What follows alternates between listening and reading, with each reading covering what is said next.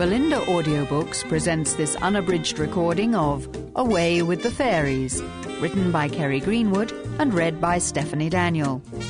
Be sure to visit our website at www.belinda.com.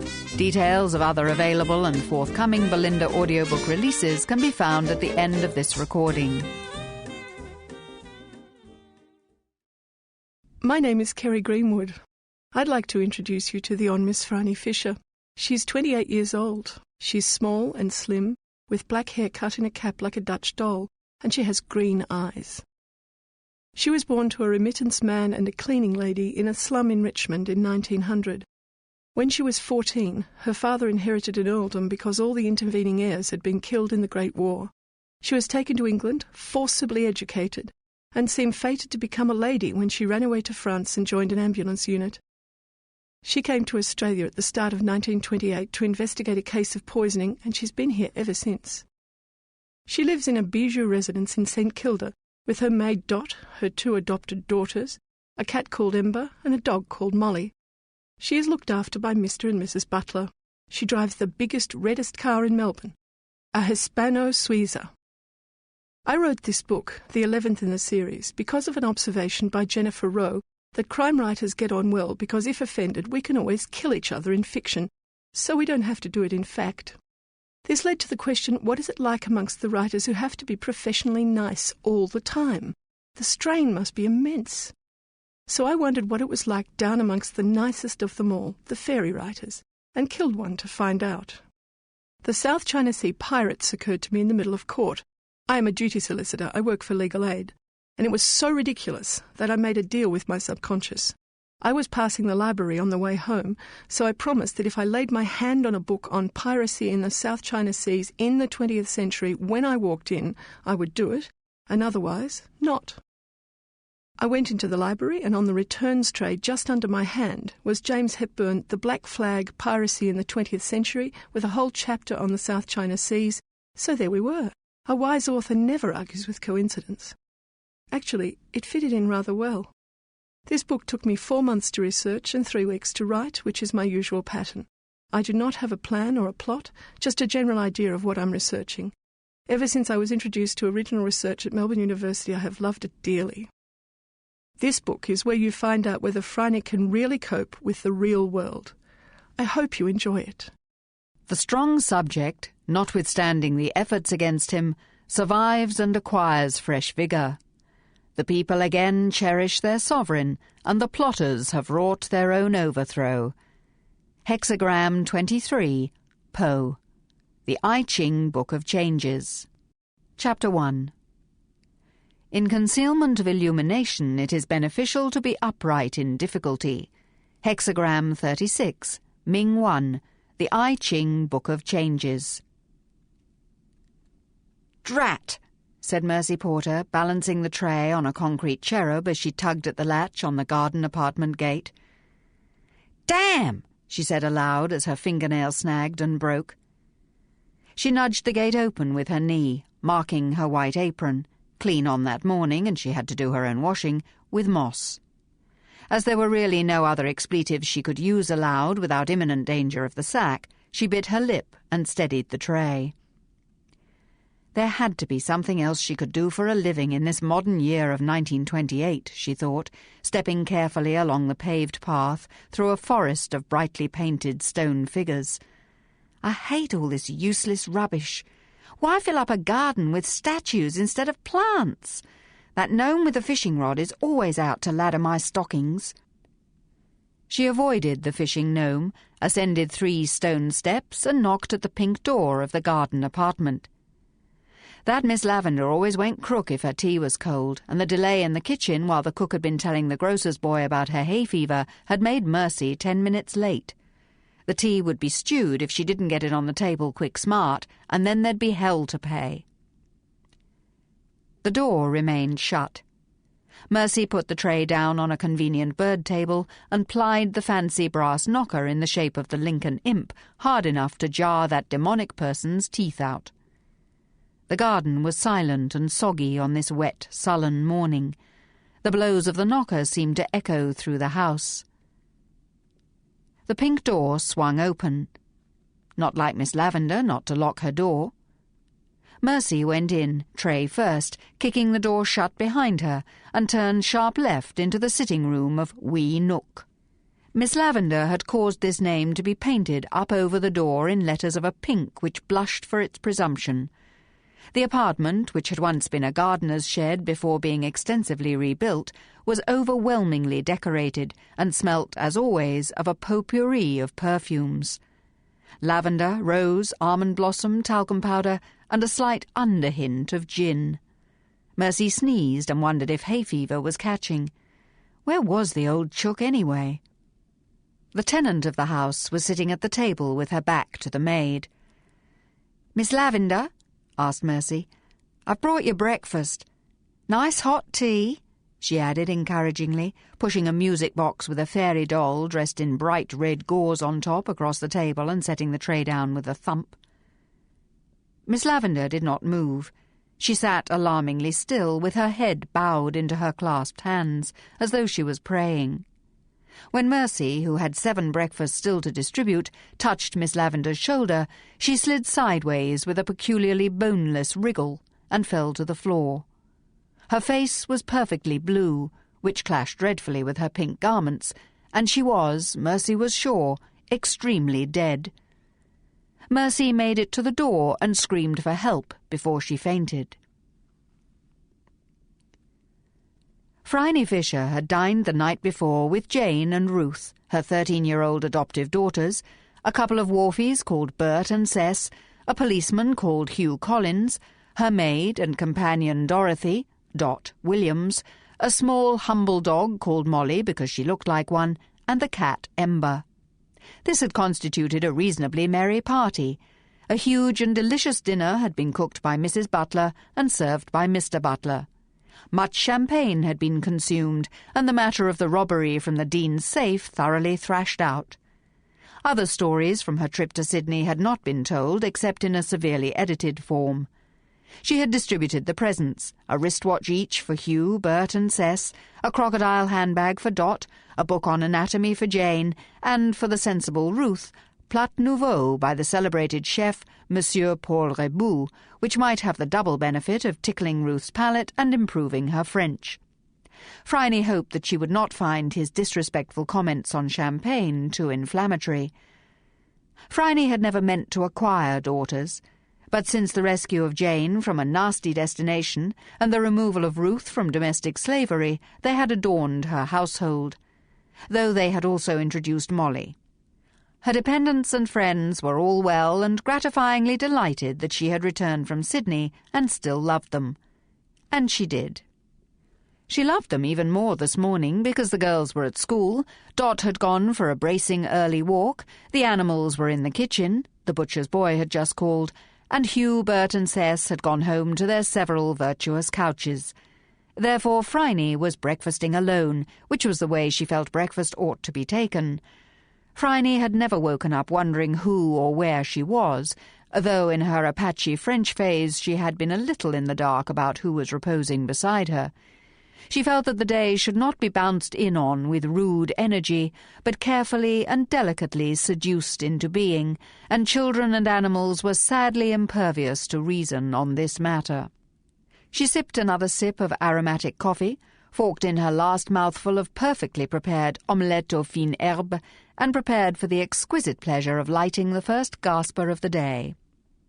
She had just fixed the cigarette in its long ivory holder and raised the lighter to ignite it when the doorbell rang.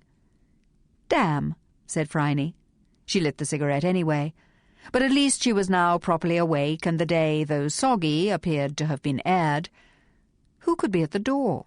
Too early for the post. A delivery? They usually went to the kitchen door. A visitor? No one knew that she was back as yet.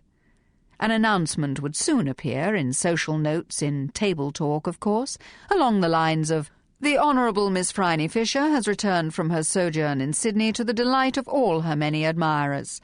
Then, no doubt, she would have callers. Phryne avoided the undesirables by warning Mr. Butler in advance that she was never at home to bores. He seemed to have a remarkable ability to weed them out at the door. When taxed with this, he replied magisterially that years of work at a gentleman's club had given him a certain facility. Phryne could only smile and approve. Footsteps sounded in the hall. Mr. Butler was admitting someone, taking their coat and umbrella and ushering them into the small parlour. Phryne blew a smoke ring and waited. Mr. Butler appeared. "Detective Inspector Robinson, Miss Fisher," he announced, in tones more fitting to the breaking of news of the tragic death of a near relative. "I wonder how he knew I was back. Please clear away, Mr. B, and bring me some more coffee and some tea for the Detective Inspector. I'll ask him if he'd like some breakfast," she added. "You know how he likes Mrs. B's cuisine?" "Yes, Miss Fisher," said Mr. Butler, bowing a little at this appreciation of Mrs. Butler's skill. He carried the detritus of the feast out to the kitchen while Phryne went to find her favourite policeman. He was sitting on a cane chair, staring into the depths of a bowl of irises, as though it might contain the answer to the question which was dragging his brows together. He was an unmemorable, sub-fusk man with mid-brown hair and mid-brown eyes. Phryne had learned early in their acquaintance that if she looked away from Jack Robinson she could not envisage his face. It was a very useful attribute for a policeman, and she supposed that his wife had some mnemonic which recalled him to mind. Or possibly he was tattooed with his name and address. Phryne tore her mind away from an indelicate speculation on where this information might be placed, and coughed to announce her presence. Robinson looked up from the irises. They had obviously not been informative. He looked stricken. "Jack, dear, how very nice to see you," she exclaimed, putting out both hands to draw him to his feet. "Do come in and have some tea, or perhaps some breakfast." "Just tea, thank you," he answered. Phryne was wearing a cherry-red dressing-gown and a Spanish shawl of far too many colours. Robinson had always admired her adamant refusal to wear pastels. The Spanish shawl, embroidered in red and blue and gold, dazzled his eye and provided a nice splotch of colour in the sea-green, sea-blue decor. Phryne herself looked well. Her holiday had agreed with her, it seemed. She looked even more like a Dutch doll than usual, pink cheeks, bright green eyes, shiny black hair cut in a cap. "You're looking fine, Miss Fisher," he said with an effort. "Decided not to stay in the city by the bay, then?" "Too fast," said Phryne, fanning herself with the corner of the shawl. "Too busy and too hot. I have decided that I don't like the tropics. Come along," she said, leading the detective out of the front room and into her own parlour, cool as the inside of a seashell. The table bore a fresh pot of coffee and a Chelsea teapot shaped like a thatched cottage, with matching milk jug, sugar basin, and cups and saucers. Phryne loved this set because the cups were big enough for a reasonable amount of coffee, and Mrs. Butler doted on the design. It seemed to affect Jack Robinson. He winced. "Whatever is the matter, Jack, dear?" asked Phryne. "Rheumatism or aesthetic twinges?" "Probably the latter, Miss Fisher. Not that I'm saying anything against your teapot, though, if it's got tea in it. I'm parched." "It certainly has. But say the word, and I'll have it transferred into my new Art Moderne silver pot. Perfectly bare, just a shape." No, please. It's real pretty, and that sugar basin in the shape of a haystack, it's nice. It's just that I've been out to a suspicious death this morning, and I'm a bit sensitive on, "Porcelain which is just too cunning for words?" asked Phryne, pouring. Overdosed on what the Americans call cute?" "Just that. You never saw such stuff. Thanks." The room was silent except for the soft, soothing noise of a policeman absorbing tea. Phryne was intrigued. Jack Robinson had a habit of quoting Shakespeare, who he considered a good working poet with a word for every situation, but she had never suspected him of being at all precious.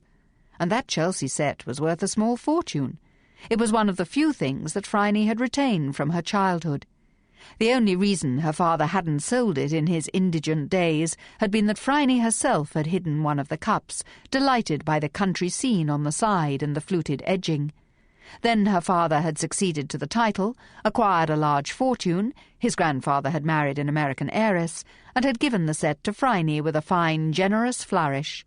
She had restored the missing cup, which tripled its value. Who was Jack Robinson to object to her Chelsea china? The third draft seemed to have restored some life to the wasted frame of this unappreciative officer of the law. He set the empty cup down gently into its parent saucer. Phryne was slightly mollified. "Now, if you'll not object to my pipe," he hinted. Phryne waved a pink-tipped finger. Her cigarette-holder described a perfect ellipse. "Light up, and I'm warning you, Jack dear, if you don't tell me what this is all about fairly soon, I'll self-combust." "Heard of an authoress called Marcella Lavender, also known as Rosebud Peach Blossom?" Phryne stifled a giggle. "No, never. I'm sure I'd remember the name if I'd ever heard it before," she told Robinson. "What does she write?" "Books for kids," said Robinson. "Fairies, you know, little naked flying creatures. Usually seen over rather good botanical drawings. Yes, I know the kind of thing. I had a flower fairy alphabet when I was small, but I grew out of it rather quickly. A is for apple blossom, B is for buttercup." Jack Robinson was nodding his head gloomily. "That was one of hers?" "Yes, she did masses of them. And her cottage is crammed with pictures of fairies. No, you really have to see it, Phryne. You won't believe it." Phryne noted that Jack had relaxed enough to call her Phryne, which was all to the good. "And?" she prompted. "Well, the cook's assistant took her breakfast this morning and found the door unlocked and the authoress dead as a doornail, just keeled over at the table." "Oh. And what makes this a suspicious death?" "Nothing in the dying of it. Police surgeon says she died of respiratory failure consequent on possible thrombosis of the pulmonary artery. She was as blue as a cornflower," added Jack Robinson, waxing unexpectedly poetic, "with pink splotches." "Oh." "But he'll know more after the autopsy. Thing is, you see, she'd been to see us, getting threatening letters. Someone threw a brick through her window, felt she was being followed. Last week she was almost run down by a car. Just managed to jump out of the way in time. No damage except a fright and a pair of ruined stockings. No description of the car and no witnesses. Nothing much we could do." "So you thought she was a dotty old lady?" said Phryne gently. Yeah, we get a lot of complaints from people who have a few kangaroos loose in the top paddock." Jack's stubby finger circled near his ear. "Away, in fact," said Phryne. "With the fairies?" Jack grimaced at the comment. "Persecution complex, that's what they call it. Lots of people have it, and they're dead convincing." "Until you let them talk some more," said Phryne, addressing the flower-filled grate. She did not want to look at Robinson, who would never forgive himself if he broke down in front of a woman. "Then it comes out, whatever it is. I was on a train once with a perfectly charming old gentleman who was telling me all about the genealogy of the local gentry, and I thought he was quite sane until he informed me that he was the illegitimate son of Queen Victoria, and thus the rightful ruler of England. I had to call him Your Majesty for 5 stations until I could manage to transfer into a ladies-only carriage. Nice man, though. He conferred an earldom on my firstborn son." "You're right," said Robinson. "And even though she was real irritating, she wasn't insane. I took her through the story several times. She showed me the notes. She might have written them herself, of course." "How did she come to see you, Jack? Poison pen letters aren't your usual fare." "No, well, she was a distant relative of the chief, and he put her on to me. I did what I should have done," said Robinson miserably. "I sent a constable around to examine the house. I told the foot patrol to walk past and see that all was well twice a night. I told her to call me if she got any more notes, and I told her she wasn't in any real danger. I can hear my own voice saying it. These poison pen writers sound nasty, but they never actually hurt anyone," I said. "But it's true," said Phryne. "They usually don't." "Not true this time," said Jack Robinson, puffing at his pipe. "But she died of a pulmonary thrombosis," said Phryne. "Maybe," said Robinson. "Maybe she was frightened to death. You should have seen her face." "No, I shouldn't. Not so soon after breakfast. What do you want me to do, Jack?" "Come with me and have a look at her apartment. I never saw a place so feminine. I reckon you'd get a lot more out of it than I have." "Being female," agreed Phryne. "I'm not feeling too good about this," said Robinson, in case Phryne hadn't noticed. "I did all the required things, of course, but I never really took her seriously. I never believed her. Now she's dead." "You're feeling guilty," diagnosed Phryne. "I did what I could," said Robinson stubbornly. "I couldn't have done any more, not with no witnesses. But I feel like I owe it to the old chook to at least take a close look at her death.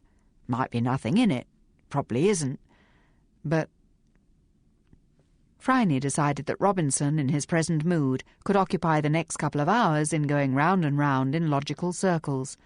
Phryne had other things to do: arrange some parties, visit a dressmaker, find out when her lover Lin Chung was expected home from his silk-buying trip to Shanghai.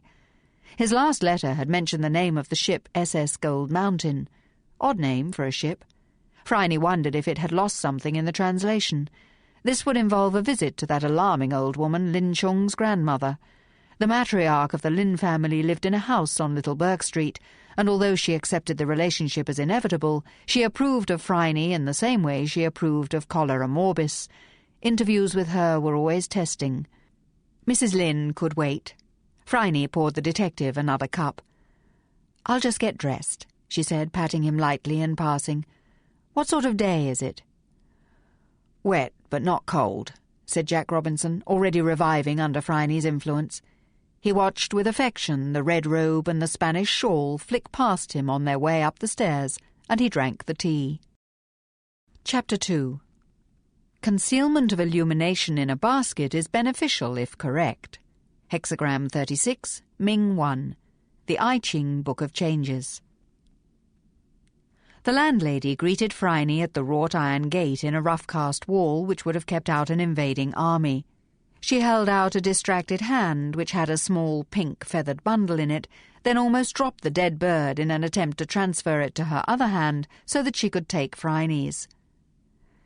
"The Honourable Miss Fisher, this is Mrs. Needham," said Jack Robinson.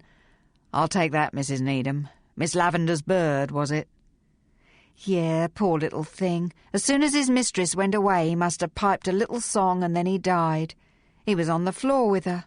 Well, they know, don't they?" said Mrs. Needham, fixing Phryne with the meaningful look of the true believer. "Animals always know, don't they?" "Indeed," murmured Phryne. Something was snuffling at her heel. Looking at Mrs. Needham, Phryne was prepared to bet that it would be a small, spoiled, insanitary and probably neurotic dog, possibly a Pekingese. She was also prepared to discourage it privily if it showed signs of scrabbling at her silk stockings. Mrs. Needham wore a severe shade of mauve, the colour of Victorian half-mourning. She was about 60. Her hair had not been shorn in the modern fashion, but was secured in a bun which was showing signs of fraying at the edges. Her hands were cold and her nose red, signs of emotion or a defective liver, or possibly hay fever as her cardigan pockets were bulging with handkerchiefs. She led the way through a small reception room redolent of beeswax furniture polish and into a corridor which opened into a square garden. The old house had been divided into apartments quite recently. There were still traces of the builder's occupation, a few drops of paint on the path, a lost stencil lurking in the agapanthus, and a faint but pursuing scent of wet stonework, or was that emanating from the cellar? It had been a big, solid Victorian house, with room for a family of 11 children and 20 servants. Impossible to keep up in these parlous times, when servants would rather work in the pickle factory, and most women of high social class knew how to avoid having 11 offspring, or any at all. "I inherited the big house when the old mistress died," said Mrs. Needham. "I was with her at the end." She closed her eyes in the conventional gesture of pious devotion. "Terribly old she was. No children of her own, and all the grandnephews were killed in the Great War, and her only nephew too. Captain he was. So she left it to me," said Mrs. Needham, with an undercurrent of smugness. Probably against spirited opposition from the rest of the family, Phryne guessed, who hadn't bothered to visit their aged relative while she was alive, but became remarkably gerontophilic when she was dead.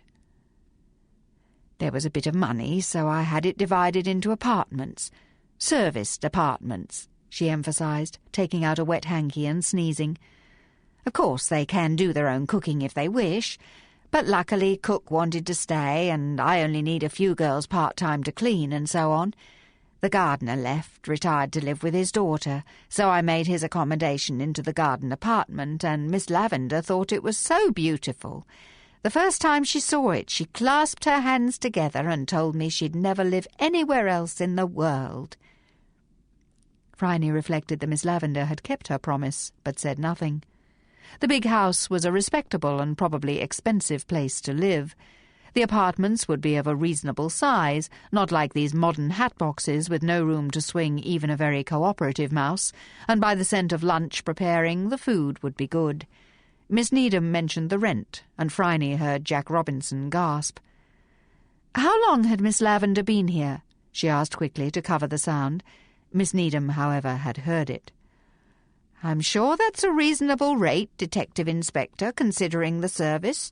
Miss Lavender never had any complaints. She lived here from the first. Almost a year I've been open. And now a thing like this to happen. Poor Miss Lavender. She never told me that she had a weak heart." "This is a very nice sunken garden," said Phryne appreciatively. It had been laid out by someone who had seen the Boboli Gardens in Florence, or at least pictures of them. There was a fountain made of a series of shallow dishes, which tinkled into a pool where fat goldfish swam under the water lilies at their approach. The concrete walls had been lime-washed and set with Della Robbia plaques in blue and white. Marigolds grew all around the edges of a very neat square of lawn. White painted bird baths and raised pedestals bore lobelia and nasturtiums. There were cane garden seats under awnings made of natural canvas. One kumquat tree rose from a terracotta pot, and 2 bay trees flanked the entrance to the house. Very clean, very Tuscan. One looked for the Medici crest. Someone had devoted a lot of time and care to it. "Pretty," approved Phryne. "Yes. Bit bare, though, don't you find? Mr. Bell in number 6 asked me if I'd mind if he pottered about in it. Well, gentlemen have their fancies. I said I didn't mind. The other ladies and gentlemen seem to find it soothing. They have little picnics out here when the weather is suitable. But Miss Lavender was responsible for this," she said proudly, taking them along a path which wound far more than necessary and was entirely lined with brightly painted stone gnomes in a variety of poses. Something was still snuffling at Phryne's heel, and now she felt the warning nip of teeth. Without looking round, she gave a sharp shove with her foot and was rewarded with a yelp. "Oh dear, I seem to have trodden on your dog," said Phryne, as Mrs. Needham scooped up a snuffling, affronted, fat, mangy Pekingese, which immediately bit her on the finger. "He's upset, isn't he?" crooned Mrs. Needham. "Poor little Ping. Did the lady stand on you? Poor Ping." Phryne was suddenly very sorry for Mrs. Needham, a sentiment which would have astounded the lady. She said to Ping, "I apologize, Ping," and got in a faster-than-light pat before the dog's reflexes had recovered enough from the insult to snap at her. Mrs. Needham seemed mollified, but carried the creature with her as she led the way up the stone gnome path to the open door of a cottage which called itself Wee Nook. Phryne closed her eyes briefly. No wonder Jack Robinson had winced at a Chelsea tea set. Here was cute in unbearable profusion. The apartment was small. It had a table in the bow window overlooking the sunken garden. There was a sitting area with furniture piled with magazines and what looked like proofs. Behind that was a small kitchen and a smaller bathroom. A flight of highly polished wooden stairs led, presumably, to a bedroom above. And every surface, horizontal or vertical, was covered in fairies. Bits which could not have fairies painted, embroidered, embossed, stencilled, hung, or depicted on carpet were painted a peculiarly penetrating shade of fuchsia pink. Puppet fairies hung from the ceiling. Gauze wings brushed the wall in the breeze from the open door, sounding like moths. The air was heavy with the scents of rose, lavender, almond blossom, and Was that gin, perhaps? "Thanks very much, Mrs. Needham," said Jack Robinson. "Now, it will be a while, so perhaps we could see you on the way out." "Very well, Detective Inspector." She was still a little stiff with a policeman who had dared to comment on her perfectly reasonable charges. "Oh, I'd forgotten. What about Bluebird?"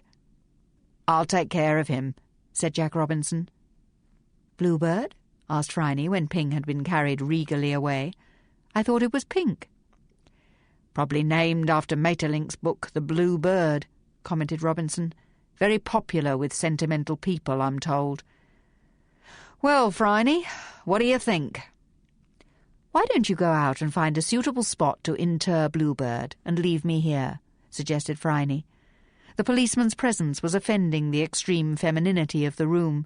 He couldn't have been more out of place if he'd been an 8-foot prize-fighter smoking a cigar. Phryne sat down at the table where the previous tenant had been found dead and looked at the room. Fairies everywhere, yes, admitted. More pink than the mind could comfortably cope with, yes. Idly, Phryne wound up the musical box on the desk. It was surmounted by a celluloid fairy doll dressed in bright red gauze. It twinkled a tune which Phryne suspected was called Fairy Bells, and the fairy twirled around on her perch. The machinery gave a gasping wrench and died, leaving the fairy in mid-pirouette. Even the musical box missed its mistress, apparently. Very, very ornamental, if you like that kind of thing. But underneath the tinsel there lay the real woman. Who had she been, this Miss Lavender? Someone who really enjoyed fairy bells? A woman with a good business, that was clear. Phryne saw paintings in all stages, from preliminary sketch to varnished and ready to frame, and in all forms, each carefully labelled and piled into neat stacks. Underneath a wicker chair, pink, was a supply of brown paper, packing labels, cardboard and string. And, of course, pink tissue paper for the initial covering. A large pink-lidded basket disclosed watercolours, brushes, paper and prepared stretchers.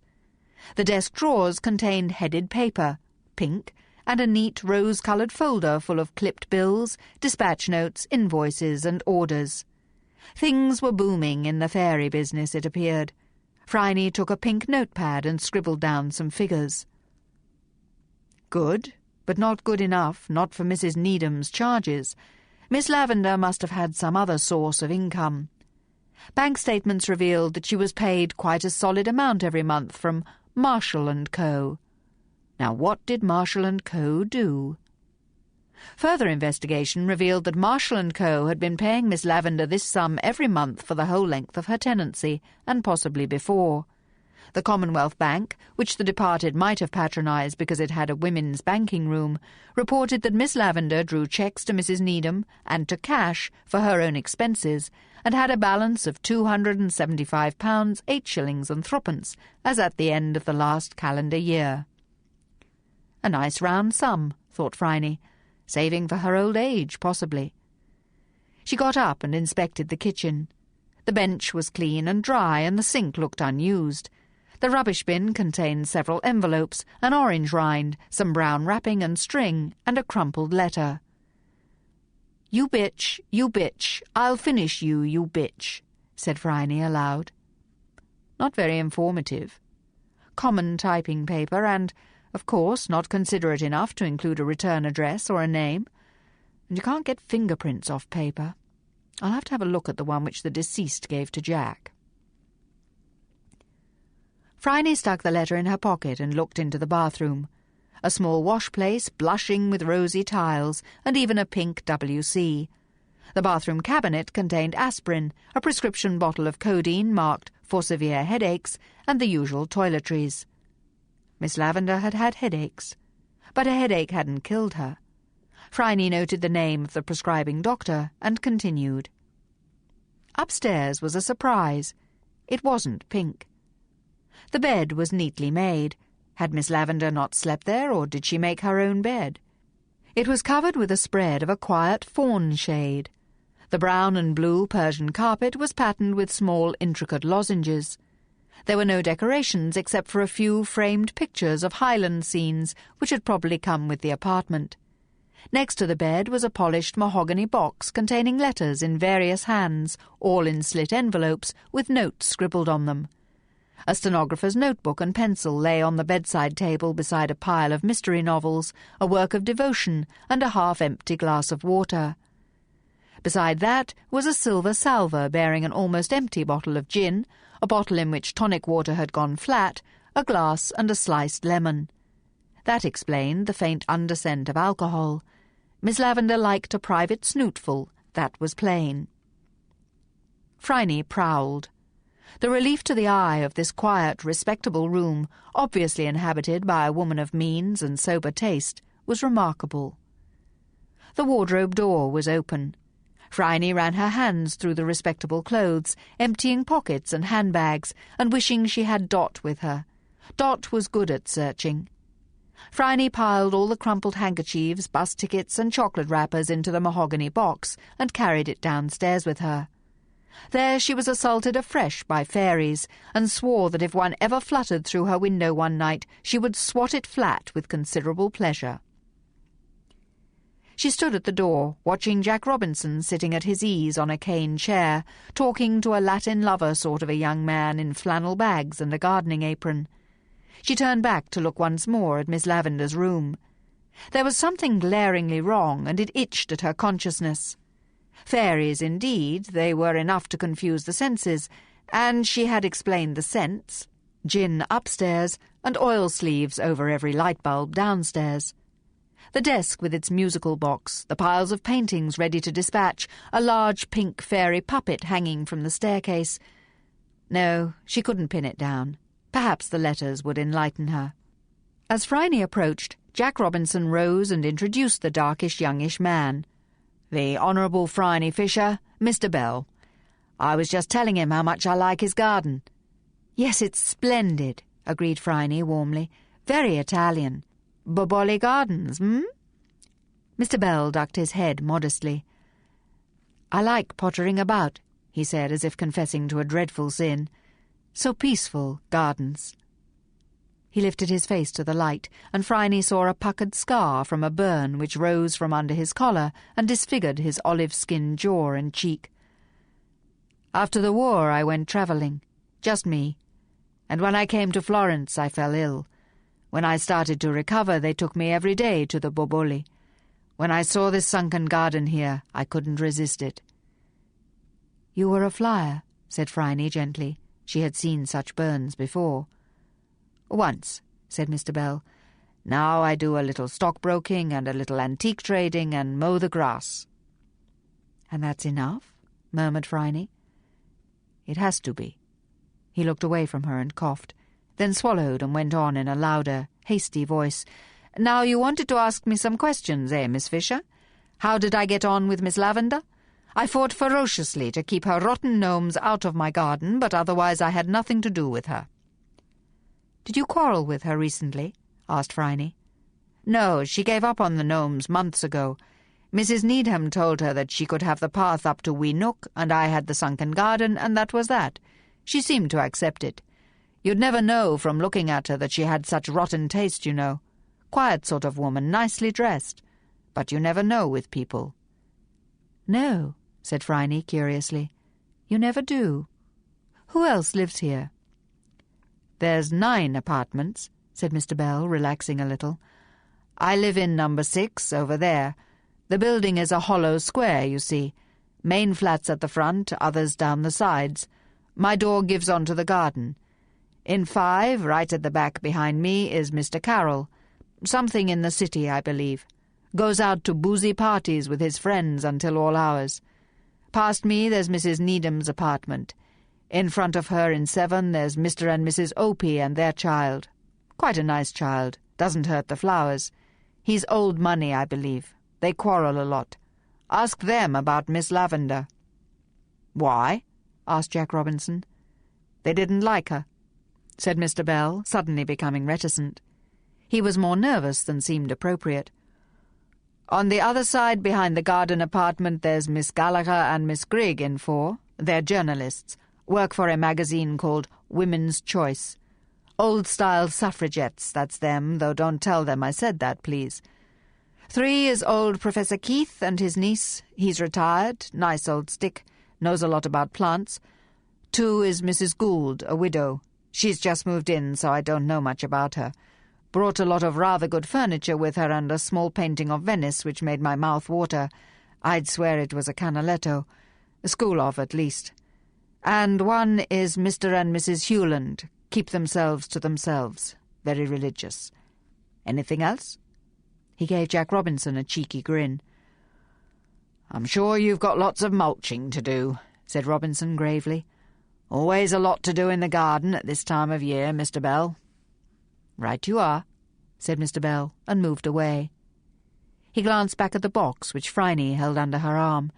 He seemed about to ask something, then bit his lip and turned away, ostentatiously busying himself with clipping back some importunate nasturtiums. He took with him his smell of fear. "You've spoken to all the inhabitants, have you, Jack, dear?" asked Phryne, sitting down cosily next to the policeman on his cane lounge-chair and lighting a gasper. It had seemed like sacrilege to smoke in Miss Lavender's apartment. "Constable's doing it now," he said. "I'll get the reports in due course. I don't for a moment suppose that anyone will have noticed anything." "I wonder how one gets to the tennis court?" asked Phryne. "What?" Jack Robinson was drowsing in the shade. Now he opened his eyes wide. Miss Fisher had a talent for non sequitur. "Well, there's no gate in this garden. It ends in the wall, and one wouldn't want to go out into the street in one's tennis clothes, not in a respectable place like this with a church on the corner. Stiff letters would be written to the municipal council." "I didn't think about it," murmured Jack Robinson. "There's a couple of players coming back now," said Phryne. "Let's watch." 2 slim, flannel-clad figures were strolling across the lawn towards the garden wall. Just when it seemed that they were intending to climb over, they vanished, to reappear some minutes later in the walkway beside the main house. "There's a tunnel," said Robinson. "Which means that, assuming someone came in and killed Miss Lavender by some means, they could have just wandered in through the tennis court and wandered out the same way," observed Phryne. "So it does," agreed Jack Robinson dolefully. "That neat wire fence around the court wouldn't keep out a determined cat. Just like I always say, Phryne, people put up a wall, a portcullis and a ferocious dog at their front door and protect the back with a sign saying, 'Please do not burgle this house.' I don't know, it's enough to make a policeman discouraged. You know what thieves say, don't you? When charged, they say, 'He shouldn't have left the keys in,' or 'They shouldn't have left the door unlocked,' and I have to agree. Well, I better give Mrs. Needham the speech about securing your home from robbers, and she'll tell me that they're all nice people around here and would never think of doing such a thing." "Off you go," said Phryne, "and watch out for that Pekingese. It bites." "Of course it does," said Robinson gloomily. He plodded away. Phryne breathed in the scent of new-mown grass and allowed her mind to stray. Peking. Ping. Where was Lin Chung? On the sea? Even now returning with a large supply of new silks and stories to tell? The newspapers had not been encouraging about the situation in China since the death of Sun Yat-sen, father of his people. Generalissimo Chiang Kai-shek had managed to hold on to some cities, but the Japanese were in Manchuria, the Russians were threatening at several points, and the rest of China had reverted to the rule of the warlords, which it always did, lacking a strong central government. Palaces had been sacked. Foreign delegations had been assailed, some besieged, and most were leaving, withdrawing into treaty harbours or across to Hong Kong, taking away the last independent witnesses of slaughter and tyranny. Nuns had been murdered. Hundreds of people had been killed, and thousands were fleeing across the face of that huge continent, seeking safety and a small plot in which to grow some rice. Not an unreasonable quest, but perhaps impossible. And somewhere in that slew of refuge-seekers, murderers, looters and soldiers was the irreplaceable Lin Chung. It was not a comforting thought. He was certainly Chinese by race, but he had been brought up in the West. How current was his slang? How reliable were his relatives? And where was SS Gold Mountain? Phryne had failed to find it in the shipping lists. It looked like she really was going to have to seek an audience with Madame Lynn. She might have decided that it was time Lynn married a suitable girl and sent him to the 4 countries to contract for a nice, unspoiled virgin cousin. Probably, Phryne thought vengefully, with bound feet. That would make sure she didn't develop any life independent of Madame Lynn. "Pretty lady," announced a voice at Phryne's knee. She opened her eyes. A small child in a sailor hat which had extinguished all its features like a candle snuffer was presenting her with a paper bag. Phryne took it gingerly. "3 toffees," said the child. It might have been male or female. The eyes were very bright. A small hand lay on Phryne's skirt like a pink, sticky starfish. "Yes," Phryne agreed. "There are 3. "2 for me," said the child. "1 for you." "How kind," said Phryne, managing to break off a corner of a toffee and putting it in her mouth. The taste of brittle Eton toffee brought back her own youth with a rush. "What's your name?" she asked. "Wendy Opie," said the sailor hat proudly. "What's your name?" "Miss Fisher," said Phryne. "Pretty lady," commented Wendy dispassionately. "Pretty hat." "You are wearing a very stylish one yourself," Phryne returned the compliment. "Goes with my sailor suit," said Wendy. She turned around slowly so that Phryne could admire the full beauty of the costume. Matters were developing nicely when a harassed woman ran around the corner and grabbed Wendy, sweeping the child clean off her feet. Wendy, startled out of her composure, began to cry. "You bad girl, Mummy's been so worried," said Mrs. Opie into the wailing face. "I told you to stay and play quietly and I'd take you for a walk myself. But the garden door was open and I followed a bird and he came here and I met Miss Fisher," Wendy pointed out. Her tears had been stemmed as soon as the initial shock was over. The child obviously felt that she had right on her side. "I do beg your pardon," said Mrs. Opie, putting Wendy down and tucking a strand of pale hair back behind her ear, from which it instantly slid loose again. "I'm Helen Opie. I was especially busy this morning, and then when I looked around, Wendy wasn't there, and I've been searching all along the road for her. She usually goes out the house door. I didn't realize the garden door was open. I hope she hasn't been bothering you." "Of course not," soothed Phryne, who had caught a glitter of emotion from Wendy, which told her that the door hadn't been open until Wendy had found a way to open it. "Isn't it terrible about Miss Lavender?" said Mrs. Opie, sagging down on the bench. "You can go and look at the fishes, Wendy." The alacrity with which the child obeyed told Phryne that her reason, or one of her reasons for escaping from her mother, was to go and look at the fish. Mrs. Opie swatted at her dusty apron. She was a thin woman with prominent grey eyes and hair which would never hold a bobby pin. She had shingled it out of desperation, but it was still always falling into her face. "So have you decided to take the apartment?" asked Mrs. Opie artlessly. "It's a bit over-decorated, but you can always have it done in something more stylish." "I haven't decided," said Phryne. Mrs. Opie was sitting right next to Miss Lavender's box of letters, which was open. One hand was trailing, dropping to the edge. Phryne made a suitable comment about the weather. Mrs. Opie replied conversationally, never taking her eyes off Phryne. Miss Fisher was endowed with excellent peripheral vision. She could see Wendy leaning over the lower basin, trailing her fingers in the water. She could also see Helen Opie's fingers as they savoured the chocolate papers and the envelopes, seeking the right one. There was a splash behind her, but Helen Opie did not react. The moment poised on a knife's edge. Would retrieving a letter or saving the life of her daughter win? It was rather a disappointment when Mr. Bell shouted at Helen to get a move on before the child hurt his fish. The hand recoiled, empty, and Helen Opie jumped to her feet with appropriate exclamations of dismay and retrieved her offspring dripping wet. As Mrs. Opie bore Wendy away from a watery grave, Phryne saw a smile of perfect satisfaction on the child's face, and nothing but blank despair on her mother's. Chapter 3. Cow shows a female who is bold and strong. It will not be good to marry such a female. Hexagram 44, Cow, the I Ching Book of Changes. "Curiouser and curiouser," exclaimed Phryne with Alice. There was a wonderland feel to this house, cut off by its great wall, supplied with a secret passage, and populated by entirely too many gnomes.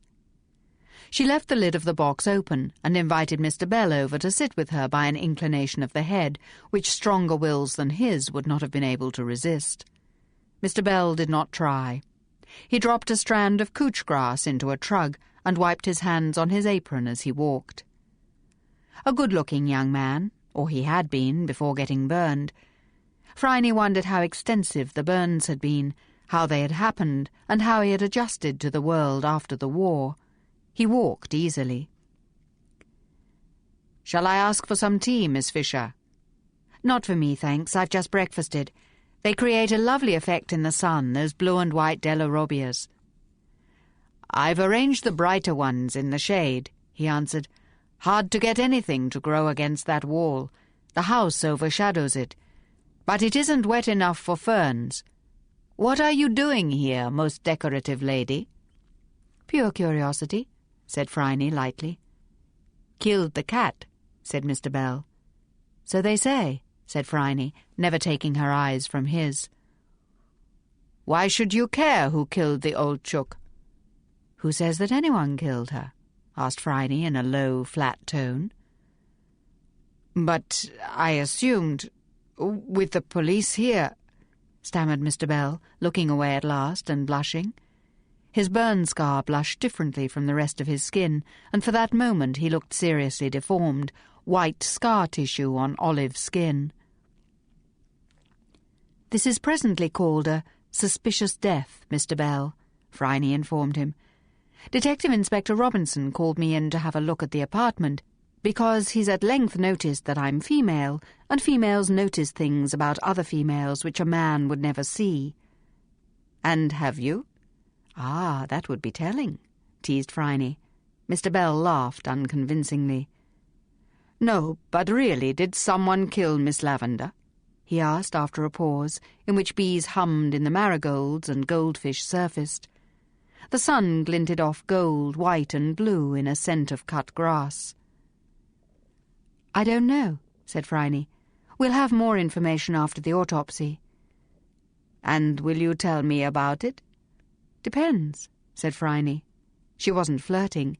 She was wondering how far she could push Mr. Bell before he lost his temper. Someone who lost their temper was always informative. Phryne had not pushed him far enough. He got up, bowed slightly, and stamped back to the weeding. Phryne hid a smile. She must find out much more about this young man, and, of course, the terrified Mrs. Opie. What was in this box that she needed so badly that she might almost have let her little daughter drown while she searched for it? How did she mean to identify it by feel? By size of envelope? By shape? By texture? By frank or embossing? By sealing wax? Or was she not looking for a letter at all, but something else which might be in the box? Phryne felt that this would be an interesting investigation, even if Miss Lavender hadn't been murdered. She was staring abstractedly across the sunken garden when she saw a serge-clad arm waving at her. It was an urgent "come here" gesture from the apartment behind Wee Nook. Phryne took the box and carried it with her. The arm belonged to a short, stumpy woman wearing a version of a man's suit and the sort of frilly apron made for someone a lot slimmer and given to tripping on stage in red slippers, exclaiming, "Ooh la la!" "You're Miss Fisher, aren't you?" she demanded in a gruff voice. "Seen you in table talk." "You have the advantage of me," said Phryne, bowing slightly. "Grigg," said the woman, shaking Phryne's hand vigorously. "Come in and have some coffee. I approve of most of Needham's cuisine, but not her coffee, which is dishwater with a coffee bean dipped in." Phryne followed her through a small garden in which tomato plants towered in cages of wicker mesh, and the air was heavy with the scent of foreign herbs, basil, oregano, and some familiar ones like mint, summer savoury, lemon balm, borage and thyme. Bees hummed industriously through the blue borage flowers and the yellow tomato flowers. "This smells like Italy," said Phryne. "Similar climate," said Miss Grigg shortly. "Lived there for years. Came back to this dull food, sausages, chops, steak, eggs, tomato sauce made of red lead. Only way to get real taste is to grow our own herbs. Good soil, too, loam. A handful of this and that makes even Needham's solid, unimaginative stuff taste alive. And we're making a red rather like a Chianti, too, in the Barossa Valley." Her voice was approving. "Could even be in Rome on a hot night with the tomatoes and herbs and a glass of red." "And without the fascisti, the crowds, the motor exhaust and the danger," prompted Phryne. Miss Grigg snorted. "That Mussolini ought to be horsewhipped.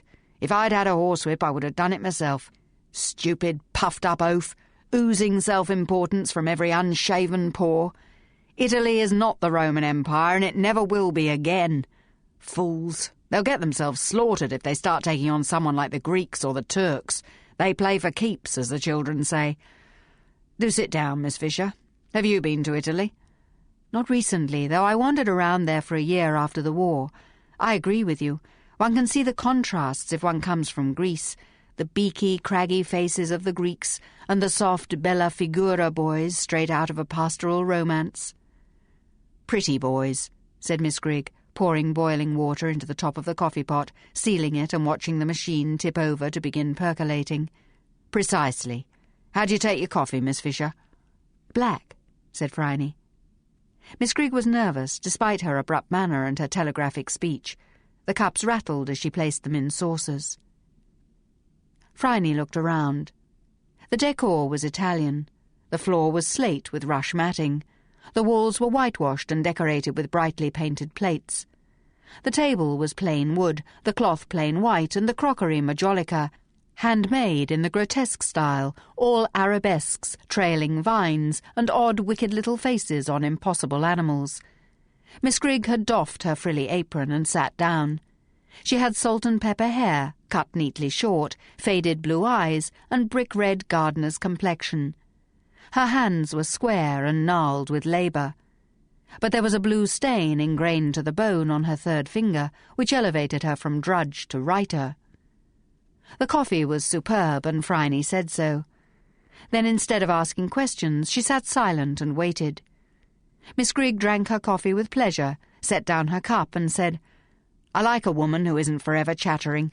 That's what's wrong with most women. They must always be talking, talk, and they never say anything worth hearing either." Phryne smiled and nodded. "I need to ask you a question," said Miss Grigg. "Miss Lavender, was she murdered?" "I don't know. Enquiries, as Detective Inspector Robinson would say, are continuing." "That's not an answer." "Best I've got," said Phryne. "There seems to be something funny about the matter. She was perfectly healthy one day, apart from headaches, and the next, dead. That's a suspicious death. The police are required to investigate. Why do you ask?" "I'm interested, naturally." "Of course," murmured Phryne. She waited. Miss Grigg stared at her for a long moment. Phryne returned the stare, bland as cream. "Work for a women's magazine," said Miss Grigg. "Women's Choice. You might have seen it." "Yes, I take it," said Phryne. "Do you? Strike me as more of a table-talk girl," said Miss Grigg. "Thing is," she added, dropping her voice to a confidential bark, "thing is, you see, I see that you took that box of letters, and Miss Lavender, she—" "Grigg, you there?" called a musical feminine voice. Miss Grigg cursed under her breath. Then she yelled, "In here, galley!" "Such a fuss outside," complained the voice, getting nearer. "Policemen all over—" "Oh!" Phryne saw with considerable interest that Miss Grigg and Miss Gallagher, though housemates, were of the contrasting style of female friendship rather than the identical. Miss Gallagher wore a red cotton skirt with at least one petticoat, a ruffled white embroidered blouse, and a headscarf. She tossed her black curly hair back over her rounded shoulders and pouted when she saw Phryne. "Miss Gallagher," said Phryne, rising and putting out a hand to be taken in a soft, childish grasp, "I'm Phryne Fisher." "Oh!" gasped Miss Gallagher again. The white frilly apron, thought Phryne, was definitely hers. The headscarf turned towards the seated woman. "What's she doing here, Grigg?" "I asked her in for coffee. Do sit down, galley. Would you like some coffee?" Tea, said Miss Gallagher vaguely. I'll make some. Phryne reflected that if one could not avoid confrontation directly, one could easily avoid it by drifting around a kitchen, picking things up and putting them down again. This Miss Gallagher did. Miss Grigg looked at her with amused tolerance. Phryne watched in silence. Eventually, she thought, Miss Gallagher would have to actually find the pot, the tea, the kettle, the cup and saucer and strainer and teaspoon, the sugar and the milk. For how long could she draw out the process? With tea, the making of which was already a complex ritual, it could be hours, and Phryne wanted to get back to Robinson. "Are you going to take the garden apartment?" asked Miss Gallagher. "I don't know," said Phryne truthfully. "It's very nice. You could get rid of all the fairies," suggested Miss Gallagher, picking up an apostle spoon, examining it and putting it down again. "Possibly," said Phryne. "Do you work at Women's Choice also, Miss Gallagher?" "Oh, yes," said Miss Gallagher, staring at a saucer as though trying to redesign the grotesques in her head. "She's cookery and preserves," said Miss Grigg. "I'm vehicle maintenance, home repairs and trades. Mrs. Opie in 7 is your child. She has one to practice upon, of course, which does help. Pity. She was a medical student before her Giovanni left her and she married that louse Opie." "Grigg!" exclaimed Miss Gallagher. "Not before our visitor?" She angled a look at Phryne under long eyelashes. Phryne did not react. The pert mouth drooped in disappointment. Miss Gallagher, thought Phryne, is a terrible flirt. "Does anyone else from the magazine live here?" she asked. "Mr. Bell is gardening," replied Miss Grigg. "So he's Agricola," said Phryne. "Excellent article he did on irises last month. Too late to plant any now, but I've clipped it out for next year." She was lying. It had been clipped, certainly, but only at the special request of Jack Robinson. Miss Gallagher was examining Phryne with frank interest. "I reckon she'd do, don't you, Grigg?" she fluted. "Do for what?" asked Miss Grigg warily. "For the fashion notes." Miss Gallagher sounded almost scornful. "Miss Alston's been doing them, but she's away at the moment, you remember? Her mother's ill. We've got no one else to do the fashion notes. I'm no good," she said complacently. "I don't know the first thing about fashion." "Well, yes, but, Gally, you can't just drag Miss Fisher into Women's Choice because we've got a staffing problem." "You won't be dragging me," said Phryne, making up her mind suddenly. "I've never seen how a magazine works. I'd be interested. Where shall I go and when?" "Well, if you mean it." Miss Grigg sounded warier. "Little Burke, corner of Hardware Lane, 3rd floor, tomorrow at 9. "See you then," said Phryne, setting down her cup. She hefted the box, smiled at both women, and left through the Italian garden scented with basil and tomatoes. "Miss Fisher," Miss Grigg caught up with her, "I meant to ask you, since you came in with that cop. Miss Lavender was doing a fairy page for us. She said it was finished, but she hadn't yet had time to deliver it. I know this sounds callous, but business is business and deadlines are deadlines." "I'm sure that we can manage that. What's it called?" "Hilda and the Flower Fairies," said Miss Grigg, evincing signs of well-controlled nausea discernible to the trained eye. "Revolting, I know, but the Ed thinks that children like it. Their mothers do, anyway.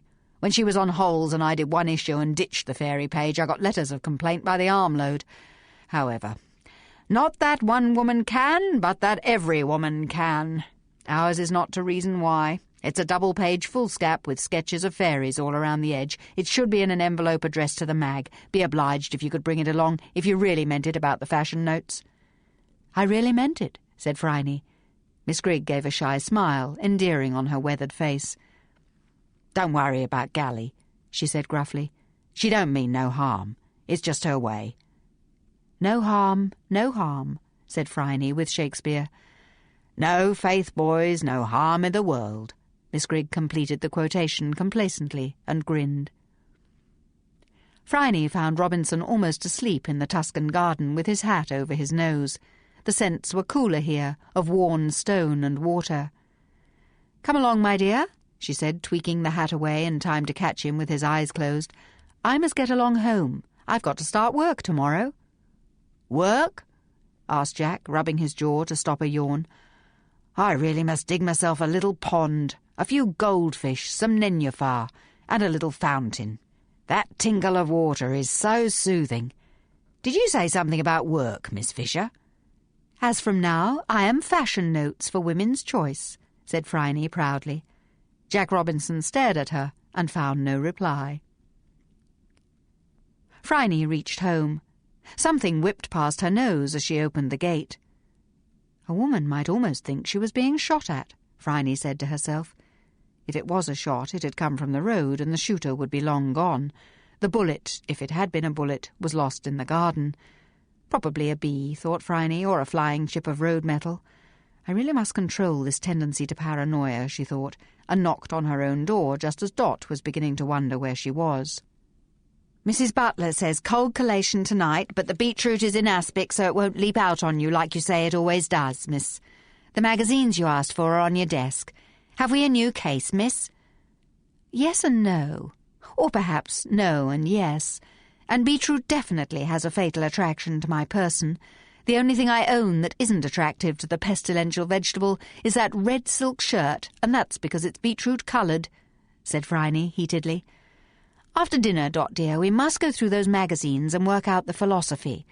Do you read Women's Choice? Only since I came to live with you, miss.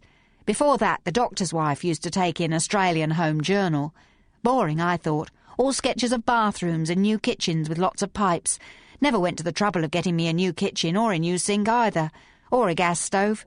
Mrs. Butler says she won't never go back to the old way of cooking with a fuel stove.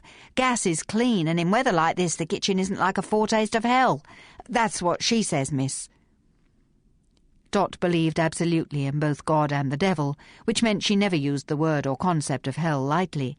But she was just a young woman, and added, And she might have been right at that.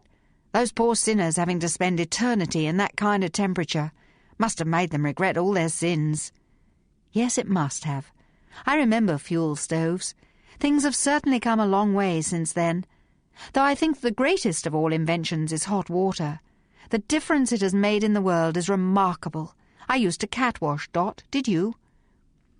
Yes, miss, said Dot, standing on a little mat in the bedroom with ice forming on the windows and the kettle getting colder by the moment. And one was always cold, said Phryne consideringly. Both she and Dot shivered at the same moment, remembering the grubby flannel, the fugitive soap, the pervasive sense of not quite removed grime and cold. "Never mind, Dot dear," said Phryne bracingly. "We never have to do that again." Dot, thinking of deep baths full of lathery hot water above which the only part of Dot which could be seen was her nose, laughed and agreed. "A bath," said Phryne, "then dress for dinner and a little research before I launch myself on the world of magazines. It should be most interesting."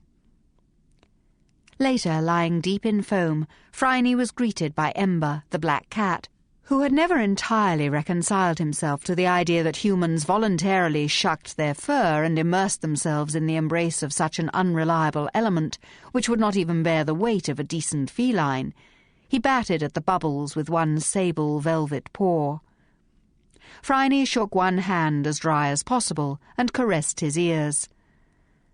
"I have had such a strange day, Ember dear," she said. "I have met some very strange people, and tomorrow is likely to be even odder." Ember tapped her nose with a playful paw. He stood with perfect balance on the curved edge of the claw-footed bath, tail hanging outside for balance, witch's familiar black with eyes like emeralds. "I'll tell you about it when I get home," promised Phryne. Ember purred, satisfied, and leapt down. Phryne sometimes wondered about Ember. But if he was a fiend, as Dot had occasionally called him, his habit of clawing out the contents of stocking drawers had earned him some criticism, especially when the stockings were silk. He was so far keeping quiet about it, which was decently reticent of him. Phryne, drying herself, decided that she would only have one cocktail before dinner. This is the end of CD 1. The story will continue on CD 2.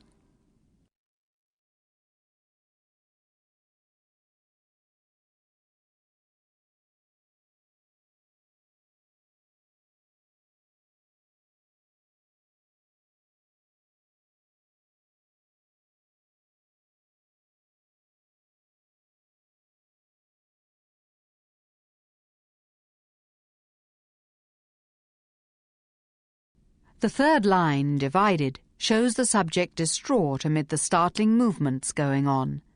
Hexagram 51, Kan, the I Ching Book of Changes. Phryne paused at the top of the stairs. The building had one of those turn-of-the-century lifts which induce a desire for exercise in all but the terminally indifferent or famously brave. The landing was painted in a tasteful shade of ivory, with several flower prints, a bottle brush, a grevillea, a branch of golden wattle. The lack of style was familiar. Miss Lavender was an excellent botanist. No one could fault her meticulous, relentless accuracy, her meticulous, faultless, uninspired and perfectly dead accuracy. Phryne shook herself. She had dressed with care in a forest green knitted cardigan ensemble with pockets and a green and silver georgette scarf. Her skirt was of medium length, her oatmeal straw hat was small and decorated only with a rose. Her handbag had a strap, and her portfolio was the only jarring note, bright pink. It was, of course, Miss Lavender's, and contained the adventures of Hilda among the flower fairies. Hilda, the flower fairies, and the lack of a second cocktail had given Phryne the most peculiar dreams, in which she flew on gossamer wings over a ruined island and saw Lin Chung crucified below her. Flies fed at the corners of his mouth.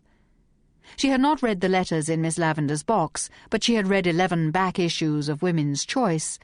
It was a sober, respectable journal for the thinking woman of taste and sensibility, and she was mildly interested to learn which personalities went with the pseudonyms. Only mildly.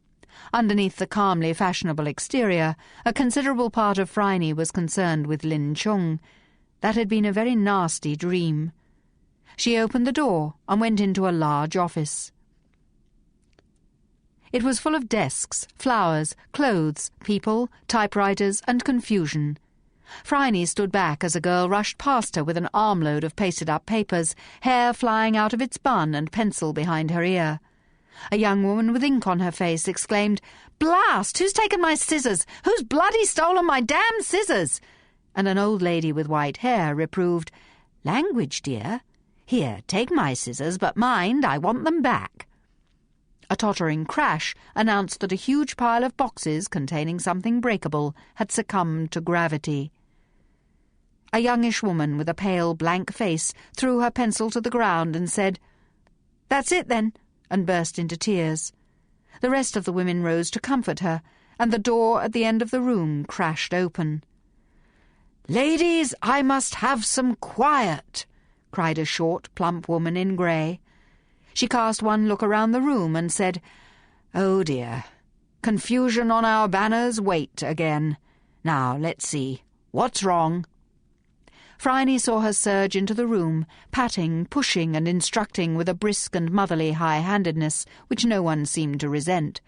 This must be Mrs. Charlesworth, the editress. "Mrs. McAlpin, can you take Miss Phillips out for a short walk?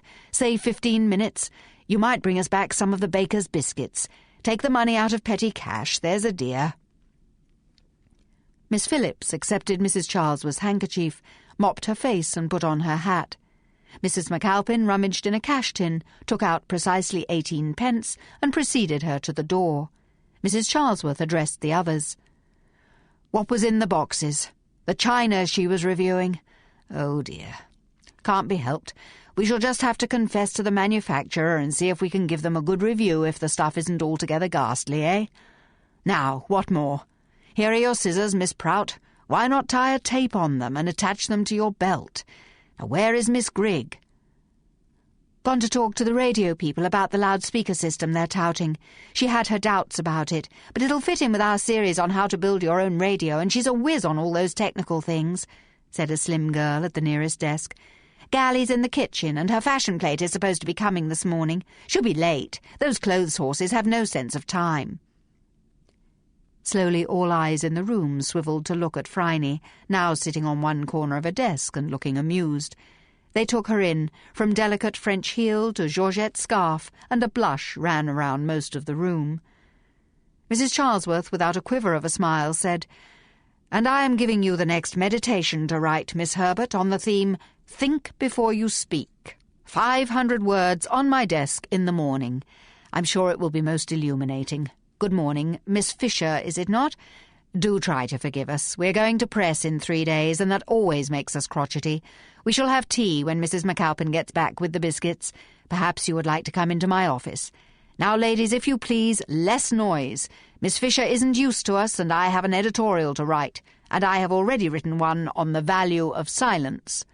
Miss Herbert, if you have a list of questions and the photographs, perhaps you could prepare them. Half an hour of absolute stillness, and we may end the day relatively sane. Clear?" General murmurs of agreement. With considerable dignity, Mrs. Charlesworth conducted Miss Fisher into her office and shut the door. She sat down and fanned her face with her hand.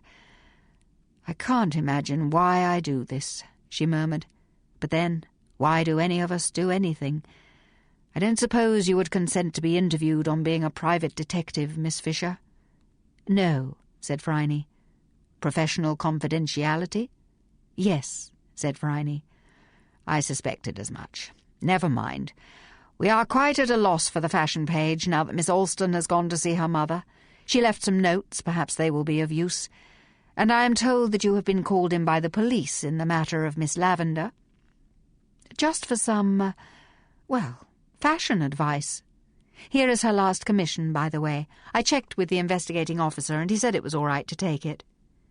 "Hilda and the Flower Fairies?" The editress's face was alight with pleasure. "Regrettably, yes. I know they are banal beyond belief and unworthy of a sensible magazine, but the mothers love them. I suppose it fits in with what they think their children ought to be like, instead of the grubby little beasts they really are. It's all Dr. Stopes's fault. Radiant motherhood, indeed. But we do what we can, Miss Fisher. That's our watchword. Not that one woman can, but that every woman can." "Miss Grigg quoted it," said Phryne. "What does it mean?" "In every generation there have been remarkable women. Marie Curie, for instance, Dr. Elizabeth Blackwell. Women who have sacrificed everything, marriage, motherhood, even their lives, like Nurse Cavell."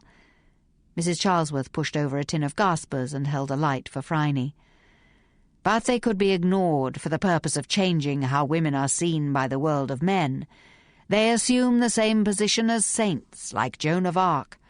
Her heroism and martyrdom did not change the general view of women one whit.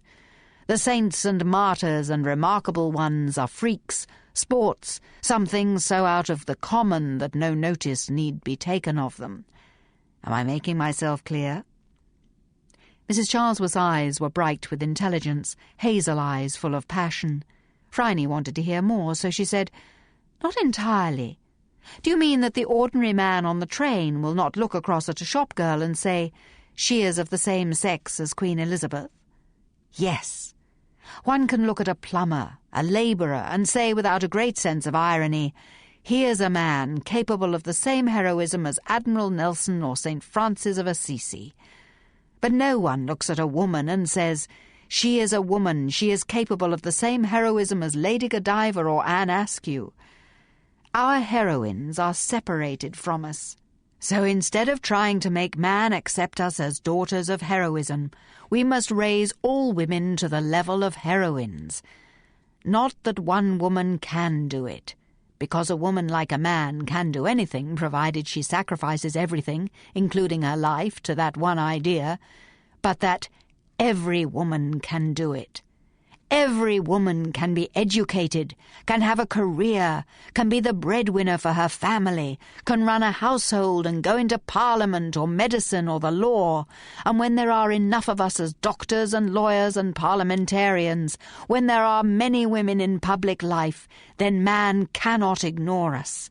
We will take our rightful place." "At the side of man?" asked Phryne evenly. "At the head," said Mrs. Charlesworth fervently. "Look at the world, Miss Fisher. Does it seem well run to you? Women and children are hungry and ill-used all over the world.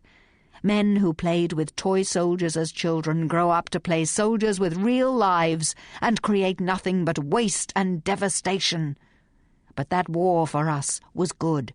It removed thousands of young men, broke thousands of hearts, and made women find out that they were strong. We could do many things which men had kept as their special preserve. Fight fires, drive trains, mine coal. I remember driving a delivery truck. I only had to work 9 hours a day. I got meal breaks and smokos. I'd been looking after 3 children under 5 on my own on a soldier's wife's pension in a cold-water second-floor room in Richmond. On my male wages, I could afford to hire 2 women to look after my children and still have enough left over to buy luxuries like butter. After a year, I could afford to move into a house. Of course, after the war, my husband came home and I returned to the house. Such wild fancies as paying women a living wage only happen in wartime. But it was a very important experience, Miss Fisher. That's when I resolved to start a magazine which would inform women, encourage them, educate them. But not go too far, mused Phryne. To salt your magazine with enough fashion notes, and Hilda and the Fairies, so that you won't shock your readership and drive them away. But in fact, you want to seduce them into taking over the world? Mrs. Charlesworth beamed. It was the innocent double-chinned beam of a happy baby, belied only by the shrewd eyes. "Exactly," she said. "Ah," said Phryne, "I wish you every kind of luck." She added, "Now perhaps I'd better be getting on. I must go out at noon, but I can come back this afternoon." "Good. Miss Herbert, who should have recovered from her gaffe by now, will show you all the notes Miss Alston left. 900 to 1,000 words, room for illustrations. See Mrs. McAlpin when she comes back if you require any photographs." "Mrs. McAlpin? The, elderly lady? She is your photographer?" "Try not to accept the errors of the dominant mythology, Miss Fisher," said Mrs. Charlesworth tolerantly, showing Phryne out.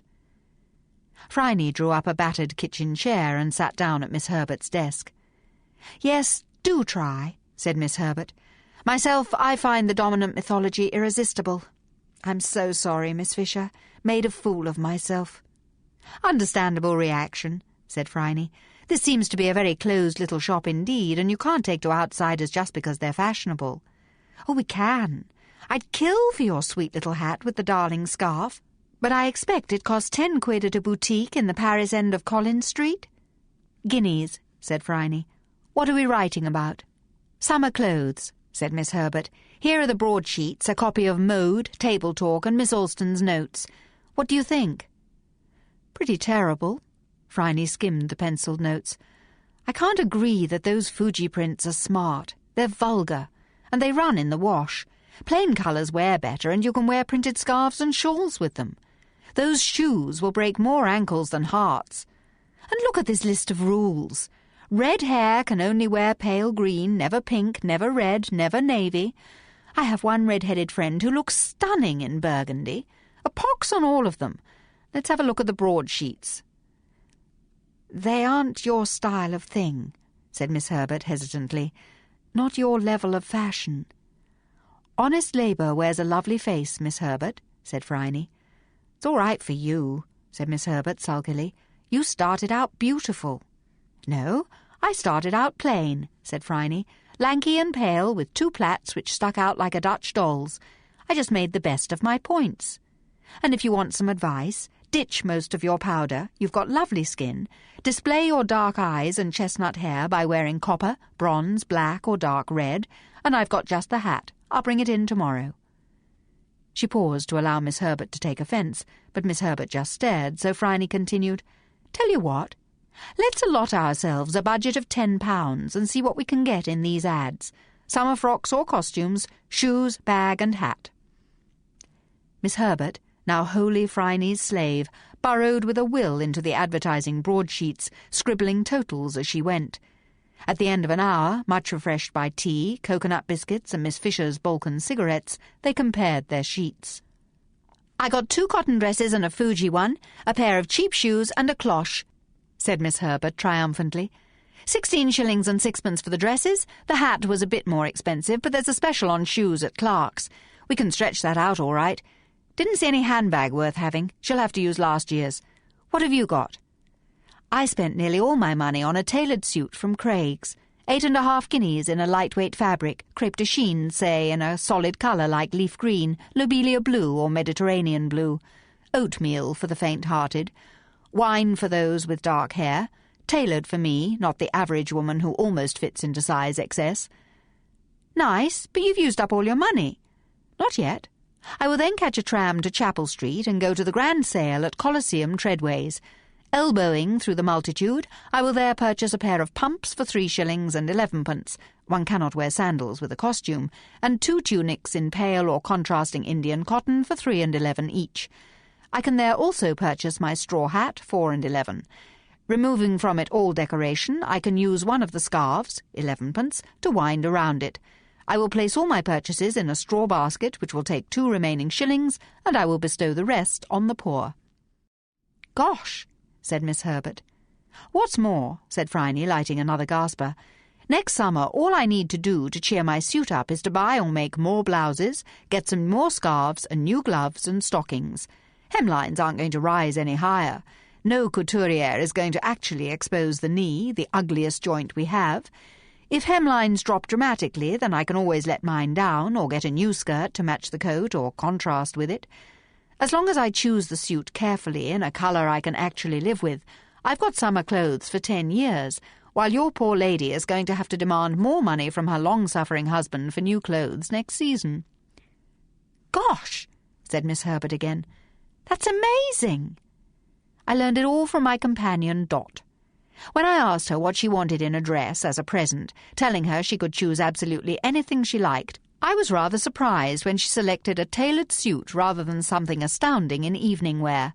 Madame Fleury, the French seamstress who made it, thoroughly approved. "While you have my suit, mademoiselle, you can be married in it or buried in it, which, God forbid, but you will always have something respectable to wear." I'll remember that. I say, Miss Fisher, what if we publish this? Put both of our shopping lists together. Ladies, you can buy this list and get new frocks, but they'll only last one summer, or your suit and new blouses each year. What do you think? Sounds good. Why don't we do that, if Mrs. Charlesworth approves? Oh, she couldn't care less about fashion. That's why we don't have a fashion reporter, only Miss Alston part-time. And I don't know as much about it as I thought I did. What about evening clothes, Miss Fisher? What do you advise on the same lines as your tailored costume? Get a black dress, said Phryne, of the most expensive, durable fabric you can afford. Not cut in any wildly eccentric fashion, hand-tailored, or take it to a local seamstress and get it altered to fit you. Then use it as a base. Fling a voluminous Indian shawl over it, or a bit of that gorgeous Chinese silk, brocade for winter, gauze for summer. This has advantages, she added, heading for the door. It doesn't matter what colour your corsage is, you can wear it to a wedding or a funeral with equal propriety, and— "Yes?" gasped Miss Herbert as Phryne opened the door to the stairs. "You can wear a lot of diamonds." Miss Fisher grinned, blew her a kiss, and vanished. The Lynn family mansion was enclosed in its wall like a jewel in a lotus. Phryne did not try to enter the main building, but asked one of the blue-shirted men in the silk shop, "Will you ask if Madame Lynn can see me?" She waited until the message had been translated and relayed, occupying her time looking through the rows of inferior silks on display. Faded and depressed washing silks lined the counter. No wonder Lin Chung had been sent on a silk-buying trip if this was the best the Lin family could presently offer. The little shop was hot. Phryne was counting her time. 10 minutes for a reply was the utmost that could be expected when everyone had to translate the message. 20 minutes was verging on discourtesy.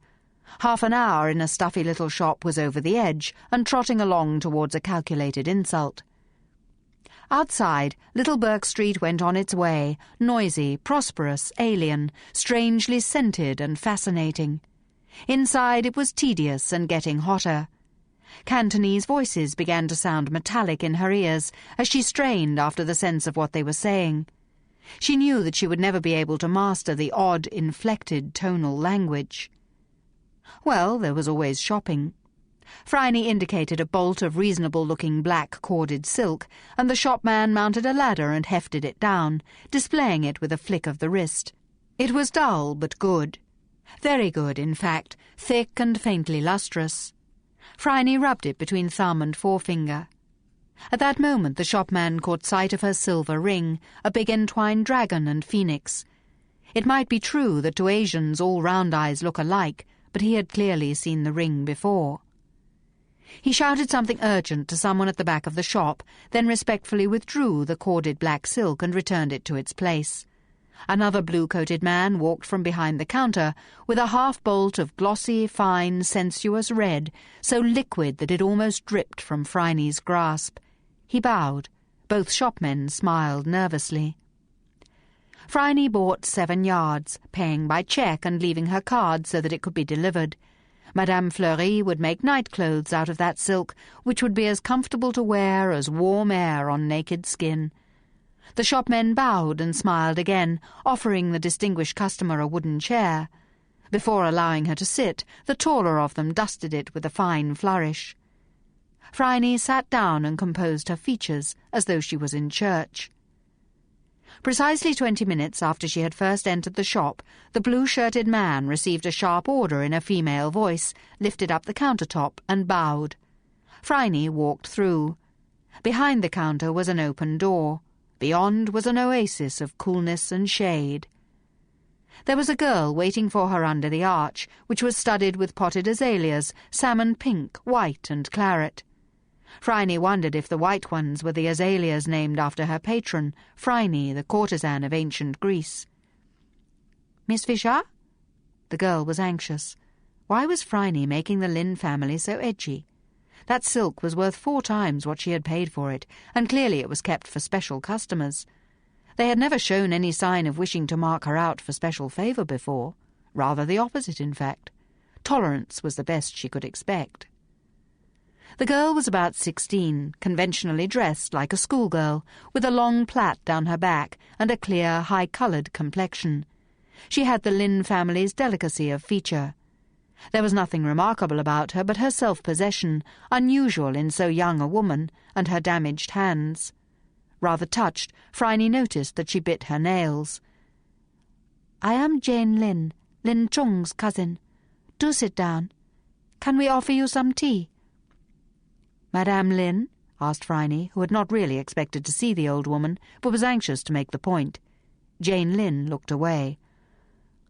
"Our grandmother is very old. She is resting. She feels sure that you will forgive her," she said. Phryne was not at all sure, but accepted refreshment and talked about the weather for the requisite time. She sat down on a curved iron garden seat, much more comfortable than one might think from the shape. She ate petit four. She drank strong golden tea, the iron goddess which Lin Chung favoured. The taste reminded her painfully of him. Lin Chung, the magician. Lin Chung of the mocking, clever, sensuous mind, the smooth, muscular body, the hands which could make her catch her breath. The dark eyes which remained forever unreadable. Lin Chung who had left long ago and gone into the maelstrom in pursuit of more pretty fabric to drape around female frames. The cool green scent of the garden was very pleasant, but Phryne was not to be seduced. Finally she asked her question. "Have you heard from Lin Chung?" "Not recently. He arrived in Macau and purchased the silk, though there have been troubles in China, as you may know." Phryne nodded. Troubles was a serious euphemism for what was happening there. "He was supposed to be taking ship on the Gold Mountain, South China Navigation Company, for the voyage to Hong Kong. We do not know if he is aboard. There is no reason to assume he is not. He drew a draft on our Hong Kong bank for the silk and other things. But there is no post from China at the moment," said Jane Lin. "We are sure that he is safe." "How can you be sure that he is safe?" asked Phryne, reminded of her dream. "It is not a safe world," said Jane Lin, "but he has Li Pen with him." "That should preserve him against all ordinary perils," agreed Phryne. She remembered Li Pen, a quiet, unassuming, respectable man from the temple of Confucius in Peking. A dedicated Shaolin priest, a terrible fighter with the heart of a tiger. Li Pen, the hunter. He would level whole cities rather than allow Lin Chung to come to harm. "That is the situation," said Jane Lin. "Grandmother wishes to ask a question in return." "And what does Madam Lin wish to know?" "Have you heard from Chung?" "Only a note from Hong Kong 6 weeks ago, before I went to Sydney." "Nothing since?" "No, nothing. But I will make a deal with Madame," said Phryne, rising. "Miss Fisher!" Jane Lin was a little shocked. Ordinary mortals did not make deals with Madame Lin, matriarch of the Lin family and mistress of all she surveyed. But then, this was the Silver Lady, Lin Chung's rich woman. No concubine this, though her hair was Chinese black, and her skin Manchu white, and her mouth the colour and shape of a rosebud, as the ancient authors required of a beautiful woman. But her eyes were green, disconcertingly, alarmingly green as green jade. Those eyes were now fixed on Jane with a considering stare, which reminded the girl strongly of her grandmother. "If I hear from Lin Chung, I will tell her. In return, if she hears from him, she will tell me." "I am sure that this will be acceptable," said Jane Lin helplessly. Chapter 5. Sung intimates that although there is sincerity in one's contention, yet he will meet with obstruction and opposition. Hexagram 6. Sung. The I Ching Book of Changes. Phryne walked quickly back to the Women's Choice offices, her heels clicking in a precise 6/8, which would have been the joy of any listening jazzman. "Think about something else," she told herself. "What about the death of Miss Lavender? I really don't know anything about her, but she was strange. That odd house, all fairies and tinsel downstairs, all business upstairs. Did that mean that the fairies were just a pose? In that case, what was she hiding? Who hated her enough to kill her?"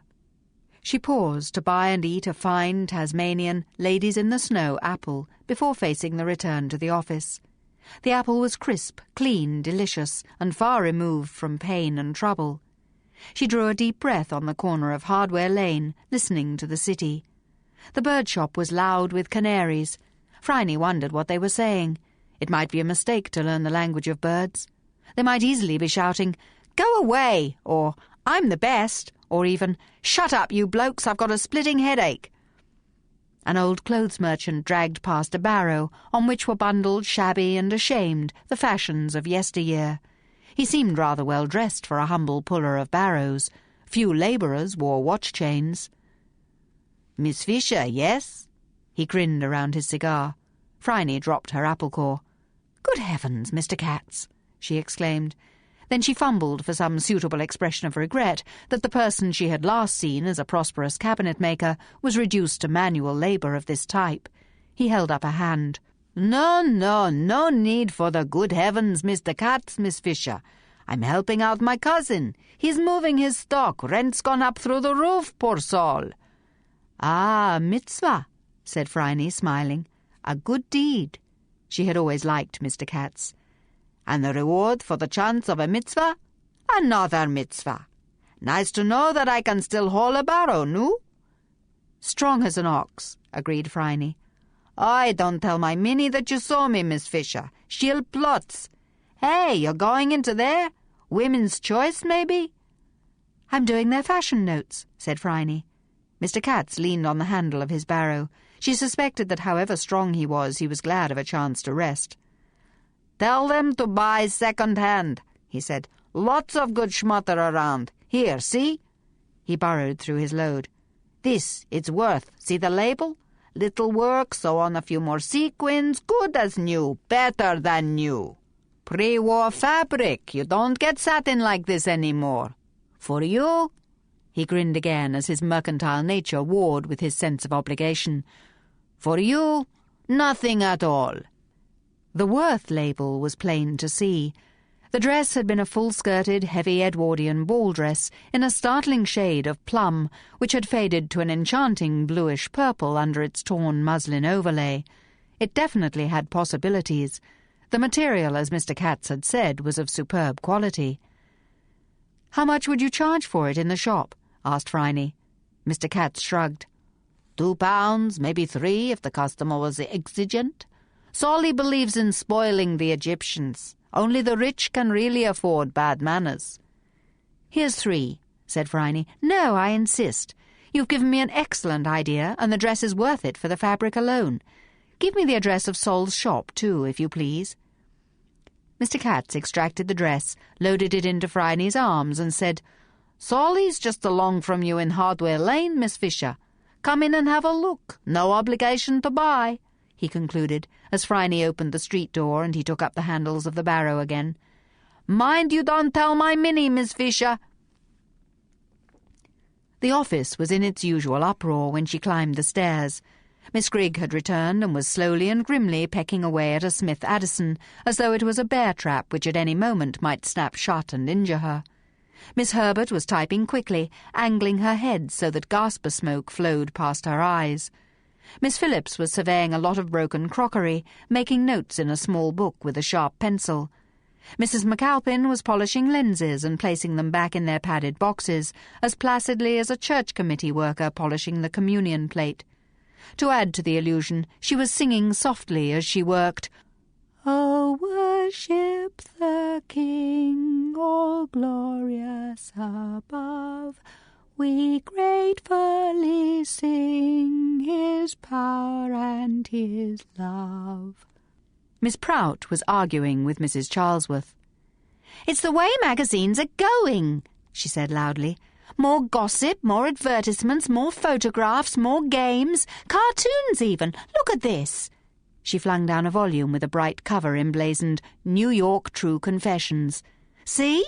How many readers can we drag in? Shop girls, clerks, factory girls. If we could run The Mad Elopement or The Diary of a Lonesome Girl. This is real life, Mrs. Charlesworth. You can't expect those girls to read nothing but the lives of noble women." "Can't I?" asked Mrs. Charlesworth gently. Mrs. McAlpin picked up another lens and sang a little louder. "His chariots of wrath the deep thunder clouds form." Miss Phillips concluded her notes on the shattered china and started loading it back into its box. This she tied up with string. Then she stood up and headed for the door, dead-heating Miss Nelson, the office girl, who knew the signs as well as anyone and had discovered an urgent errand at the printer's. Phryne dumped her Worth dress, took her seat, and watched, fascinated. Miss Prout, it appeared, had a minimal sense of self-preservation. Mrs. Charlesworth might look cushiony and soft, but she ran a monthly magazine and had done so for some time, which meant she must have a whim of iron. "Let's see what we could put into our Australian magazine to give it popular American appeal, shall we?" asked Mrs. Charlesworth gently. "Her morning after? Dope? The news that, let me see, the notorious nightclub keeper Kate Mayrick has been jailed for 6 months? That the Comtesse de Jancey has been put on trial for attempted murder of Mr. Raymond de Trafford at Nice? That the Reverend Francis Bacon has been tried for supplying poisonous drugs to women? Nice, very nice. Sin, suffering and sorrow, all with a neat little moral platted into the end. Don't behave wildly. Toe the line. Be a good girl and you'll be happy. Is that what you want us to tell our readers? That old lie? And dark is his path on the wings of the storm, sang Mrs. McAlpin. We could have the whole state reading us, objected Miss Prout. Poisons are attractive, said Mrs. Charlesworth. This drivel is as attractive as the drug in that story and twice as addictive. So you agree that I'm right, that readers would eat this stuff up, insisted Miss Prout. Oh, yes, they would. And vomit it right back. Read without reflection and forgotten, except for the moral stain. Are we going to produce articles on the lives of flippity-gibbet film stars and make our respectable women envy them? Are we going to tell girls that sex is forbidden and make it doubly attractive? These rags are designed not to inform, but to titillate, and thus to promote the very actions which they pretend to protest against. They are poisonous, evil, corrupt, and for the last time, Miss Prout, I will not have it. But the advertisers— Oh, yes, I can just see how Ovaltine will react. We might be all right with Tangy lipstick. They're selling sexual attraction after all, and perhaps some of the face creams. But Salus? They take at least 2 half-pages every issue for their Nutrax nerve food. I can't see the godly, sober and righteous being impressed with her morning after, can you? We could get other advertisements. We could attract a different market, said Miss Prout stubbornly. Of course. Mrs. Charlesworth's voice was kind. Brothels, gin palaces, movies. There's a plethora of grubby little industries which would leap at the chance. Why not make up a list of them, Miss Prout? I'm sure that the board will be interested. The meeting is on Thursday.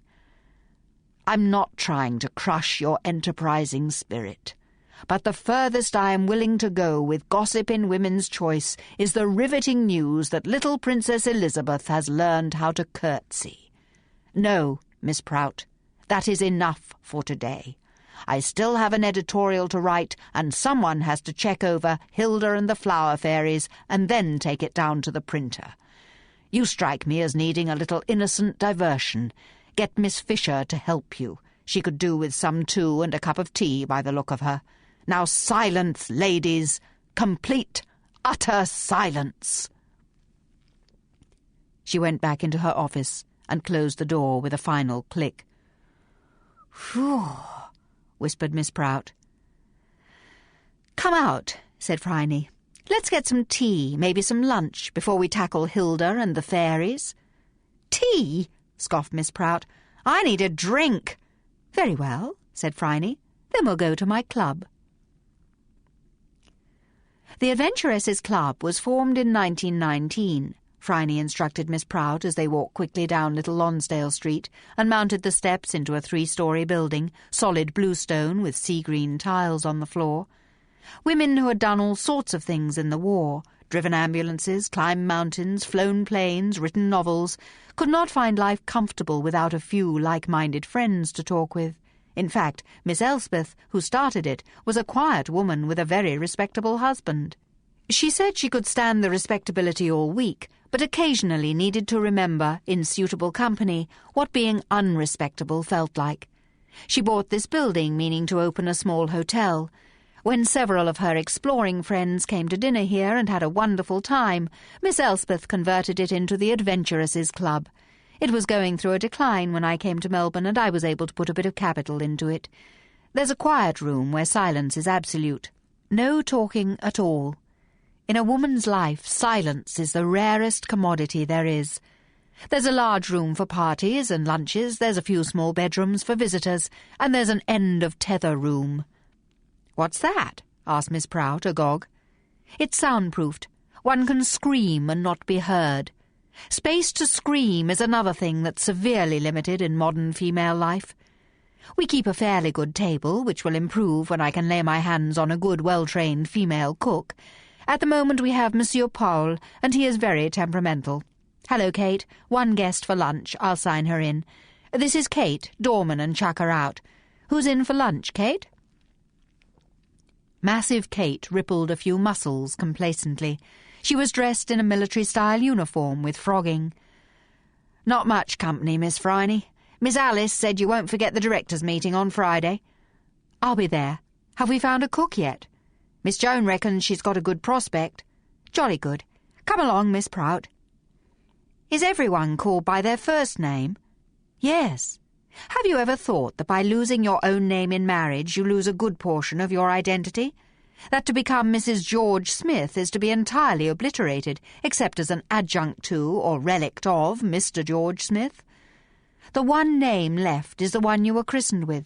Besides, no one who is voted into the Adventuresses cares a straw about titles. We've got quite enough status to be going on with. So everyone is Miss Whoever." "My first name," said Miss Prout shyly, "is Letitia. And mine is Phryne. Long story." "You're a private detective, aren't you? I've heard of you." "Yes, but I prefer not to mention it. This way." Phryne led Miss Prout into a modern electric lift. She pressed the button marked 3, and they were whisked skywards at alarming speed. "We got a modern lift to cut down the expense of keeping an elevator operator and to make getting to lunch faster. Some of us don't have a lot of time."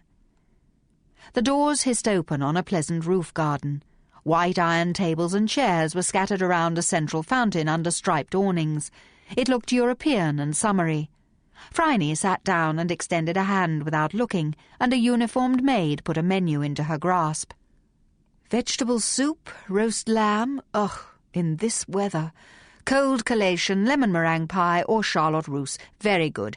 Just the salad, entirely omitting beetroot, and the pie, Jill. Miss Prout? I'll have the same, if you please. And a gin and tonic, rather stressing the gin and adding a mere touch of tonic, Jill, please. I'm having a rather complicated day. Miss Prout? I'll have one too, said Miss Prout.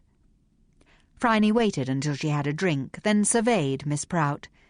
She was an enthusiastic young woman with bad skin, a mass of unruly hair bandolined to her scalp, an unwise hat, and too much tangy lipstick in a strange shade of orange. Not bad-looking if she would eat more fruit and omit the rouge. Brown eyes, however, alight with a mission. In this she strangely resembled Mrs. Charlesworth. "I've never been in a place like this," said Miss Prout. "Do me the favour of not writing about us. We like to keep ourselves to ourselves." "But I," said Phryne, "am fascinated with this magazine world. Tell me about it. Is it always like it was today?" Miss Prout took a vengeful gulp of her drink. The fact that she did not gasp at the strength of it was interesting. "Yes, it's always like that. Me trying to make the mag more popular, Mrs. Charlesworth trying to drag us back into the Middle Ages. She wants to make us a suffragist tract. No fun, no gossip. She only lets fashion notes in because the readers like it. She doesn't approve of it." "The same could be said for Hilda and her flower fairies," said Phryne. "Oh, well, yes. No one can really like that stuff, but the readers do, and it's well known that readers have no taste." "But they'd like the gossip and the film news," prompted Phryne carefully. "Of course. Everyone likes gossip. It's a natural human desire. People in Mrs. Charlesworth's Middle Ages were probably listening with their ear to the castle wall, trying to get the latest on Guinevere and Lancelot. There's nothing wrong with giving the readers what they want." "Provided they want what you have to provide," said Phryne, picking up her fork. "Well, of course." Miss Prout looked at her cold collation. Someone had gone to considerable trouble to make curls in the celery, and roses out of radishes, and even the tomatoes were cut into interesting shapes. The ham was made into little scrolls decorated with salad cream and capers. "This isn't lunch, Miss Fisher. It's a work of art." "They say the first bite is with the eye," said Phryne. "It seems like sacrilege to eat it." "Go ahead," urged her friend. "There'll be tears before bedtime if you appreciate it so much that it goes back untouched. Apropos of gossip, aren't there gossip magazines? And come to think of it, film magazines and American True Confession magazines. Why do you want to import them into Women's Choice?" "A lot of women can't bring themselves to buy a magazine that is just about gossip. A respectable lady can't be seen reading the Hawklet in the street. Husbands would object to their money being spent on True Confessions. But a magazine that gives them that vicarious thrill— all right, I'm admitting it's a thrill— and still has a nice cover and some recipes for baked trout would pass unnoticed." "Miss Prout, why not go and work for Table Talk? Why this crusade to change Women's Choice?" "Because I want to save it. New magazines will spring up with just this combination of gossip and recipes, and then Women's Choice will go the way of the dodo. It's a worthy mag with a lot of things to say which ought to be said. It can keep its famous historical homes and its book reviews and its articles on companionate marriage and on birth control and divorce by a woman barrister. But unless we sweeten the message a little, the readers will go elsewhere and all our work will be wasted. Anyway, Mrs. Charlesworth's lying when she says such stuff will not sully her pristine magazine." The stiff drink was having the effect of loosening Miss Prout's tongue, at least. Phryne ate capers and murmured encouragingly. "She's allowed the 'Is this problem yours?' page. There's not a lot of difference between that and True Confessions. We only print the relatively quiet ones, but we've had letters which would curl your hair. Women have written to Artemis about rape and divorce and horrible happenings. I don't know how Miss Artemis stands it. It's like having a sewer emptied on the desk. Revolting. And Mrs. Charlesworth talks about poison. It's already out there, people doing things to children and women dying of illegal operations and... Yes, but I rather think that Mrs. Charlesworth's point is that it should stay out there, not come into her nice, clean office. But still, said Miss Prout, who had cleared her plate, it's rather exciting to think that there are people, women, who do such things. Phryne's sympathy for Miss Prout was evaporating rapidly. Her fascination with the wickedness of the world was jejune, and she would undoubtedly be a leading light in any True Confessions magazine, inciting the readers to commit more sins so that Miss Prout could vicariously, of course, enjoy them. And the readers, not Miss Prout, would endure the consequences, and Miss Prout would point the moral and adorn the tale. "Who is Artemis?" she asked abruptly. "You started to say Miss and then stopped." "I meant," Miss Prout thought frantically, "I meant Miss Herbert, of course, but that's a dead secret. I'll be fired if they find out that I told you. And you mustn't mention it to her," added Miss Prout cunningly. "No one's supposed to know." "Of course," Phryne agreed. "No one will know from me, I assure you. If you'll excuse me for a moment, Miss Prout, I see a friend of mine over there." "Back in a tick," said Phryne. "This may amuse you in my absence." From the sideboard she collected a bundle of scandal sheets from London, dropped them on Miss Prout's table, and walked quickly away behind the fountain. "Bungie, old thing, how lovely to see you. The Tasmanian flight went well?" Bungie Ross, dressed in a frock in honour of her visit to Melbourne, instead of her usual flying leathers, grinned amicably around a spoonful of Charlotte Russe. "Hello, old bean. Flight went like a dream. Bit of a tricky landing, but we got them back. Nasty place to shipwreck, the south coast of Tassie. You look a bit frayed, Phryne. Have a drink." "Thanks, I can't. Got a job on a women's magazine for a bit. I'll explain later." Phryne patted Bungie's shoulder and went back to collect Miss Prout. She detached her with some difficulty from the scandals of London, and went back to women's choice in some confusion of mind. Miss Herbert as the guide philosopher and friend of Is This Problem Yours? Miss Herbert of the inappropriate make-up, devoted heart and soul to the pursuit of fashion? Phryne didn't think so. "What's that great bundle of fabric?" asked Miss Herbert, kicking a little away as she sat down with Hilda and the flower fairies. "My Worth dress. I'll hang it up," said Phryne. "I thought we might do a special feature on remodelling old clothes, if, of course, we can persuade Mrs. McAlpin to do the photographs for us." "What do you have in mind?" asked the elderly woman, picking up a pencil and a layout pad. "We start with this ball dress, circa 1908. It cost me £3. It's a couture model. Put it on a stand for the first photograph. Never makes much impact, clothes on stands. Why not dress someone like Miss Herbert in it to show how it ought to look on the person?" asked Mrs. McAlpin. "Then we can show it being remodelled and cut down, and then a big picture of Miss Herbert in the finished product." "Sounds good," said Phryne. Miss Herbert was struck dumb. She blushed and faltered. "But you can't. I mean, I'm not a model." "Even better. We can save money on a model, and we can show a dress on a real woman, not a painted doll," said Mrs. McAlpin flatly. "Don't argue, Miss Herbert. Miss Fisher's idea will do. Yes, it will do. Who will handle the remodelling?" "Madame Fleury," said Phryne. "I'm sure she'd be tickled pink. Nothing a French dressmaker likes more than the chance to save a little money by ingenuity. We'll have to get rid of all that torn net, but the beading is magnificent. Well, that's settled." "Indeed.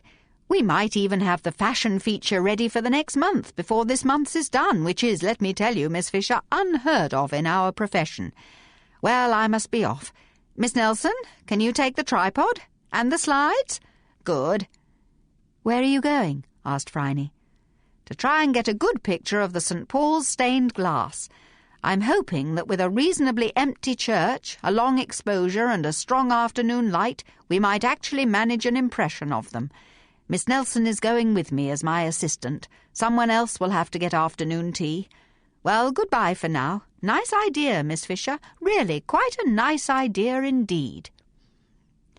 Still looking like a ladies' auxiliary worker, Mrs. McAlpin hefted her camera in its case and followed her tripod out of the room. They heard her reproving Miss Nelson for banging the tripod against the stairs in the calm, concerned tone used by a nursery governess to a fractious child. "Have we got any of Mrs. McAlpin's photographs?" asked Phryne. "Over there," said Miss Herbert, still pink with mingled joy and fear. Miss Alice Herbert, a model, in a national magazine! But what would her mother say? Phryne saw 3 large photographs on the far wall. One was of a burning house. Dark shadows of people were running in front of the flames. A man was being held back by 3 others as he strove to run back into the fire. A small child clutched a struggling cat in its arms. Water from a fire hose arced across the leaping pattern of flames. It was fierce, immediate and tragic. But what sort of cool mind could adjust a tripod and consider lenses while that was happening in front of her? The second was a study of the waterfront. The huge, blurry side of a liner formed one boundary of the photograph. Against it was a moving tide of immigrants, some running to embrace their relatives, some collecting luggage, looking at watches, patting their hair and calling after scampering children, intoxicated with all that space after weeks of being on board. Just at the forefront was a man. He had a European overcoat down to his heels and a carefully brushed hat which had seen better years. At his feet was a leather suitcase with polished brass locks and a handle mended with string. He seemed young. The curve of cheek and shiny bare chin seen under the hat brim were taut, even hungry. He was looking down at a piece of paper in his gloved hand. Phryne blinked. She had been approached by such men, fresh off station pier, with almost no English, who thrust forward a bit of paper with an address on it and said, "Miss, please?" That address, usually in Carlton, was their only link with someone who might help them in an entirely alien land. What a photograph! Achingly vulnerable, but proud and hopeful. The third picture was taken from a hill. It showed the broad, out-of-focus sweep of a bay, somewhere like Queenscliff or maybe Portsea. The arms of the bay embraced the beach on which children were playing. The light was soft, hazy, protective. The naked babies toddled down to the edge of the kindly sea with their buckets and spades, watched by doting mothers and fathers reclining on blankets. It told a whole story. They would play in the sea until the sun grew too hot. Then they would retreat into the shade of small cement sheet houses and eat a salad lunch and drowse away the afternoon in the scent of ozone and eucalyptus. The evening would bring a sausage and a chop grill cooked over an open fire, or fish if anyone had caught some, and a few beers until the night grew cool enough for a walk by the sea, and so to bed and sleep tight. Oh, she was a good photographer, Mrs. McAlpin. She was a magician with a lens. What on earth was she doing, working for Women's Choice? Meanwhile, thought Phryne with vast reluctance, back to Hilda and the flower fairies. Hilda was walking in the garden one day when she heard a little voice crying, "Oh my, what shall I do?" Being a good little girl and always willing to help others, Hilda knelt down and said, "What is the matter?" "Oh my, what shall I do?" cried the little voice. "My rabbit has his foot caught in a snare, and I will never get to the ball." "Show me," said Hilda, brushing her golden curls out of her cornflower eyes. Under a rhubarb plant she saw the tiniest, sweetest little bunny with his foot caught in a cruel, horrid snare. He was panting with effort, but he could not remove the noose which had bitten deep into his poor little paw. "Let me help," said Hilda. She worked at the wire with her pink, fat little fingers until it loosened and the bunny could pull his paw free. "But he is lame, and I'll never get to the ball," cried the little voice passionately. "Let me help," said Hilda. She searched around the garden until she found some dock leaves, which she wrapped around the bunny's paw and healed him instantly. "Now he is all better," said Hilda. "Show yourself, please. Who are you?" "I'm the fairy of the bottle brush," said the little voice. Onto Hilda's hand floated the smallest fairy, dressed in a sparkling tutu of brightest red. "You are the beautifulest thing I've ever seen," said Hilda. "Then you shall go to the ball too," said the fairy. She waved her wand. Hilda shrank to the fairy's size. Then she waved her wand again, and Hilda was dressed in palest petals, pink and white. "Almond blossom," said the bottle-brush fairy. "And now we must go to the ball," she said. She clapped her hands. Several fairies rushed to harness the bunny. Hilda climbed into the carriage made from a walnut shell, and the bunny hopped away to the ball. "Beautifulest," murmured Phryne.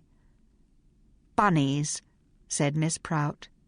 "Oh, well," Phryne summed up the dead woman's effort. "I'm sure that she meant well." The subsequent hour was spent arguing with a printer who could not see why he should have to use photogravure when plate would do just as well, and in helping Miss Phillips transport her broken china to the carrier, with an apologetic note to the manufacturer and a draft of a rather fulsome review. Chapter 6. When one's resting is like that of the back, and he loses all consciousness of self. Hexagram 52. Khan. The I Ching Book of Changes. As Phryne was restoring herself after her encounters with Whimsy and printers with a cup of strong tea and a ginger biscuit, Miss Grigg looked up from her rewiring of what seemed to be transformer, tucked her screwdriver behind her ear and growled, "Mrs. Charlesworth wants to see you when you've finished, Miss Fisher." Phryne nodded and knocked on Mrs. Charlesworth's door. It swung open. The editress was almost buried under drawings of furniture. She fought her way to the surface with a vigorous arm movement reminiscent of breaststroke, sending a pile of them to the floor with a swooshing thud. "Miss Fisher," she said, "what can I do for you?" "Miss Grigg said that you wanted me," said Phryne, gathering up an armload of paper, stacking it and placing it on the chair. Mrs. Charlesworth picked up a pencil, looked at it as though she had never seen one before, and then put it down. "Now, what did I want to see you about?" "Oh, yes. We've had a little emergency, and one of our features has rather fallen through. I have approved Miss Herbert's slant on the fashion notes. Quite satisfactory." Her tone implied that for a dirty, useless, unpleasant job, Phryne had done it really much better than Mrs. Charlesworth had expected of such an intelligent woman. "And it was nice of you to distract Miss Prout. She yearns for glamour, you know. Just as addictive as cocaine and far more pervasive. Poor Miss Prout, destined to disappointment." "Why?" asked Phryne, automatically scooping up another load of papers and ordering them. "Because her aims are impossible. No real woman can ever be as beautiful as those film women. No real woman can afford to spend all her time on personal adornment, diet, massage, makeup, hairdressing, and, of course, complacent photographers. She is a purveyor of grinding, ingrown envy." Phryne hadn't thought of Miss Prout's philosophy in that manner. "That is a point of view," she said cautiously. "Oh, yes. Miss Fisher, can you ask that policeman at Miss Lavender's cottage to release a box of letters to us? Some of them concern this magazine." "A box of letters?" Phryne repeated. "Yes, or possibly a portfolio of them. We have a feature called Is This Problem Yours? And Miss Lavender was kind enough to—" "Answer them for you?" "I really couldn't say," said Mrs. Charlesworth, looking Phryne straight in the eye without blushing. "I can ask," said Phryne. "Thank you. I believe Miss Gallagher was looking for you," said Mrs. Charlesworth, returning to her papers. Phryne went out. Barefaced fibbing of such a high order, she reflected, was only to be expected in such a complex profession as Mrs. Charlesworth's. "Do try one of these," said Gally, thrusting a tray of savouries at Phryne. "You're my taster. The others are all full." Phryne surveyed the treats on display. Miss Gallagher expounded on them. "Aigrettes of cheese, bit mustardy, I fear. Angels on horseback, cheese straws, anchovy croûtes, and prune surprises." "What's surprising about the prunes?" asked Phryne warily. "Half a devilled walnut instead of the stone," said Gally. "Well, perhaps it's not a big surprise." Phryne took a cheese straw. It was sharp and crisp. She said so. Miss Gallagher wriggled with pleasure and clutched the bosom of her frilly, starched apron. "So many of our readers give little tea parties or small dinner parties," she said. "These don't take too long to make, and they stimulate—" She looked up at Phryne through her lashes. "The appetite. Have another?" "No, really. I've had a big lunch. Try Miss Grigg. She's working hard." Miss Gallagher pouted. Fortunately, at that moment, a wailing voice was heard on the stairs. "Want an ice! Want an ice! Want an ice cream!" The voice was familiar. This must be Mrs. Opie's little angel, Wendy. "Want an ice cream now!" the voice elaborated, as well as any trade unionist, making her demands perfectly clear and, by the sound of it, about to stage a sit-down strike if the management did not produce the required ice cream, and that right speedily. Excellent, thought Phryne. I wonder what Mrs. Opie will say when she sees me again. Mrs. Opie was too occupied with attempting to arbitrate her daughter's demands. By the sound of her weary, irritated tones, the management was getting exasperated by this continual reiteration, and was about to suggest no ice cream and a spanking if the delegate did not resume cooperation with the stated aims of the company. "You can't hold me to ransom like this, Wendy," said Mrs. Opie, confirming Phryne's fantasy and forcing her to stifle a chuckle. "Oh, Lord, it's that rotten child again," snarled Miss Prout.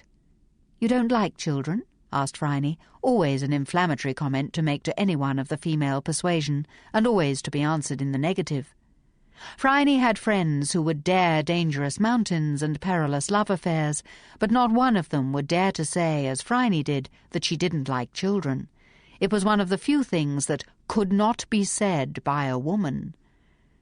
"Of course I like children, but not that child," said Miss Prout. Miss Grigg grunted.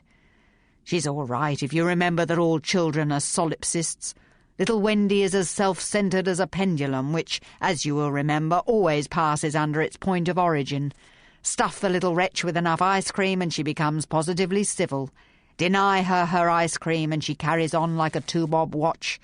She's all right away from her mother. At least she knows what she wants," she added with a sidelong glance at Miss Gallagher. "Eh, Gally?" "Nonsense! She's a perfectly adorable—" At that moment Wendy erupted into the office, red-faced and screaming, hitting Miss Gallagher at about knee-height and causing her to drop the tray, broadcasting savouries all over the surrounding area. "Little monster!" shrieked Miss Gallagher. "Wendy, please," begged her distraught mother. Wendy paid no attention, but continued to ululate like the cannibals in a pirate adventure book. Phryne had the beginnings of the headache she always got from drinking gin at lunch, and was in no mood for trifling. She moved until she was looking Wendy full in the reddened, tearless eyes. "Wendy," said Phryne flatly, "come here, sit down, be silent, and I will buy you an ice cream. Continue to scream, and you'll get no ice cream from me." The uncontrollable scream was instantly controlled. The child eyed Phryne with equal coolness, still panting. Her blonde hair, so like her mother's, flopped over her forehead, which was wet with sweat. The child had worked herself into a passion, and her control over herself was remarkable. "When?" 15 minutes from now. You can watch the clock if you like. When the big hand is at the top and the small hand is on the 4. Not before, not after." "All right," said Wendy. She sat down on a chair and composed herself into the very picture of a good girl, hands folded in lap, golden hair flowing from her Alice band, feet in her patent ankle-strap shoes, not kicking. If she had not seen the dervish who had entered the office, Phryne would have believed that she was sitting for My First Sermon.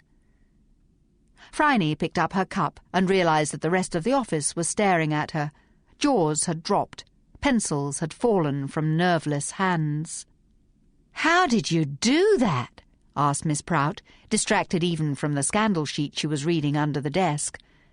"Yes, how did you?" asked Miss Herbert, swallowing to regain her hearing. "Usually she goes on like that for hours." "Beginner's luck?" hazarded Phryne. "Of course, you didn't get to see the bit where she throws herself on the floor and turns blue," said Miss Grigg, commiserating with Phryne that she had missed this special treat. "Thank heaven," said Mrs. Opie. "I don't know how you did this, Miss Fisher, but I'm very grateful. And I didn't know you... Are you visiting?" "Just helping out with the fashion," said Phryne. Mrs. Opie looked in need of a cup of tea and a sit-down. Actually, she looked in need of a stiff drink, a good tonic, and 2 weeks at some serviceable spa. Miss Prout provided the tea and the chair, and Mrs. Opie sat down, took off her hat, and shoved her hair back from her face. "Printer's waiting for your piece, Mrs. Opie," said Miss Herbert. "Mrs. Charles was asking after it this morning." "Well, it's finished at last. Your child. That's funny, isn't it?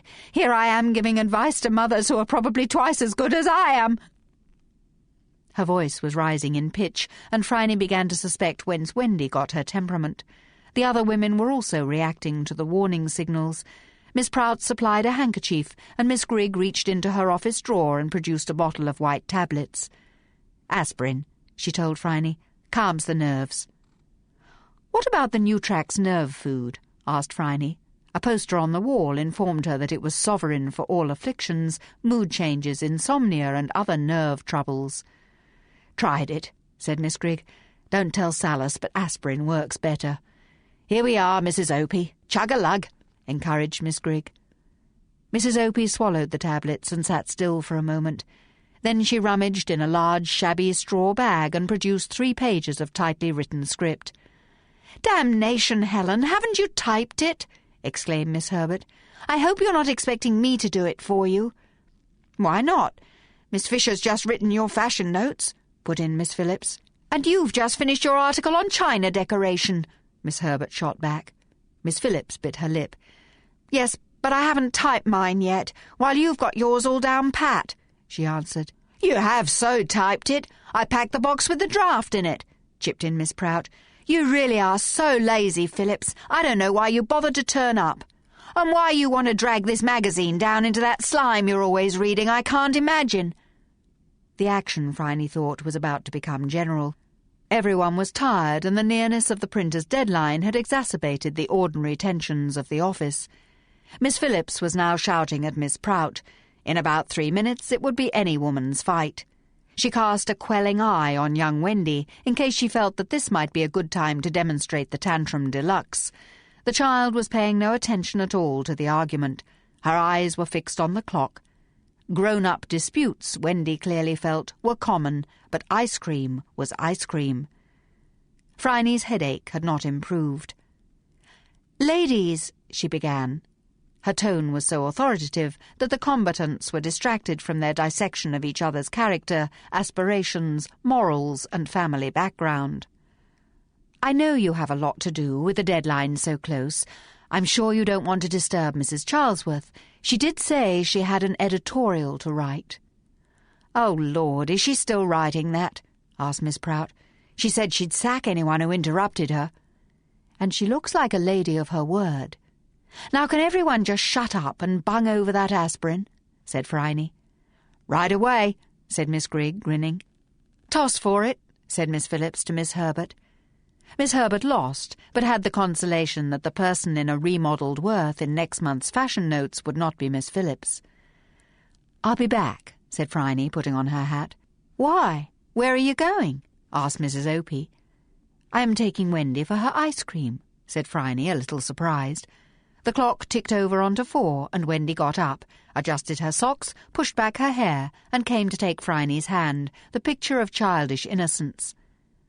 "Oh, but you needn't," began Mrs. Opie. The insight which that statement gave Phryne into Mrs. Opie's child-rearing methods explained a lot about Wendy. "I promised," she replied. Wendy preceded her, and Phryne closed the door on Mrs. Opie deciphering her handwriting for a puzzled Miss Herbert. "It's an M," she was saying. "M for maternal." Out in the crowded, sunny street, Wendy so far forgot her preoccupation as to skip a few paces. "What sort of ice cream do you require?" asked Phryne. "Chocolate," replied the child, "and chocolate over." "A child of decided tastes," said Phryne. She led the way to a milk bar and purchased a double chocolate with chocolate on top. Wendy accepted it with royal condescension and applied herself to eating. She nibbled the chocolate coating off first, Phryne observed, then licked the cone from the sides so that it would not drip. To this the child gave all the attention due to a religious ritual, and Phryne did not interrupt her. Finally she had nibbled the cone right down to the bottom. She gave a satisfied sigh. "Mummy said I'd have ice cream, then she forgot," said Wendy. "I see," said Phryne. "Because Daddy got cross," said Wendy. "Did he?" "Then Mummy cried." "Did she? Like you?" "No, not like me. Sad," said Wendy, turning down the corners of her mouth. "And talked about her Giovanni. She says she should have married him, not Daddy." "Whereas you're not sad, are you? You're cross. That's why you scream," said Phryne, wishing to squash any further familial revelations. Agreed Wendy, a little disconcerted. "You'll get better results if you don't scream," Phryne suggested. Wendy shook her head. "Oh, yes, of course. Unless you scream, no one notices you, do they?" This is the end of CD 2. The story will continue on CD 3.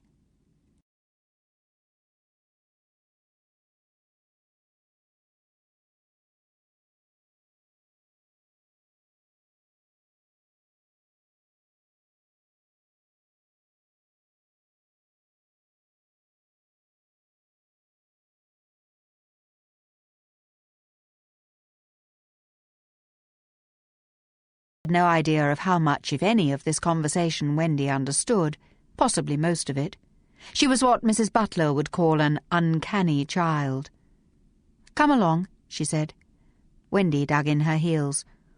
"Want to stay here with you," she said mutinously.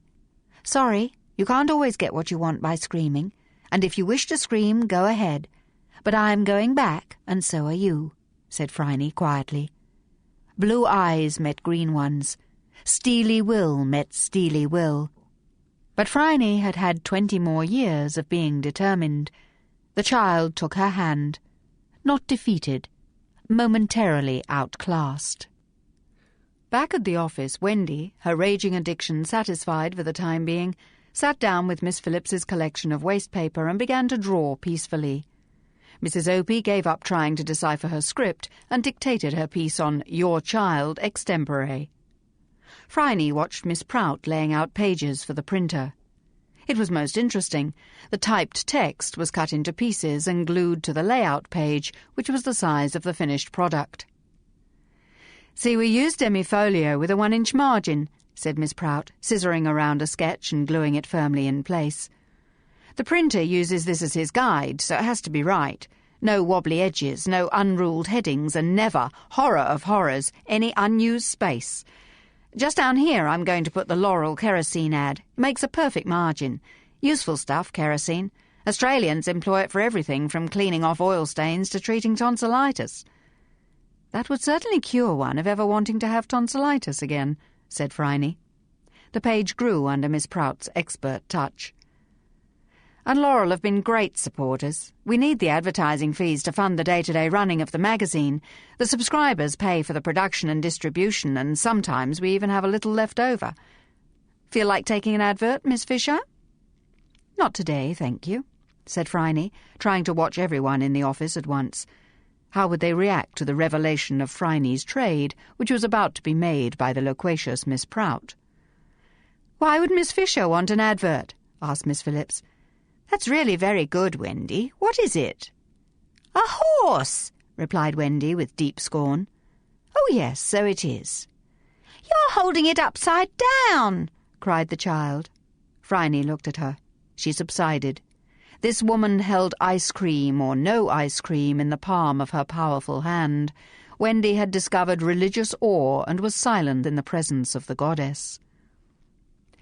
"Why, she's a private detective. She's the famous Phryne Fisher who retrieved the Spanish ambassador's son's kitten and broke the cocaine ring and found the kidnapped child of that lottery winner," said Miss Prout loudly.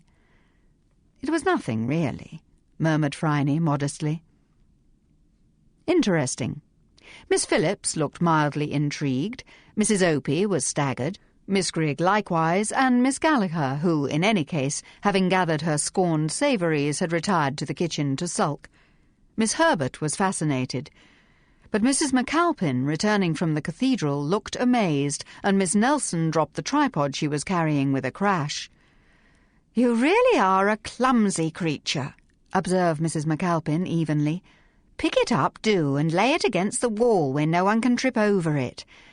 You're a private detective, Miss Fisher? How on earth did you become so?" "Largely chance," Phryne told her. "I found out I had a talent for solving puzzles. That kitten, for instance, had merely followed its nose into a fish market and had been locked in. I just had to find the nearest source of fish, and there it was. Cold, of course, and covered in scales, but perfectly all right. Just a matter of understanding human nature, or feline nature in that case. How did the photography go?" "I shall know when I get to my dark room. I've taken 6 plates, that should be enough. But it was an experiment. I varied the shutter speed. Such a luxury." "What's a luxury?" asked Phryne. "There we are, Miss Nelson. You can take that down to the printer." "Are you all right?" asked Miss Prout. Miss Nelson was flushed and shaking. "Oh, I'm all right. Just the stairs are a bit steep. Give me a layout, Miss Prout. I'll take it right away," said the girl breathlessly.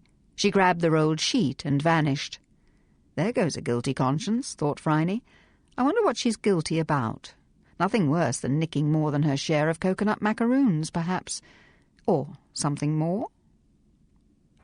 The luxury is having as many plates as I need to get the photograph I envisage. They're very expensive.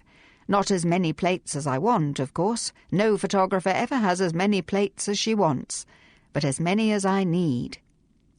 "Paid for by Women's Choice?" asked Phryne. "Yes, dear, of course. I'm the photographer. If I've got the perfect shot for the mag's purposes, I can use the rest on what I want to take." "You're very good," said Phryne. "I've been looking at your work." "Thank you," said Mrs. McAlpin, as though she had been complimented on the brilliance of her Harvest Festival flower arrangement. She sat down and folded her hands in her lap. "You are about to ask me how I became a photographer," she said placidly. "Fair enough, since I asked you a personal question first. Well, there were all these photographic magazines in the attic at my father's manse, you see, and because I was often a bad child, I used to be shut in the attic and told not to come out until I was ready to be good." "Ah, the child-rearing practices of yesteryear," said Mrs. Opie. "2 M's in commendable, Miss Herbert, if you please. Responsible for so many neuroses." "Possibly," agreed Mrs. McAlpin dryly. "But in this case I was so fascinated by the photography magazines that I often didn't come down at all and had to be fetched and forgiven. My father, God rest his soul, thought that I was truly penitent. I'm not sure that I didn't manufacture naughtinesses so as to be banished to the attic either. Anyway, I read all I could, and then I needed a camera. Fortunately, my brother had bought one and most of the equipment, but had lost interest when he found out how difficult it was. Those old cameras were so slow. The exposures were 3 and 4 seconds, which accounts for the strained look on the faces of most of the portraits. I scrimped and scrimped from my dress allowance and bought plates and chemicals." "Didn't your family disapprove?" "Not really, dear. They weren't really interested. They thought it was just a fad and I'd get over it when I married, as girls were supposed to do in those days.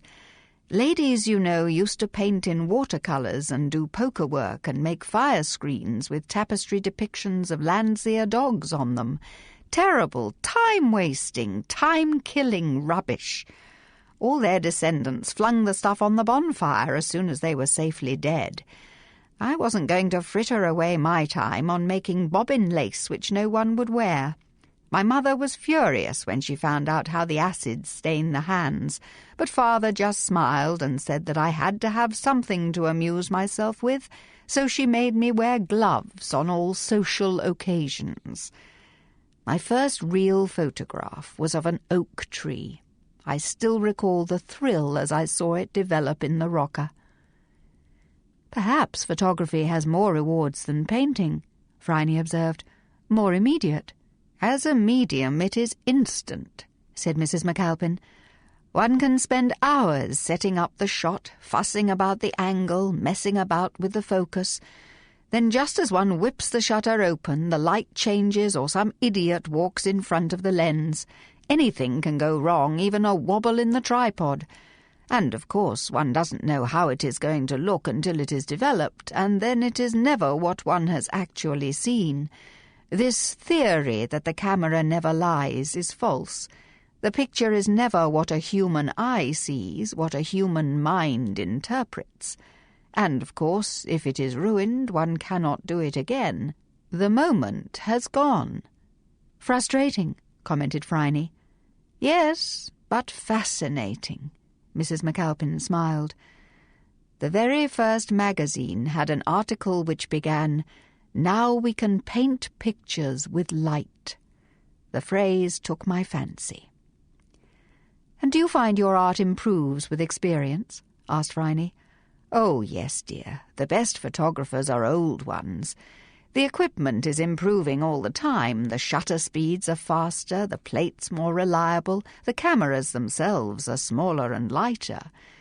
But beginning on those old, heavy, slow cameras was a great apprenticeship," said Mrs. McAlpin.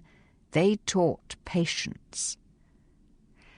"And Mother must never forget that Baby does not understand how she is feeling," dictated Mrs. Opie. "I said Mother must never forget, Miss Herbert, not always forget. Can't you try to get it right?" "And patience," said Mrs. McAlpin, "is a virtue." The day moved on to its close. Typewriters were covered, ashtrays were emptied. Miss Nelson returned, collected her bag, and left, creeping down the steps like a mouse. Miss Grigg completed her rewiring, attached the machine to a small electric construction, and grinned as the machine whirred into life. Miss Herbert abandoned Mrs. Opie's piece when it appeared that she would have to find the last page, having brought along a sheet of instructions on how to prepare banana fool instead of your child. Mrs. Charlesworth emerged in a smart hat and bade the office go home and come back tomorrow bright and early. "Really must go, ladies," said Phryne. "Until tomorrow." She breezed out.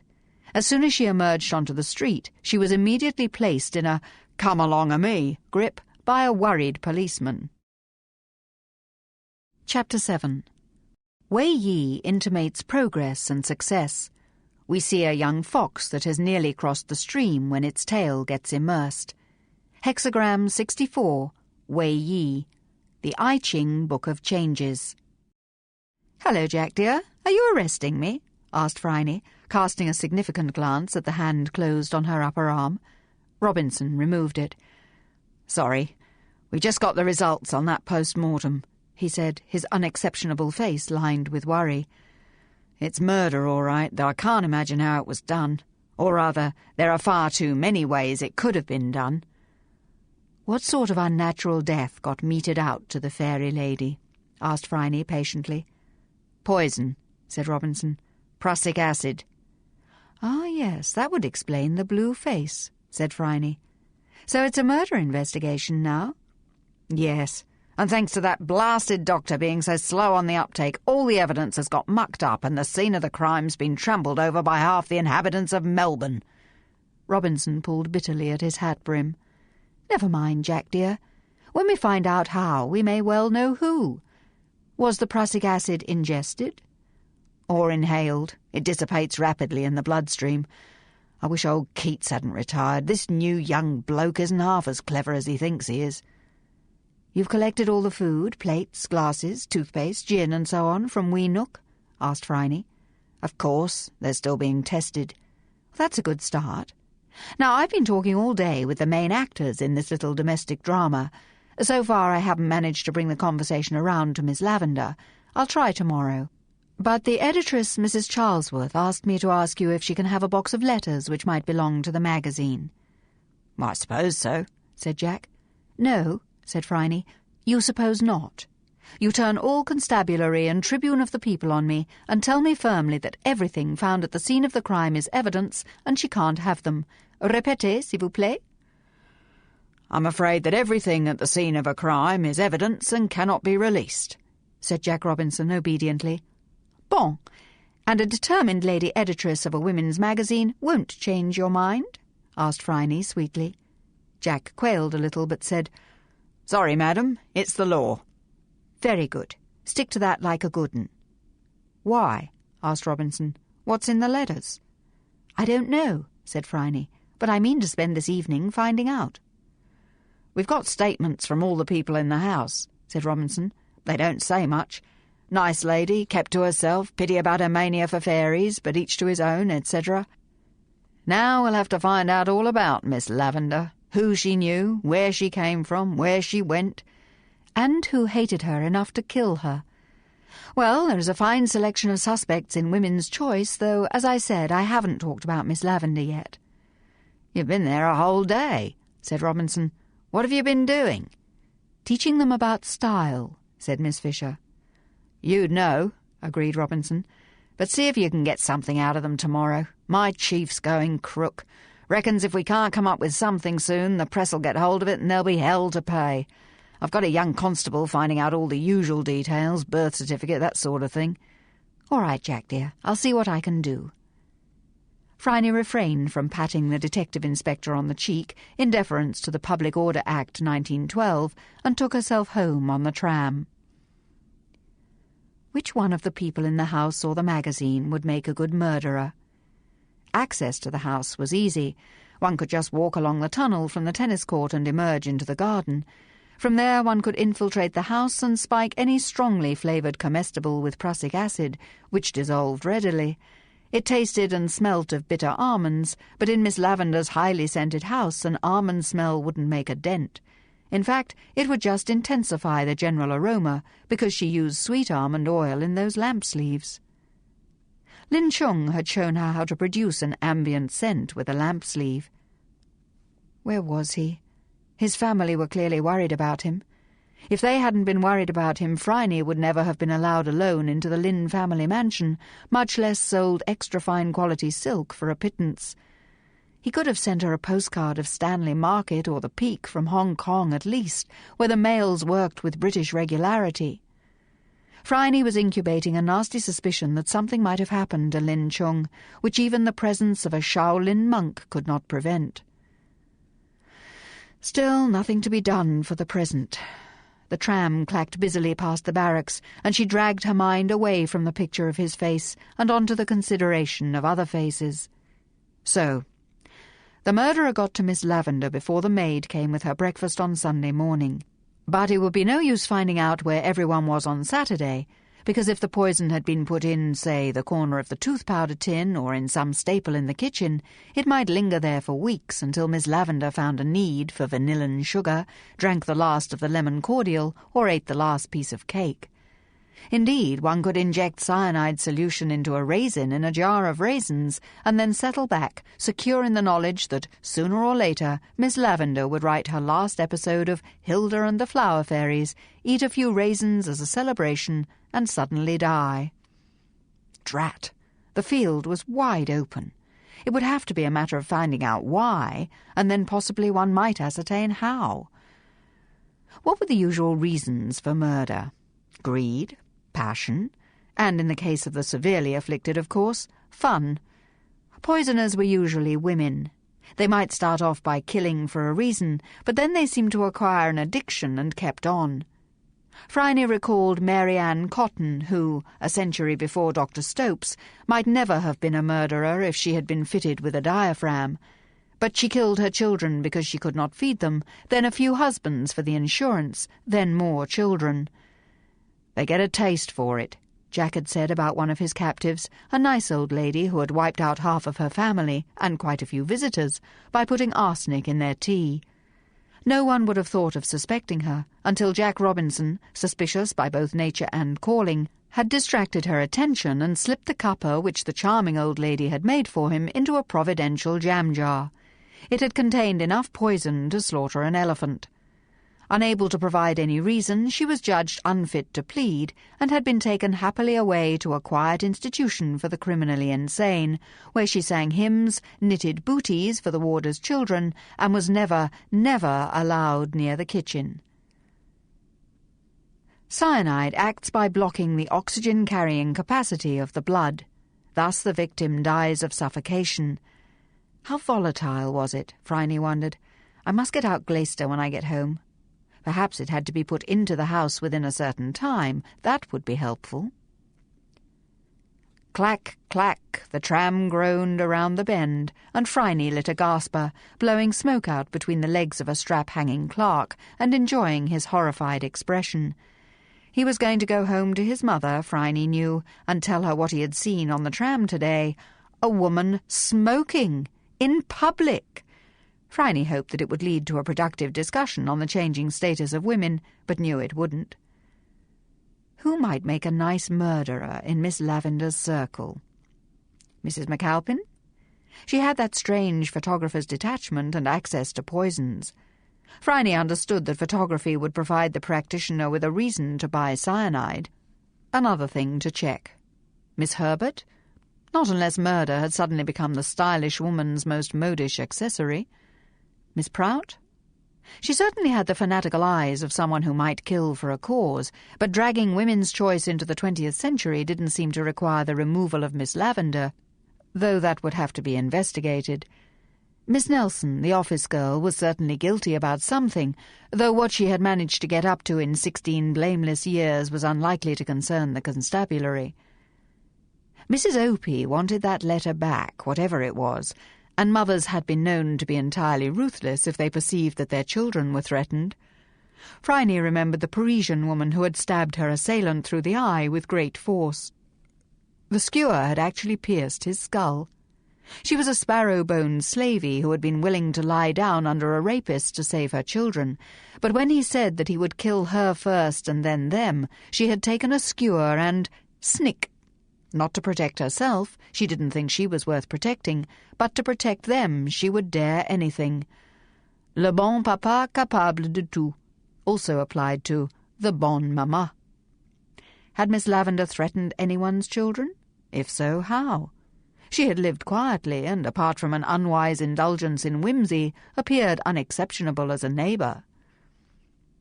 Who else? Mrs. Charlesworth could rid herself of her unwanted staff by firing them. Killing them did appear to be taking the new vigorous policy in industrial relations a little too far. Miss Phillips was an unknown quantity, except for her tendency to burst into tears, which seemed to indicate insufficient firmness of mind for such a cool, clever murder. Miss Gallagher had a flirtatious manner and a grumpy friend. Had a flirtation gone too far? Miss Grigg was strong enough to keep back a bull from staling, and Miss Gallagher might easily have taunted and teased her into doing something which she might later regret. She showed no signs of it, however. Perhaps Mr. Bell had decided that someone who inflicted that many garden gnomes on the world was an enemy of humanity and had taken condign action. Phryne chuckled, butted out the gasper and alighted from the tram with due regard for her stockings. St. Kilda was simmering quietly in the strong sunlight. She might go for a bathe when she got home. Just as she stepped out from the tram stop, a black car sped through a red light and passed so close to Phryne that the wind of it whipped off her hat. She swayed, grabbed the rail, and hauled herself to safety again. "The hooligans!" exclaimed a woman behind her. "They nearly ran you over." "So they did," said Phryne. "Did anyone see the number?" "J something," said a young man. "Here's your hat, miss. JV, I think." "Chinks," said an old man's voice. "Come along, Dad." A harassed middle-aged woman was leading an old man by the elbow. "It wasn't chinks, Dad." "Chinks, I say," declaimed the old gentleman. "I saw their slanty eyes. You can't trust 'em," he added as his daughter tried to steer him away. "Don't pay any attention, miss," said the woman, grabbing at the old man and a straying toddler and dropping her shopping bag. "He's been out in the East, see, and he sees chinks everywhere these days. It don't mean nothing. Oh, come here, Elsie, do. Come along, Dad. Nice cup of tea at home, not far now. I wouldn't usually take him out with the child," she explained, "but we had to go and get his eyes tested, and my girl only comes in the morning." "Of course." Phryne recovered the shopping bag and hung it on the woman's arm, reattached the small child and smiled at the old man. This woman had more than enough to occupy her attention without Phryne insisting on names and addresses. The ancient gentleman was undoubtedly dotty. Even now he was reminiscing about the old days in Sarawak with dear old Brooke. "Fine women, the Dyaks, fine breasts like mangoes," in a voice too loud for the street. His daughter was wincing with embarrassment, and the toddler was whining to be carried. Phryne put on her hat, thanked her helpers, and crossed the road. She was definitely going for a swim in the nice cold water. But the double negative resounded in her mind. It don't mean nothing, which meant, of course, that it did mean something. Chinese? What reason would a Chinese person have for wanting to kill Phryne Fisher? An inch closer, and she would have been featured in a lecture from the police minister on careless driving costs lives.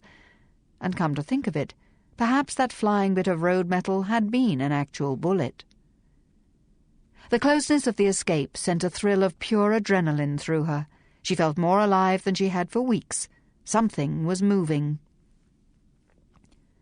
She arrived home, collected her costume, bathing cap, sand shoes, adoptive daughters and a robe, and crossed the road to the sea. Dot did not swim unless the temperature was over 100 and the tide on the ebb. Jane and Ruth raced across the sand and into the water, shedding robes and Jane's glasses on the way.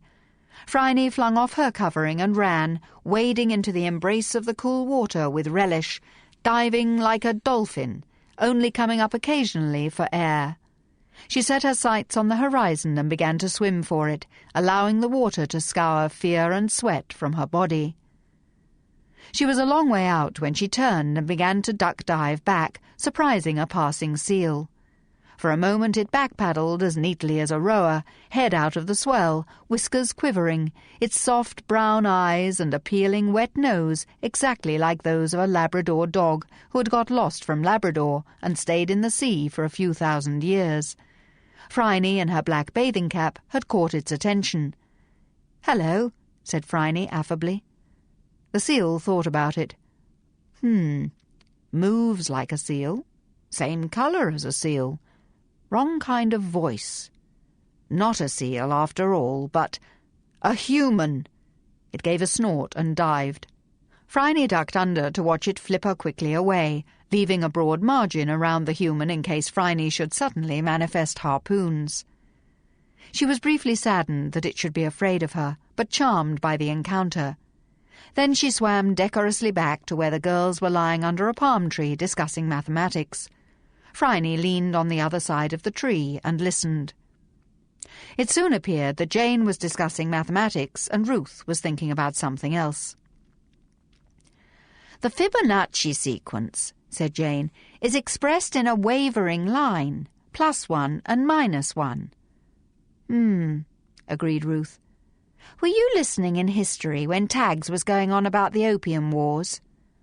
Not really," confessed Jane.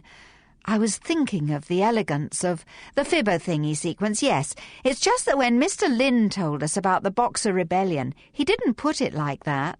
I mean, I don't remember him saying that the great powers were invited to loot China and steal everything they could lay their hands on." "I bet Tags didn't say that," said Jane, abandoning her educational attempt. Ruth, despite her manifold virtues, would probably never understand the true beauty of numbers. Devoid of politics, of emotion, thought Jane, just pure ways of expressing the symmetry of the universe, a numerical law in the spiral of seeds in the centre of the sunflower. She would have said, "The Chinese were causing trouble, and such was the indignation of the country that the government was forced to take forceful action in order to protect trade, the lifeblood of the British Empire. And every girl in this class may hope that she may do something to advance the cause of this most successful and just colonizing and conquering empire, which combines empire and liberty." "Well, all right, that's what she said," conceded Ruth. "But that's what the soldiers did, and they burned everything else." "That's how armies behave," said Jane matter-of-factly. "They kill people and destroy cities. Mr. Lynn would naturally have another view. It was his country they were looting and pillaging. And from the papers it is happening again. The Japanese have invaded Manchuria and have a puppet emperor. The small generals are all fighting each other. Sun Yat-sen is dead, and Chiang Kai-shek hasn't got enough people on his side, and then there are the communists. And you know, Ruthie—" "You have been paying attention after all," exclaimed Ruth. "Miss Howard lets me read the paper in maths. You know that. She calls it Social Studies. She says I can read until the class catches up with me, and they've been absolute duffers this week," replied Jane. "Of course," said Ruth affectionately. No one caught up with Jane in mathematics. She was always over the horizon, chasing stars. "I hope Mr. Lynn is all right." "Why shouldn't he be?" asked Ruth, standing up and brushing sand off her legs. "Well, things are pretty bad there, and Miss Phryne's worried about him," said Jane, fumbling for her glasses. They were new. Phryne had caught her holding a book up to her eyes and marched her to an oculist. They improved her vision, and the squint line between her brows was vanishing, but they did give Jane, whose possessions already had a tendency to stray, one more thing to lose. Ruth had a spare pair in her school locker, in case Jane lost her own and had to go a whole day without reading. That, for Jane, would be unmitigated torture. "Shall we return, ladies?" asked Phryne. "You're right, I am worried about Lin Chung, but there is nothing we can do about it from here." Miss Taggart would send a gunboat," said Jane. "Oh, how I wish I could," Phryne replied. "Now listen, girls. I don't want to alarm you, but I had a rather unnerving encounter with a car this afternoon, and one of the witnesses said it was driven by a Chinese. Admittedly, my informant was completely gaga, but just in case I want you to go to a state of caution. Nothing to be really worried about, but make sure the windows are locked or the screens are up. Let Mr. Butler answer the door, and make sure someone knows where you are if you aren't here." "A Chinese? Is it something to do with Mr. Lin?" asked Jane. "I can't imagine why it should be," said Phryne honestly. "Now, a drink and then some dinner. I've been working for a living, and I'm starving."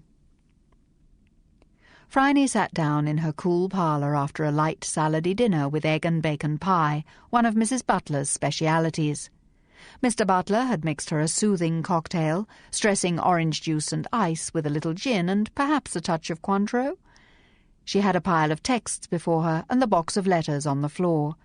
Her pencils were as sharp as daggers, a new notebook was open in front of her, the air temperature was warm but not hot, the girls were playing with their puppy in the garden, Dot was mending stockings and listening to the wireless in the front room, Mrs. Butler had finished the washing up and retired to her own apartment to take off her corset, Mr. Butler was reading the paper over his after-dinner port, and all was right with her world. Why then was Phryne unable to get comfortable? She wriggled on her chair, went and fetched another one, moved to the sofa, moved back, gulped some of her cocktail. Finally she lit a cigarette and admitted that she was worried about Lin Chung, really worried, and until she got him back safe and well, a good third of her mind was going to be occupied with him and his fate. That being so, she allowed the other 2/3 to get on with it, picked up a pencil, and began work on cyanide and its derivatives. Prussic acid was used in making coloured glass, Glaister informed her, in dyeing cloth and in colouring paint. As arsenic had once been used in making green dye and poisonous wallpaper, and white and red lead were used in house paint, cyanide was used to make a fast blue. Apparently they had the stuff lying around by the pounds at certain factories. The potassium cyanide crystals could be converted into cyanide gas by the addition of any weak acid. Chemically, it acted like litmus, turning blue things red in the presence of the gas. It had been used in the Great War, and also as a method of executing criminals in the United States. As potassium cyanide, it was a stable, white, crystalline powder rather like Epsom salts.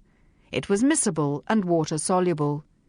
The only clue to its presence was the bitter almond scent, which at least 1 in 5 people could not detect at all. Taken internally, it killed within 4 seconds, and although mixing it with some things could slow the reaction, it was always complete within an hour. A cyanide victim, unlike an arsenic eater, did not manifest odd nervous and gastric symptoms and fade miserably away over agonizing months, nursed faithfully in some cases by his poisoner. A cyanide victim found that perfectly reliable oxygen exchange systems, which had served them faithfully for years, simply didn't work anymore and died immediately. Death was from asphyxia. Post-mortem, there might be small red patches called petechial hemorrhage, giving rise to a suspicion of carbon monoxide poisoning. The post-mortem appearances, said Glaister, could be confused with cerebral hemorrhage or thrombosis by an inattentive physician, as indeed they had been, Phryne thought. She closed Glaister with appropriate respect and took up the box of letters. Lying on top of the envelopes was a clipped set of what looked like standard printed replies. There was also a schedule of fees. Phryne raised an eyebrow. If one's letter was printed in, "Is this problem yours?" the woeful damsel received a postal note for 5 shillings, which might have comforted her spirits. Otherwise the service was free, apart from the postage, if the magazine published the letter. However, this was not the end of Artemis's talents. To receive a short private letter, one paid 1 shilling and enclosed a self-addressed envelope. A long letter cost 2 shillings and 6pence, and all replies were dispatched within a week. The reader was assured that her own letter would either be destroyed or returned to her, whichever she required. She was also assured of Artemis's complete confidentiality. Phryne assumed the letters currently in the box must represent only a week's post. She flipped through Artemis's replies. They all began, "My dear child, I feel for you in your trouble," and continued with an anodyne collection of clichés so brazen that Phryne's eyes slid over them.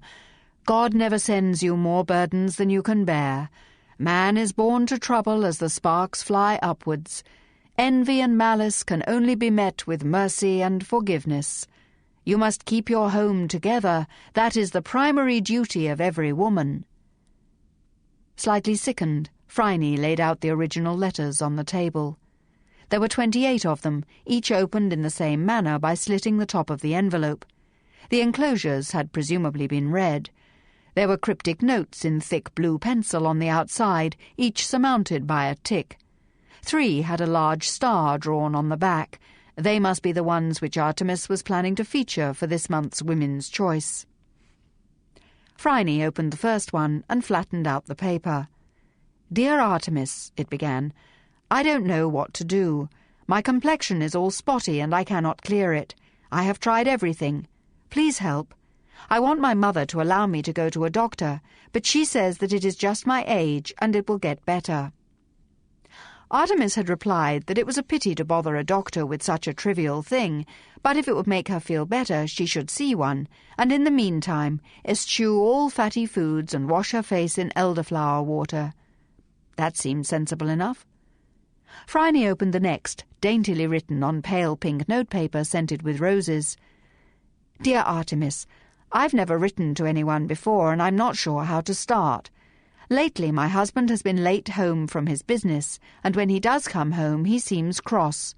He often shouts at me to get the children to bed, and when I do, poor little mites, he doesn't seem to want to talk to me. He just sits there reading the paper.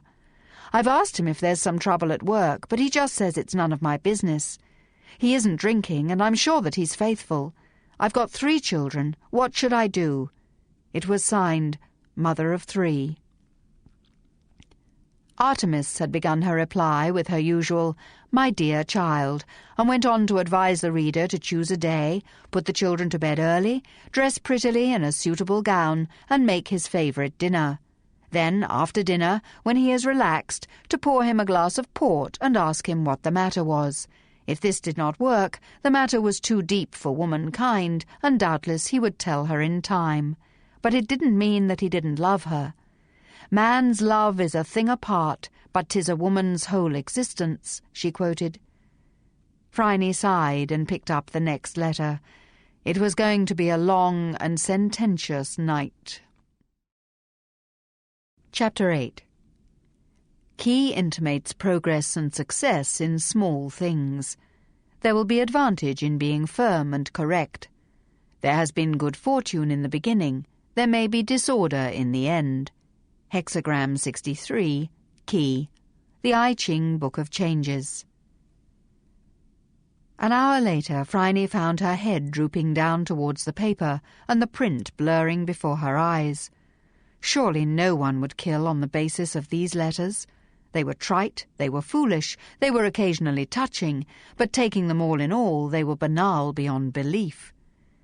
If someone had killed Artemis because of one of these replies, it would have been an English professor outraged by the atrocities which Artemis had inflicted on his beloved language. Phryne rang for coffee. Another hour later, she had sorted the letters into 3 piles marked A, B, and C. The largest, C, contained letters which could not possibly have given rise to anything except possibly a meditation on the emptiness of nice middle-class lives. A woman complained that her friend always belittled her possessions, insisted that the friend's child was better behaved, that her new curtains could have been got better and cheaper somewhere else, that the friend's cook made better cakes, and her husband came home earlier from the office. Artemis explained the friend's motivations as envy and counselled compassion. That ought to annoy the friend enough to take herself off, Phryne thought. Good advice. Into the C pile went also the girl with pimples, the request for advice on house-training a puppy, and the shamefaced worry that there was something wrong down below. Artemis had sent the latter smartly to a female doctor, which argued a certain enlightenment. Phryne added to the C's the advice on perfume, the merest touch is sufficient, on cosmetics, no one should know that you're wearing them, and on care of the hair. There were 3 on this last topic, including a worried lady who was losing her hair and wondered if it would be comme il faut to wear a wig. Artemis had given her permission, but also sent her to a doctor in case there was some serious cause for it.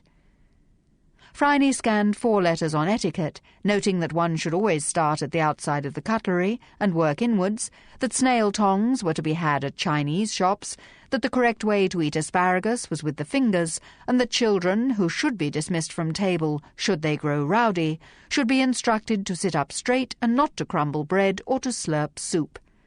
That ought to get rid of the little blighters before the main course. Phryne had endured punitive lessons in table manners at a girls' school in the soggier part of the Cotswolds, and thought that this explained why she had spent 2 years in the Quartier Latin in Paris, eating sardines out of tins and bread and cheese out of paper bags, among other reasons, of course.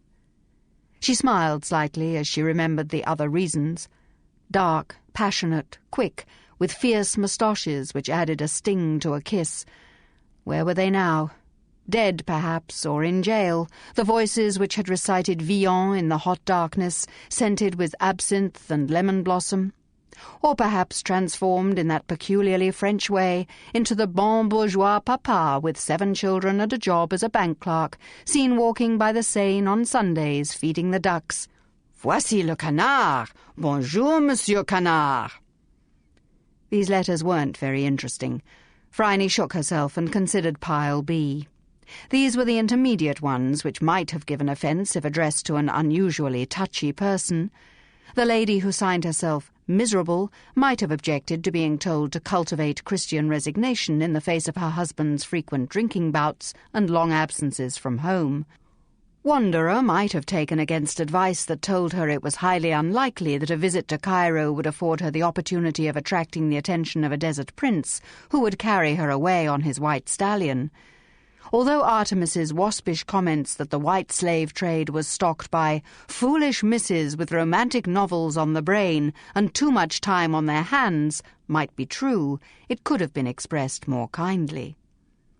Mother of 9 had as many children as the old woman who lived in a shoe, and many of the same problems, without the chance of applying the same solution, the Crimes, Cruelty to Children Act 1910 being what it was.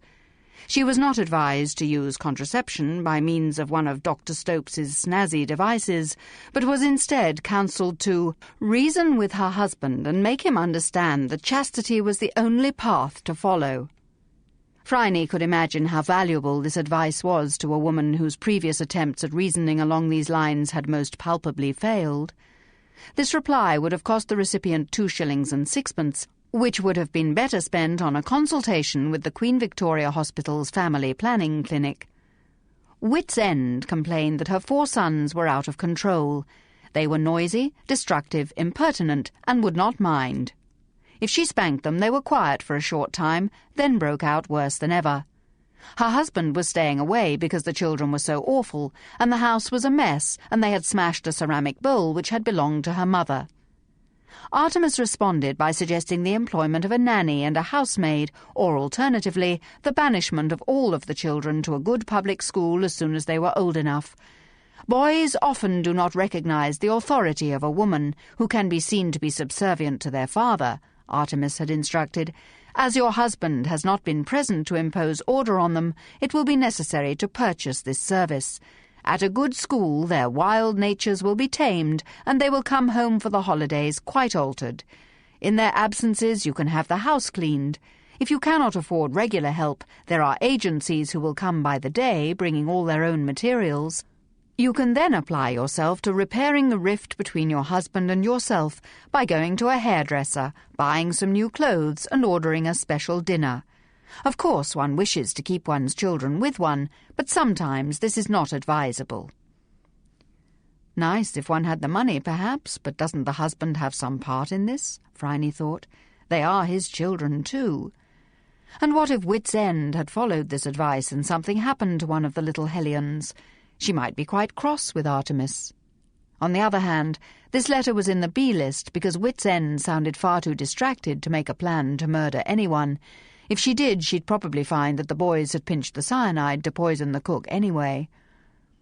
Pile B also contained a rambling, vague letter from Manon, who was wavering between a worthy but dull husband and a grand passion with a French gentleman belonging to the embassy. Another potentially explosive situation on which Artemis had made her views clear. You have a good husband and a nice house and a position in society, all of which you will lose if you pursue the second course. It is not entirely your fault, perhaps, that your affections have strayed, but now that you have come to the point, which would you rather have? The regard of a worthy gentleman or the passing passion of an unreliable Frenchman who will probably prove to be already married? Inquire, my dear, and find out if he has a wife in Paris. I will be very surprised if he has not. And if he will be unfaithful to her, be assured that he will be unfaithful to you in your turn when someone younger and prettier comes along. Don't be a fool, concluded Artemis. Good advice. Could have been put more kindly. Phryne considered Manon again and returned her to the B list. There was a faint flavour of fantasy about the letter, something not quite convincing. Manon, Phryne diagnosed, was indulging in daydreaming. But dreamers sometimes reacted violently if their dreams were shattered, and a mind which could make up a French gentleman of Gascon temperament could certainly plan a murder. Manon was in the B pile because she would very likely be satisfied with the dream and not need the reality. The A pile contained the dangerous letters. The first, on pale blue notepaper in an envelope embossed with rosebuds, was written in a childish, stumbling hand and merely said, "Artemis, how could you have suggested that I should try what you said? I did, and it was terrible, and now he won't even speak to me. You should be ashamed of yourself." The writer had signed herself Anne. Unusually for Artemis's correspondents, who were requested to use pseudonyms. There was no return address on the letter. What had Artemis advised? Why hadn't it worked? Who was Anne, anyway? Phryne called out to Dot to search through the last few copies of Women's Choice to find a letter from Anne. It might have been published. The trauma appeared to be recent. Whatever the cause, Anne was in distress, and so was her husband. She needed to be found. The postmark on the envelope said GPO, which was not helpful. The next was a sheet of plain blank paper, on which was scrawled in easy, angry capitals, "You bitch, you stupid bitch, you deserve to die." Phryne noted the Greek E and the inability to spell. This was Miss Lavender's constant correspondent.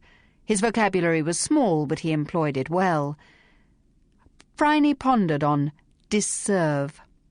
Was that the way a truly illiterate person would spell deserve? The hand was of someone used to writing in capitals. A mail clerk, perhaps? Someone who addressed parcels? A tradesman used to marking bricks, tiles, or planks? Interesting. She put it aside for comparison with the others. The third envelope contained a page of ramblings so incoherent that it was hard to guess what the writer was trying to convey, except that he or she was angry. In several places the nib had ripped the paper. It was written in red ink, which had dried to an unpleasant brown reminiscent of blood. "I did what you said, and look what happened," declared the writer. "I followed your instructions to the letter, and now I'm in worse trouble than before, and you're to blame, Artemis. I'm lost now, lost, and it's all your fault. I did like you said, and it all went wrong, and I don't know what to do now. You did this, I'll kill you like you killed me." There was no signature. It had been posted in Kew. Phryne read it again. It made sense in a way, though there was no internal clue as to what Artemis had advised, so Phryne had no idea what had gone wrong. A dangerous trade, the giving of advice, thought Phryne, putting the letter aside. Even the best advice can be wrong, and the mere asking for advice can precipitate unfortunate events. What sort of trouble? Did the writer mean the usual female problem, pregnancy? Had Artemis given her advice about an illegal operation? Out of the question, Artemis had maintained the sort of consistent, conventional righteousness which a Presbyterian might consider too strict. She had probably never heard of illegal operations, and if she had, she would consider them contrary to the law of God, and she would have said so. What had Miss Prout said about the letters to Artemis? Replete with scandal, divorce, molestation of children? Phryne had not found anything like that. Had someone weeded the letters before they got to Artemis, taking out the scandalous ones in case Artemis's virgin rectitude might be outraged? Now that was an intriguing thought. The letters went to a box at the General Post Office. Phryne made a note to find out who collected the mail and sent it on to Miss Lavender. Or did she come into the city and collect it herself? On the other hand, perhaps this was just a slow week in the scandal line. Phryne opened the next letter on the A pile. "Artemis, I won't call you dear Artemis," it began. "I took your advice. I did as you said. I had the walls stripped and painted. I used up all my housekeeping money on it. And now I have pale green walls and no husband. He took one look at it, shouted at me that I had wasted his money, and I was a flapper with no taste, and I'd mutilated his house, and he left that night taking all his possessions. I hate you. I hope you die. Moderne." "Dot, see if you can find a letter from Moderne," shouted Phryne. "Right you are," Dot yelled back. "No luck with Anne, miss." "Keep trying. And can you find those interviews for me, the ones Jack Robinson left?" "They're on the other side of the desk, on the tapestry chair," Dot called. "Oh, yes, so they are. Thank you." Right at the bottom of the box was the usual detritus of a writer's life: a bus ticket, a few scraps of shopping list, the cork from an ink bottle, and 3 leads and a spring which had fallen out of a propelling pencil which no longer propelled. There was also a sealed advice letter which had "Return to sender" on the front. Underneath the address was written in angry capitals, "Addressee deceased." Unfortunately, the letter had originally been sent to a post office box in St Kilda, and to pseudonym Desperate. Since the readers were required to send a stamped, self-addressed envelope, the handwriting on the envelope could be assumed to be Desperate's. The envelope should have contained Artemis's advice to Desperate, either a short letter for £1 or a long letter for 2 and 6. What it actually contained was a sheet of blank paper. Phryne held the envelope up to the light. Just along the edge she could see where the flap had been opened. Steaming melted glue into patches, and when an envelope was resealed, a strong light would reveal whether the envelope had been tampered with. But what an odd thing to do! If someone wanted to hide Desperate's existence, all they had to do was pinch the letter and bung it into the stove. What was the point of stealing the letter, steaming it open, removing the enclosure, substituting a blank and putting the letter back in the box, with its revealing post office box number? It made no sense. Except as a false trail, perhaps, a means of leading an investigator on a hunt for mare's nests. Well, Phryne could just put on her mare's nest hunting hat and follow along. Even a false trail leads somewhere in the end. Jack Robinson could find out who owned the postbox tomorrow and pursue the matter. Desperate wasn't going anywhere. "Miss, "Here's Moderne," said Dot, laying the magazine on the table. "I've been back all year and I can't find Anne, though." "Didn't get published, and the letter would have been returned or destroyed," Phryne told her. "Never mind. What was Moderne's problem?" "I live in a big house with Victorian furnishing, red plush wallpaper and heavy carpets," Dot read. "I want to make it look more modern and fresh. All that heavy material keeps out the light and collects dust. What do you advise?"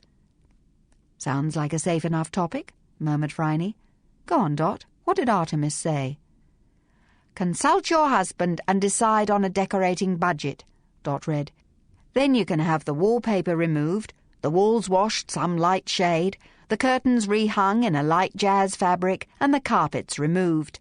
The floorboards can be stained and varnished for a small sum, and they make the house very cool and easy to clean." "It sounds nice."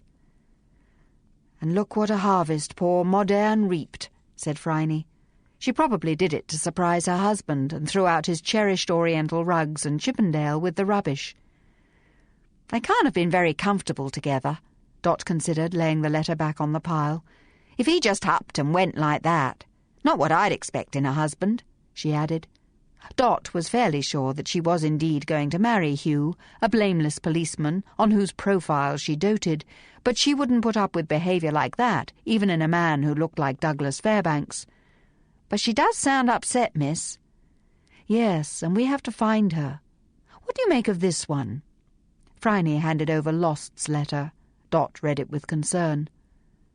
"Poor girl," she said. "And here is Anne, who sounds absolutely desperate, and desperate herself, who is dead, or so the envelope says." "And so is Miss Lavender," said Dot.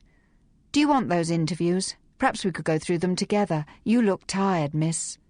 "Thank you, Dot, dear. I'm just not used to working for a living. Who's first?" "The housemaid, Mercy Porter. I am required to take around the breakfasts. This is part of my regular duties. At approximately 8:10 I arrived at the door of the garden apartment. I was a little late that day. I knocked at the door and no one answered. I pushed the door and found it open. This was unusual.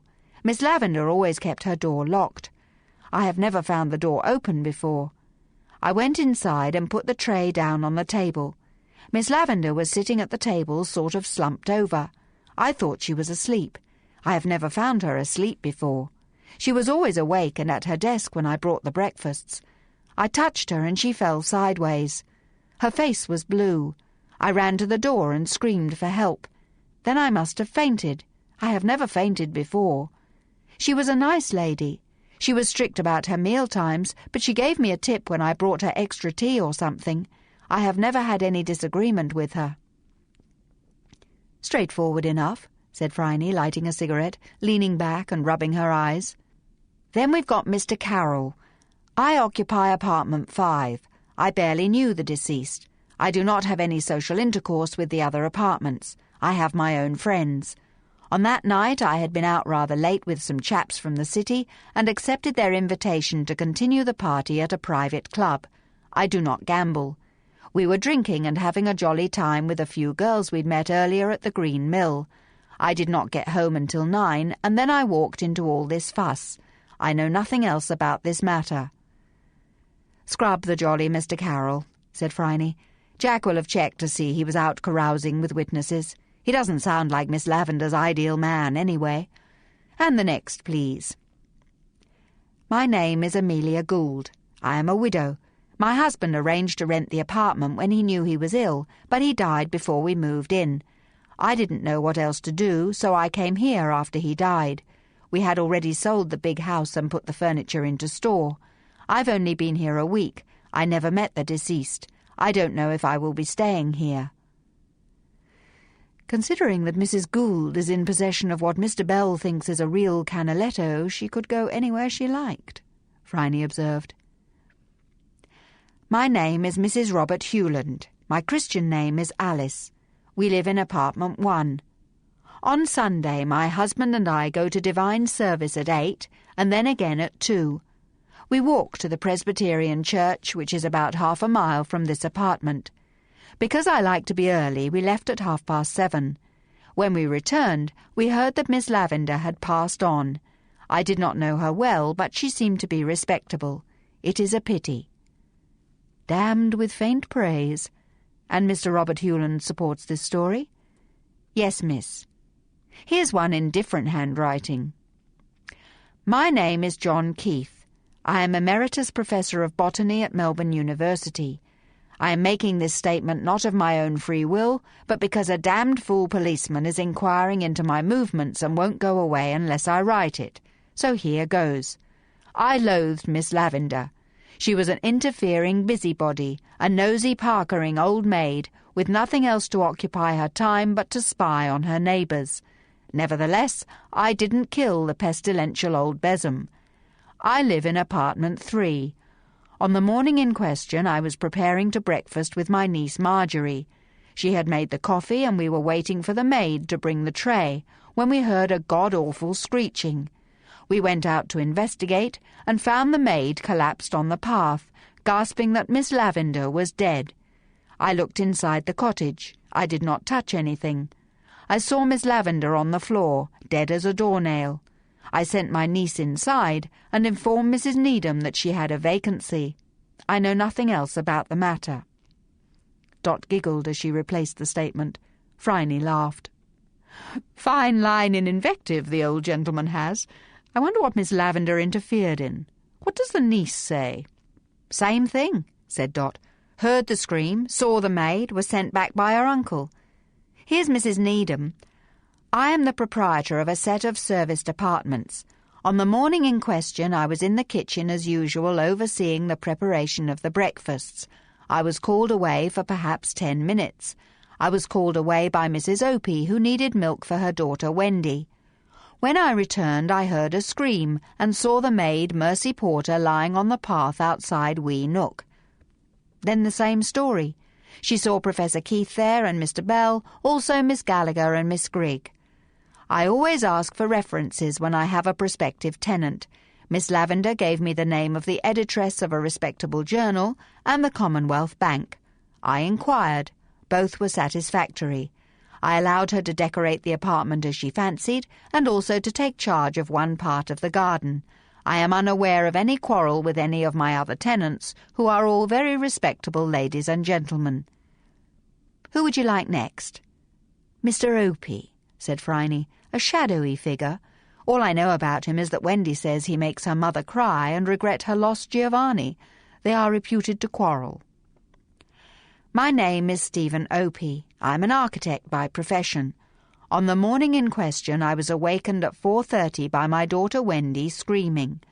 I heard my wife get up to go to her. I found that I could not get back to sleep. I never can if my first sleep is interrupted.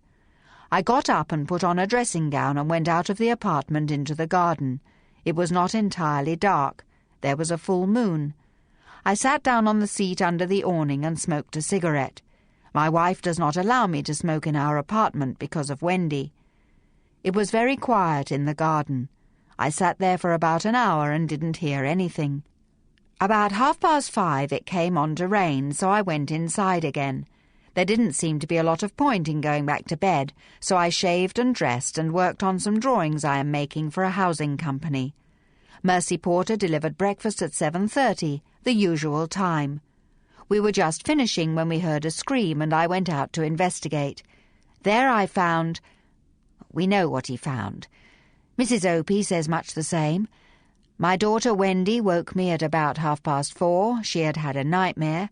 I sat up with her until she fell asleep again. I fell asleep too in the chair next to her bed. At about 8 she woke and asked for milk. We didn't have any, so I went to ask for some in the kitchen. I got some milk from Mrs. Needham, and we had breakfast. Then the usual story. Who would you like next? What does Mr. Bell say? The usual story. My name is John Bell. I live in apartment 6. I am a dealer in antiquities. That's interesting, Dot dear. He told me he sold antiques. Antiquities is an entirely different solid marble kettle of Roman statuary. Well, do go on. I also tend the garden. I am not paid for this. I like gardening. On the morning in question I was unable to sleep. I caught malaria in Italy some time ago, and I usually dose myself with quinine in time to catch the attack before it gets bad. But I took too much, and my digestion was disturbed. I spent most of the night off and on being ill. Towards dawn I began to feel better. I went out at about 6 to sit in the garden near the fish pond. It was a cool morning, but it had stopped raining.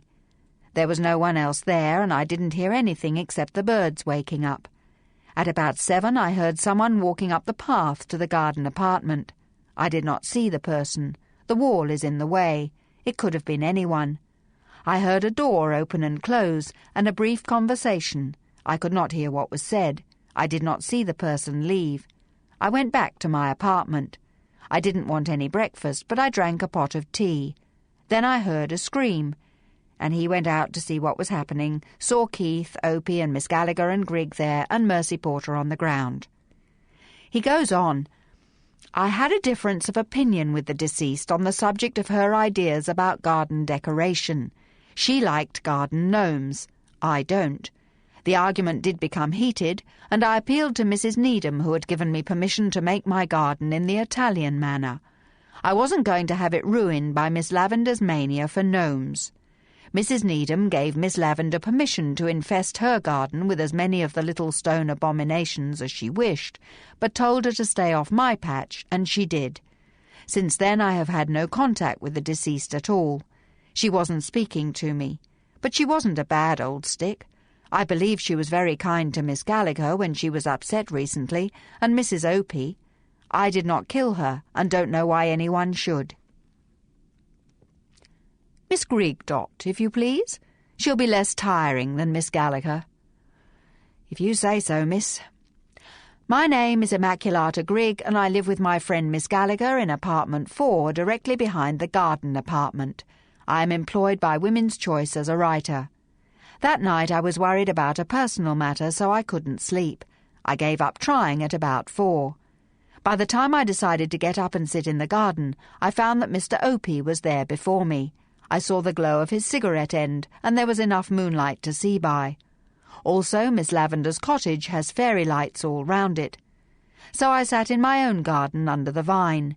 It started raining at 5:30, so I moved under the eaves. I like rain. I was smoking and thinking when I heard someone come up the path to Miss Lavender's door. She opened it, and I heard her exclaim, "For me?"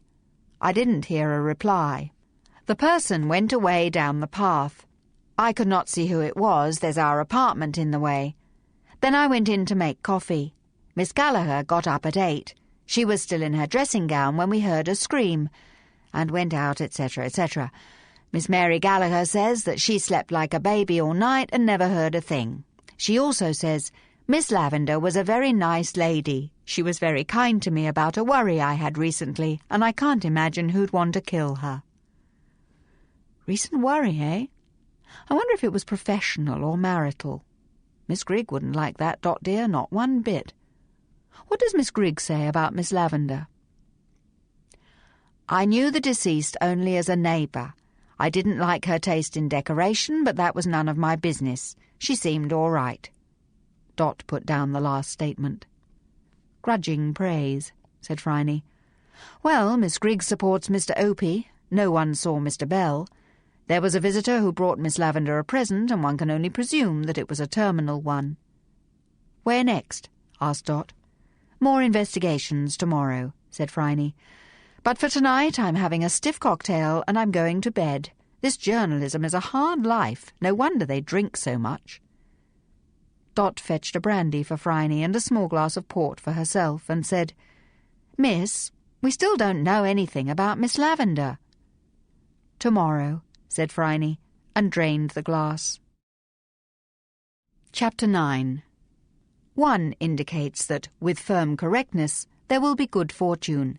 We must look at what we are seeking to nourish, and by the exercise of our thoughts, seek for the proper aliment. Hexagram 27, 1. The I Ching Book of Changes. Morning found Phryne Fisher very willing to rise. She had dreamed again, a vivid, short dream, just a picture, Lin Chung with cockroaches crawling over his face. She showered vigorously in cold water and dressed in a bright red suit and a daring hat. When she left for the city, she was carrying a paper bag containing a bronze milliner's creation which she had never really liked, and a determination to find out who killed Miss Lavender. Until then, she could not hire a plane and start for China. Something was really wrong.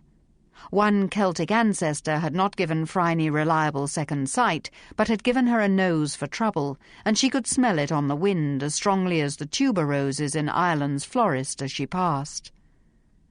Jack Robinson had promised to deliver the dossier on Miss Lavender as soon as it was made up, and the staff of Women's Choice were about to face an inquisition. No one was in the office when she arrived. An old man with a mop let her in, grumbling his way up from step to step, informing Phryne that his rheumatics were something chronic, and he'd been to the doc and he wasn't no good. Phryne that morning was not a receptive audience. "Cheer up," she said brightly to the mop. "You can always die." She went into Women's Choice and slammed the door on his, "Well, it's not as bad as that."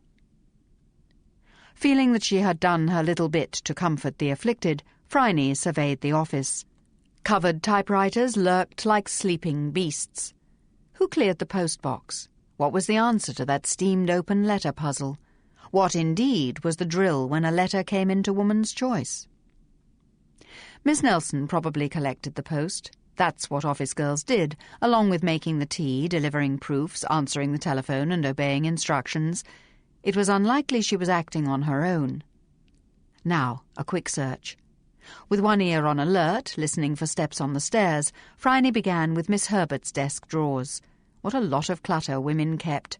Apart from the tools of the trade, like pens, ink, pencils and paper, there was a pair of laddered stockings and a patent object for fixing them, some hairpins, a tube of lipstick, 3 crumpled handkerchiefs, some private correspondence and 5 pennies. Phryne leafed through the letters. A Valentine's Day card with red roses on it, a note from a woman called Gillian about a lunch date, Phryne's own card, some advertising flyers, and one of Madame Weigel's paper patterns for underwear. Miss Nelson's table had no drawers. It bore a lot of layout work, a pot of paste and a brush, a grubby paper bag containing toffee, and several ledgers. Phryne prowled. Miss Prout's drawer was locked, which was interesting. She chewed her pencils. Miss Phillips hoarded charcoal sticks, matches, 7pence halfpenny in change, and a romance novel called Night of the Shake.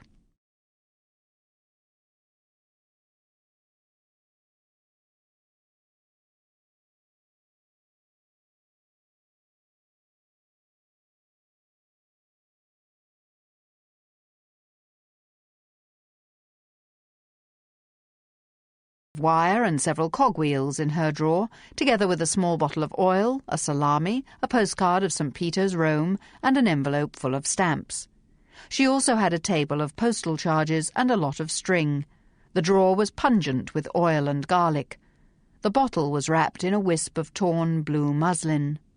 Miss Gallagher's desk contained, as might be expected, a full make-up kit, a flask of Nuit d'Amour, a comb in a case, and approximately 3,000 recipe clippings. Mrs. McAlpin's desk contained a mass of photographs, one nice clean hanky, a purse containing 1 and 6pence, a diary, and a lot of advertising material about cameras. On inspection, it proved to contain nothing but notes on light and exposures. Did Phryne dare to search Mrs. Charlesworth's room? Of course she dared. She had her hand on the latch when she heard someone coming up the stairs. She quickly occupied herself with taking off her hat and finding a task. When Mrs. Charlesworth came in, Phryne was arranging the Worth gown over the back of a tall chair. She turned with a look of keen innocence, which Mrs. Charlesworth instantly distrusted. "Good morning," said Phryne.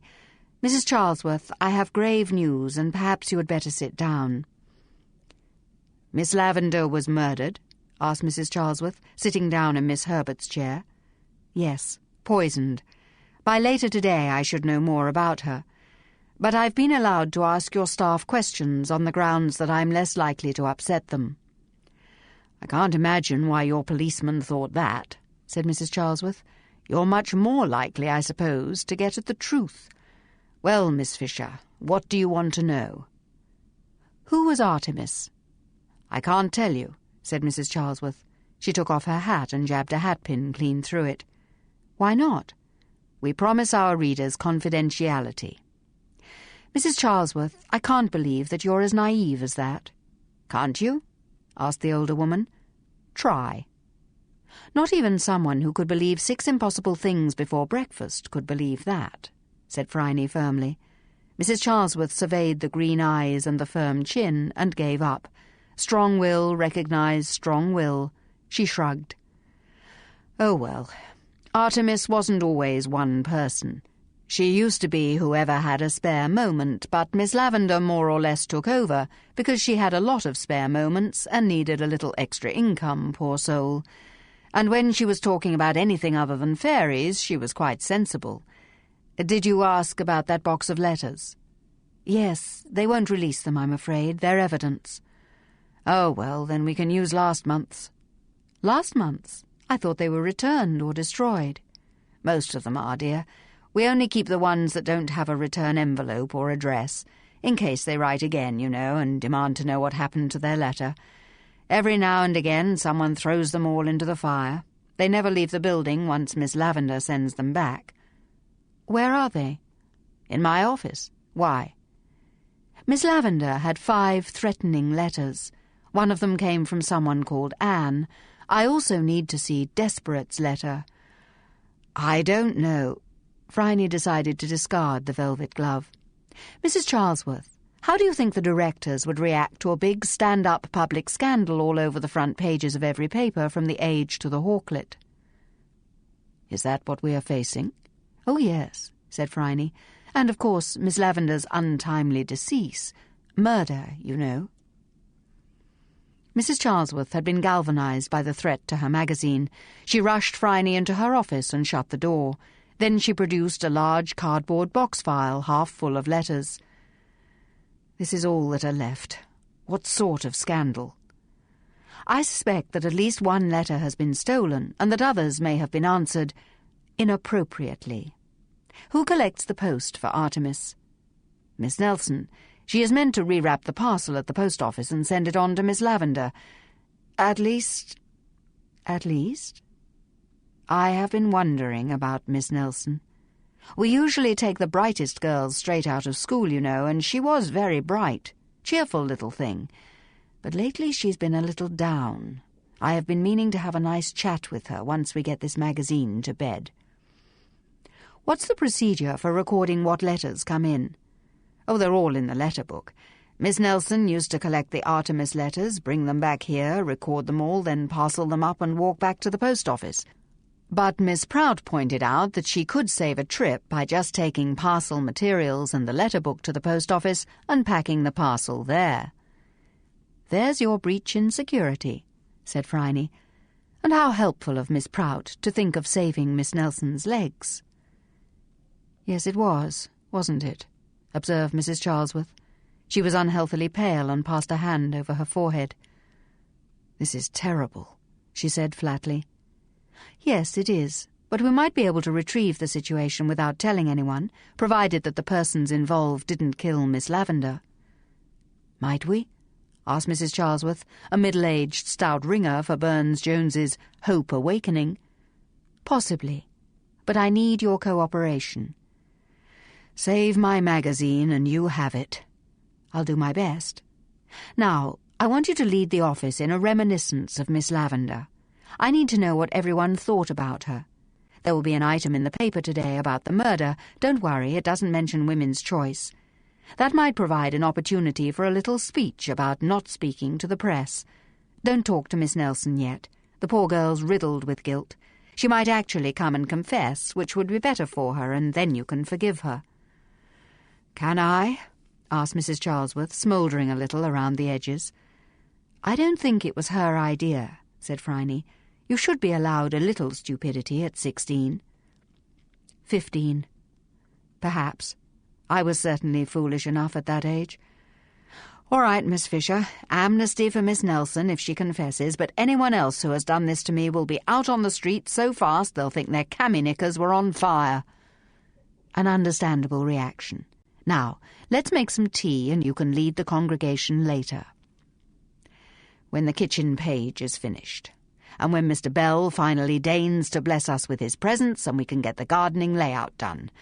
Mrs. McAlpin has the photograph already, we just need the text. And, of course, drat, the Your Child feature isn't finished. Miss Fisher, can I prevail on your good nature to take little Wendy out for an ice cream again when Mrs. Opie comes in to complete the wretched thing? You seem to have a strange influence over that temperamental child. Then all we have to do is wait until the printer delivers the proofs. What then? Then we proofread, argue a lot, add bits that have been left out by mistake, take the galleys down again and have a quarrel with the printer because he has to reset some of his type, and then, at last, we make ourselves the celebratory gin and tonic, or orangeade for Miss Nelson, eat ginger biscuits and begin again. I can't imagine why we do this to ourselves, but there you are. That pause after all the pages are delivered is a perfect opportunity for your interrogation, Miss Fisher. I think, said Phryne, suddenly liking Mrs. Charlesworth, that you had better call me Phryne. Georgina, said Mrs. Charlesworth, holding out her hand. Phryne took it. Mr. Bell arrived, looking apologetic. He was sorry, but the gardening piece wasn't quite finished. Could Mrs. Charlesworth wait until tomorrow? He had a delivery of antiques coming in, and they needed immediate attention. He was sure that one of the girls wouldn't mind typing it for him when he delivered it tomorrow. Perhaps rather late tomorrow, maybe Thursday would be better. Mrs. Charlesworth drew a deep breath and began to speak. Before Mr. Bell knew it, his straw boater had been hung on a peg, he was seated at a typewriter, the cover had been whipped off, a pencil had been sharpened for him, and paper rolled into the machine, and he was advised that if the gardening article was not forthcoming within the hour, Mrs. Charlesworth would be looking for a new incarnation of Agricola. Raising one finger, he began to type. The slow hunt and peck clack of the Smith Addison punctuated the morning. Miss Nelson came in and was immediately dispatched, to her evident relief, to the post office to bring back any of Artemis's letters and record them in the letter book. Mrs. Charlesworth retired to her office to put the last touches to her editorial. Miss Prout finished the layout of Victoria's Stately Homes, Mount Macedon, after a brief but acrimonious argument with Mrs. McAlpin on the reduction of her photographs. The trouble with photographers is that they believe that guff about every picture being worth 1,000 words, she snarled. The trouble with writers is that they don't, replied Mrs. McAlpin. Well, Miss Fisher, we may as well begin the new issue with the first pictures of your gown. Miss Herbert? You can't have Miss Herbert, said Miss Phillips. Not yet. I have to clean up all these errors and I need her. After lunch, she pleaded.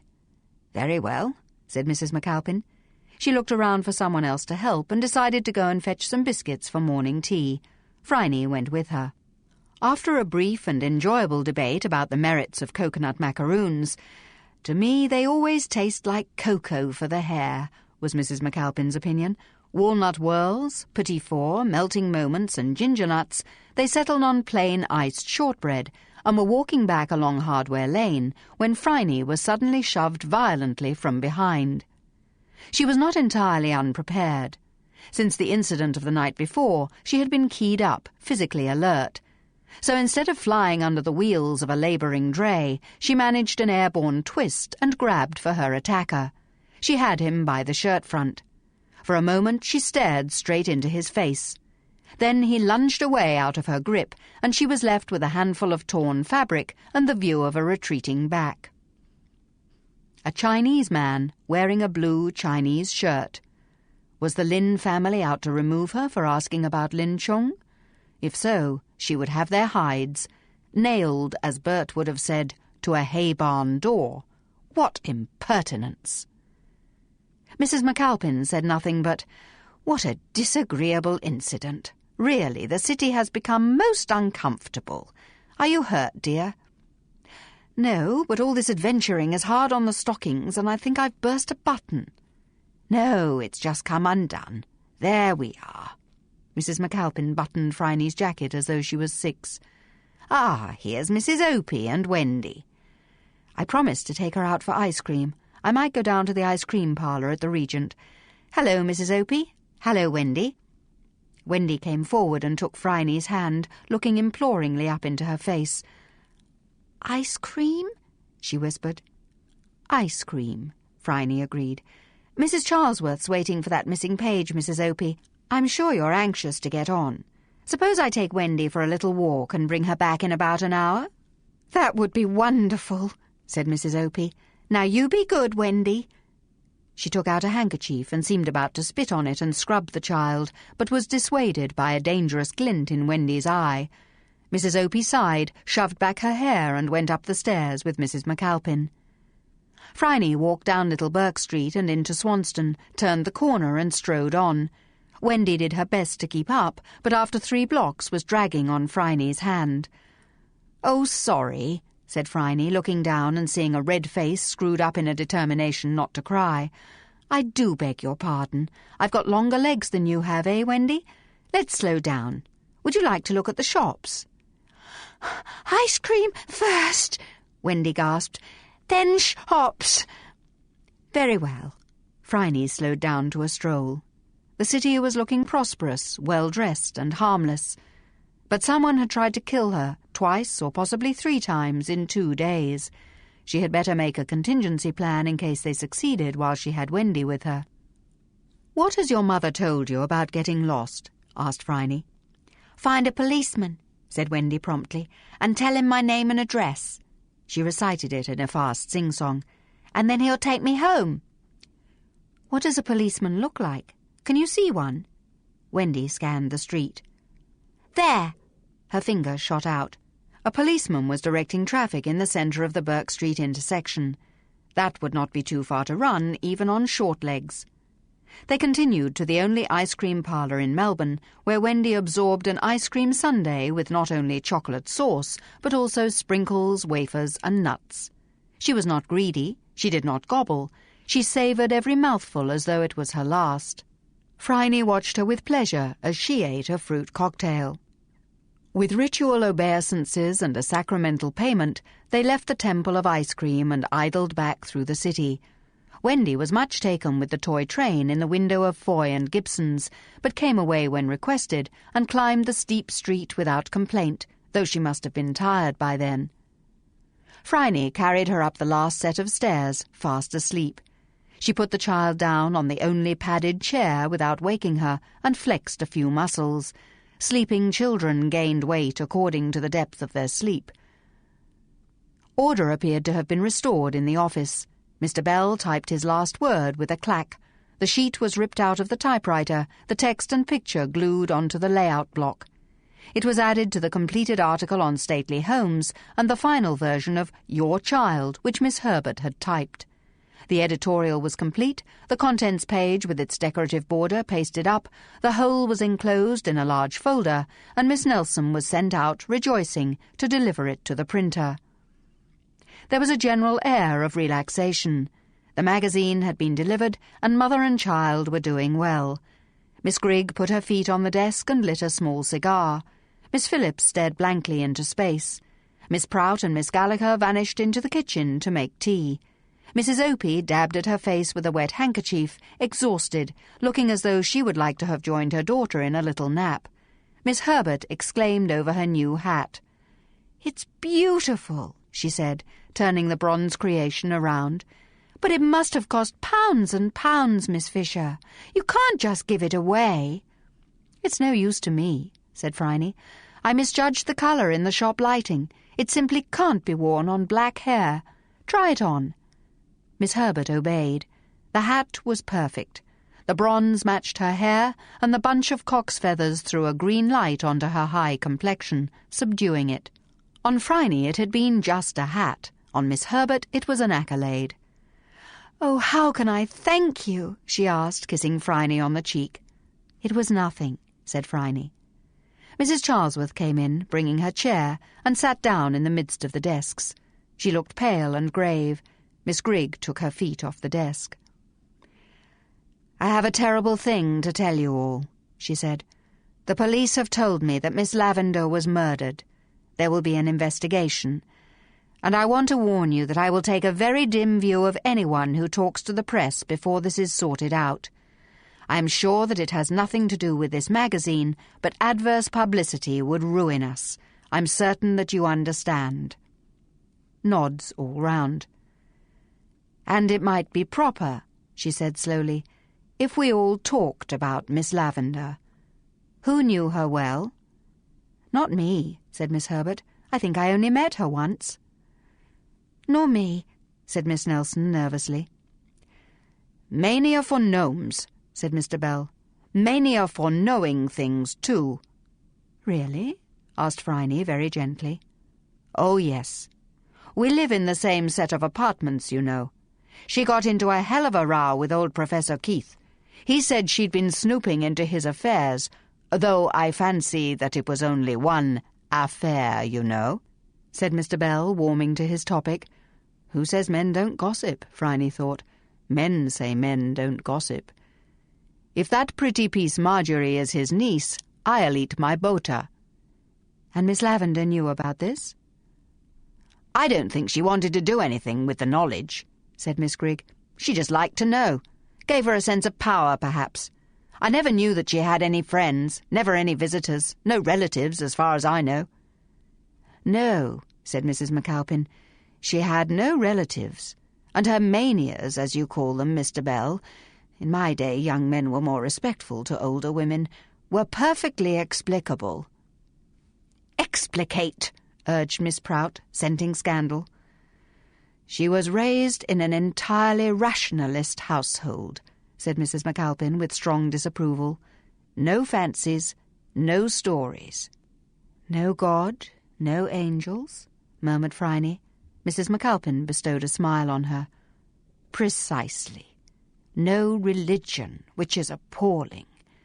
She was an only child, and she was educated at home on strict rationalist lines. Facts, nothing but facts. I believe that Dickens used this in one of his novels." "Hard Times," said Miss Herbert. "As it might be," said Mrs. McAlpin. "Then the parents died and went, I trust, to their reward. I hope it was a hot one. What does a young woman with that kind of background and training do as soon as she has no guardians?" "Gets into trouble," said Phryne, and received another smile. "And so she did. She made an unwise marriage, bore a child which died, and turned for consolation to various spiritualist organizations. Then her husband died and left her a reasonable competence, and she came to the Presbyterian Church for instruction. She has been a member of my church for 20 years now. Never married again. Never showed any signs of wanting to marry after her unhappy experience. And is it any wonder that the poor woman broke out into Fairies when she had been deprived of any fiction in her youth? The world is too harsh a place to contemplate directly, without a cushion of fancy and belief." "Underneath are the everlasting arms," quoted Mrs. Charlesworth. "But she was a terrible snoop," said Mr. Bell. "She was very kind to me," objected Mrs. Opie with a sniff. "I was walking in the garden late one night when Wendy wouldn't sleep, and she invited me in and gave me a drink and asked me what was wrong."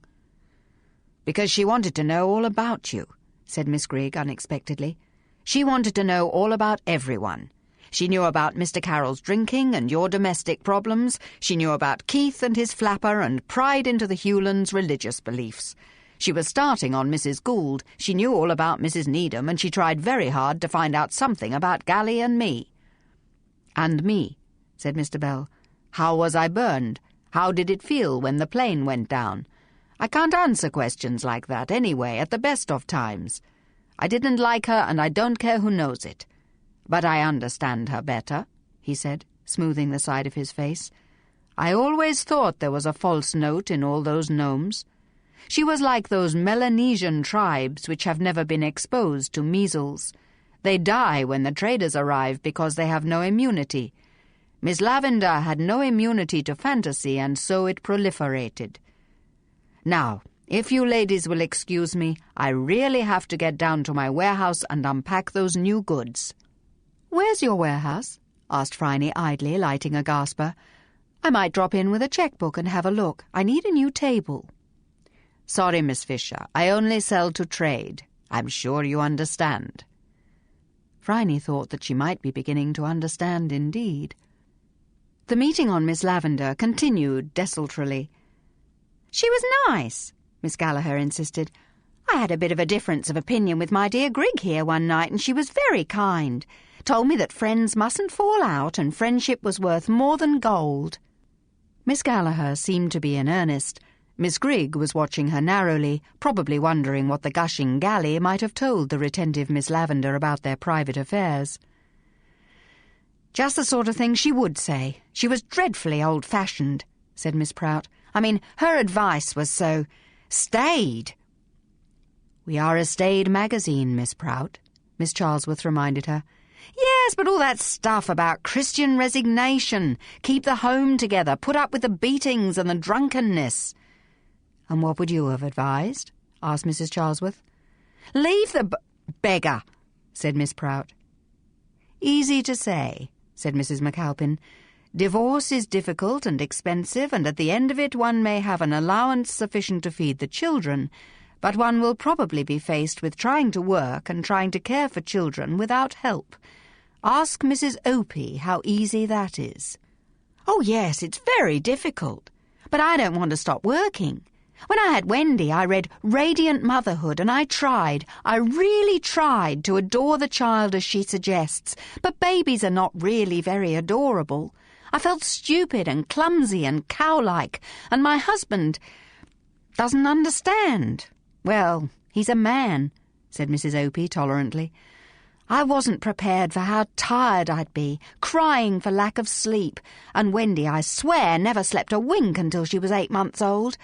But it's getting better, and I don't care what Mr. Bell says. Miss Lavender was kind. She did like knowing things, I admit." "And clearly someone objected to her," said Miss Phillips, "or they wouldn't have killed her." There was a gasp. Mrs. Charlesworth folded her hands. "We will now say a short prayer," she announced. "Almighty and merciful God, we commend our sister Marcella Lavender to thy tender care, knowing that whosoever believeth in thee shall not perish, but have everlasting life." "Amen," said Women's Choice. Chapter 10. In the third line, undivided, we see the superior man active and vigilant all the day, and in the evening still careful and apprehensive. The position is dangerous, but there will be no mistake. Hexagram 1, keen. The I Ching Book of Changes. Phryne got home without anyone else trying to murder her, and arrived at her own front door with a sense of accomplishment and a box binder under her arm. Dot opened the door and smiled. Phryne gave her the box. "Good evening, Dot. How has your day been?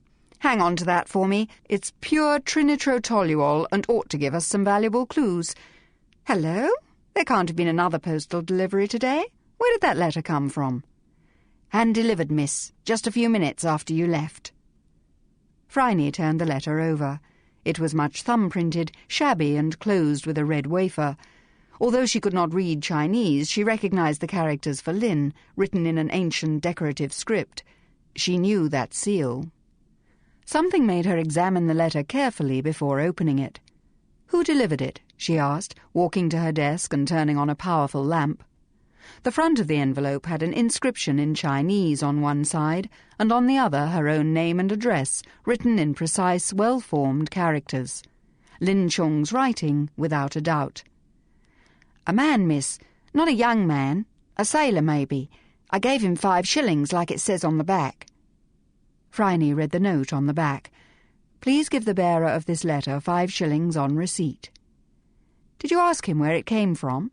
"Yes, miss, but all he said was 5 North. I found it, see, so the 5 bob's mine. I thought you'd want the letter, so I gave him the money and he went away." "I see," said Phryne. She was fighting a superstitious urge to hide the letter. She really didn't want to open it. "Did I do wrong, miss?" asked Dot, alarmed by Phryne's stillness. "Eh? No, perfectly correct, Dot. Now do go away, there's a dear." Dot went. Phryne drew a deep breath, held it, let it out, grabbed her paper knife, and slit the envelope. It had seemed rather misshapen. This was explained when she saw the enclosure. Laid out on the pale blue blotter was a folded letter and a scrap of something like oilskin. It smelt disgusting, like partially cured meat, like the breath of Pennell's boiling down works, which blanketed Richmond with a charnel house reek whenever there was a hot north wind. Phryne turned it over with a pencil. Then she saw the scrolls and foliations of a human ear, lobe and channel complete.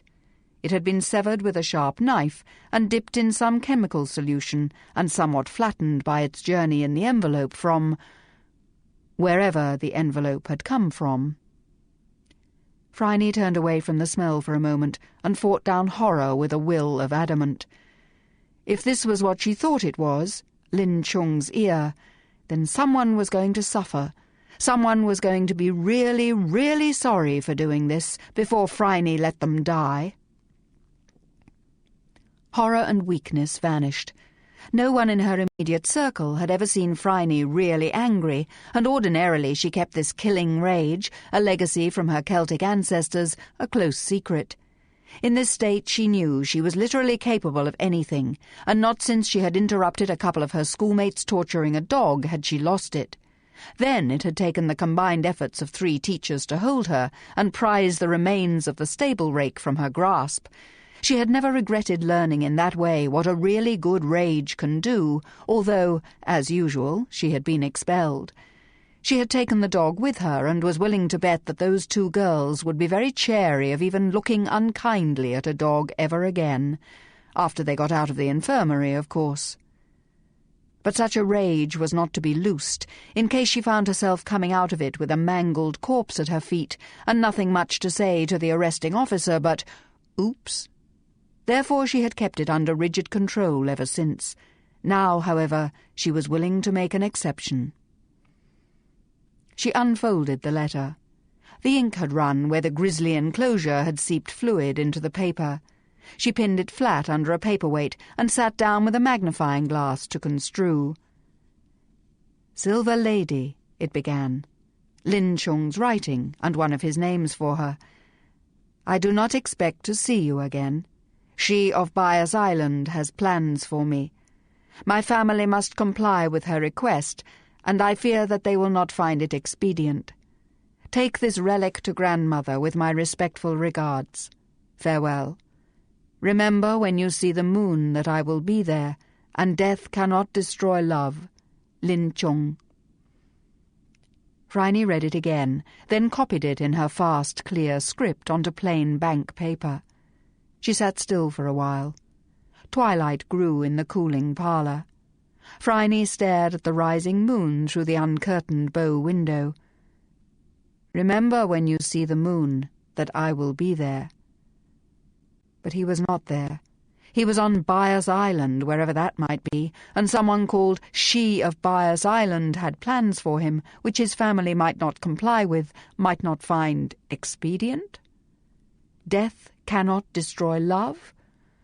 Possibly not, but it could certainly delay it adequately. Moonlight silvered the dreadful object on the blotting paper. "No," said Phryne very softly. "No, I will not accept this." She picked up the heavy blue glass paperweight, hefted it consideringly in both hands, and then threw it with all her force into the black-leaded grate. It exploded with the noise of a 4-inch shell in that silent parlour. 5 seconds later, the entire complement of the household was in the room. Phryne was standing amid a litter of blue-glass shards. Her face was white, her eyes blazed like emeralds, and no one who saw her had any intention of saying anything but immediately to anything she ordered. "Mr. Butler, telephone the Lin residence. Say that Miss Fisher has received a communication from Lin Chung and requires, not requests, Mr. Butler, requires an audience with Madame Lin at noon tomorrow. Mrs. B, fetch me a small jar from the kitchen and fill it with coarse salt, and a paper bag. Dot, find the brandy, a large glass.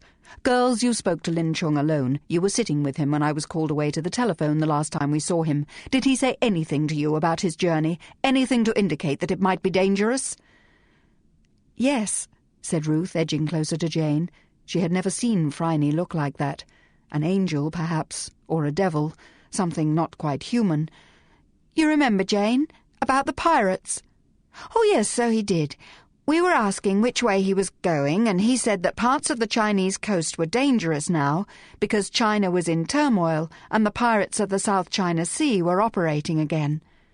Jane stepped half a pace back under the force of Phryne's fierce regard. He said that they were as organised as Henry Morgan's Port Royal and twice as cruel, and that there was nothing romantic about pirates. He said they killed the crew and took hostages for ransom and cut bits off them and sent them to their relatives. Jane backed further away and came up against a table. "But he said he was travelling on a big ship and they'd never dare attack a big ship. He said they preyed on small boats and fugitives, not on big ships which might have armed men on board. That's what he said. That's all he said," she added, and Ruth nodded in confirmation. Phryne waved a hand to dismiss them, and they escaped back to the kitchen. Ruth then escorted Jane to the outside lavatory, where she was copiously sick. Her scientific mind had just analysed the juxtaposition of what Lin Chung had said about pirates, Phryne's statement that she had received something from him, and the demand for coarse salt in a small jar. When she stopped retching, she told Ruth, and they went back into the bright kitchen, huddled together with their puppy, and cried quietly, because Lin Chung had also told them that the South China Sea pirates sometimes didn't release their hostages, preferring to take the money and kill them to save food. "I liked him," sobbed Jane. "So did I," said Ruth. Molly the puppy whimpered and licked their faces. "Madame Lin will see you at noon, Miss Fisher," reported Mr. Butler, treating his employer with all the caution due to an unexploded grenade. "Will there be anything else?" "Yes. Call Bert's landlady and get him on the phone. Tell him and Cess to find out all they can about the South China Sea pirates and report to me. Yesterday might be too late, but I'll see them tomorrow at 5. Tell him I'll pay anything he wants and... you may tell him not to fail me." Mr. Butler nodded and went out. Phryne gulped some of the brandy. She needed to calm down. Scalding her household with invective would not help Lin Chung, and for the moment there was nothing else to be done. She picked up the fragment of Lin Chung and laid it respectfully in the jar, shook salt over it and enclosed jar, letter and envelope in the paper bag. She heard a partial conversation from the hall. "No, I don't think so. She's looking like an avenging angel and asking you not to fail her. I really shouldn't, unless you want to take your intestines home in a sugar bag. Both of you, and you'll go out right away? Good, I'll tell her. Good night." Phryne sat down carefully, as though she might break the chair, and stared into the fireplace. She heard someone's shoes crunching over the broken glass, and looked up into Dot's plain, familiar, worried face. "Miss?" "Dot?" "Is it Mr. Lin? Have the pirates got him?" "I believe so, Dot. I believe so." "Then you've done all you can for tonight," said Dot sensibly. "Come upstairs now, have a nice bath with them chestnut blossom salts, and dress for dinner. You've got all them letters to look at after dinner, and I'll start a rosary for your special intention before I go to bed. Mr. B says that Bert and Cess are going out now looking for your information, and they'll be here at 5, like you said. Come along now," said Dot, "and let Mr. B clean up all that broken glass with that new vacuum machine what he's so proud of." Phryne, suddenly drained, went. Bert stumbled slightly as he went up the steps of the Courthouse Hotel. With sufficient thirst, enterprise, and a little travelling, it was possible to drink for 24 hours of the day, following the variable opening hours of hotels near the railway stations, the docks, and the markets. The only pub which deigned to open its door between the hours of 4:30 and 6 in the morning was the Courthouse, a fact which failed to endow it with any charms except scarcity. Market porters, carters, taxi drivers, lost sailors, and solid hard-case lunatics were the only clientele, and their wants were easily satisfied by the courthouse, provided they only desired beer in profusion and sawdust to spit, or sleep, in. "Just like home," commented Bert. "I hope this bloke's here, 'cause I have to tell you, mate, I'm nearly buggered." "Me too," said Cess. He drooped over the bar, ordered 2 more beers, and asked, "You seen pirates tonight?" The barman, hands full, gestured with a free elbow. "There's pirates over there," he said, slamming 2 pots down on the toweling and accepting Cess's coins. Cess was sober. One of them had to drive, and the car was the Bonza new cab, which they were both very proud of, and very bored. He never reckoned that he had seen the inside of enough hostelries before, but now he was beginning to wish for his own bed and the undemanding company of his cats. Bert, who had been drinking half the beer which they had had to buy in exchange for information, was staggering. Cess helped his friend over to the table where a man in a dark cap and watchcoat was staring into an empty glass with mournful intensity. "G'day," said Bert, grabbing a chair and lowering himself into it with care. "You pirates?" "Who wants to know?" demanded a gravelly voice, proceeding from a face leathery with weather and disfigured with scars. He had the watery, pink-rimmed eyes of the grog habitué, but they were webbed around by the kind of crow's feet which only come from staring across bright water to unimagined distances. Bert nodded to Cess. They had, at last, found their man.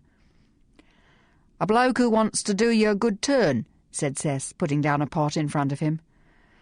"No one ain't done me one of them since the cook locked me in the stokehole when I went troppo," said Pirates, draining the pot in one long practised gulp.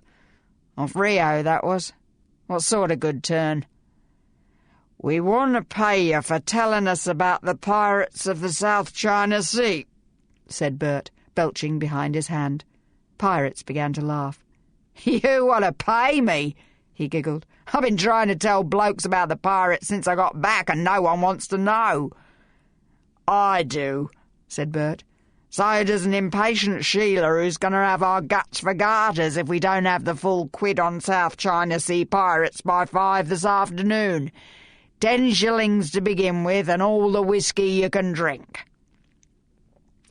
"I reckon that old Father Riley was right," said Pirates reverently. "In the end you get your reward in heaven." He waited until the note was in his pocket and the new bottle of whiskey, opened under Cess's censorious eye, was on the table. "It was the Sun Ming," he began. "Captain Foster, South China Navigation Company, British crew out of Macau. Big ship, too. 3,000 or so tons, 200 passengers, freight, and, we thought, a safe full of bullion for honkers. Last year, this was. Good ship, good food. A lot of chinks in the crew, though, stokers and stewards, and most of the passengers was chinks. But we searched everyone coming on board for weapons, and we checked all the baggage for arms. Them Bias Island pirates are monsters, run it like a business, you see. Worst of 'em all is a man in tortoise-shell glasses, though Mountain of Gold runs him close. She's a widder. They say her husband died after a little domestic tiff. Anyway, since you're paying for the story, you can fill me glass again. We didn't know nothing about any trouble till they shut the engine room off and we changed course. Heading for Bias Island we were. We heard shots. They grabbed a lot of women and children and sent them crawling up the companionway to the deck and from there to this grill which shut off the bridge, begging the captain to let them in. He refused and the pirates threw them all overboard, babies and all. They screamed as they fell, but by then the water was full of tiburones. You know what tiburones are? Nah. Bert was finding the fast Cockney Australian voice hard to follow. "I know," said Cess. "Sharks." "Yeah," said Pirates. "They followed us all the way after that. Good table for a shark where pirates are. They just didn't care about people, not at all. They was trying to find the comprador, the liaison officer between the chink crew and the officers. 10 coolies they lined up and asked each one, 'Where's the comprador?' And they all knew he'd blacked his face and was hiding in the engine room, and they all said they didn't know, and they all went over into the mouths of the sharks. You know they turn belly up when they surface to eat you. Pale bellies like tripe." "Have another drink," said Bert, a little unnerved. "Don't mind if I do," said Pirates. Phryne had bathed, dressed and eaten dinner of a sort. The girls had elected to stay in the kitchen with Molly and Mrs. Butler. Dot saw that it was no use urging Phryne to keep her strength up. Her mistress was in a cold, dangerous rage, and although Dot was not frightened of Miss Phryne, she was not stupid either. She murmured some quiet banalities as Phryne sipped a glass of wine, ate 2 spoonfuls of soup, 3 mouthfuls of poulet ragout, a taste of apple charlotte, and 1 chocolate mint. With all that rage inside her, there probably wasn't room for anything more, Dot thought. No wonder she had scared the girls. They hadn't seen her like this before. Neither had Dot. She was concerned about what Phryne was likely to do. Nothing seemed beyond the scope of such magnificent fury. In such a mood she might take on the entire pirate population of Byers Island, wherever that was, and she might win. "I have brought a box of letters home," said Phryne at last. "Yes, miss." "We need to find out who Desperate was, and Anne and the others. Someone killed Miss Lavender carefully, with planning, on purpose. And I need to talk again to the people who live in the apartments. They all, it appears, have secrets, and Miss Lavender liked secrets. She may have collected them because she was lonely and felt it connected her to the real world, or because they gave her a sense of power." "Or because she was an interfering old busybody," said Dot. "That too. I've got her dossier in the box as well. Jack delivered it just before I left Women's Choice. Dot, I don't want to wake any painful memories, but when you were kidnapped by anarchists, how did you feel?" "Scared," said Dot instantly. "Of course. But I knew you'd be coming for me." "And as the time went on and I didn't come?" "I knew you would," said Dot with simple faith. "I passed the time playing with the firing pin of that big gun, and that gave me something to do. I just waited."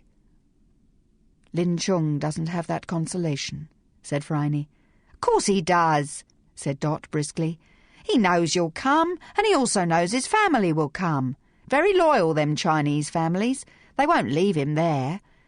If you don't get anything sensible out of old Madame Lin, you can always go to Hong Kong and get the British to take some action. They've got warships." "Send a gunboat?" asked Phryne with rising inflection. "Why not?" replied Dot stoutly. "Why not, indeed?" repeated Phryne. It could be done. She was rich and titled, she had influence, and the British might have been waiting for a reason to clean out the nest of pirates only 50 miles from Hong Kong. "You make me feel better, Dot. I can get to Hong Kong in a couple of days if I organise it with Bungy's flying chums. But I mustn't buzz off half-cocked into the blue without sufficient information. Exal en plan muck, as Peter Pienaar says in John Buchan, and the situation is very John Buchan, isn't it?" Dot, who only read detective stories and devotional works, didn't know, but nodded. Phryne was losing some of her blue-tinted, cold aloofness, and this was good. Dot ventured further. "So maybe we can look at those letters, miss, and then you'll take that sleeping draught Dr. Watson left for you last time?"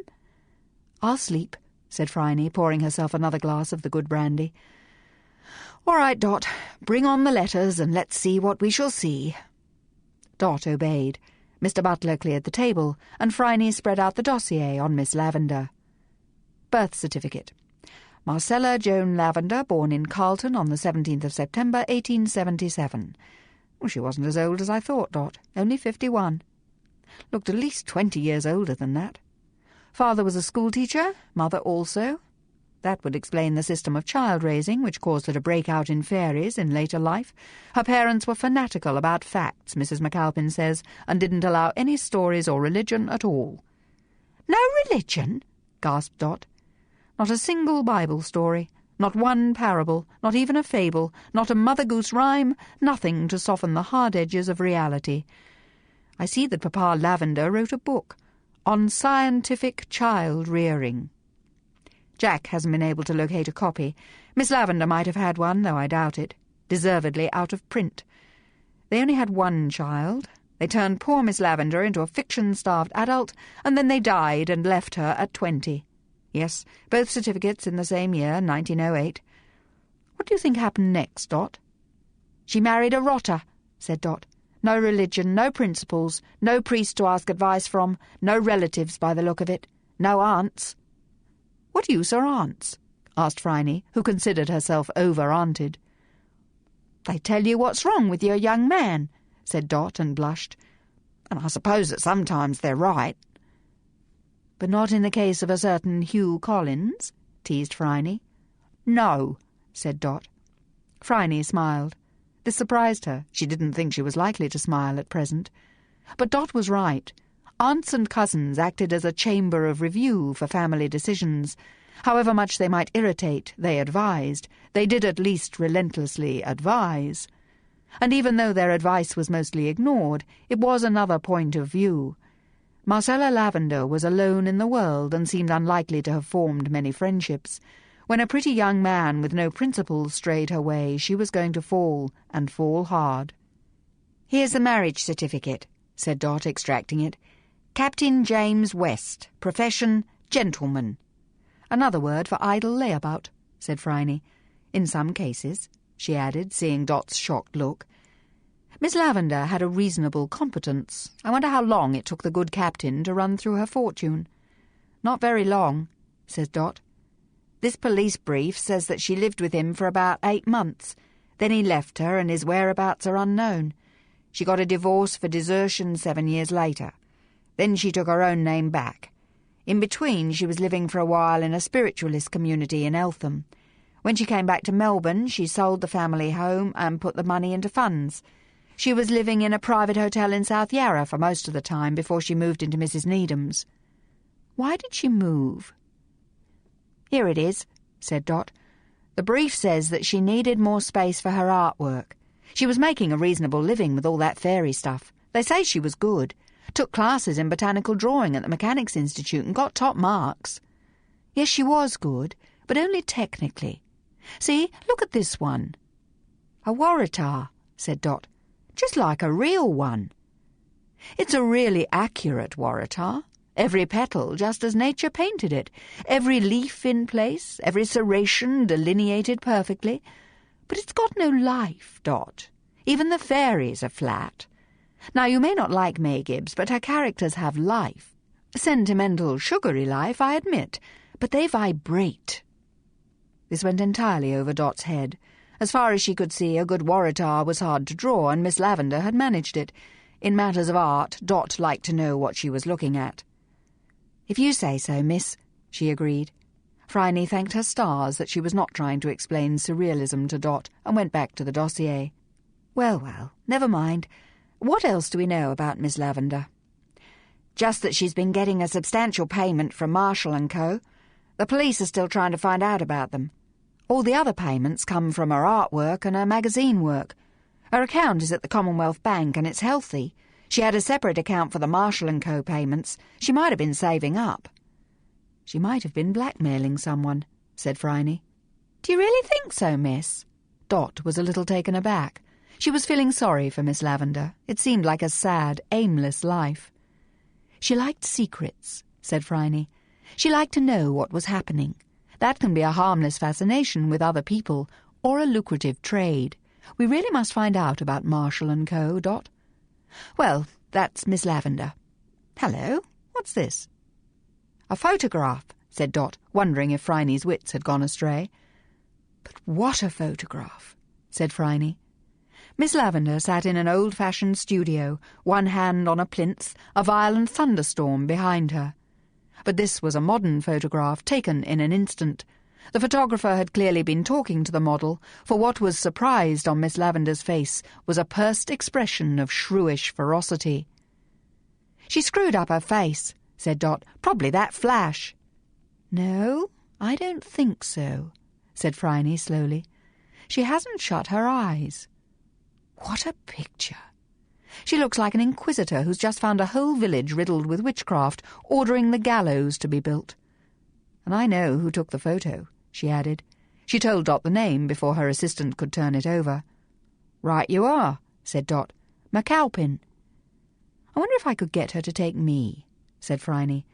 "On second thoughts, not. She has a habit of taking pictures of souls, and I don't think I want mine exposed this clearly." Dot, who had no idea what Phryne was talking about, opened the box binder. It contained letters. "Half each," said Phryne, and they opened and read in silence for some time. "Miss," asked Dot anxiously, I found another letter from Moderne. She says, sorry for being cross and her husband has come back so it's all right now and she likes the new decor. And I found Anne. Good. I found desperate. She shouldn't be here, of course. Her letter should have been returned or destroyed. Possibly the person who extracted the letter bunged it in here for destruction later. Surprised, perhaps, in the act. It hasn't got an envelope. What was wrong with desperate? Phryne read for a moment, then said, Oh dear. Dot accepted the letter. It was written in wavery, pale ink.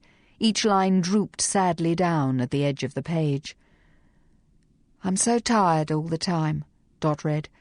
I find it hard to get out of bed. I sleep all the time. I'm so miserable that nothing seems real. The house door sometimes is like a portcullis, keeping me prisoner.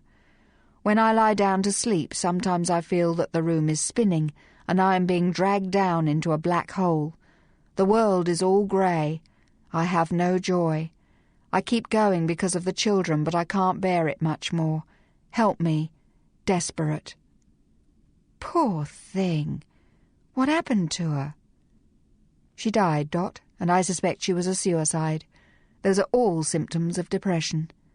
Well, she could have taken a tonic, said Dot. No, Dot, I'm talking about serious depression. The world is grey, and there is no joy, only unplumbed despair. A few years like that, and anyone would decide that death is preferable. We better find out who she was. The envelope you discovered at Miss Lavender's had a post office box, said Dot. The cops can find out who it belongs to. All right. What's Anne's problem? Dot pinkened. Her husband can't... Can't what? Just, can't. Here, you read it. Dot handed over the letter. Phryne scanned it quickly. I entered a companionate marriage. I didn't know what I was doing. My husband is an older man, and he always said he didn't want children. Neither do I, so I went to the clinic and got some instructions and a contraceptive device. I told him about it, and he didn't seem interested. What should I do? Good question. I wonder if Miss Lavender gave her advice on how to seduce a man. I shouldn't think so, said Dot. I don't expect she knew a lot about it. She was only married for 8 months, and she must have been unhappy. She would know about the mechanics, said Phryne. That relentlessly factual education she received would have taken in the biological details, but there is a great deal more to it than that, said Phryne. I'm sure you're right, said Dot, trying not to blush. Do we have the answer to Anne's letter? No, and it's another thing which does not belong. This box was supposed to contain the unattributed or unaddressed letters for destruction. It has, Dot dear, been salted. Can we find Anne? There's an address on the letterhead, said Dot. It's embossed. She scribbled it out, but I might be able to read it in a good light. If you can't, the police laboratory probably can. One more mystery. We don't even know what the lady with the Q postmark was going on about. Empty out the binder, Dot. It's likely to be at the bottom. Why? Because if you're trying to hide something, you instinctively push it to the bottom of the box and pile all the rest of the stuff on top. That way your secret is not disclosed to a casual survey. Anything from Q which might draw forth a death threat for an unhelpful reply? This one's about greasy hair and this one's about chickenpox scars, said Dot. This one's about a child that won't eat its nice rice pudding, and this one... Perhaps it might be this one, said Dot, handing over a small piece of paper written in the same square handwriting of the unsigned threat. Phryne held the 2 letters together and compared them. Same paper, same handwriting. A match, I think? She asked. Dot nodded. Dear Artemis, I'm in awful trouble. I'm the mother of 3 children and I'm a widow. I work as a cleaning lady for a lot of different houses. One of my children is ill and the doctor says he has to have medicine and I can't afford it. I saw a 10-shilling note on the floor of one house. It was folded up small as though it fell out of a watch pocket. I swept it up with the dust and used it to buy the medicine for my little Billy. Now he's worse, and it's a judgment on me. What should I do? That doesn't sound like it would give rise to threats of murder. It depends on what Artemis told her to do, said Dot. Well, whatever it was, it didn't work, did it? Any address on the letter? Yes, miss. Carlton, Lygon Street. Good. Go there tomorrow morning, Dot dear. She's more likely to talk to you. Take some money. If she's that skint, she might respond to a little cash in hand. See if you can get the address from Anne's letter, too. The police should come up with the owner of the postbox where Desperate had her letters sent by tomorrow. That's the 5 on my A-list, said Phryne. We may be getting somewhere, Dot. I do hope so, miss, said Dot. What are you going to do tomorrow? I'm going to find out about the residents of the apartments in the afternoon, said Phryne. I will go to the Adventuresses in the morning. I need to speak to Bungie Ross. I might need to hire a plane, said Phryne. She put herself to bed and dreamt of nothing at all. "Where are you taking me?" slurred Pirates, as Cess lifted him not ungently out of the chair and half carried him toward the door. "To my place for a bit of a sleep, and then we have to clean you up to meet a lady." "Took us all night to find you," agreed Bert, colliding slowly with the doorpost, revolving once and skidding down the steps. "You're a slippery bugger, Pirates. Come on, there's another quid in it for you." "Could do with a bit of kip," agreed Pirates. Both he and Bert were fast asleep before Cess could start the Bonza new taxi. Chapter 11. The third line, divided, shows one acting contrary to the method of nourishing. Let him take no action for 10 years, for it will not be in any way advantageous. Hexagram 27, 1. The I Ching Book of Changes. The Adventuresses Club was always quiet in the morning. Most of the ladies had families, work or trades, or a combination of them all. Kate let Phryne in through the brass-bound door, which had belonged to the good old lawless days of Melbourne, where if one wanted to reenact the old Irish test, a virgin of either sex carrying the statutory baby and a crock of gold wouldn't have survived unrobbed and unravished for more time than it took the local criminals to rehitch their jaws. In the enlightened and modern year of 1928, the virgin might make it to the tram if he or she ditched the gold or the baby and was reasonably fit. Phryne smiled slightly as she rode up to the library in the lift. Concentrated research might calm her mind. What did the library contain? A very good map of the South China Sea, for a start. Phryne spread it out on the table and pinned the corners flat with The Life and Death of Scarlet Blackbones, Pirate, a guidebook to Hong Kong, Volume 9 of the Newgate Chronicle or the Malefactor's Bloody Register, and a small shabby book called Reminiscences of the South China Sea by a Lady. This might, of course, prove to be pornography. A lot of tomes written by a lady were. No one weeded the Adventuresses Club library, and a curious collection of books had accumulated as members culled their own libraries or inherited or bought strange volumes. Phryne understood that there was an excellent collection on magic in theory and practice, and quite a number of travellers' tales. The members themselves were required to write copious notes, if not actually publish books, on their own adventures. They were frank enough to beguile even on a dark, sleety afternoon in July. Borrowing books was simple. One wrote the titles in a large book. If they were not returned, the committee sent a deputation around to reclaim them. Unpublished books could not be borrowed. The committee had strong views on the way that amazing deeds done by women vanished out of the historical record, and they had a collection of the works of Mary Kingsley, Gertrude Bell, Flora Tristan, Mildred Cable and Francesca French, among others, to prove it. Phryne had heard that the club was intending to bring out small editions of the Travellers' Tales, just so that no one could delete them again, so that no one could call an explorer, by definition, he. Phryne located Bias Island, its bay clearly marked, in a niche of coast not far from Hong Kong.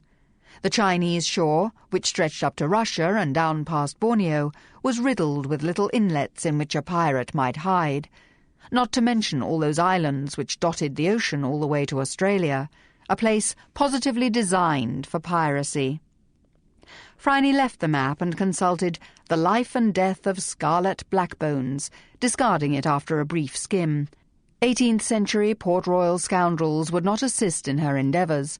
She shut the book on the illustration of the Pirate's Horrid Fate, which was quite comprehensive, and opened the guidebook to Hong Kong. No index entry on piracy. She flipped quickly through.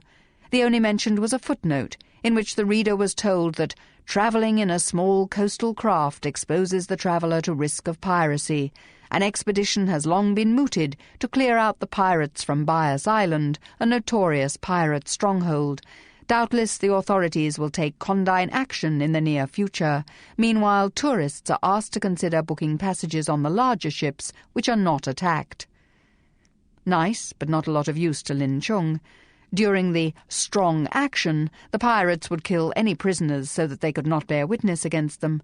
Not encouraging. Phryne rang the bell and ordered coffee. The Newgate Chronicle contained the awful story of the fate of the Mignonette, in which the shipwrecked sailors ate the cabin boy Richard Parker.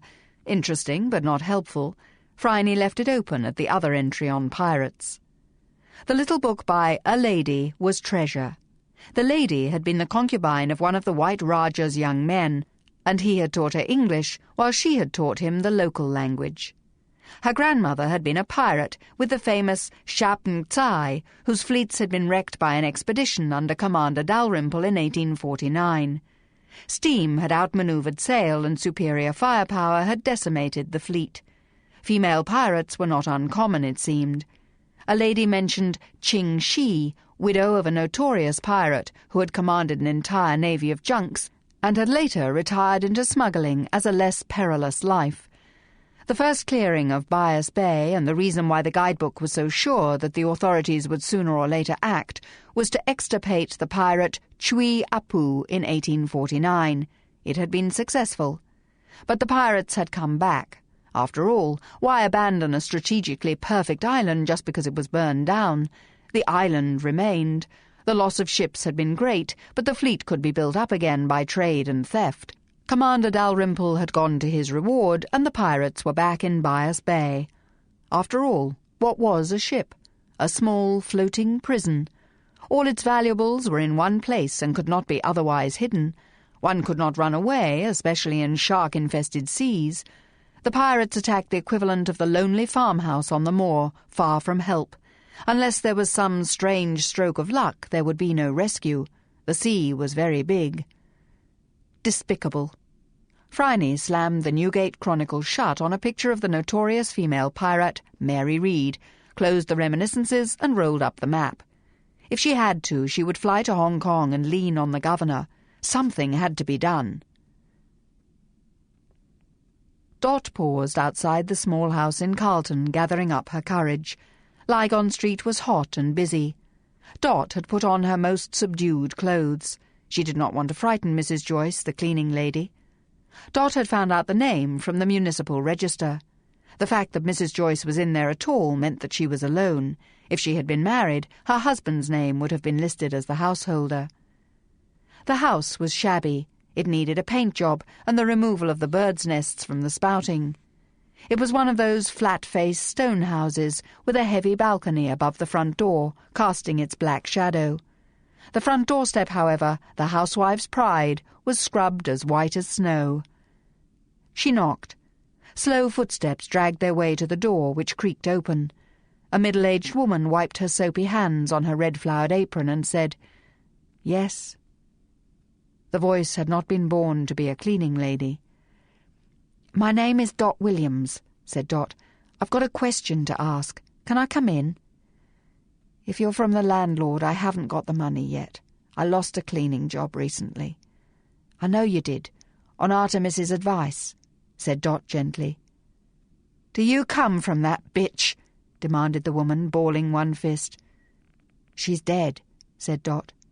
Faded blue eyes scanned her face, and what they saw must have satisfied them. "Good," said Mrs. Joyce with deep satisfaction. "Come in." "You're here alone?" asked Dot, following her down the hall to a small, sparkling clean parlour. There was a fresh frill of paper in the fireplace, and every surface gleamed. Mrs. Joyce clearly kept the same standards for her own house as for her clients. "Just me and little Billy. He's asleep, so I've been getting on with the washing. Due to that Artemis, I lost my 5 mornings a week. I'll have to find another position, but work's hard to get when you can't live in. My other 2 are at school. What's your question?" "What did Artemis tell you?" to go and confess," said Mrs. Joyce disgustedly. "And me so soft and so worried about Billy, I did. And they fired me on the spot without a reference. They'd never have known if I hadn't told them. I managed to pay the 10 shillings back so they didn't call the police, but that meant I've got behind on the rent, and that skinflint won't hesitate to throw me out on the street." "If you can give me some answers and Artemis's letter, I can pay you for them," said Dot awkwardly. She was not happy offering people money. This consideration did not seem to bother Mrs. Joyce. "I've got it somewhere." She rummaged in a large straw basket with raffia flowers on it, sorted through a handful of unpaid bills, and found an envelope. "All right. Now, miss, some answers from you," she said firmly. "Who are you, and why do you want this letter?" "Artemis was murdered," said Dot. "The police investigation was delayed. My employer is a private detective, Miss Phryne Fisher. She wants to collect the evidence in a quiet way and present the detective inspector with the result. Otherwise he'll be rummaging through everyone's private life and making scandals." "She's protecting someone," declared Mrs. Joyce. "Probably," said Dot, "but I trust her." Mrs. Joyce was captured by Dot's transparent simplicity. Here was a young woman who meant exactly what she said. Mrs. Joyce stretched her aching back, folded her work-worn hands in the lap of her apron, and surrendered. "All right. What's the question?" "Did you know Artemis? Where she lived? Who she was?" "No. How could I? I sent that letter. I was so wild I can't afford to lose a job. Then I thought better of it, but it was too late. I never signed either of them so no one could find me, though your Miss Fisher did. The letters were posted in Kew. I've got a job in Kew. I just stuck them in the nearest letterbox." "Where were you on Sunday morning between 7 and 8? "Getting the kids ready for Sunday school. We go to St. Joseph's around the corner. Ask the priest if you don't believe me." "Early Mass is 8 o'clock, mused Dot. "So it is," confirmed Mrs. Joyce. "I don't have anything else to ask," said Dot. "Will you sell me the letter?" Mrs. Joyce gave it to her.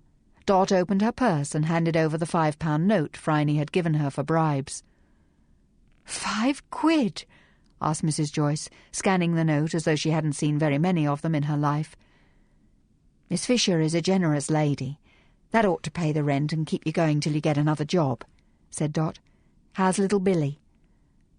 "Getting on better now," said Mrs. Joyce, folding the note and secreting it in her corset.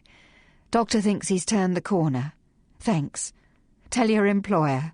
Thanks. Thank you very much.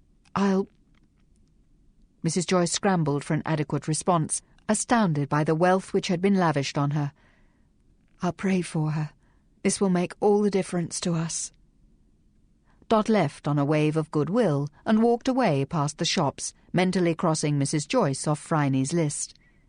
Now for Mrs. Ann Corder of Caroline Street, South Yarra. Dot took a tram, fumbling for pennies. Little Burke Street was not long enough. Phryne could have walked twice as far before her temper cooled, though even a foot race from Athens to Sparta, Sparta to Marathon, and then Marathon to Athens might not have had any appreciable effect. It did give her time to compose her mind. Little Burke was always busy and redolent of foreign scents and strange faces and unknown languages. On previous visits she had been with Lin Chung. They had been stared at and hurtful comments had been made. Mixed marriages were not allowed in Little Burke Street. Mixed alliances between a fashionable and rich lady and the only grandson of Madame Lin were allowable if the matriarch agreed, and so far she had agreed. Buddha only knows what she is going through now, thought Phryne, as she knocked at the massive warehouse doors which enclosed the Lin mansion, like a wrinkled plum contains a nut, or a mussel shell its owner. She was expected. The little door in the big ones opened, and she stepped inside. Out of the heat and glare, into cool shade scented with gardenias. The Lin household lived in compounds, contained within these sheet-iron walls. It was ceaselessly patrolled. No burglar would have lived through his first "Struth," assuming that he could be heard over the baying of the guard dogs. Two of the uniformed men fell in on either side of Phryne and led her through deep shade, under an arch, and up several stairs into the main house. Carved red-lacquered doors opened. Frightened faces were glimpsed as she passed several rooms hung with different silks, aquamarine, copper, the yellow gold of the emperor, the green of emerald, the rich red of wine, garnet or blood. The guards conducted her into a small room. It was hung in azure and white, embroidered with phoenixes. Gauzy curtains were drawn back to reveal a richly green, scented garden. There were 2 carved blackwood chairs set on either side of a small table, which bore only one ornament. It was a celadon pot of orchids, as white as jade. Madame Lynn was standing as she came in. Phryne held out the satchel. A guard took it and placed the paper bag on the table. The orchids were heavily scented. Phryne felt almost dizzy.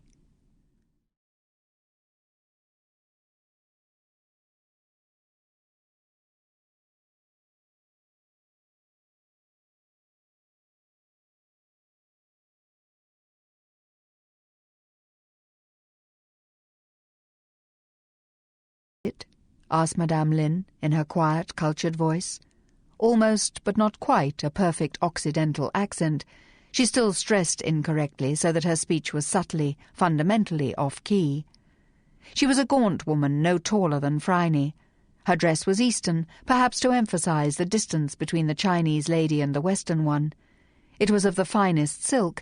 In fact, Phryne had never seen silk so glossy, but it was unfigured and the cut plain. It was white. She wore no jewellery. Her snowy hair was dressed in a smooth chignon held by invisible pins. "You have something for me?" she said. Phryne indicated the bag. Madame Lynn unfolded the top. The absence of conversational openings was very significant. Madame Lynn was worried enough to appear discourteous, even though she was dealing with a gangin, a foreign devil. Phryne was watching her as she turned the jar around and caught sight of what it contained. She gave a small gasp, instantly contained. So, Madame had not been expecting this. Then she examined the letter and the envelope. Such loss of composure as there had been was repaired by the time she spoke again. "On the outside it is merely a message to the carrier to pass the letter on, because it is of importance to the Lynn family and they will pay well for it. But it is addressed to you. Why is that so, do you think?" "I don't know. He says he fears that you will not pay what these pirates want. Perhaps he thought that I might pay it." "That is something you cannot do," said Madame Lynn. "What they want is something only the Lynn family can give." "And will they give it?" "Is that for you to know?" "Madame, this letter was sent to me," said Phryne. "As far as I knew, Lin Chung was in China on a silk-buying trip. Now I am told that there have been negotiations to set him free. How long have you known that he is captive? Who's got him and why? And why did no one owe me the courtesy of telling me? I have abided by the deal I struck with you, Madame, that I would not take Lin away from his family, that I would give him back when you needed him to marry. That gives us a contractual relationship at least." "You are correct," said Madame. Phryne almost fell off her chair. "It was a grave discourtesy not to inform you. But we received the demand. We transmitted a reply to our agents in Hong Kong, and we thought all would be well. It may still be well." "But you don't think so," offered Phryne. "He is my grandson. My heart misgives me. I am in mourning, as you observe, in a superstitious attempt to distract the demons who are bedeviling us. If they think that he is already dead, they may take their eye off him." The door behind Phryne opened a crack. A quiet voice was insisting, and the guard was asking Madame a question. "Very well, if he must," said Madame. She took a white handkerchief out of her sleeve and dabbed at her eyes. They were wet. Phryne was suddenly cold, as if she had been plunged into iced water. Madame Lynn was crying. That formidable dragon was weeping. Things were terrible. They would almost certainly not be well. "Silver lady," said a voice, and Phryne found a man kneeling at her feet. His hands were clasped together. His sleeves fell back to reveal a dragon brand on the inside of both forearms. She had only seen that once before. A Shaolin monk from the Temple of Confucius. There couldn't be more than one in Melbourne. "Li Pen!" she exclaimed. "You left Lin?"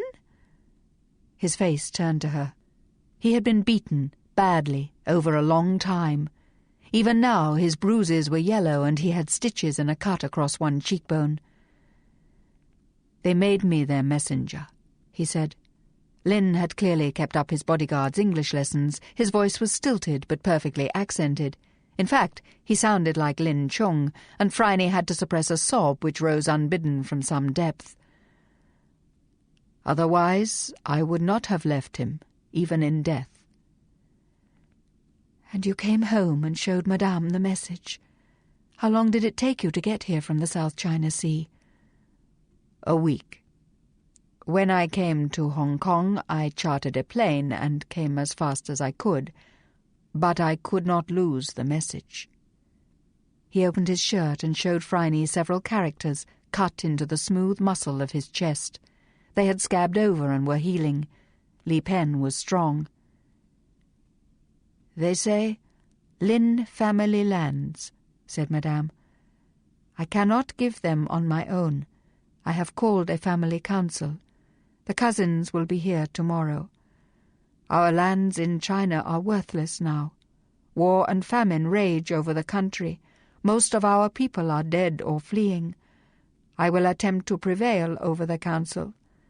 But they may argue that land, once lost, cannot be regained, and the life of my heir is not worth the loss." "Li Pen, how is he? Will they kill him?" asked Phryne urgently. Li Pen took her hand. His touch was extraordinarily alive. "Not unless the negotiations fail. He is safe while they are still talking. This letter and this offering are just an inducement to speed. If he was given a chance to write, Silver Lady, he would write to you. You do not understand about pirates." "No, but I will. Madame, send Li Pen to tell me how these negotiations go. I will always be at home to him. Will you allow this?" "Yes." Madame bowed her head. "If there is anything I can do, anything, send for me. Madame." Phryne rose and bowed slightly. Madame echoed the gesture. Li Pen escorted Phryne out of the house and into the street. At the door she paused. "Come anyway," she whispered. "I wish to talk to you." Li Pen bowed. Phryne walked back to the Adventuresses the long way, to give herself time to adjust. She felt that she had just visited a very alien, very cold, very dangerous world. It had mutilated Li Pen and eaten up Lin Chung, and from Melbourne there didn't seem to be a lot she could do about it. In fact, there was nothing anyone could do until the Lin family made up their minds to pay the ransom. Phryne was not going to think about what would happen if they didn't pay it. Anyone strong and numerous enough to carve characters into Li Pen was not going to let Lin Chung go with a "so sorry." She was thinking furiously. 2 lots of pirates. That is what Madame had implied. Lin Chung had first been taken by one lot who had demanded money, which Madame had paid. Then he had been captured again by a second lot who wanted the Lin family lands. They were the ones who had cut off his ear and recorded their demands in fine calligraphy on the living manuscript of Li Pen's chest. This was an insult which ought to be expunged in blood, and would be, if Li Pen ever got his hands on whoever had done it. Phryne became aware of a Chinese man dogging her footsteps. He was dodging through the crowd, getting closer. If he laid a hand on her, she vowed, if he even thought a single assailant thought, she was going to do something permanent to him. He was now beside her, another of those anonymous serfs in blue, so ubiquitous in Little Burke Street that no one noticed them. Without turning his head, he said, "It would be safer to leave Lin family matters alone." "Probably," said Phryne. "Shall I tell my master that you will do so?" "If you like," said Phryne.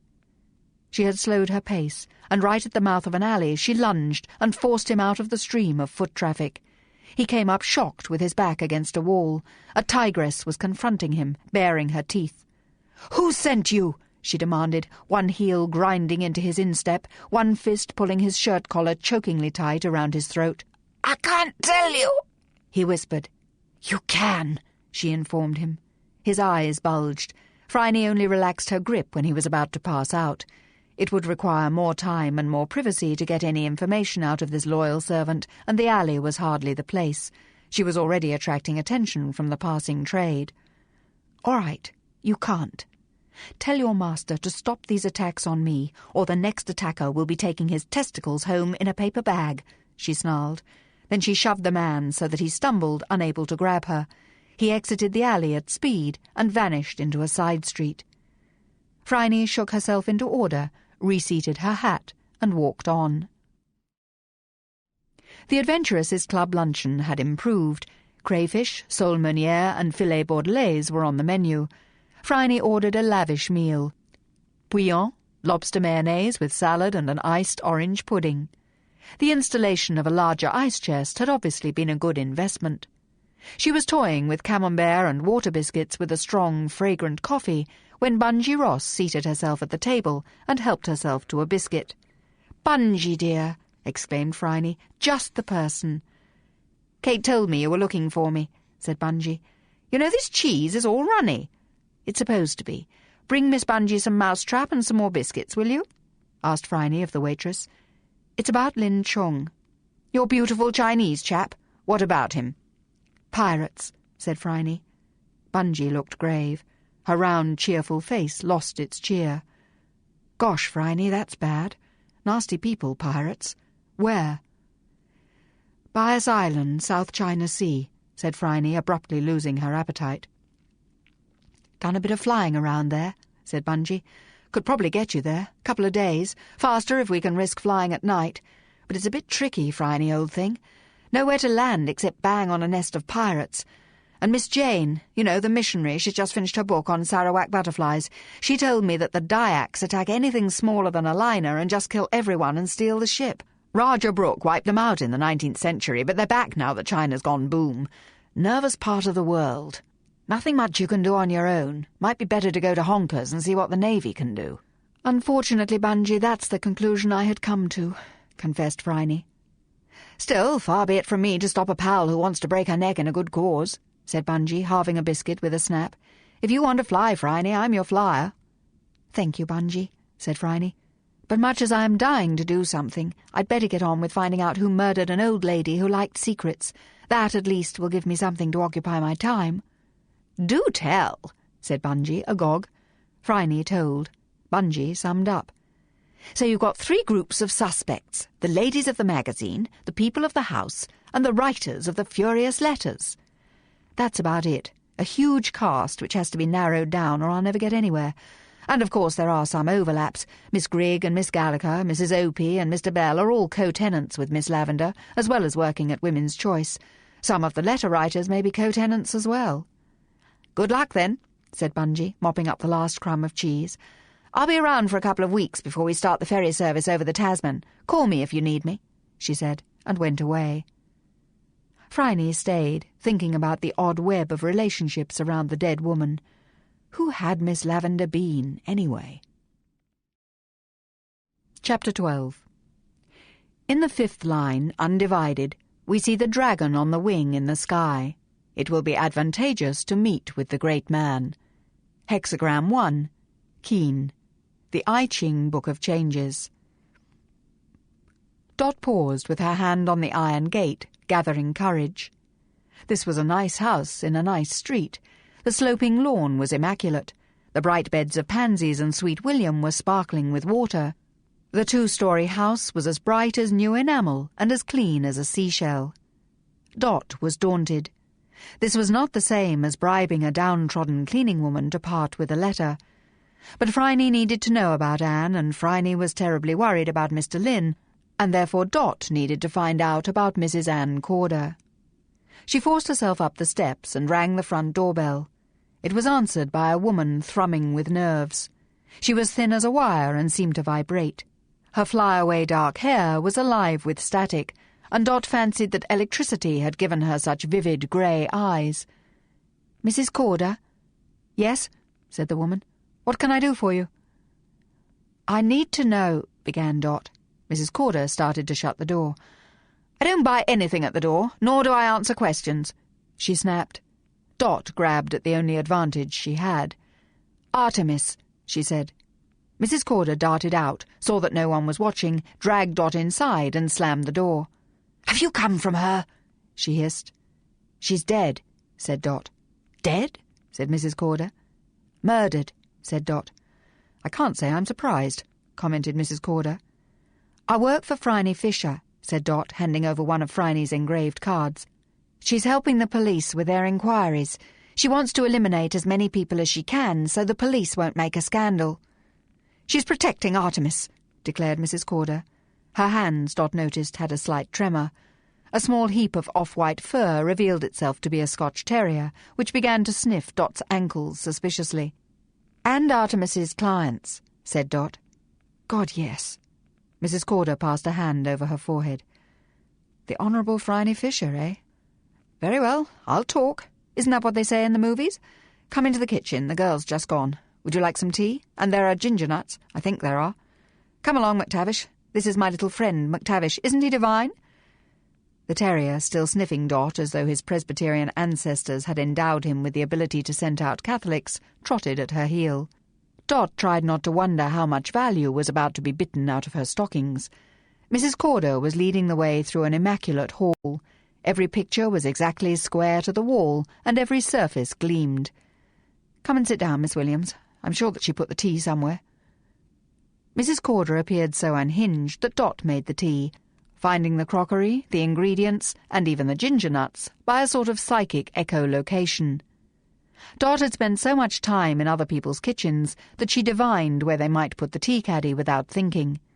McTavish accepted a ginger nut with a reluctant growl, probably considering that a decent Kirk elder should not be asked to take food from the hand of the Scarlet Woman. This was a very modern kitchen, spare and elegant. The linoleum was new, the sink and sink heater still had labels attached to the pipes, and the room smelt faintly of paint. The tea set was unchipped, fine German china of the flowing art decoratif lines which Phryne favoured. Mrs. Corder had just completed the redecoration of her kitchen. A bribe, perhaps, from the impotent husband? Dot poured the tea and sat down. Mrs. Corder took a deep sip and declared, "I can't imagine why I wrote to Artemis. I wanted to have a companion at marriage. I don't like being messed around. And Donald is a good man. We have the same tastes, read the same books, like the same plays and music. We like good food and wine and small parties. He has his group of men who do men things, and I have my girlfriends. We go out together, shopping and so on. But I was listening to Julia talking about the body urge, the poetry of the flesh, and I thought I'd like to try it, but I had no idea of how to go about it, so I asked Artemis, and she told me—" "What did she tell you? Do you still have the letter?" No, I burned it. It was so humiliating." Mrs. Corder shuddered. "She said to buy a pretty negligee and have a scented bath and make a nice dinner with wine and then to snuggle up to him and touch him." "And?" asked Dot, not knowing whether she could cope with the reply. "Disaster," said Mrs. Corder. "He told me to stop behaving like a tart and stormed out and didn't come back for 2 days. Then he wouldn't talk to me for a week. And when I finally swore I would never, never do such a thing again, he told me to forget it. And I suppose it's all right, but I'll never forgive that Artemis for telling me to do such a thing. I was so embarrassed. He looked at me as though I was a... "It's all over now," soothed Dot. "Drink your tea." "But if this should get out," wailed Mrs. Corder. "If this should get into the papers, it will be the end of it. I swear he'll leave me, and then what will I do?" "It won't get into the papers," said Dot. "Not if you help Miss Fisher. Now tell me, did you know Artemis? Who she was, where she lived?" "I tried to find out," confessed Mrs. Corder. "I called at Women's Choice and asked to see Artemis, and they told me that she didn't work in the office. They said they sent the letters to her. I followed a little blonde office girl up the road to the GPO, but I couldn't see over her shoulder without attracting too much attention. So I gave it up. Anyway, Don had come home by then and everything was back to normal, except that I felt like a wrung-out rag. Indeed, murmured Dot. Where were you on Sunday morning? I don't see what business, began Mrs. Corder, then realised. Dot caught a glint of excitement in the grey eyes. Of course, I'm being asked to account for my movements. How thrilling! I rose late on Sunday and made a nice breakfast for my husband and myself. Sausages, eggs, grilled tomatoes and bacon, if you must know. I must have got up about 9 and we breakfasted at 10. And, Dot was unsure how to phrase her next question. There was no one with you? Only McTavish. He always sleeps on my bed, don't you, darling? McTavish was not a compellable witness. Do you drive, Mrs. Corder? No, said Mrs. Corder. I can always take a taxi if I need to go somewhere in a hurry. But on that Sunday morning I was being lazy. My husband could confirm that, but please don't ask him. I can't promise, said Dot honestly, but I don't think we'll need to. Thank you for the tea, Mrs. Corder. Goodbye, McTavish. McTavish gave Dot a glare which told her that she had not been forgiven for the Counter-Reformation. Dot left, in need of a tram to the city and the Traveller's Rest. From thence she would go to Russell Street to see if Jack Robinson had found the post-office box used by Desperate, deceased. Then she would have a modest lunch in Cole's cafeteria and follow the path, wherever it led.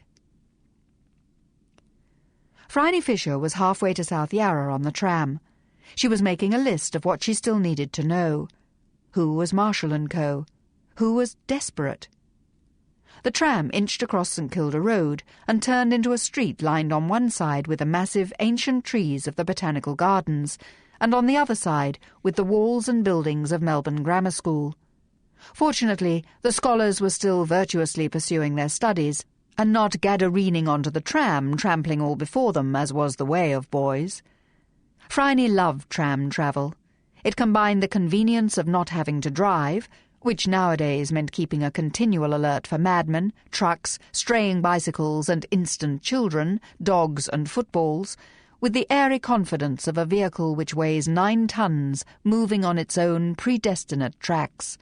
Anything short of a tank which hit a tram would regret it. In the summer it was very pleasant to sit in the wood-lined open part of the tram, smoking a reflective gasper and meditating on the universe, or, in Phryne's case, the complicated matter of Miss Lavender, Artemis, and the threatening letters.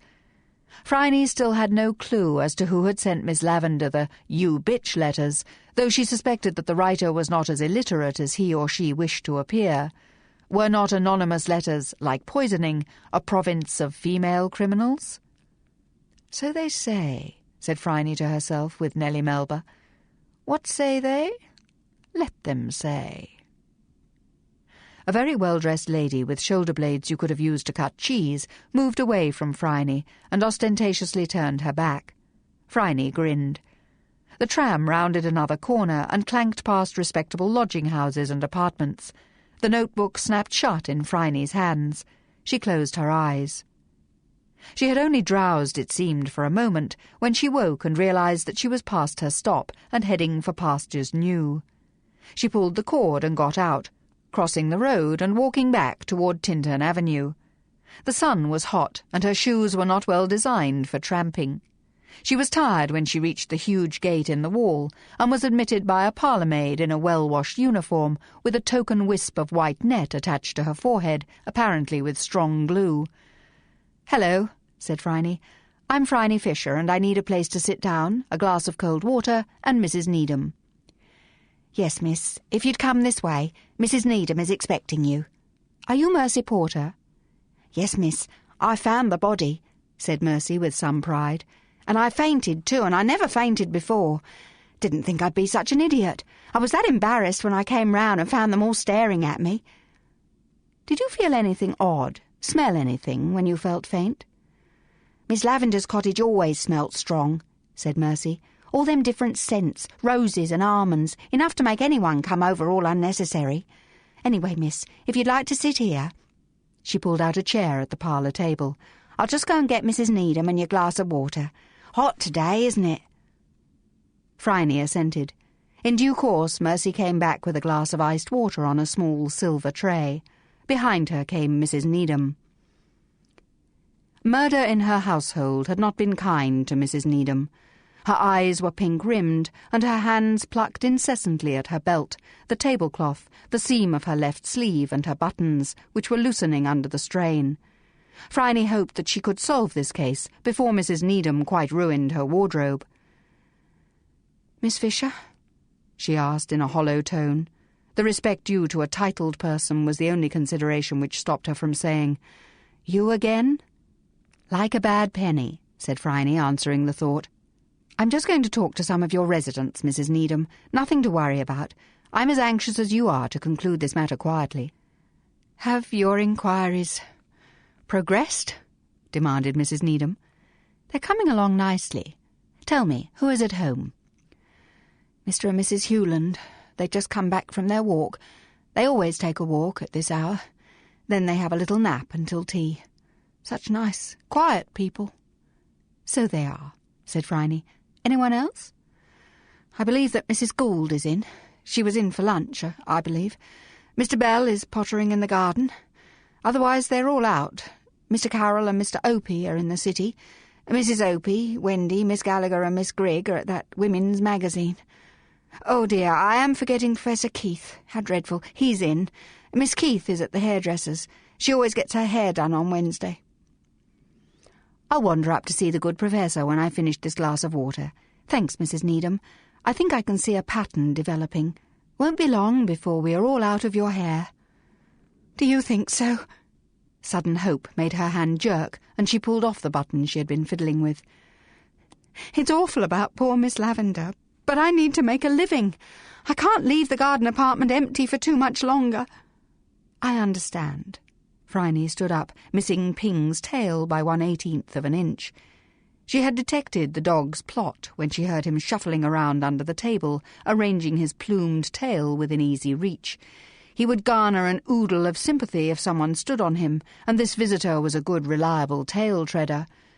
She smiled slightly at his snuffle as she went out into the sunshine again. Ping had found Miss Fisher a disappointment. Professor Keith so resembled a stage professor that it was hard to look beyond the bald head, the white beard, the pipe, the shirt-sleeves, the tweed waistcoat stuffed with notes, and the fountain pen. He was holding it in one ink-stained hand as he answered the door, scowling. Phryne had been scowled at by experts. "Bit of trouble with the fountain pen, Professor? Lead me to it," said Phryne, taking it out of his grasp. "There is a lot to be said for fountain pens. One is not forever dipping, but they do take careful handling, particularly the expensive ones. Presentation, was it?" Phryne perched on the desk in a large, sunny room full of potted plants and books. The professor sat down in his big leather chair and looked bemused. His office had just been augmented by a beautiful young woman with a daring red hat, who was, moreover, very good with fountain pens. He watched her sure hands as she filled the little rubber thingy, unscrewed the intractable metal gadget, swooshed up the ink, and reassembled the pen, all without getting a drop of ink on her person or her hands. "Thank you," he said. "I've never managed that." "You're used to being looked after," observed Phryne. "No one is mollycoddled like a professor. No one works harder either," she added before Keith could reply. "Who are you?" he asked instead. "Phryne Fisher." She held out her hand and he shook it. "I'm looking into the Miss Lavender matter for the police. Trying, for a wonder, not to make a scandal. I've read your police statement." "Then you'd better have a drink. What's your poison? Gin, like all these young women?" "Whiskey," said Phryne, "with a little water." She waited until the professor had made her a small drink and himself a larger one, and asked, "I gather you didn't take to our Miss Lavender?" "She was an interfering old busybody," said the professor. "Tact," suggested Phryne. "That's Sunday school language to what I would have said if you hadn't been a lady," said the professor frankly. "It's no use hiding my opinion. It would look suspicious. Police might leap to the wrong conclusions." "They have been known to do that," said Phryne, "but not when I am advising them. So tell me, what was she being nosy about?" "Me and my niece Marjorie," said the professor. His moustache twitched when he was cross. Phryne found it hard to take her eyes off it. "What about you and your niece?" "Whether she was my niece, damn it, or my mistress." "And what is she?" asked Phryne in a friendly tone. "My brother's daughter," said the Professor. He found it hard to take offence when the questions were being asked by such a stylish young woman. "She's had a bad time, and I won't have her ballyragged. I used to play peekaboo with her when she was a baby, taught her to swim, gave her her first doll. I wasn't very close to my brother, but I always loved Marjorie." "What sort of bad time?" asked Phryne, so quietly that the Professor carried on his train of thought without appearing to notice. "There was a young hound. There was trouble of the usual kind, Miss Fisher. When her parents threw her out, by God, she came to me. She was sick and miserable. She's always helped me with my specimens, so I asked her if she wanted to help again, just like when she was a child. See? She does lovely work." Phryne inspected a hortus siccus, a collection of dried plants. Each one was laid out in perfect order, seeds, fruits, flowers and leaves. It was labelled underneath in black marking ink, in easy capitals, using fine lines and the Greek E, with its botanical reference, its Linnaean name and its common name. She took a swig of whisky to cover her slight hesitation as she handed back the book. "Did Miss Lavender ask you about the plants? She was a very accurate botanical artist." "Was she?" grunted the Professor, clearly regretting his hospitality. "Yes, have a look." Phryne produced the drawing from her satchel. "It's not a bad Waratah," he said grudgingly, pulling his spectacles up on their cord and inspecting the drawing. "In fact, it's not bad at all. Quite good. Better than most of the rubbish they print. I found an illustration in a text the other day where the common daisy had 2 sepals, if you can believe that. 2. The old bat could have made a living in a museum. They use botanical artists. Pity about the fairy, though." "Yes, she wasn't good at fairies. Or rather, she was too fond of them. A strange lady. Are you writing a book?" "My life's work," said Keith. "Indigenous dicotyledons of the Otway Forest. And what I have to say will shake some devotees. My word, it will."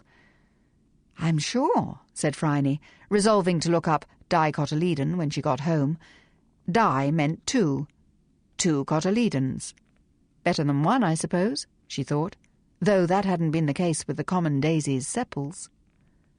The door opened, and a plump young blonde woman bustled in, taking a hat off hair which had just been cooked to a crimped crisp. "Sorry I'm late, Unc. It took simply ages for my hair to dry." "Who's the lady?" "You been flirting again, Unc?" "Don't call me Unc," grumbled Professor Keith comfortably. "Miss Fisher, my niece Marjorie. She's asking about Miss Lavender on the QT." "I know you didn't like her, Unc, but she was murdered," said Miss Keith. "That's awful." "Yes, yes, my dear, but nothing we can do about it now, is there? No use me saying that I loved the old biddy like a mother when I couldn't stand the sight of her. Neither could you," said the Professor complacently. "Oh, Uncle," said Marjorie Keith, in the voice of all young persons oppressed by the embarrassing loquacity of the aged. Phryne now knew that these two were not, and never had been, lovers. There is a psychic fingerprint, an electric charge, when intimacy has been established. Miss Lavender must have had insufficient experience of the flesh to recognise this, if such was her plan of attack for the Keiths. But Phryne had seen the Greek E and the flowing capitals before. "Sit down, Miss Keith," she instructed.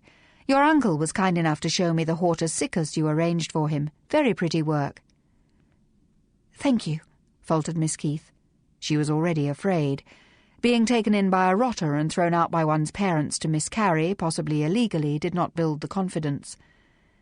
"And I have seen that lettering before," said Phryne. She drew one of the threatening letters out of her satchel and laid it on the table. Miss Keith stared at it as though it was an unexpected cobra, and she without a mongoose to her name. "The police can get fingerprints off paper sometimes," Phryne insinuated. "They can't," said Miss Keith through frozen lips. "I always wore gloves." "Marjorie!" exclaimed the Professor. Phryne put a hand on his arm. "It's all right," she said. "She didn't kill Miss Lavender. Not unless you've got some cyanide in your botany supplies." "No, that's entomologists," said Keith distractedly. "Chaps who chase butterflies. Although you can distill cyanide from apple pips. Some idiot did it. Anyway, if she did kill the old bitch, she was no loss, though I'm sure she didn't. Are you sure that Marjorie sent those letters?" "It's her writing. There is also something wrong with someone who spells deserve disserve. No illiterate would do that. What was Miss Lavender doing to you, Marjorie?" "I can't tell you," sobbed Marjorie. "You really must, you know," said Phryne quietly. "Me or the cops, and really, believe me when I say that I would be better. Unless you want to end up as page 1 of the Hawklet, my girl, spit it out." "I can't," wailed Marjorie, and threw herself into her uncle's arms. Now, May," he soothed. "Now, my little May. It doesn't matter what it is." "Yes, it does," said Marjorie, stopping on a sob and wiping her face. "I've been so happy here with you, Unc. It's been so nice, so quiet, and I love working on the book." "And it will continue," he said. "We haven't finished yet. I still need you." She tugged at his beard. "Not when you find out. You won't want me anywhere near." "Find out what?" asked Professor Keith. Marjorie wailed again. Phryne sat down close to the young woman's ear. "The last time you fell in love, you were thrown out of your house and lost your baby," she said. "So you're afraid that this will happen again. Now, it's really unlikely to have been Mr. Hewland. So who was it, Marjorie? Mr. Bell? Mr. Opie? Mr. Carroll?" At the name Hewland, Marjorie managed a shocked gasp. She repeated it with every name but the last. Phryne nodded. "Mr. Carroll, who likes late nights, dancing, drinking, and flirting. Not surprising that a young woman would like some fun." "Stuck here all day with an old man," said Professor Keith heavily, "who falls asleep at 9 o'clock every night." "Thus releasing your niece for a night of relatively harmless pleasure," said Phryne. Marjorie clung to her uncle, burying her face in his tweed waistcoat. "Unc, that's what I didn't want you to find out, because I knew that's how you'd feel. I really love you, and you've been so kind to me, and I really want to stay here, and she said... That she'd tell your uncle that you were having an affair with Mr. Carroll unless you did as she bid," said Phryne. "And she would have made it sound awful, as though I was a tart," wailed Marjorie. "I thought I might scare her off, so I wrote her letters. It didn't work," she said sadly. "Were you having an affair with Mr. Carroll?" asked Phryne. "No, of course not. He goes to all the shows, and he usually has 2 tickets. And he's funny, and he isn't in love with me, and it was harmless, Unc, like she said. Anyway, he's got a mistress, one of the Green Mill girls." "What did Miss Lavender want from you?" Marjorie blushed like a rosacea gallica. "She wanted me to spy on the others. Not you, Unc. She wanted me to find out about Miss Gallagher and Miss Grigg, and especially about Mr. Bell. She even told me to go and visit him in his room," said Marjorie, blushing harder. "What did you say?" asked Phryne. "That I wouldn't do it. Then she said she'd tell Unc, and I'd had enough, so I told her to tell him and be damned." "What did she want with Mr. Bell?" "Don't know," said Marjorie. "So the morning that Miss Lavender was found dead, you came home with Mr. Carroll, went to bed for a couple of hours, then rose at your usual time to make the coffee," said Phryne, marvelling at the stamina of the young. "Yes," said Marjorie. "Did you see anyone in the garden when you came in?" "No one," said Marjorie. "I didn't see anyone, and I was looking carefully because sometimes the tenants sit in the garden when they can't sleep.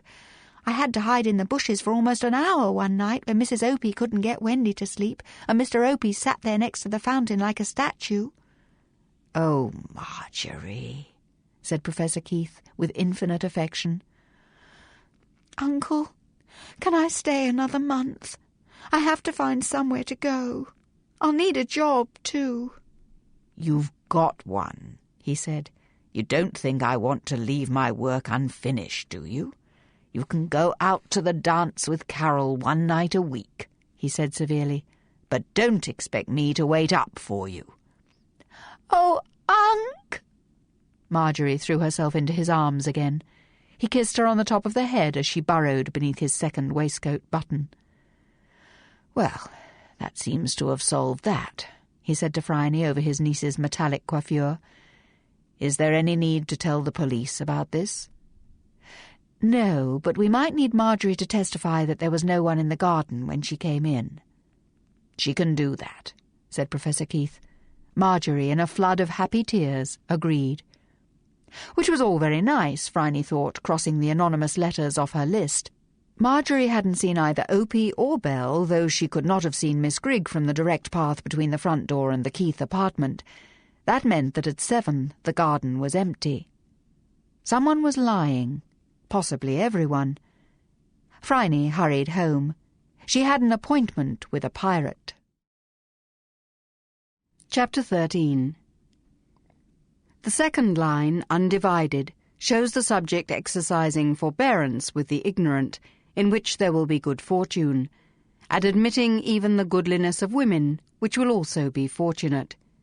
Hexagram 4, Mung, the I Ching Book of Changes.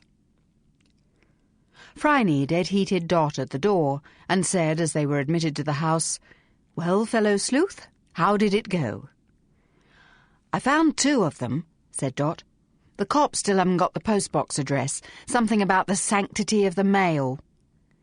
Phryne muttered something about the sanctity of the mail, which could not have been written down and sent through it.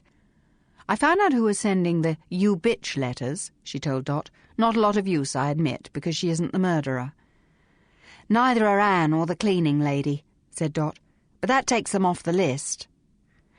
"The rate people are being crossed off this list, we won't have anyone left," said Phryne, "and we'll have to put the death down to divine intervention. Never mind. Well done, Dot dear. Did you have any trouble?" "No, miss. I gave the 5 quid to the cleaning lady. She was in real trouble from taking Artemis's advice. I got the first letter, but Anne had burned hers. And you were right, miss. Artemis had told her how to seduce a man, only it didn't work."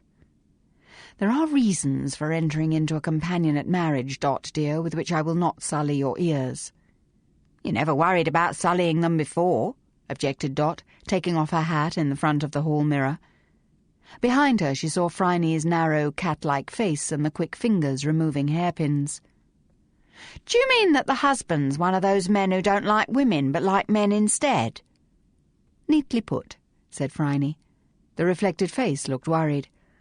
"Now, Dot, if Bert and Cess haven't failed me, and they had better not have failed me, we should at any moment be visited by—" The doorbell rang. "Shove him up that last step, mate," said Bert's voice. "That's the ticket." "Well, miss," he announced as Phryne opened the door, "we've got your pirate. But he got away from us, this Arvo, and got onto the giggle juice, so if you don't mind, we'll take him out the back and get him sobered up a bit." Cess hauled in a dishevelled man who had obviously been forcibly dressed in a coat and hat.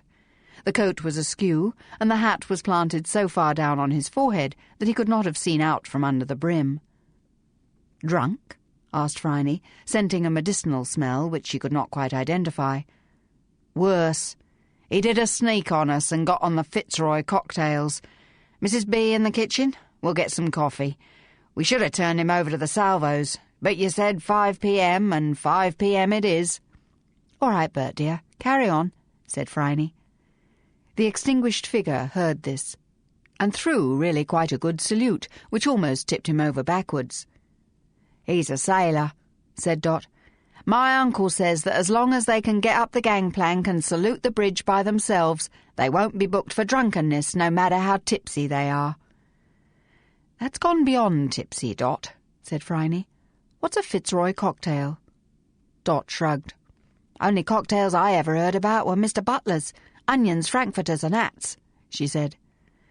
"Come along, I've got to get out of these shoes. I've walked altogether too far in them today.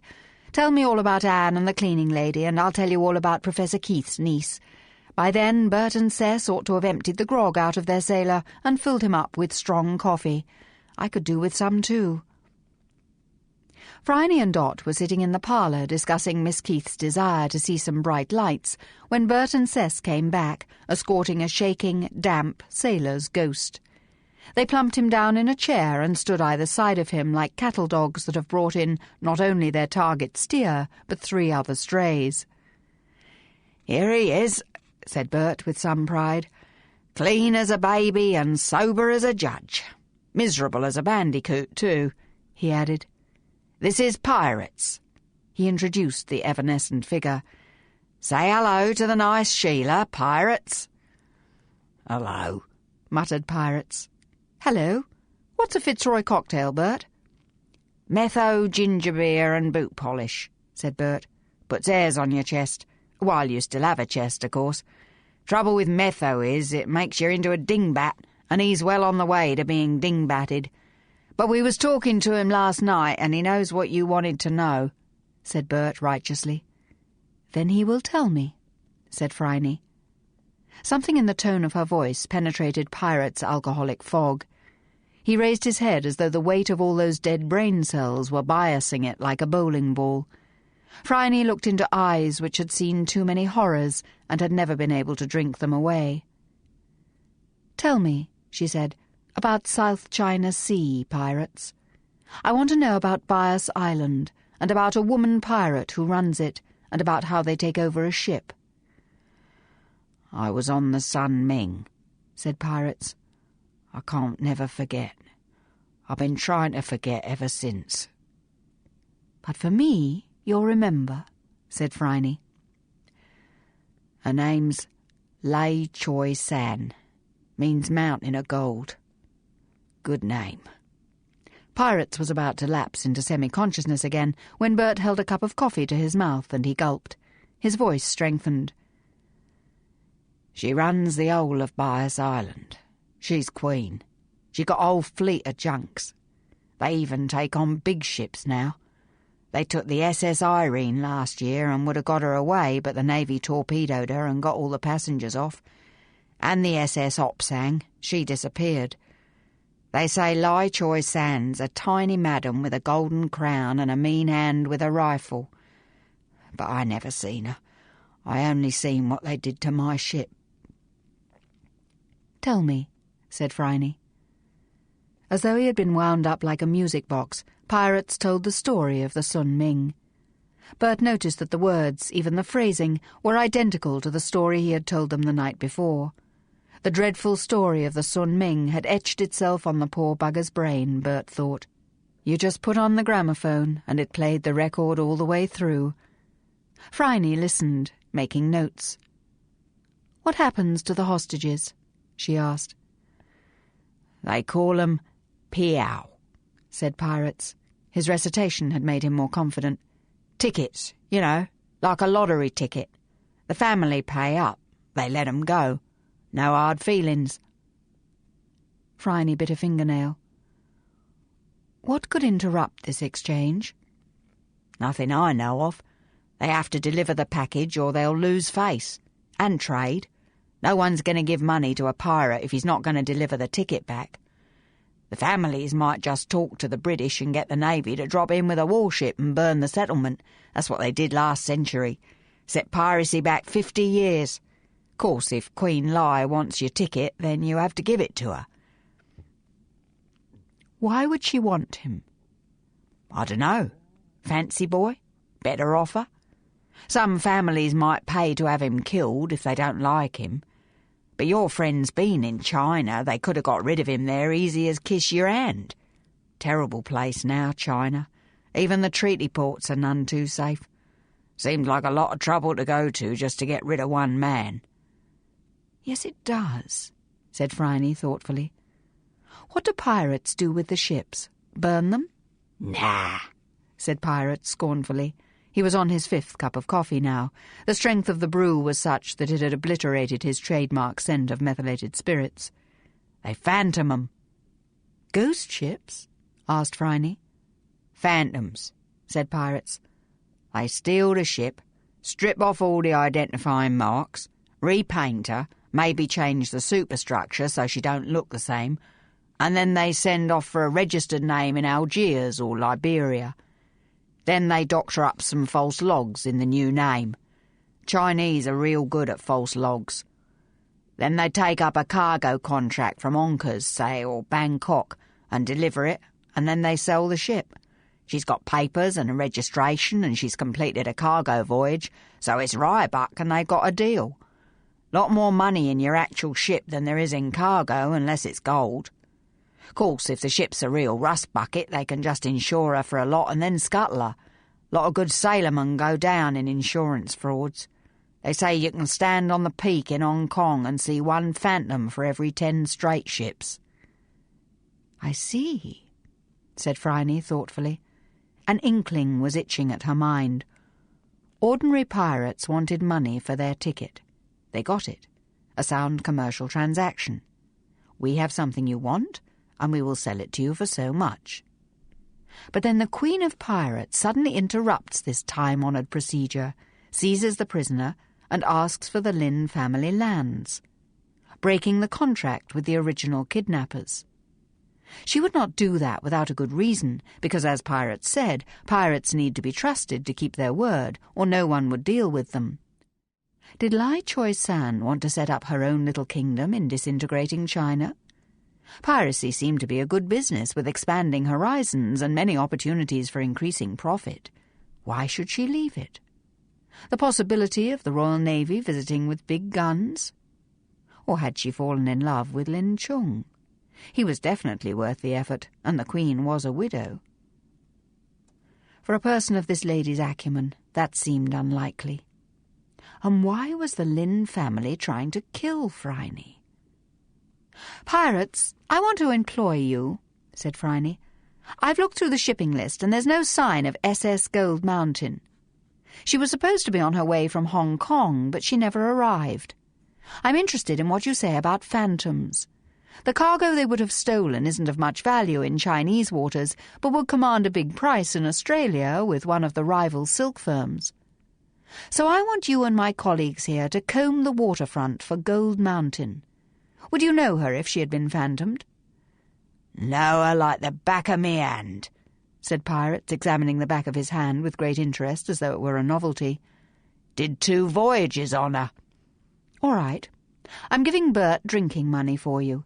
No more Fitzroy cocktails for the duration, Pirates. Stick with beer. I'll give you £1 if you find her. But you have to be positive, and that means you have to stay off the metho. If you sneak out on Bert and Cess again and fill yourself full of poison, then the deal's off. And the horrors you'll get from metho will be pleasant dreams compared to what I'll do to you," she added, with a sudden cold ferocity which took all the company by surprise. "Yes, sir," said Pirates automatically. "Beer it is, sir." "Double rates," said Phryne to Bert and Cess. "This will not be amusing." "Fair enough," said Bert. "On the wharf we get dirt money for handling noxious cargoes." "They don't come a lot more noxious," said Phryne. "But if he can find Lin Chung for me, I'm willing to kiss him." "Well, I don't reckon we need to go that far, miss," said Bert. "If you feel like kissing anyone, it might as well be Cess and me. You might catch something off of Pirates." Phryne admitted the truth of this, and watched them cart their prisoner away, one on each side, like jailers. Jack Robinson passed them on the steps. "Taking him in for questioning?" he asked, struck by their resemblance to 2 arresting officers and a miscreant. "Nah," said Bert, who did not like policemen. "We leave that to the Jacks. Miss Fisher's just given him a job, and we got to keep him sober to do it."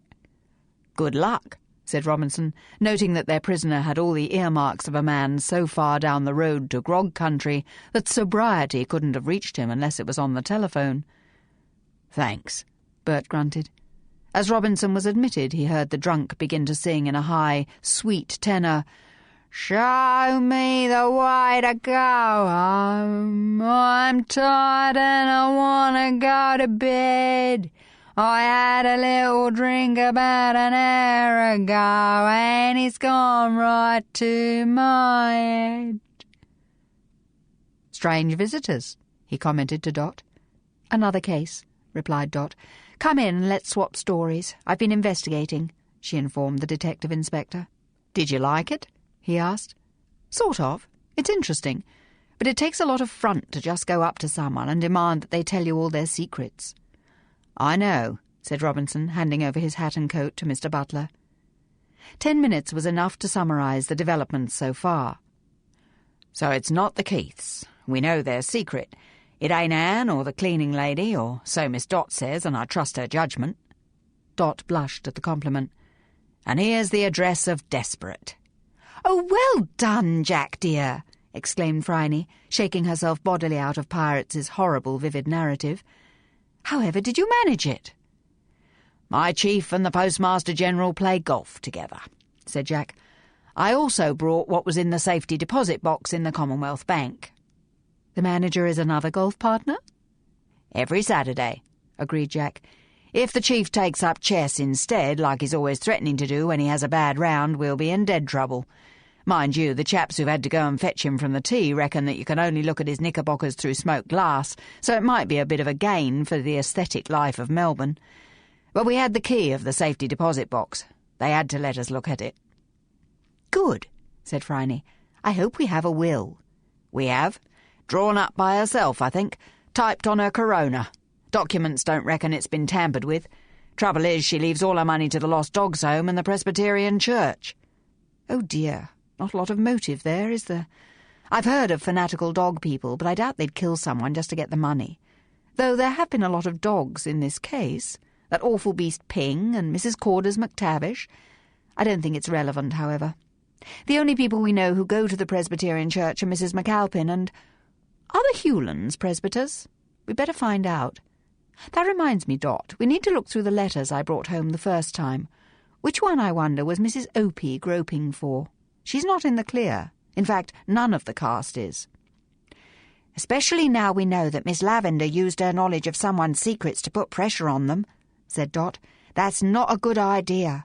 What if someone gets angry? Yes, but she would have known when to draw back, Phryne mused. When Miss Keith defied her, she did nothing. Though, of course, we don't know what she intended to do. What else is in the box, Jack? Bundle of letters, a couple of photographs, and this. Robinson exhibited a scrap of cloth with some dark reddish marks on it. Blood? Asked Phryne. I don't think so. Wrong colour. Blood as dry as this turns black. Feels like canvas. Might be paint. The edge of a painting, perhaps, said Phryne. And she was trying to force Marjorie Keith into spying on Mr. Bell. We need to know more about that interesting young man. Add him to your list, Jack, if you please. Have you found Marshall & Co. yet? Got a clerk onto it at the company's register. Not a Victorian company. We've called Sydney and they're searching. More letters, said Dot. Yes, this is an excessively epistolatory case, isn't it? I never want to see another missive, Dot. I agree. Now, what have we here? Letter from Pater to Mater about education. Letter in superfine linen envelope with splashing red seal on the back. It's from... Phryne's eyebrows rose. A lady who signs herself devoted to an unknown gentleman.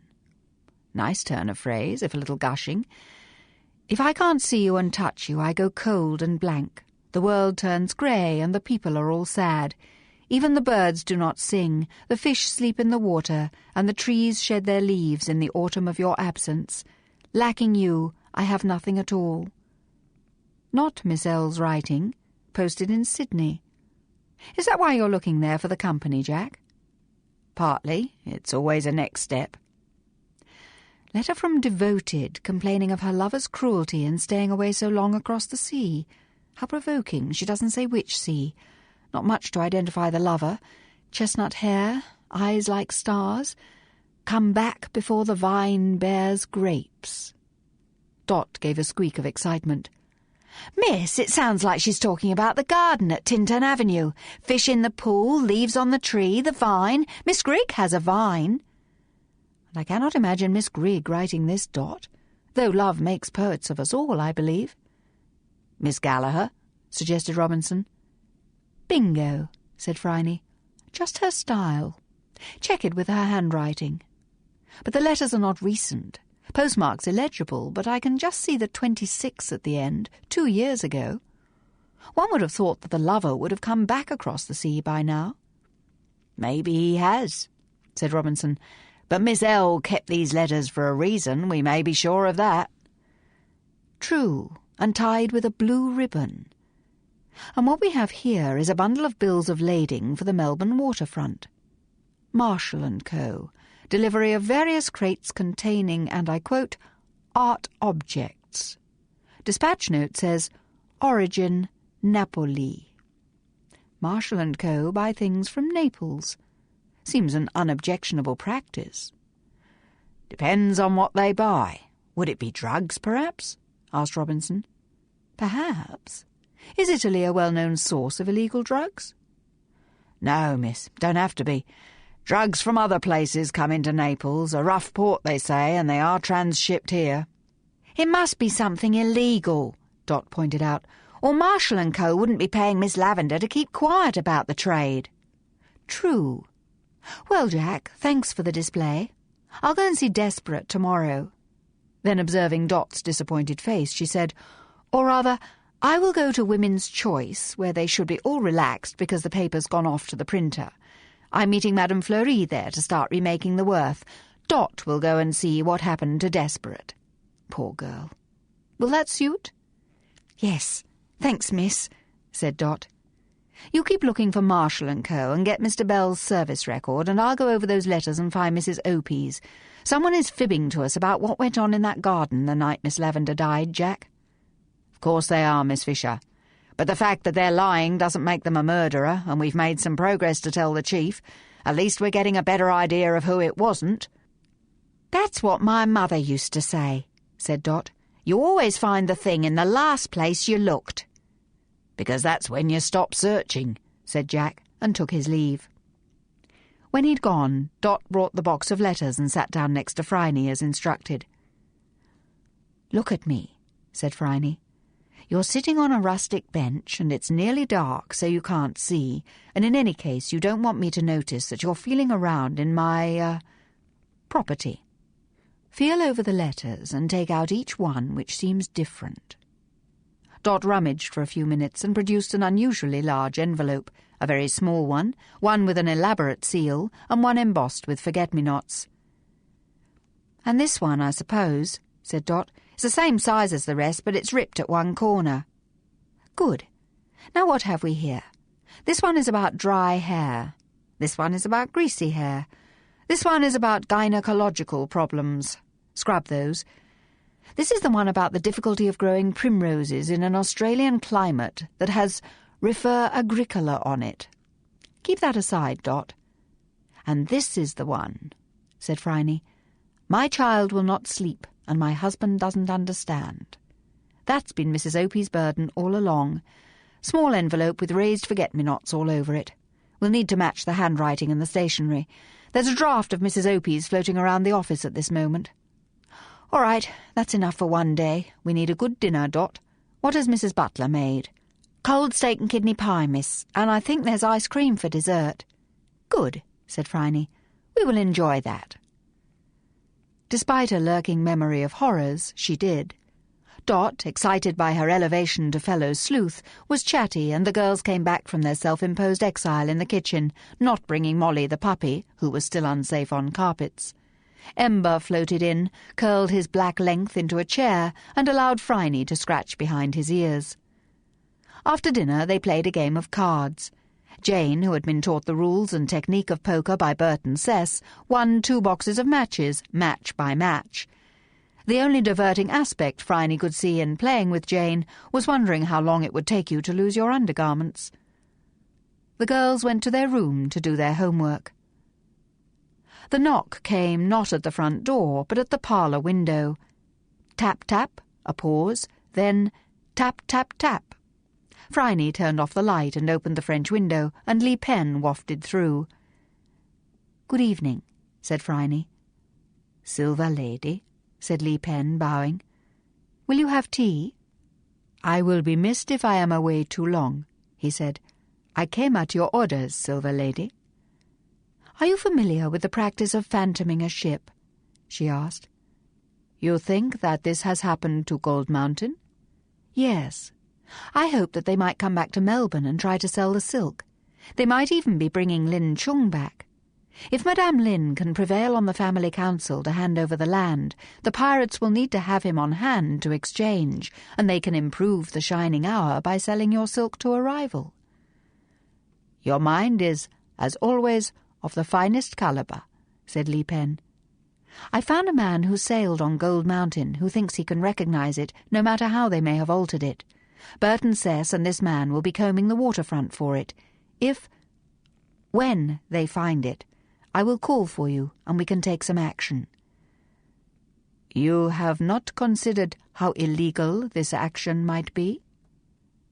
Phryne stared straight into the dark, unfathomable eyes. "I don't care," she said flatly, and Li Pen realized the essential truth in her statement. "If Lin is on that boat, we will retrieve him or die trying, though of course I would prefer that someone else might die trying to stop us. Are you with me?" "To the death," said Li Pen softly. "Only thus may I retrieve my lost honour. There will be a stain even on my great-grandchildren if I allow this piracy to succeed."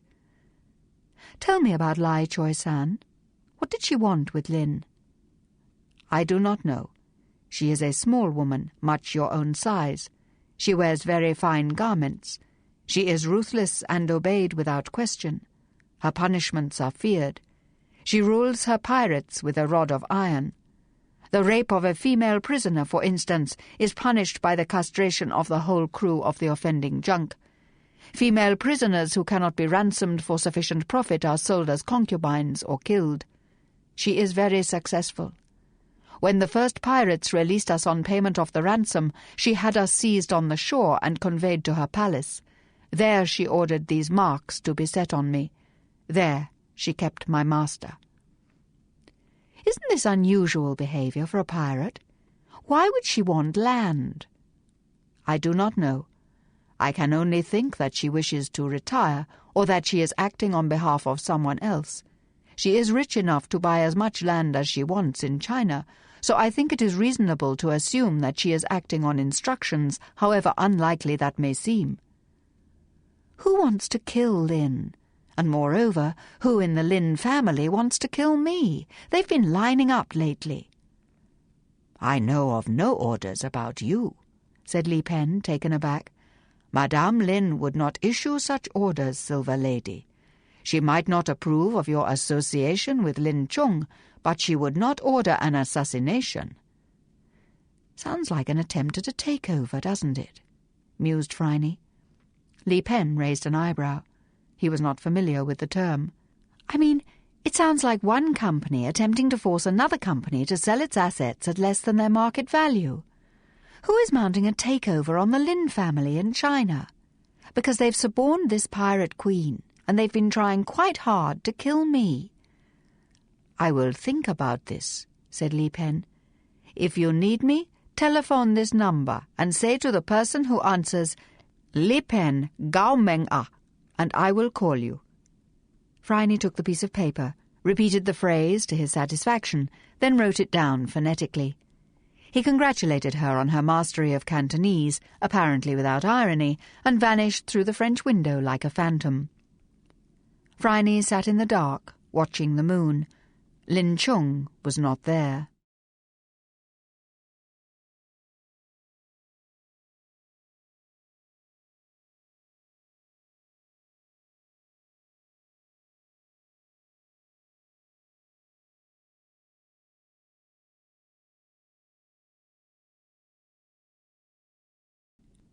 The fourth line, divided, shows the subject waiting in the place of blood. But he will get out of the cavern. Hexagram 5, She. The I Ching Book of Changes. Morning brought a telephone call for Miss Fisher. "I wonder if you could look in at Women's Choice this morning a little earlier than you intended," asked Mrs. Charlesworth's calm voice. "There has been a development." Phryne could hear someone sobbing in the background. "Miss Nelson has confessed?" she asked. "Partially," said Mrs. Charlesworth dryly. "And you think I can make that into fully?" "Oh, yes, Miss Fisher. I have a very high opinion of your talents." "Right with you," Phryne replied. She rang off. "Unleash the Hispano-Suiza, Mr. B," she shouted. 10 minutes?" "Yes, miss," said Mr. Butler from the kitchen. "Into the city?" "Yes," said Phryne, "and I'm in a hurry." 10 minutes, promised Mr. Butler, taking his chauffeur's hat and coat off their peg. "Going for a little drive, Mrs. B," he called. "You mind the speed limit?" said Mrs. Butler. "I mind it," he replied. "It's just that the boss doesn't." "Dot," Phryne called, "it occurs to me that you might like a little assistance. Mr. B will take you on to Desperate's house after he's taken me to Women's Choice, where Mrs. Charlesworth says that we have a confession." "Who's confessed?" Dot came down the stairs in a beige summer dress with a light jacket, the shade of old terracotta bricks. Her resemblance to a cottage garden was increased by the bunch of geraniums on her hat. "Miss Nelson, but only to stealing letters, I bet. You do look nice, Dot, so summery. After you've finished with Desperate, get Mr. B to bring you into the city. Madame Fleury is remodelling the Worth, so I have to stay for a little while. Mrs. McAlpin is taking the photographs. Then we shall see what to do next. Ready? Then off we go." Mr. Butler's driving was effective and sedate. Phryne lit a gasper and stared out of the window. The case was breaking. She knew the feeling. The matter would be as obdurate as a big stone block for ages, utterly resisting all chipping and tapping. Then just when you were about to give up and take to it with a sledgehammer, it cracked into a lot of pieces and fell away, revealing the gold egg of the solution in the middle.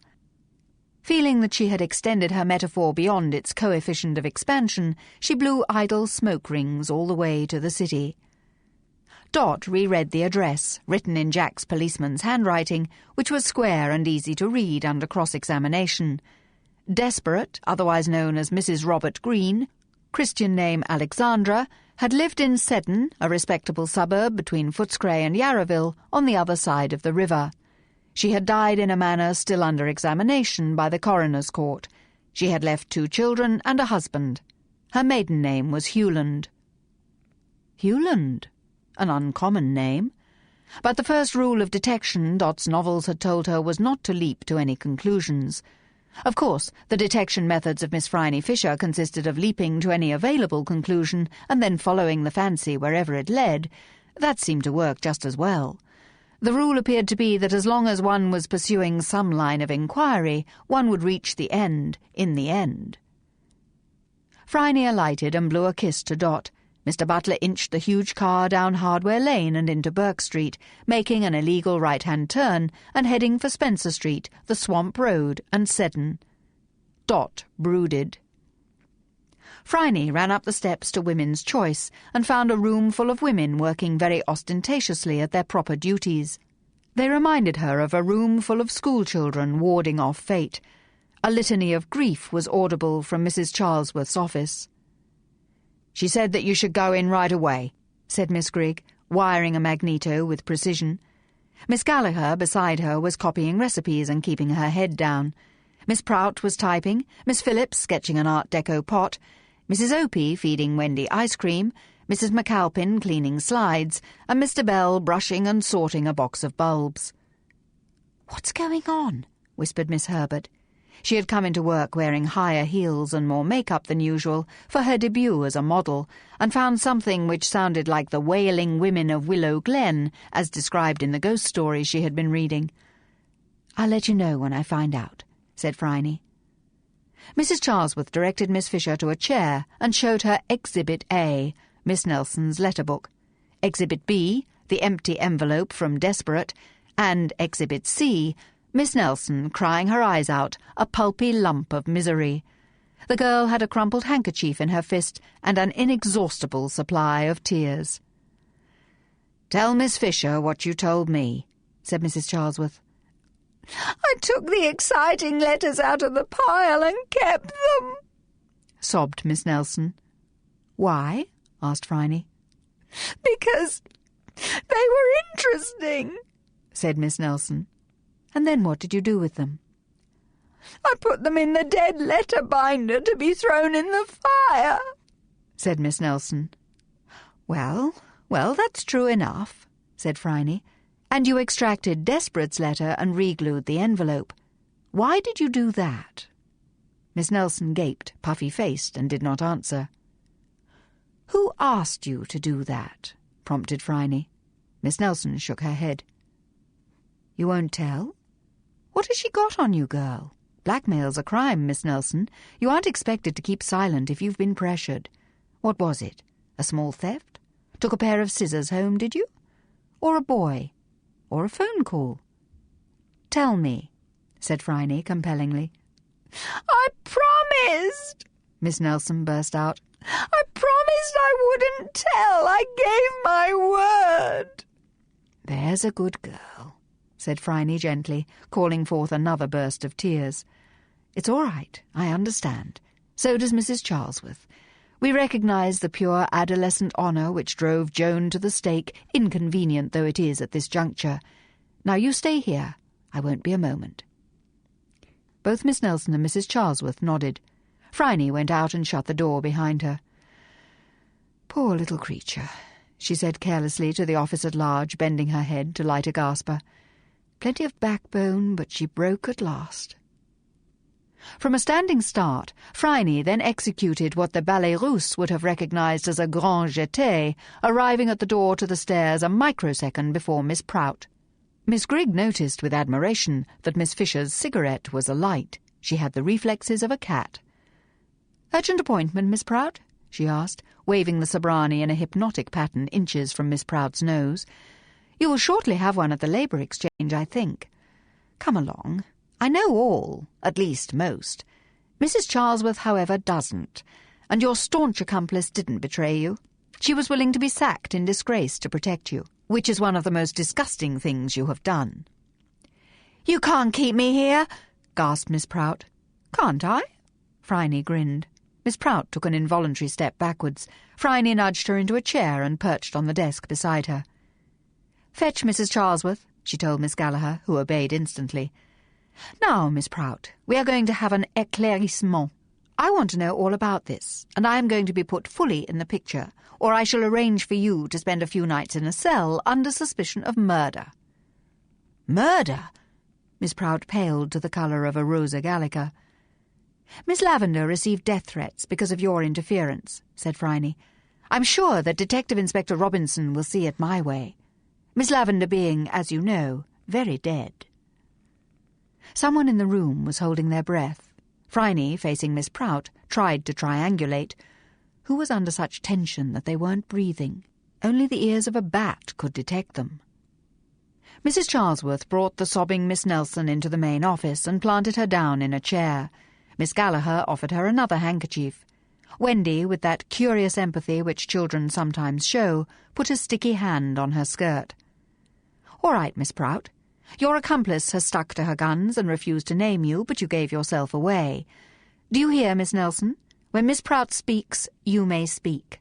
Now, Miss Prout, if you please, when did you suborn Miss Nelson into extracting the juicy letters for you?"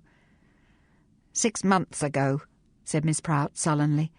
"I noticed that Artemis never handled the really important letters, the ones about sex and death, the ones about life. She stuck to divorce and interior decorating and advice about the complexion. The readers needed to know about the real things. So you got Miss Nelson to take out the hot letters and give them to you. What did you do?" "I couldn't get them published, so I answered them," said Miss Prout. "Better than Artemis would have, with real advice." "And froze onto the fees as well?" "Oh, yes, I was earning it." "It never occurred to you that there was a reason why Artemis didn't answer the hot letters?" "Just timidity," said Miss Prout scornfully. "She was too scared and too old-maidish to tackle the real things." "Let's see what your track record was," said Phryne with ominous gentleness. You advised Anne to seduce a husband who had entered into a marriage on the understanding that it was to be companionate, which means, of course, no sexual contact. You counselled her to break her word, compromise her husband's trust, and behave, as she said, like a tart. Do you know what happened? No, said Miss Prout. Her husband walked out on her, said Phryne, and she sent a letter threatening death to Miss Lavender, who was the stalking horse for your mistakes. That is how I found out about you. I was reading the returned post, looking for murderers. Anne was not only misadvised, but laid herself open to the danger of being accused of murder. It was good advice, muttered Miss Prout. She must have done it wrong. All men can be attracted by a pretty gown and a nice dinner. Miss Grigg giggled. It was such an unexpected sound that everyone's eyes turned to her. She hid her face in her wiring. You know very little about the big bad world, said Phryne. And when that cleaning woman, who desperately needed some money, asked what she should do about the 10-shilling note she'd found, you counselled her to fess up. Yes, said Miss Prout aggressively. And she lost her job, as might have been expected, and she wrote to Miss Lavender saying she was going to kill her, thus exposing herself to the same charge as Anne. It's better to confess, said Miss Prout pompously. Theft in the lower orders cannot be condoned. Your moral standards do you credit, said Phryne with frightening irony. Are you beginning to see a pattern here, Miss Prout? From your very minor knowledge, you are presuming to advise women on all manner of problems of which you know nothing. You've never lain down with a man, you've never borne a child, you've never kept a house, you've never been poor or hungry or tempted beyond bearing. Miss Lavender gave safe advice which could not cause harm. Counselling Christian resignation to a beaten wife is only what society is saying to her, and perhaps maybe what she wants to hear. If she is to take action, she must do it on her own, not because some magazine sibyl tells her to. What did you say to desperate? Because that's what brought the rort undone, isn't it? Getting that returned letter with deceased on it? She wrote to me 7 times, said Miss Prout defiantly. I was encouraging her, telling her to pull her socks up. Yes, I thought you might have been, said Phryne.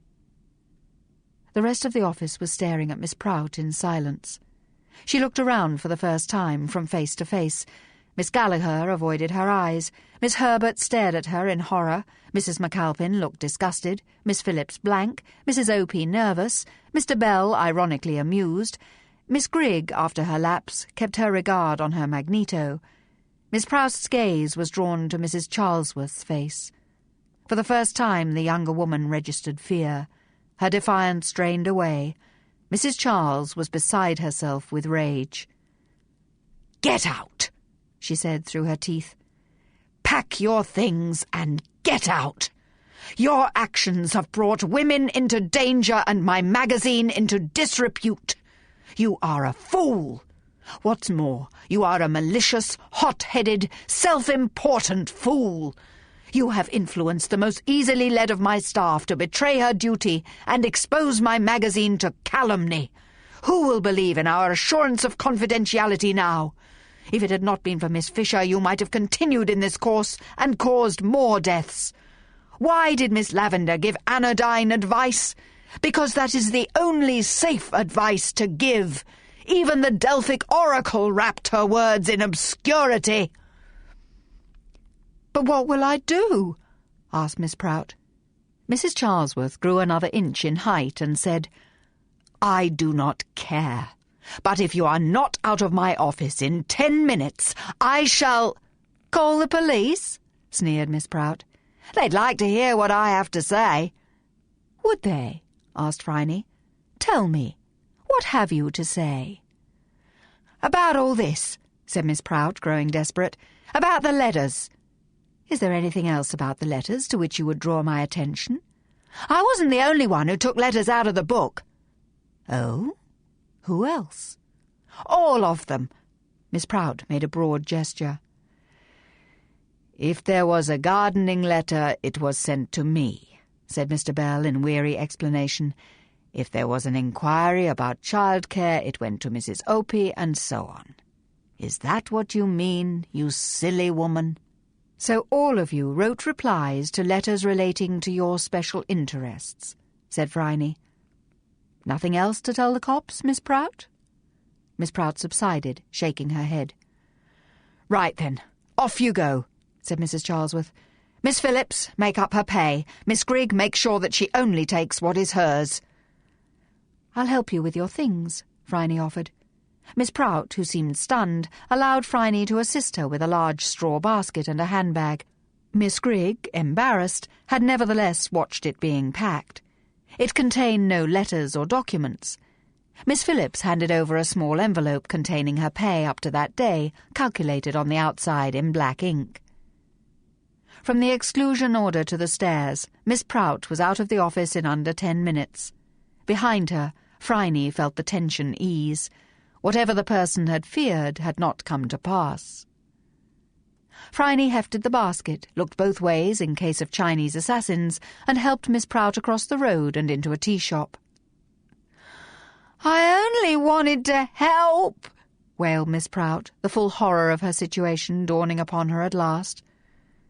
"I know," said Phryne, "but you didn't help, did you? Desperate is dead. You must not tell depressives to buck up and stop blubbering. Anne's marriage nearly broke up. The cleaning lady was sacked and she has a sick child. If you want to give advice, you have to know something first. Now drink your tea," said Phryne, "and tell me what you wouldn't say in that office with them all staring at you." "Why should I do that? You got me sacked." "No, you got you sacked," said Phryne patiently. "And if you allow me to say so, you have no talent for intrigue. You gave yourself away by reacting when I said that Miss Nelson had confessed. I'll give you £1 to tide you over until you can get another job, and an introduction to the editor of the first Australian True Confessions magazine, which is starting up as we speak. You ought to find a niche there." "Here it is," said Phryne, laying a letter and a £1 note on the table. "Now, talk." Dot drew confidence from the big car in the presence of Mr. Butler, as Phryne had hoped that she would. As the Hispano-Suiza rolled along Dynon Road past the railway yards, she rehearsed some platitudes which might get her past the door. Nothing like a smooth sentence which might slip past a sore mind without rasping the nerves. The sort of thing one always said. Regret, sorrow, resignation, God's will. Mr. Butler drew up at the door of a large house on the road which curved past the Williamstown railway line. There were mock orange bushes blooming as Dot walked up the path to a front door shrouded in black crape. "Yes," a man opened the door. "If you're from the newspapers, you can bloody well go away." "I'm not from the papers," said Dot. "I come from—" A wail inside turned into a shriek and a crash. Dot sprinted into the house and extracted a small child from the remains of a large jardiniere which had been filled with ferns. Now it was broken, and the child was emerging from the compost, bleeding from the forehead and screaming with shock. A baby yelled in the back of the house. The noise was appalling. The man sat down abruptly in an easy chair and began to cry. Knowing that he would never forgive her if she took any notice of his tears, it was well known that men did not cry, Dot hefted the child out of the shattered china, brushed it off, and carried it into the kitchen. The house was not filthy, but dingy, as though it had been years since it had been properly cleaned. Dot sat the child on the sink and washed its forehead. There was only a small cut and a big bump. The child stopped screaming and settled down to a solid, cadenced sobbing. "There now," said Dot. "We'll just patch up your head, and then we'll see if you have a biscuit." "Mummy!" sobbed the child. "Oh dear," said Dot. "Here's a biscuit," she said, finding an ancient ginger one still in the grocer's bag. "Now you shall go back to Daddy while Dot goes and finds that baby." "Dot?" hazarded the child, trying out the new word. He walked beside Dot and scrambled up into his father's lap, demanding that he kiss the bump better. Dot left them there and located the baby by sound. It was hot, wet, cross, and hungry. These faults could be mended. Dot found the means and worked with unthinking efficiency. She took the baby and the bottle into the parlour and sat down in a straight-back chair to feed it. The hungry gums clamped onto the teat and the bottle emptied rapidly. Silence filled the house. "Are you an angel?" asked the man. "No, I'm Dot Williams. I'm investigating another matter and I need to ask you some questions. But haven't you any assistants?" she asked, which was not on her brief. "My sister was supposed to be here by now," said Mr. Green helplessly. "I haven't ever touched the children. Alex wouldn't let me, said men couldn't know anything about it. Now she's gone and I'm useless." "Just unpractised," Dot said. "Your sister will show you what to do. But until she comes, I have to tell you never to leave a 2-year-old alone. It's amazing how fast they move, and they're always pulling things down. They can get anywhere, climb like a monkey, and they got no sense of danger at all." "I can see that. I only looked away for a minute." "Long enough," said Dot, joggling the baby expertly. "Thank you, Miss Williams. What do you want to know?" "Tell me about how your wife passed on." "Not much to tell. She was always nervy, ever since Tommy was born. Then she got better for a while, and then after Elsie she got worse again. Of course her parents cut her off, so we had a bad start." "Oh? Why?" Dot burped the baby and nursed it in her lap as Mr. Green talked. "For marrying me," said Mr. Green with a wry twist to his mouth. "What was their objection?" asked Dot. "I'm 1/8 Aboriginal," he said bitterly. "They said it would come out in the babies. It hasn't, has it?" "No," said Dot. "Wouldn't matter if it did," she added. "Perfectly sweet," she said to the baby in her lap. It gooed and pawed at her face. "But the Hewlands said that if she married a man with a touch of a tar-brush, they'd cut her off and never speak of her again. Turn her picture to the wall, all that melodramatic rubbish. And they did it. Not a word, not a Christmas card.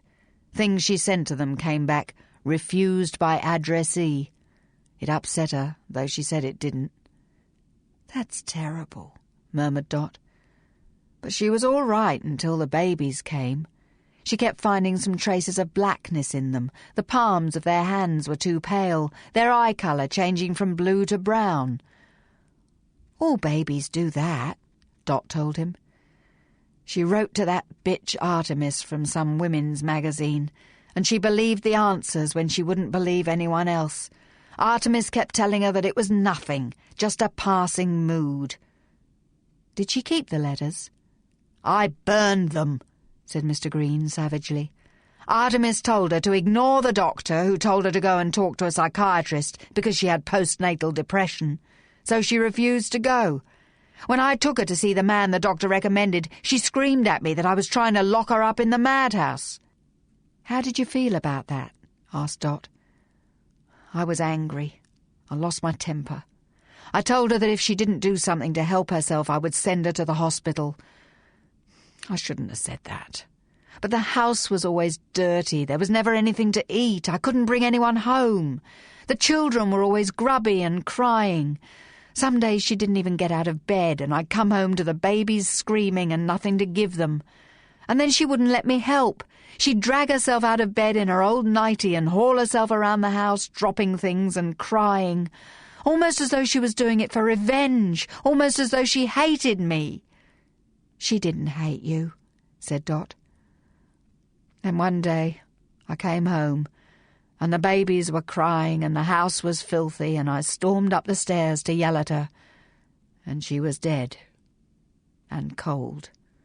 She'd taken an overdose of chloral. The doctor said she must have taken it as soon as I left for work in the morning. I called the police and they took her away." "And left you with 2 babies and no idea of how to cope?" "Yes." "Did you know who Artemis was?" "No. But once I get a housekeeper settled in and the house running again, I'm going to hunt the bitch down and kill her. If she hadn't interfered, I might still have a wife and the children might still have a mother." "Too late," said Dot. "Someone already has. She's dead. Murdered." "Oh," said Mr. Green blankly. Tommy, who had spread his biscuit all over his face and his father's shirt front, wriggled off his lap and headed for the fire irons. Dot fended him expertly and sent him back towards his father. "Is that what you're investigating?" "Yes. Grab Tommy, Mr. Green, and send him back this way. That brass pot is none too stable." "Back to the lady, son," said Mr. Green, who was getting the idea. "Well, if someone killed that woman, she had only herself to blame." "Perhaps," said Dot. "Tell me, have the Hewlands been told of their daughter's passing?" "I sent them a letter," said Mr. Green, catching Tommy and directing him towards the window. "They live in a fancy boarding house in Toorak." "Tinton Avenue?" asked Dot. "Yeah, that's the place. But I've not heard a word. I'm sure they won't come to the funeral either. Not that I want to see them." A key turned in the lock, and a large, dark-haired, robust-looking woman came in, laden with bags. She set them down in time to catch Tommy as he made a spirited attempt to fall out the window. "I can't imagine how anyone survives being two," she exclaimed. "Up you come, my lad. Hello, Bob. I've got the supplies. A couple of women are coming tomorrow to start the cleaning, and I can stay until you find a housekeeper. Cheer up, old chap." Tommy grabbed at her hair and secured a long lock. "This is Miss Williams," said Mr. Green. "This is my sister, Joan. Miss Williams came to ask me about Artemis. It seems that she's dead." "Good," said Joan. "Now you can stop thinking about her." "Baby's asleep," said Dot, handing her over. Miss Green took her with an offhand gentleness which boded well for the Green children. She looked Dot up and down and approved of what she saw. "Thanks for coming," she said. "It's a weight off his mind, and he's got enough to worry about, poor chap." "Not at all," said Dot, and saw herself out of the house. "How did you go?" asked Mr. Butler, easing the big car away from the curb. "Dead end," said Dot, and was shocked at her callousness. Chapter 15. The third line, divided, shows the subject straightened before a frowning rock. He lays hold of thorns. He enters his palace and does not see his wife. There will be evil. Hexagram 47, Quan. The I Ching Book of Changes. Dot was driven back to the city. She was glad of the silver-mounted thermos to which Mr. Butler directed her attention. Really, that Artemis had made a hash of things. Although Dot's sympathy lay with the bereaved father and, if pressed, she also might have told Mrs. Green to get up and at least feed the children and wash the floors, she did see that in some cases this was not useful advice. Vapours were one thing, real mental illness another, and who could hope to tell the difference from a letter? Artemis had been either very daring or very stupid, and neither sounded like Miss Lavender, despite her fascination with fairies. Women's choice was largely occupied with watching Mrs. McAlpin take a photograph of Miss Herbert in a very old-fashioned dress. In order to take advantage of the big theatrical floodlights, Miss Herbert was standing insecurely on a chair in her high heels, bustle and train, and Mrs. McAlpin was paying no attention to anything at all except the placing and focusing of her camera. Dot sidled in. Phryne drew her to stand by the door. "Is she going to fall off that chair?" asked Dot. "And what a horrible old dress!" "I hope not, and it's a Worth model, and I won't hear a word against it," said Phryne. "You wait and see what Madame Fleury can do to it." "Oh, if it's Madame," said Dot, "she can do anything. She could make an elegant ensemble out of 2 sugar sacks and a hay bag for a hat. Miss, I met Mr. Green. Poor man. His wife killed herself and left him with 2 small children. It was all Artemis's fault. He said he'd hunt her down and kill her when he got his house settled." "But he hasn't got his house settled yet?" "No, miss." "And therefore he hasn't started hunting?" "No, miss." "That will be a relief to Miss Prout, much as she might enjoy being hunted down by a good-looking man," said Phryne venomously. "Miss Prout wrote the letters. I thought they were wrong for Miss Lavender." "You thought right. And I have some other things to try. Miss Prout voluble but useless. What a distressingly stupid young woman. And yet I suspect she is right about what women want. Scandal, broth, with envy and malice en croûtant. Oh, well, said Phryne, dismissing the future of women's magazines with a wave of her cigarette holder. Some will survive to hand out book reviews, recipes and gardening hints, with a few sly bits of information on man management and divorce. For Dot, have you ever thought what will happen when the present generation of little boys grow up? They'll want the world back, and we'll probably be fools enough to give it to them. Maybe, said Dot. Miss Herbert wobbled perilously but did not fall. Mrs. McAlpin finally said, "Stay just like that," and vanished under her black hood. A shutter clicked. Mrs. McAlpin emerged. "That might be quite passable," she said. "Could someone help Miss Herbert down? And we can switch off the floods now. They do make the room so hot." She took her precious plate and disappeared down the stairs to the dark room. "Well, madame," said Phryne, helping Miss Herbert onto terra firma and dusting her a little, "what do you think?" Madame Fleury was a small woman, clad in deepest black. Her figure was that of a cottage loaf, stuck about the bosom with pins and threaded needles.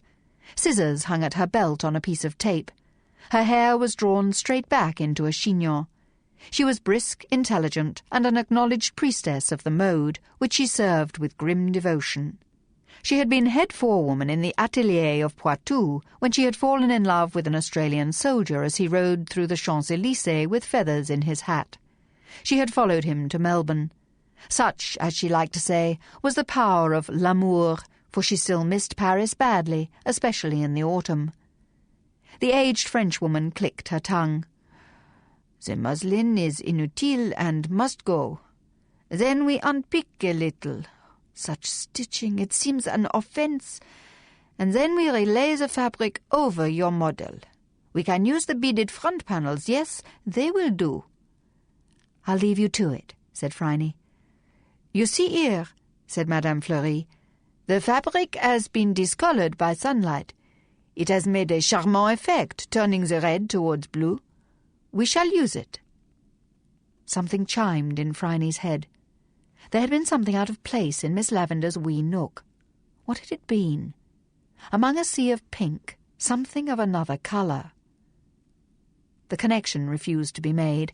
Phryne watched Dot sit down with Madame and begin to undo the side seams. Swathes of heavy satin spread themselves over half the room. Mrs. Charlesworth had retreated to her office. Miss Nelson, much comforted by having come through her ordeal with her honour intact, sat peacefully unpicking the hem. Phryne threaded her way through the rampant dressmaking and arrived at Miss Grigg's desk. She and Mr. Bell were sorting through the remaining bulbs and packing them in a smaller box. "What's wrong with the other ones?" asked Phryne. "Small flaws," said Mr. Bell. "Too immature, worm-eaten or frost-bitten. I plant them in the nature strip so they're not wasted." "How difficult is it to grow primroses in an Australian climate?" asked Phryne. He raised his head quickly and looked into her eyes. He had been good-looking before the burns had disfigured and distorted his face. Now it was hard to guess his expression. "You can't grow them except in places where there is a reasonable snowfall," he replied. "One might keep the seed tray in the bottom of the icebox, of course. The rest of the household mightn't like it, though. Why do you ask?" "Just curious. What sort of bulbs are these?" "Daffodils," said Miss Grigg. "Doubles. I always put the bulbs in when the tomatoes come out." "This year I thought we might try some of the smaller, more delicate flowers under the elm tree," observed Mr. Bell. His hands on the bulbs were tanned and coarse, gardener's hands. "Sparaxis, bluebells, ixia, maybe cyclamen. You remember them in the Toscana, drifts of purple points in the coarse grass?" "My word, I do," said Miss Grigg. "When were you last in Italy?" asked Phryne. "I was there in 24, in spring." "Lucky," said Miss Grigg. "That's when I left. Couldn't stand that bounder Mussolini. Me and Gally packed up the house and home we came, like swallows to Capistrano." "Boomerangs," chuckled Mr. Bell. "That's what they say. Australian girls are boomerangs. They always come home. And before you ask, Miss Fisher, I returned to these shores in 26 when my father died." "Was your father in the antiques business too?" asked Phryne, selecting a bulb and turning it in her fingers. Amazing. Packed into this onion-shaped little package was force enough to hammer a chute through a cobbled street and beauty enough to adorn a palace and scent a whole room. Mr. Bell took the bulb, politely but firmly. "If you wouldn't mind not handling them while you are smoking. Tobacco contains little germs which don't do plants any good. Mosaic leaf, for instance. Yes, my father was in the antiques business, not in a major way. I've managed to improve trade with a bit more import and export." "I see. What do you make of Miss Prout's actions?" "Silly bit." Mr. Bell caught himself in time. "Sorry, ladies. Foolish young woman. She might have known that someone would find out. And she hasn't the brain God gave to geese." "Amen," said Miss Grigg. "Well, that's your bulbs, John. I'm not a lot of use in sewing, so I'd better get back to my wiring. I don't think this new amplifier is going to work, you know, but I'm not making any judgments in advance." "I can't sew either," said Phryne, "so I might just go and watch, like the idle rich." She smiled and clambered back over what seemed to be acres of plum-coloured satin, faded by sunlight into an attractive bluish sheen.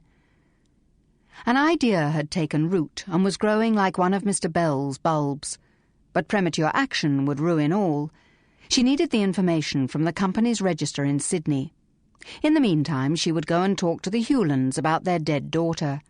Could they really be as unconcerned as Mr. Green supposed? Mrs. McAlpin came back with a wet proof sheet, which she held by the corners. "Not bad," she said, allowing Phryne to see it.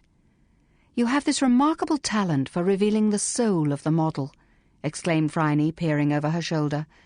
"There's Miss Herbert, a little frightened, a little unsteady, but terribly pleased with herself and rather innocent." "Thank you. Shall I pencil you in? I should like to photograph you," said Mrs. McAlpin. "I don't know if I want to be revealed," said Phryne frankly. "You might show me something about myself which I don't want to see. Like that portrait of Miss Lavender.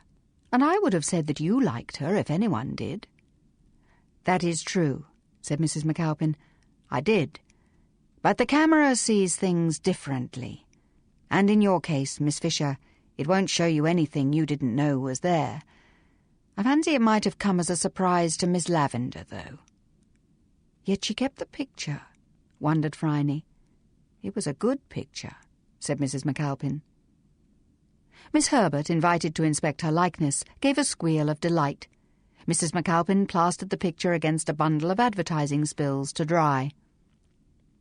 "I've read Miss Lavender's will," said Phryne. "Did you know she left half of her estate to your church?" "Her church as well? Did she so? That is interesting.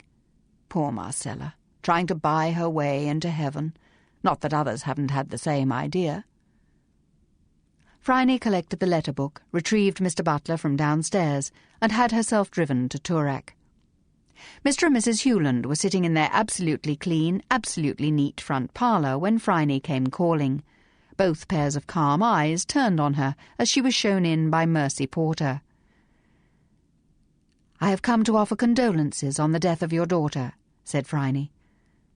"We have no daughter," stated Mr. Hewland. "Yes, you have. Well, you had.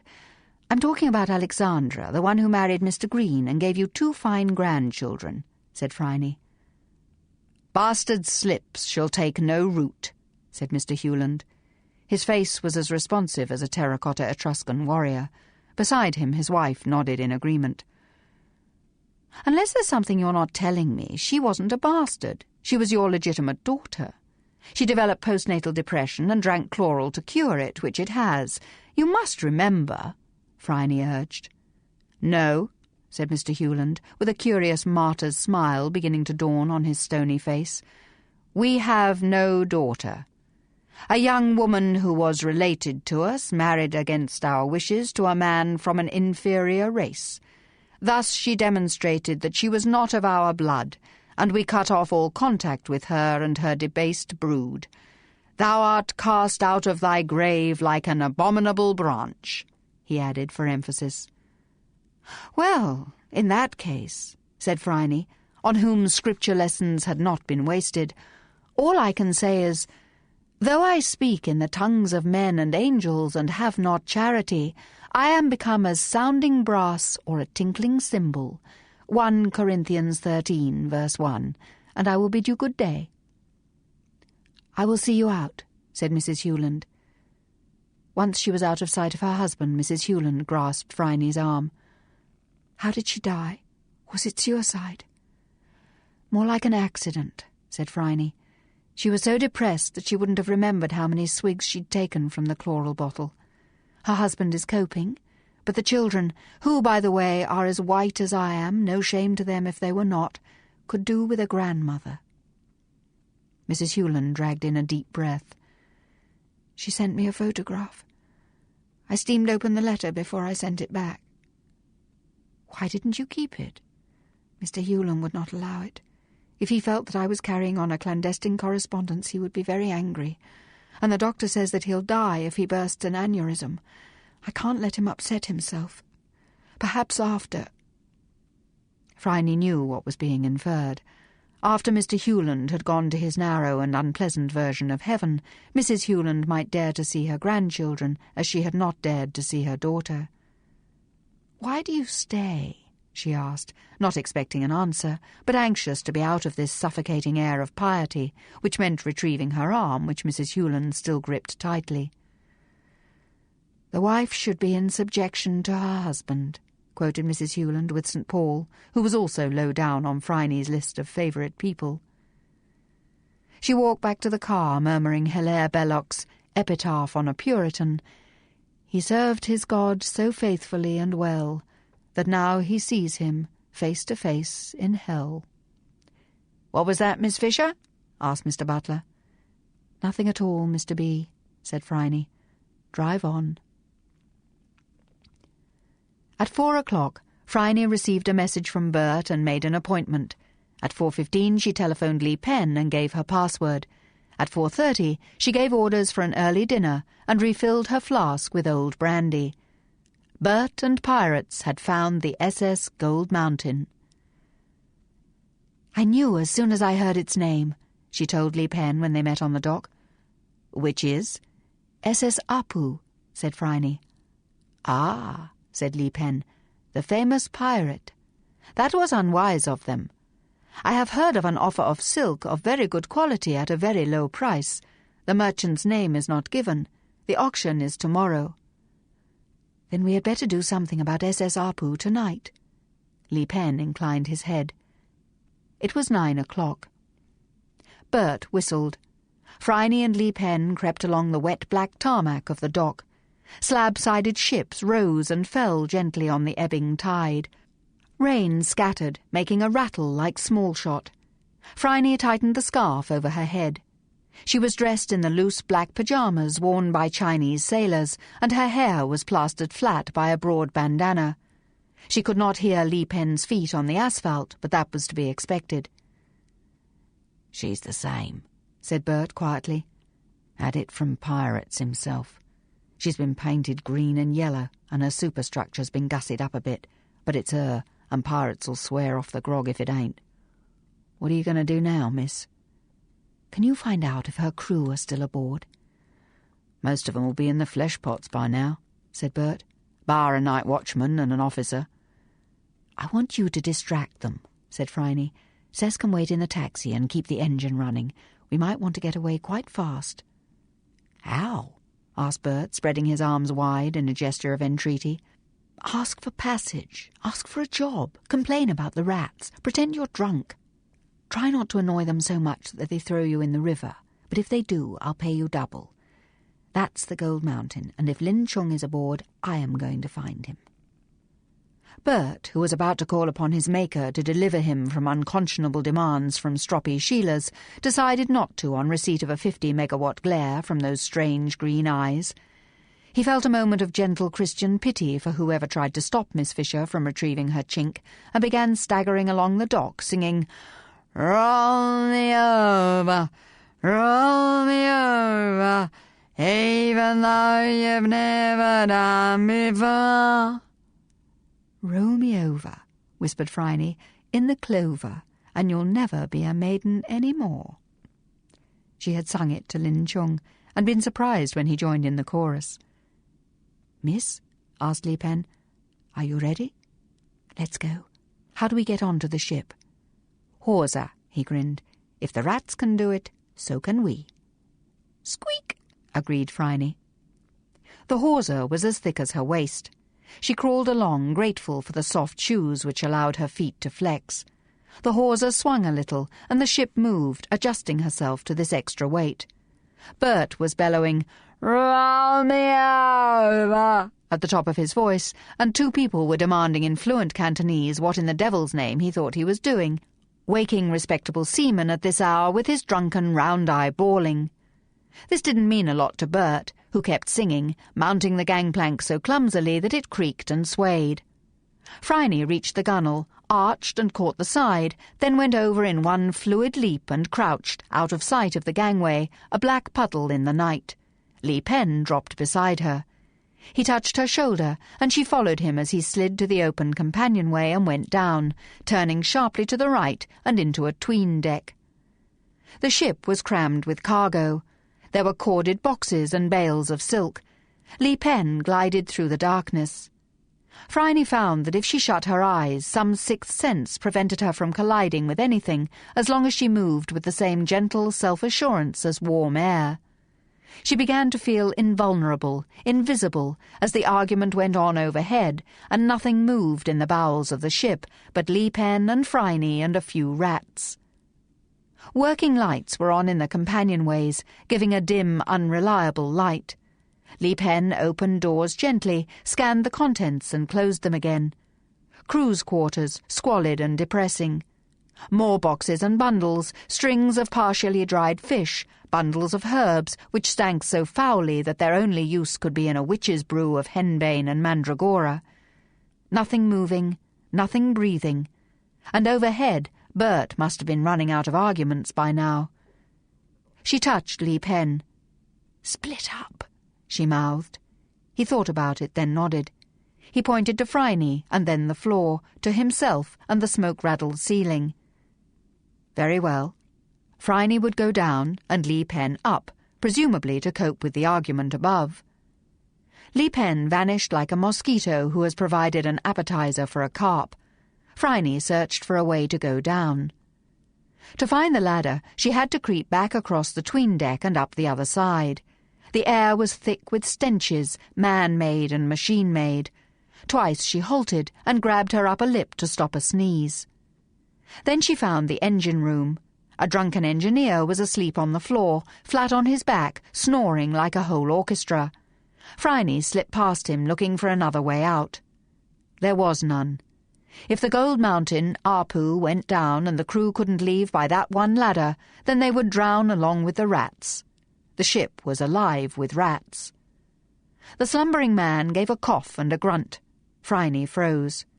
She stood so still that a questing rat paused in its passage across her foot, whiffling its whiskers, wondering if the engineer was dead enough to provide a late-night snack. Loathing washed over Phryne so strongly she was afraid that she would retch. The clammy tail was across her bare ankle. It was cold. It was one of the vilest things she had ever felt in her whole life, and if it had gone on for another second she might have flinched. But the engineer turned over in his rancid couch, and the rat moved on to seek for more comatose prey. On impulse, without any reason, Phryne followed it. The rat heard a footfall behind it and speeded up to a fast walk. It was clearly unafraid of whatever its next target might do. Phryne hung back, not wanting to frighten the creature. She had searched through all that she could see of the Gold Mountain Apu, and this might be as good a guide as any. The rat trailed its revolting tail around a machine, and then scrabbled up over a watertight sill, through a small door which she had not noticed. Seated in front of an indistinct bundle on the filthy floor was a guard with a pistol. He was so sleepy that he did not rouse at once. He saw the rat and kicked at it half-heartedly. Then he saw Phryne and leapt to his feet. At the same time, the bundle swore and tried to sit up. Phryne knew that voice. She had a knife in her belt, but she did not bother to draw it. She tripped the guard. Just as he was getting up, he found that he was actually getting down. He shouted something, and then Phryne was on him. She dropped on his chest with both knees and vengefully banged his head on the floor, once to knock him out and twice because it made her feel better. "Quick," she said to Lin Chung. "It's me. Get up. Can you walk?" "Not with all these ropes," he said quietly. She drew the knife and hacked at the knots, and the ropes fell away. Then she extended both hands and dragged him up and into her arms at last. Lin Chung indeed, not crippled, not nailed to anything, and apart from some surface grime and the blood-blotched wound on the side of his head, in one piece. He staggered as he tried to move. Phryne held him strongly for a moment. He smelt like he had stolen his garments from a previous owner who had been dead for at least a week. "Come," she said. "Li Pen and I have come for you." "I knew you would," murmured Lin Chung. "Where are we?" "Melbourne," she said. "Talk later. The engineer's asleep outside." "No," said Lin Chung dreamily. "I think you'll find that actually he's awake and in here." Phryne ducked a swung club, grabbed a sinewy arm, and helped the engineer on his journey into the bulkhead. He hit it with a satisfying clang, rebounded and dropped the club. He dived for her throat, both arms outstretched and huge hands clutching. Phryne kicked him hard in the groin, and he went down screaming. "Grab that pistol," she snapped. "That idiot will rouse the whole waterfront. Shut up, you fool," she snarled at the engineer. Lin Chung obliged with a translation, and the injured man, comforting the offended parts with both hands, clamped his mouth shut with a click. "What did you say?" asked Phryne, interested, shoving Lin Chung rung by rung up the ladder. "I told him that if he was quiet you'd go away, but if he kept yelling you'd bite them off. And eat them." "Nice," approved Phryne. "Shows a realistic appraisal of my mood." They emerged through the hold into the main part of the ship. Lin was walking with more confidence, as though his feet had been recalled to duty. Even in the dim glow of the working lights he was blinking. "Where now?" Phryne listened. There was no sound overhead. What had they done with poor Bert? Where was Li Pen? She shrugged. "Is that gun loaded?" Lin showed her the gun. It was rusty, but the action was oiled and it had 6 bullets. She rotated the chamber and clicked it back together. "Up?" asked Lin Chung. He still felt that he was in a dream, but it was an engrossing and delightful dream, and he was interested to see what would happen next. "Might as well," said Phryne. She pulled down his head, very gently, and kissed him on the mouth. He stank like the long-deceased, and he tasted of starvation and fear, but he was Lin Chung, and she did not mean to lose him again. The kiss awakened Lin Chung. He had never managed a kiss like that in a dream. Dream kisses tasted of flowers and wine, not old brandy and excitement. Perhaps he was actually free and awake, as unlikely as that might seem to a logical mind. The companionway was deserted. They climbed up and saw no one. There was no sound but a murmur of conversation overhead, quiet and in Cantonese. Phryne wondered who was talking. They clambered up the last flight to the deck. Lin Chung went first. Phryne was close behind him. Perhaps his long captivity had made him clumsy. As he stepped over the sill, he stumbled a little, and the man at the gangway turned around and saw him. Phryne, flinging herself sideways along the deck, saw him open his mouth in a perfect ellipse. But no sound ever emerged. 2 hands reached from behind the watchman and closed around his throat. He gave a small sigh and slipped out of the action. Li Pen lowered the body gently. He smiled at Lin Chung. "So, she found you," he said softly. "I thought she would." "I saw what they did to you," said Lin Chung. Li Pen made a dismissive gesture. He reached out a hand to help Lin Chung towards the gangway. Phryne got up and brushed herself. "Stop," said a voice. There was a flapping of discarded tarpaulin and a grating screech as something metal was dragged across metal. "It's a good gun," said a smooth voice in English. "We got it off an English ship. It's a Hotchkiss, and at this range there will be little left of you or that Shaolin to cremate." Chapter 16. The third line, divided, shows the subject bringing himself round to whatever may give pleasure. There will be evil. Hexagram 58, Tui. The I Ching Book of Change. This is it, thought Phryne, staring down the barrel. Now we will all die. What a pity. I haven't done half the wicked things I wanted to do, and the ones I have done, I haven't done anything like enough. The noise might create rather a stir, said Lynn quietly. Melbourne is not used to gunfire by night. You need to give that warning to someone who cares, said the smooth voice. I, as it happens, do not. And would not our dissolution into mangled fragments rather destroy your scheme? Asked Lynn, leaning on the rail. Scheme? Asked Phryne. What scheme is this? Who is this person, Lynn dear? She slid under Lin Chung's arm, supporting him and masking the disappearance of Li Pen behind the deckhouse. The unseen maniac had his finger on the trigger. Her gun was of no immediate use. Oh, we haven't been introduced. My apologies. My name is Lynn also, Miss Fisher. Might I say how fetching you look in that sailor's garb. Lin Tai at your service. My cousin, explained Lin Chung, and heir, if grandmother disinherits me, to the Lin family lands. And despite your shameful behaviour with that round-eye harlot, she shows no signs of doing that. So, when the pirates freed you, I intercepted the cargo. I had every intention of delivering you once the handover of the Lin family lands was completed with my agent in Bias Bay, he added. But now that you've managed to free yourself— I was rescued, Lin pointed out, and forced me into declaring myself. I have to kill you. I assume that this threat will be sufficient to make you and the interfering Miss Fisher tie each other up and jump overboard. They say that drowning is an easy death once you stop trying to breathe. No, I really would advise you not to move, and tell that monk to stay where he is. I really don't want to shoot you, Chung, though I have always hated you. And you, Miss Fisher, my agents have shown disgraceful lack of initiative. I thought that they would have killed you by now. I knew you would try to retrieve Chung. Phryne had been guiding Ling Chung towards the voice. Lin Tai came into view. There was a family resemblance, Phryne thought. He had the delicate bone structure of the Lin family, though he was heavier and his eyes were red-rimmed. Secret opium smoker? Or had he looked on the gin when it was cheap? He did not stop them moving forward, because they were directly in the path of his gun. Now they had their backs against the rail and the river behind them. She had never contemplated a Hotchkiss gun before, though she had read about them in Edgar Wallace. It had a range of 200 yards and was as accurately sighted as a rifle.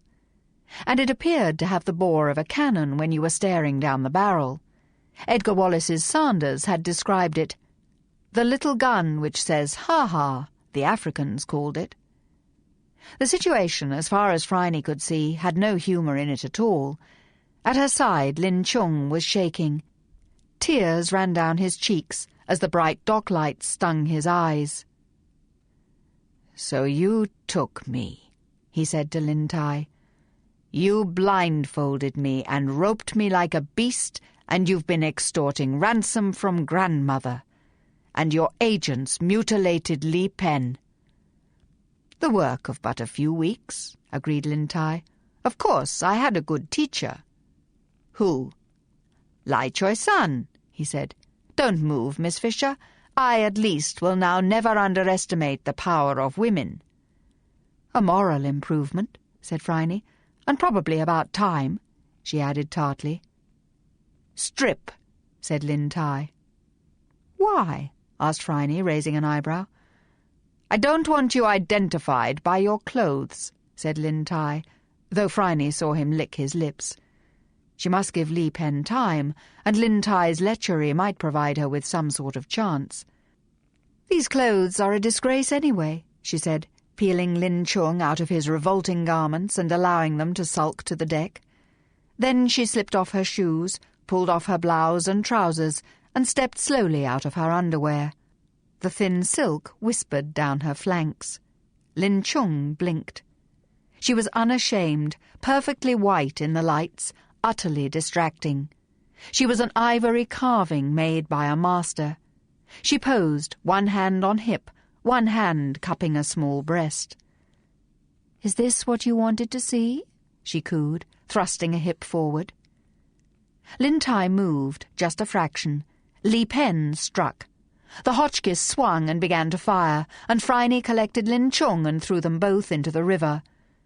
Rain speckled the surface as Phryne groped around for Lin's hair, found a handful, and swam strongly up. At least there was no doubt as to the direction in water. One always knew which way was up. The water was cold and filthy, and she hoped that in his weakened condition Lin Chung's heart had not stopped.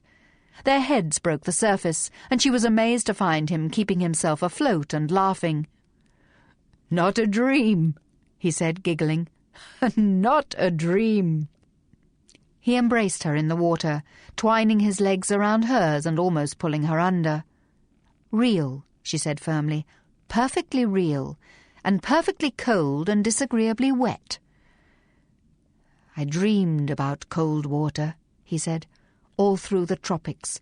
I stank, and the cargo stank, and the ship stank, and I thought, how many times have I woken up too lazy to go and swim in a clear, bright pool, or walk down by the sea, or even drunk tea rather than turning on a tap and drinking clean, cold water. Such a lot of chances wasted. And who would have thought it of Tai? It's too much," he said, sinking so that Phryne had to grab him and arrange him into a float. The gunfire had ceased. There seemed to be a lot of shouting on board SS Gold Mountain, also known as SS Apu. Phryne heard a police siren. This would be, if nothing else, a scandal of monumental proportions. The rain stung her face. She was about to see if she had remembered anything at all of the life-saving lessons which she had taken in what Lin would call a clean, bright pool, and to find out how applicable they were to a dirty, cold river, when she heard a rhythmic sound and a creaking of oarlocks. Bert drew up beside her in a providential rowboat. "Fancy a ride, miss?" he asked without expression. "Bert, dear, you're a saint. Can you get us out of this without attracting attention and bullets?" Bert responded with Cess's invariable reply to any question. "Too right," he said. Then his eyes widened. He observed Phryne's naked shoulders emerging from the scum, and added, "Need to get you a shirt, but—" Lin was dimly aware of water. He appeared to have been in a boat of some kind. He had heard someone swearing, continually and with remarkable fluency, in the Cantonese of his childhood, the Mandarin of his education, and the English of recent teaching. He had been lifted and carried, laid on something hard, wrapped in something warm. Then he was rocking, not the movement of a ship, but of a car. He was cushioned from the jolts by a pair of cool, wet thighs. He slipped out of the world again. When he woke, he was being carried into a house which smelt of potpourri and cooking. It must be midnight, but bacon was frying somewhere. He was laid down again on a soft surface, and someone raised his head and gave him cold water to drink, exactly the taste he craved. He croaked for more, and the cup came back. Then a sharp pain shot through his head, and his eyes snapped open. Li Pen held his shoulders as he struggled. "It's all right," soothed Phryne. "Well, Doctor?" "His ear has been severed some time ago by a sharp blade. It's healed well enough." A Scots voice, female and trustworthy. She was bathing the side of his head with great delicacy, soaking off old caked blood and revealing clean scars underneath. "Doesn't even need a bandage. Let's have a look at the rest of you, my lad." She shone a light into his eyes, examined his ears and mouth, clicked her tongue over his fine collection of scrapes, welts and bruises, and tested each finger and toe, wiping the stinging medicinal fluid over the red rings around his ankles and wrists. "Good enough," she said. "Shamefully misused, but not permanently damaged apart from the ear. Naught I can do about that. Give him a good scrub with carbolic soap and then a nice hot bath and a lot of fluids. I'm leaving some sulphur for any infection. Have you had a fever, young man? Dysentery?" "No," said Lin Chung. "Then I'll chance a little morphia for the pain of the next operation." Lin Chung did not feel the needle go in. "Watch for blood in the urine.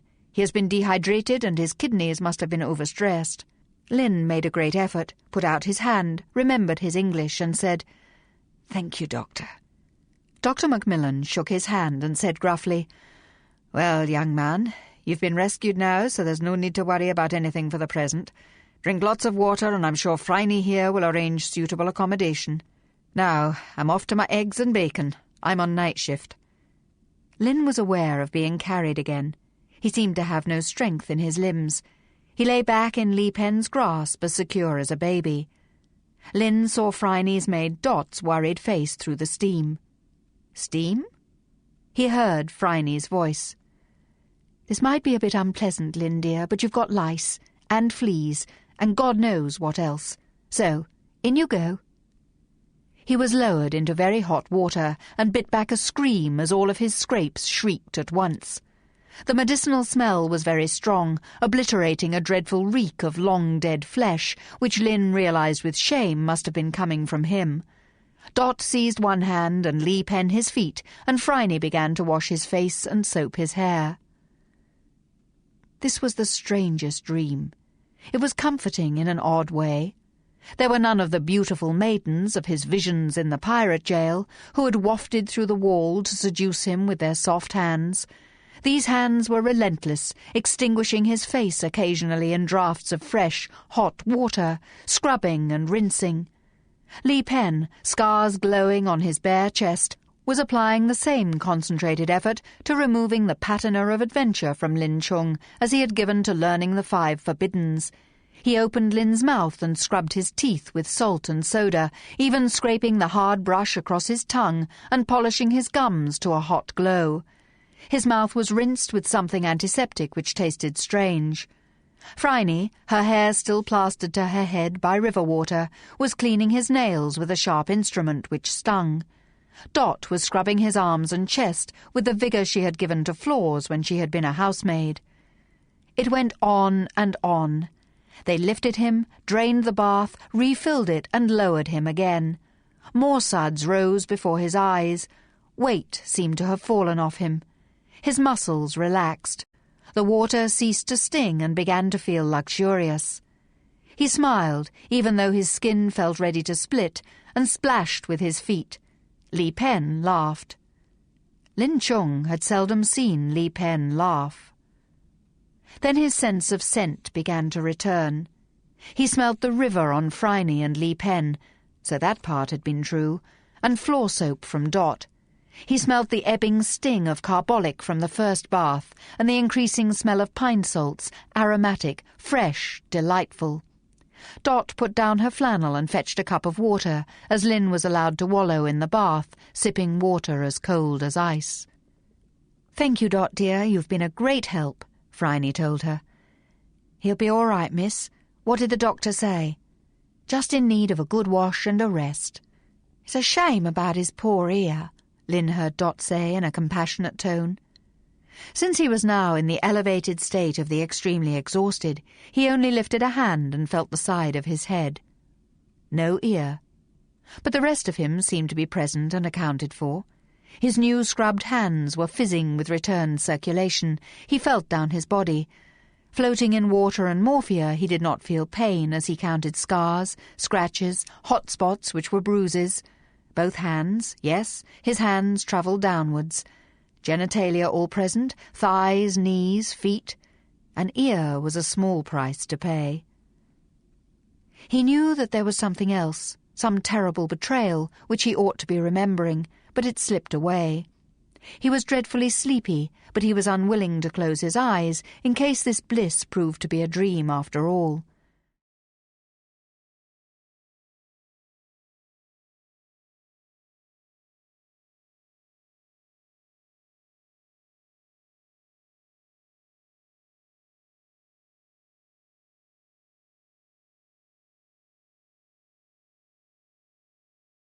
Said Li Pen, guessing what was going through Lin's mind. "I will not leave you." "Nor I," said Phryne. Now we had better get you out of this bath and dried and into a nice clean bed, mine for preference. You are going to sleep away the day and night, my dear, and Li Pen will be with you, and you do not need to worry about anything for the present." "Does he?" she asked Li Pen, and the Shaolin bowed. Phryne grinned widely. "How?" she asked. "Regrettably," said Li Pen. "I fear that an accident with an unlawful weapon may have been the cause of the demise of a member of the illustrious Lin family." "Oh dear," said Phryne. "What a shame. Tant pis. Tut tut. What a pity. How unsafe Melbourne has become. It used to be such a nice city." "I think that's a sufficient number of clichés. What do you think?" "The Silver Lady is, as always, meticulous." Li Pen smiled at her. "You have the courage of a lion, as I always said." "And so do you. How did you get behind him?" "You were distracting him, and when the gun fired, you took my master into the river. Very wise, Silver Lady. My compliments." Phryne accepted the bow of a half-naked Shaolin monk, marked with characters which glowed red on his breast, and gave him a deeper bow of her own. Lin was pleased that his rescuers were pleased, and thought no more as he was lifted out, dried, combed, scented, dressed in silk pyjamas and tucked into an unimaginably soft bed under warm woolly blankets. Dot manifested herself by his side and offered him a cup of thin, hot beef bouillon. He drank it in careful mouthfuls, feeling something in his body sitting up and crowing at the taste. Then Morpheus, father of sleep, gathered him into a close embrace. Phryne stripped unaffectedly as the bath filled again. Li Pen sat down on the edge as she bathed. "I am probably in defiance of my vows," he informed her. "I am not supposed to be in the presence of a naked woman." "I'm not a woman," said Phryne, challenging the evidence of Li Pen's own eyes. "I'm a fellow warrior." "True," said Li Pen, "though I doubt that my abbot would see it that way." "Would you like my bath, fellow warrior?" she asked. Phryne emerged from the water. Li Pen handed her a towel, took off his own clothes and stepped into her bath. "So, fellow monk," he said, sloshing hot water over his face, "what should we tell Madame Lin?" "When Lin Chong is quite recovered, we shall go and see Madame Lin. But I will send a message that Lin is well and with me, and that she should not pay the ransom. Was,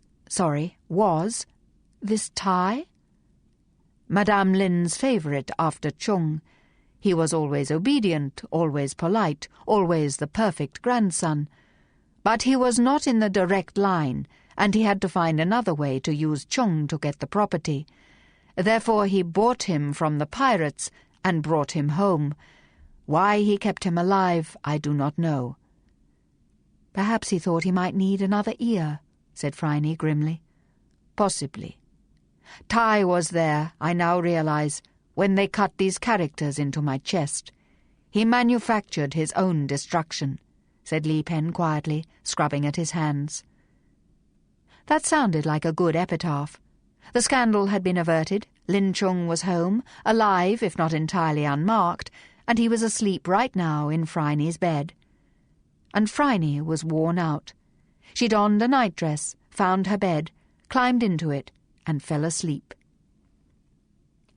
She woke to the sound of household business being conducted. It was 7 a.m. Mr. Butler was using the new vacuum machine. Bottles were clattering. Lin Chung was sleeping beside her with a faint smile on his face.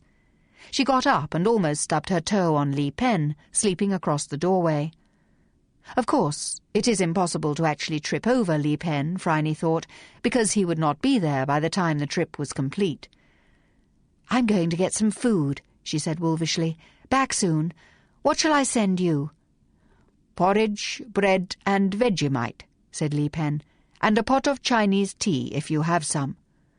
"Certainly we have Chinese tea," said Phryne haughtily. Then, replaying the last sentence, she asked, "How on earth did you get a taste for Vegemite?" "It's vegetarian, unlike Marmite," said Li Pen. "Salty and interesting. I lived for a whole summer in Tibet and ate tsampa, uncooked barley bread. What it really needed was Vegemite. "Bread and Vegemite it is," said Phryne bemusedly. She ate a large meal of toast, eggs, bacon, sausages, grilled tomatoes and coffee. Bert and Cess had gone, after eating a gargantuan breakfast and telling the story to the assembled staff. Pirates had gone with them. The girls had gone reluctantly to visit a friend. Mr. Butler, having delivered a meal of tea, bread and Vegemite to a man sitting cross-legged on the floor, was restoring his spirits with a little glass of port and the word puzzle. Dot delivered the afternoon newspaper. Interesting. "Outrage at the docks," it screamed. "Last night shots were heard and a Hotchkiss gun was fired on board the Macau vessel SS Apu. Police and dock security attended immediately and found that a passenger on board the ship had been tampering with the gun, used against pirates and supposed to be struck down into the hold, when it fired, killing him. The master of the vessel will be fined for allowing a gun with live ammunition to remain mounted on his ship in port. The dead man has not yet been identified." "Then I'd better send a note to Madame Lynn, telling her that also," said Phryne to Dot. "He needs to be identified." She wrote the note and sealed it with the chop which Lynn had given her, a fanciful calligraphy which said Silver Lady. "Get someone to take this to Madame Lynn in Little Burke Street," said Phryne. "Now I am going back to bed." "Will there be any answer, miss?" asked Dot. "I will be very surprised if there is," said Phryne. "Detective Inspector Robinson," announced Mr. Butler. Phryne suppressed a curse, but greeted the policeman politely. "Well, well, Miss Fisher, had a strenuous night?" he asked. "An interesting one," she told him. "Remind me not to frolic with the younger set. They play much too rough." "So you weren't out on the waterfront last night?" "Why should I have been?" Phryne did not like lying to policemen, much less this one she was fond of, but had no intention of telling him about the Lynn family's little domestic problems, which, in any case, were now solved. "Well, no one reported a fashionably dressed woman strolling down to 5 North, said Robinson jovially, "so I suppose we'll have to cross you off our list." "Oh, good. Is that what brings you here so early?" "No, I've got the company's register stuff from Sydney." Phryne read the extract. Despite her weariness, she felt a throb of excitement.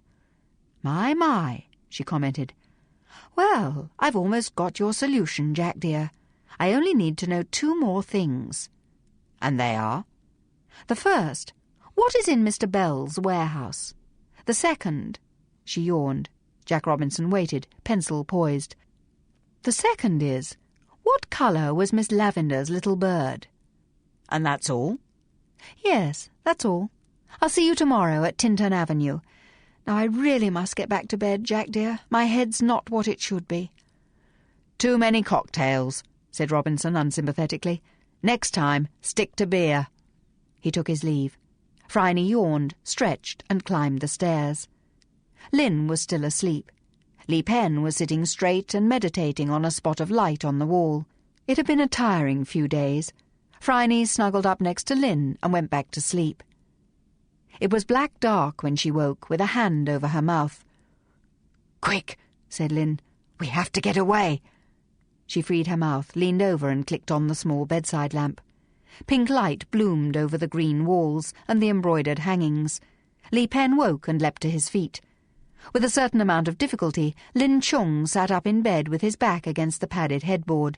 His mouth was open in astonishment. Li Pen brought him water, and he drank it. "Phryne?" He touched her breast.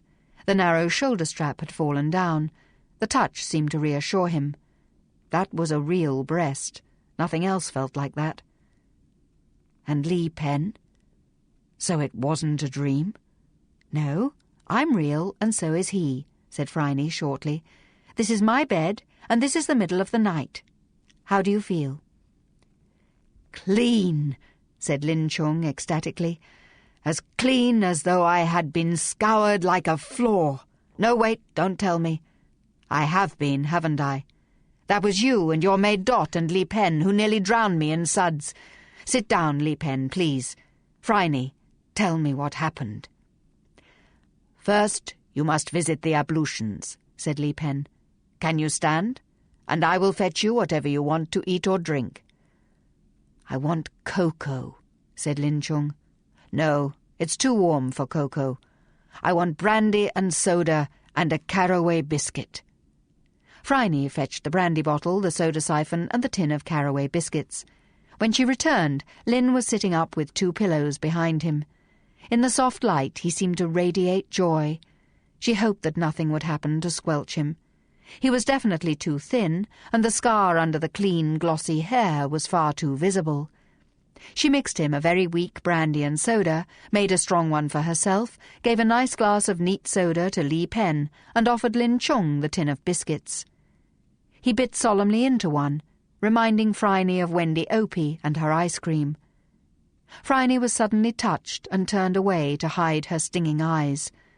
There he was, clean and safe and rescued, eating caraway biscuits and drinking a B&S, and she was very proud of him. "All right," he said. "What happened?" Phryne allowed Li Pen to describe how they had discovered that the Apu was actually the Gold Mountain, the assault on the ship, the discovery of Lin Chung, the attack by Lin Tai, and his unfortunate death. "So he is dead?" "Regrettably," said Li Pen without expression. "He must have hated me for years. I never knew. Grandmother always held him up as an example of Confucian virtue. Married the girl found by his parents, never wanted an education, never strayed from the path of rectitude." "He strayed so far off the path of rectitude as to buy you from the pirates who freed you," said Phryne. "He wanted everything you have, including me. Though he didn't get me," she added with satisfaction, "or anything else." "And grandmother persuaded the others to cede the Lin possessions in China?" "She is a formidable adversary," said Li Pen. "So is your Silver Lady. She found you when I could not." "Actually, it was the rat," said Phryne. "I was standing in that filthy engine room, and this rat walked right over my foot, and then it decided the engineer wasn't dead enough to nibble on and went in search of you, so I followed it." "How did you know it was searching for me?" asked Lin Chung, wincing a little as he recalled the rats which had waited, bright-eyed, for him to sleep. "I didn't," said Phryne. Li Pen laughed again. "Truly blessed, as I have always said," he told Lin Chung, who joined the laughter. Phryne felt that she had missed the joke. "Why?" she asked. "Because both you and he, Silver Lady, are born in the year of the rat," said Li Pen. "The rat is his totem animal, as it is yours. It is not surprising that a rat was able to reveal to you where those murdering beasts had stowed my master." "Oh," said Phryne, wondering if it was some sort of sin to hate your totem animal. "And you, Lin, what happened to you?" "I can't separate out the days," he said. "I got to Macau, bought the silk, and the bribes I had to pay were double the price of the silk and other things, but I got them. They should be aboard the Apu this moment." "Bert is seeing that they are unloaded and delivered," soothed Phryne. "Then?" "Then I was on the ship, and it was seized by pirates. They had hidden among the passengers. They took the crew by surprise, threw them to the sharks, and found me by the label in my jacket. They had special orders about me. The rest of the passengers they divided into 2 lots. Those who had relatives who would ransom them they kept. The others they killed or sold as slaves to the Japanese." He drank some brandy, and Phryne refilled his glass. "I was kept in a grass hut by the shore. They had me tied closely. Li Pen was beside me. Then he suddenly wasn't. I stayed free in their encampment just to make sure that nothing went wrong," said Li Pen. "There were too many to fight for the moment. I knew that Madame would pay the ransom. I didn't see anyone except some children who came to throw things at me. I wasn't tortured. They called such people piao, tickets. I was in Bias Bay. Finally they came and untied me, told me that the ransom was paid and that I could go. I was walking down to the shore to see if I could find a ship when I saw the old Gold Mountain newly painted, and I was seized again. I think I lost hope then. They took me to Lai Choi-san, and she said that I was captive despite the ransom. Then, by threatening to kill me, they called Li Pen and cut characters into his chest. I will never forget how they cast seawater over the cuts and laughed. They would have laughed more, but he gave no sign of pain. They sent me as a messenger, said Li Pen evenly. I did not fail to deliver the message. Then they said I could write a letter, so I wrote to you, Phryne. I thought I might have no other chance of farewell. I wrote in English on the envelope so the letter would be delivered. Then they said they had to enclose something convincing, held me down and... He stopped. I got the letter, said Phryne, with its enclosure. It was that, rather than the scars on Li Pen's admirable chest, that caused Madame to call a family council. Then they stowed me aboard that filthy ship, and finally, after what seemed like years, you rescued me. Thank you. But it was Thai, wasn't it? Yes, said Li Pen. Grandmother will be very... His voice trailed away. Phryne took the glass as he slumped down into sleep again. He will recover his nerve, she said. He never lost it, said Li Pen proudly. Chapter 17. The first line, undivided, shows the pleasure of harmony. There will be good fortune. Hexagram 58, Tui. The I Ching Book of Changes. A cold touch woke Lin Chung. He managed to stifle a cry. A rat? No, he had been rescued. He was in a soft bed in a house on dry land. The rocking he felt was not the ocean, but the arrival of Miss Fisher's black cat Ember, who had clearly ascended the foothills of Li Pen and scaled the north face of Phryne in order to stick an inquisitive nose into his undamaged ear. Bright green eyes surveyed him coolly in the pale light. It was dawn. He stroked the thick sable fur from ears to tail, and Ember settled down to purr. Phryne half woke as something near her face gave forth a soothing sound. Ember must have eluded the vigilant Li Pen and dropped in for a little conference about the timing of breakfast and night starvation in the feline species. She pushed the furry body aside and found Lin Chung watching her. "Silver Lady," he said, turning to her and sliding one arm under her neck, drawing her close. "How can I thank you?" "You'll think of something," purred Phryne, as roughened hands slid down her body, cupping her breasts. They moved slowly, tranced and bleached by the cold early light. Phryne caressed the scarred back, the damaged skin, lingering over bruises as though her touch could heal them. Lin moved under her handling easily, as though he was weightless and in hot water again. His fingers had not lost their skill, drawing shimmering trails down her sides, her back, her breasts, the inner skin of her thighs. "I looked at the moon," said Phryne, "but I could not see you there." "I dreamed of you," said Lin Chung, "but when I woke you were never there." "I'm here now," she replied. "You're still a dream," he said. They kissed slowly, lingeringly, as though they knew that there was all the time in the world. Lin tasted of sleep and brandy.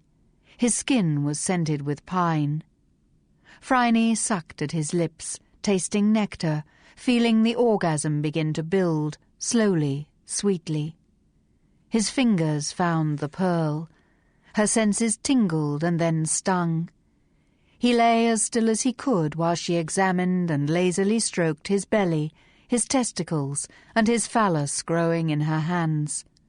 Familiar and delightful, a body she knew well.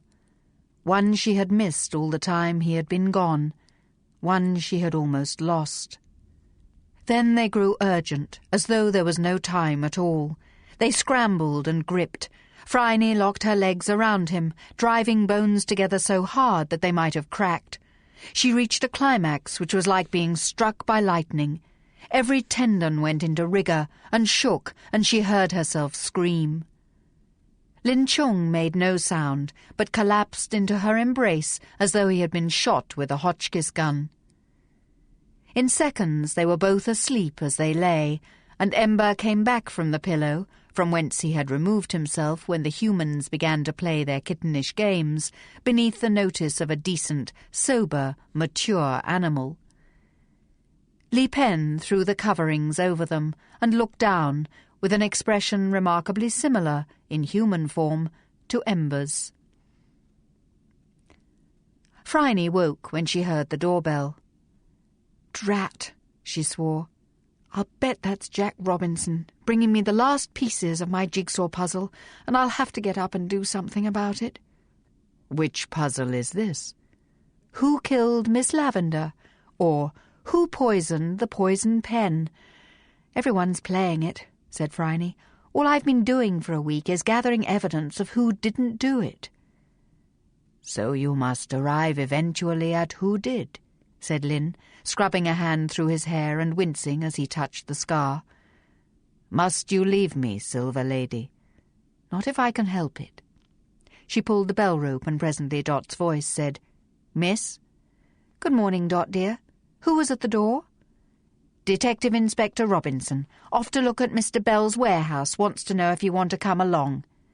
"Has he got an appraiser with him?"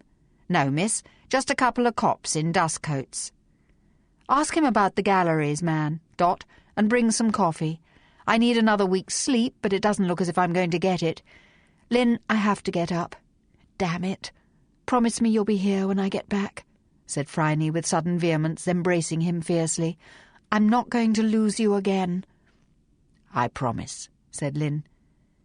He was already drowsing back into sleep when she completed a hasty wash and brush-up and donned warehouse-going clothes. She was damned if she was going to risk a good pair of stockings on Mr. Bell's warehouse. Dot and the coffee arrived at the dining-room table as Phryne came down. She gulped the inky Hellenic beverage, a lethal dose of caffeine in every cup, munched a piece of toast, and put on her hat. Robinson was impressed. Only a quick change artist, a co-respondent or a midwife could dress as fast as Miss Fisher. "Off we go," said Phryne. "Have we got the appraiser?" "Meeting us there," said Jack. "I had a bit of trouble getting this warrant, Miss Fisher. I hope you know what you're doing." "Me too," said Phryne. "You'll be interested to know," said the policeman, "that we can't find a service record for Mr. Bell at all, at least not under that name. In fact, there's no record of a John Bell born in Australia who answers his description." "Really?" asked Phryne, getting into the police car. "How singular." "Why do I get the impression that you know this already?" asked the detective inspector. Acid etched the edge of the sentence. "Sorry, Jack. I'm still a little hungover. Mr. Bell is not who he seems, Jack dear. Well, none of us are, perhaps, but we shall know in a moment. Where is this warehouse?" "Richmond. Not far. I also know the answer to your other question. Miss Lavender's bird was blue. That's why she called it Bluebird," Robinson informed Phryne with heavy irony. "Why did you want to know? When we buried the poor little thing, it was pink." "Like the Worth," said Phryne incomprehensibly. "Something changed its colour." "And you'll explain this in your own time?" "I'll have to show you, Jack, or you'll never believe me. We need to go to Tinton Avenue after this. Then I can demonstrate. Really, I'm not doing an Agatha Christie on you. I won't know who did this until I can set up a trap." "Oh, very well." Detective Inspector Robinson obliged Miss Fisher with a light to her cigarette, lit his own pipe, and subsided. Like the Lord, Phryne moved in mysterious ways. The road rushed past. Phryne sank into reminiscences of Lin Chung, and was quite surprised when the car stopped in front of a flat red-brick warehouse in a street of red-brick warehouses. This one had a painted sign indicating its owner, Marshall & Co. A man in a dust coat, were they everywhere and she just hadn't noticed them until now, sidled up to the detective inspector and said, No one inside, sir. Door's been opened. Caretaker had a key. Good. Is Mr. Jones here? Yes, sir. A man in a business suit, complete with bowler hat and rolled umbrella, gave the detective inspector a small bow, and then a deeper one, removing his hat, as Phryne clambered out of the car. Her stockingless legs seemed to affect him profoundly. "Shall we?" asked Robinson, and pushed open the door. The space was crammed with crates. A light coating of dust showed that they had not been disturbed recently. A policeman with a jemmy began on the first crate, extracting 2 canvases, made fast to stretchers, padded and wrapped very carefully. Mr. Jones carried them to the light and sneered. "A copy of a Raphael Madonna. A copy of another Raphael Madonna. Not very good copies either," said the man from the gallery. "Keep unpacking," said Phryne. "Mr. Jones, can you have a look at the canvas? Is it new?" "No," said Mr. Jones, his interest piqued. "No, it's old. In fact, it appears to be very old. And this is a wooden plaque. Olive wood and antique. What's your suggestion, miss?" "Can you remove a little paint from a corner?" asked Phryne. "We can always pay for the damage. What's the value of the copy?" "About 2 and 6, said the gallery man. He laid the painting of the smirking woman and overweight child down, opened his square leather case, removed some swabs and cleaning fluid, and began to rub carefully at one corner of the painting. "There's something underneath," he said, without much excitement. "That's not uncommon in Italy. They're always painting over old paintings, cheaper than buying new canvas." Phryne, losing patience, took the swab and swept it over the surface, making a broad swathe through the new paint. Underneath, a saint's face sprang out of the garish new colour. Aged, haggard, compelling, even under the crackle of dark varnish. "Dear God," said the gallery's man prayerfully. "Give me that." He grabbed the swab and refreshed it with cleaning fluid. "I think—" He dropped swabs as he cleaned. Phryne watched. Mr. Jones might be a pompous ass, but he loved paintings, and he was treating this one with such a loving touch that if it had been a cat it would have purred. Policemen wrenched open more crates and piled more terrible copies of Raphael Madonnas into heaps as the appraiser laved the surface of the painting with linseed oil, applied with his own perfectly clean, perfectly folded linen handkerchief to stop the solvent from eating into the original paint. "There's the signature," he said, wiping his brow with Phryne's handkerchief. "Giotto. My God. Stolen from Florence 3 years ago. I beg your pardon, miss. I thought this was some sort of joke. I mean, why would someone take the risk of sending stolen artwork to Australia? There isn't the market. The dealers for this sort of thing are in Paris or London or New York." "Import-export," said Phryne. "A consignment from Italy to London might attract notice. A consignment of Raphael copies from Melbourne wouldn't rate a glance. I don't expect that they are all disguised old masters," she added. "Can you find the mark for me which would allow the receiver to identify this one?" "I'll need to go through them all," he said, "but this appears to be just a new painting. And this—" he took a tiny portion of paint off the corner of another couple of Raphaels. "Yes, see? There's a stamp on the back. A flower." "A primrose," said Phryne. "What about the boxes?" asked a policeman. "Do we open them as well?" "Of course," said Phryne.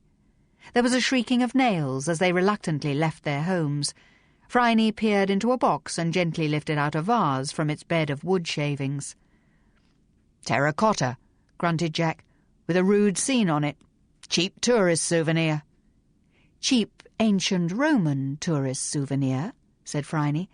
"That's why the consignment came from Napoli," she said, putting the vase back with some regret. Was that satyr ever going to catch that nymph? She didn't seem to be running very fast, looking back over her shoulder like that, and clutching at draperies which were definitely coming adrift.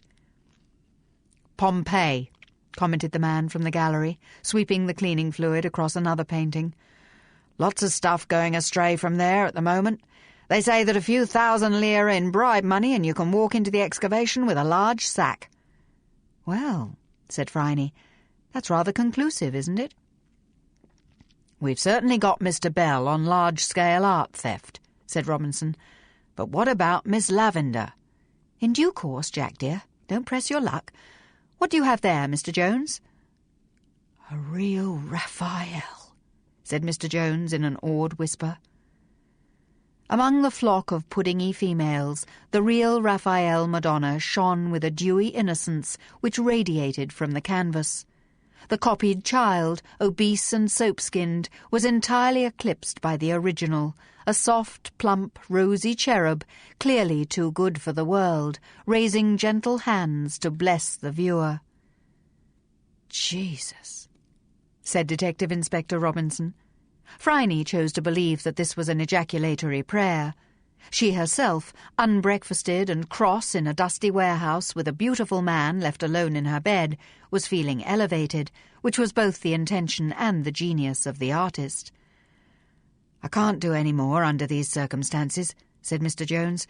"We need to get them back to our laboratory and clean them properly. I'm not going to run the risk of injuring any of them. What a find! Detective Inspector, I congratulate you. This will be the crown of your career, the crown. These paintings have been stolen from churches all over Italy. Even if they're only these two, it's a great coup. You will have them brought to the art gallery this afternoon?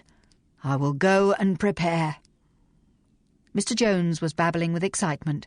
Robinson detained him with a hand on his black serge arm. "They'll be brought by unmarked van," he said, "and they'll be guarded the whole time by 2 of my men. There's a chain of evidence to maintain, you understand, and not a word, Mr. Jones, to anyone outside your organisation. Not one word. I don't want to miss the thief because you've been unable to contain your excitement." "No, of course not," said Mr. Jones, reassuming his city personality with his bowler hat and his umbrella. "Not a word. Will you inform my employer?" "I will. If you wouldn't mind staying and making an inventory, we can sign them all out to the gallery. Call the station and get 4 more men," said Robinson to an underling. "Get a van. They don't move until they're all listed and a copy is on my desk, understood? And no one is to leave anything unguarded. And in case anyone is thinking that one little vase won't be missed, which I'm sure no man of mine would ever dream of thinking, I'm leaving Mr. Jones here. Anyone turns up and asks what's going on, arrest him as a material witness. Clear?" "Clear, sir," said the underling. "Should be able to get them all crated and on their way by noon." "Carry on," said Robinson. Phryne, who had thought that perhaps one little satyr vase wouldn't be missed, sighed in the face of this massed honesty and followed him out to the car. "Well, Miss Fisher, you've done me a bit of good," said Robinson. "How can I thank you?" "Breakfast at the Windsor would be a good start," said Phryne. "Pity you wouldn't let me take that cross little harpy pot, or the satyr Lesithus. I really fancied them, and no one is going to miss them." "Oh, all right, don't look at me like that. "Then we'll go to Tintern Avenue and see who passes my little test." "You know, sometimes you almost frighten me," said Robinson. "The Windsor, driver." Breakfasted, Phryne was more centred and less cross. She had returned home and dressed for the day while Robinson made phone calls to his chief, his subordinates and the art gallery, all of whom showered compliments upon him. Tintern Avenue was quiet. This being a Saturday, the inhabitants were all home, occupying their leisure as suited themselves. Phryne gathered them as she walked, Mr. and Mrs. Opie, Mrs. Gould, a hungover Mr. Carroll, Professor Keith and his niece, Mrs. Needham, Mercy Porter, Miss Gallagher and Miss Grigg, both Hewlands and Mr. Bell, who had been planting bulbs in the herbaceous border. "What is this all about?" he demanded, as the whole party wedged themselves into the main room of Wee Nook. "A little experiment," said Phryne grimly. "Are you going to let this person experiment on us?" asked Mr. Bell. "She hasn't any official standing, has she?" "Quite enough official standing for me," said Robinson. Phryne began. "When I was brought here for the first time, I was told that Miss Lavender's bird had died," said Phryne. "It was blue, but when it was buried, it was pink. I wondered about that. Then I kept trying to recall why something in this room struck me as wrong." They all looked around. The stultifying pinkness of the room was still overwhelming. Only one thing was the wrong colour. Phryne wound up the clockwork of the music box with a bright red fairy on top, which had been on Miss Lavender's desk when she was found dead. Again, someone in the room was holding their breath. Phryne could taste the tension. She looked around, holding the key of the music box. The Hewlands kept their dead fish impassivity. Miss Gallagher looked puzzled. Miss Grigg worried. Mrs. Opie hung on to Wendy. Mr. Opie looked irritated. Mr. Carroll sleepy. Professor Keith interested. Mercy Porter and Marjorie Keith agog. Mrs. Needham concerned. Miss Lavender knew a lot about you all, said Phryne, but it was mostly unimportant. She knew about Marjorie's outings, Mr. Carroll's drinking, and the Hewlands' daughter. She knew about— "Yes!" screamed Mrs. Opie, clutching a surprised Wendy to her bosom. "She knew about my fiancé. She had one of my letters to him when he was away. I never stopped loving him. She knew I never did."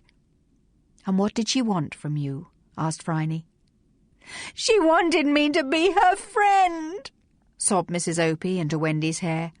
"She wanted me to speak well of her, so I did. So now you know," she said to her husband.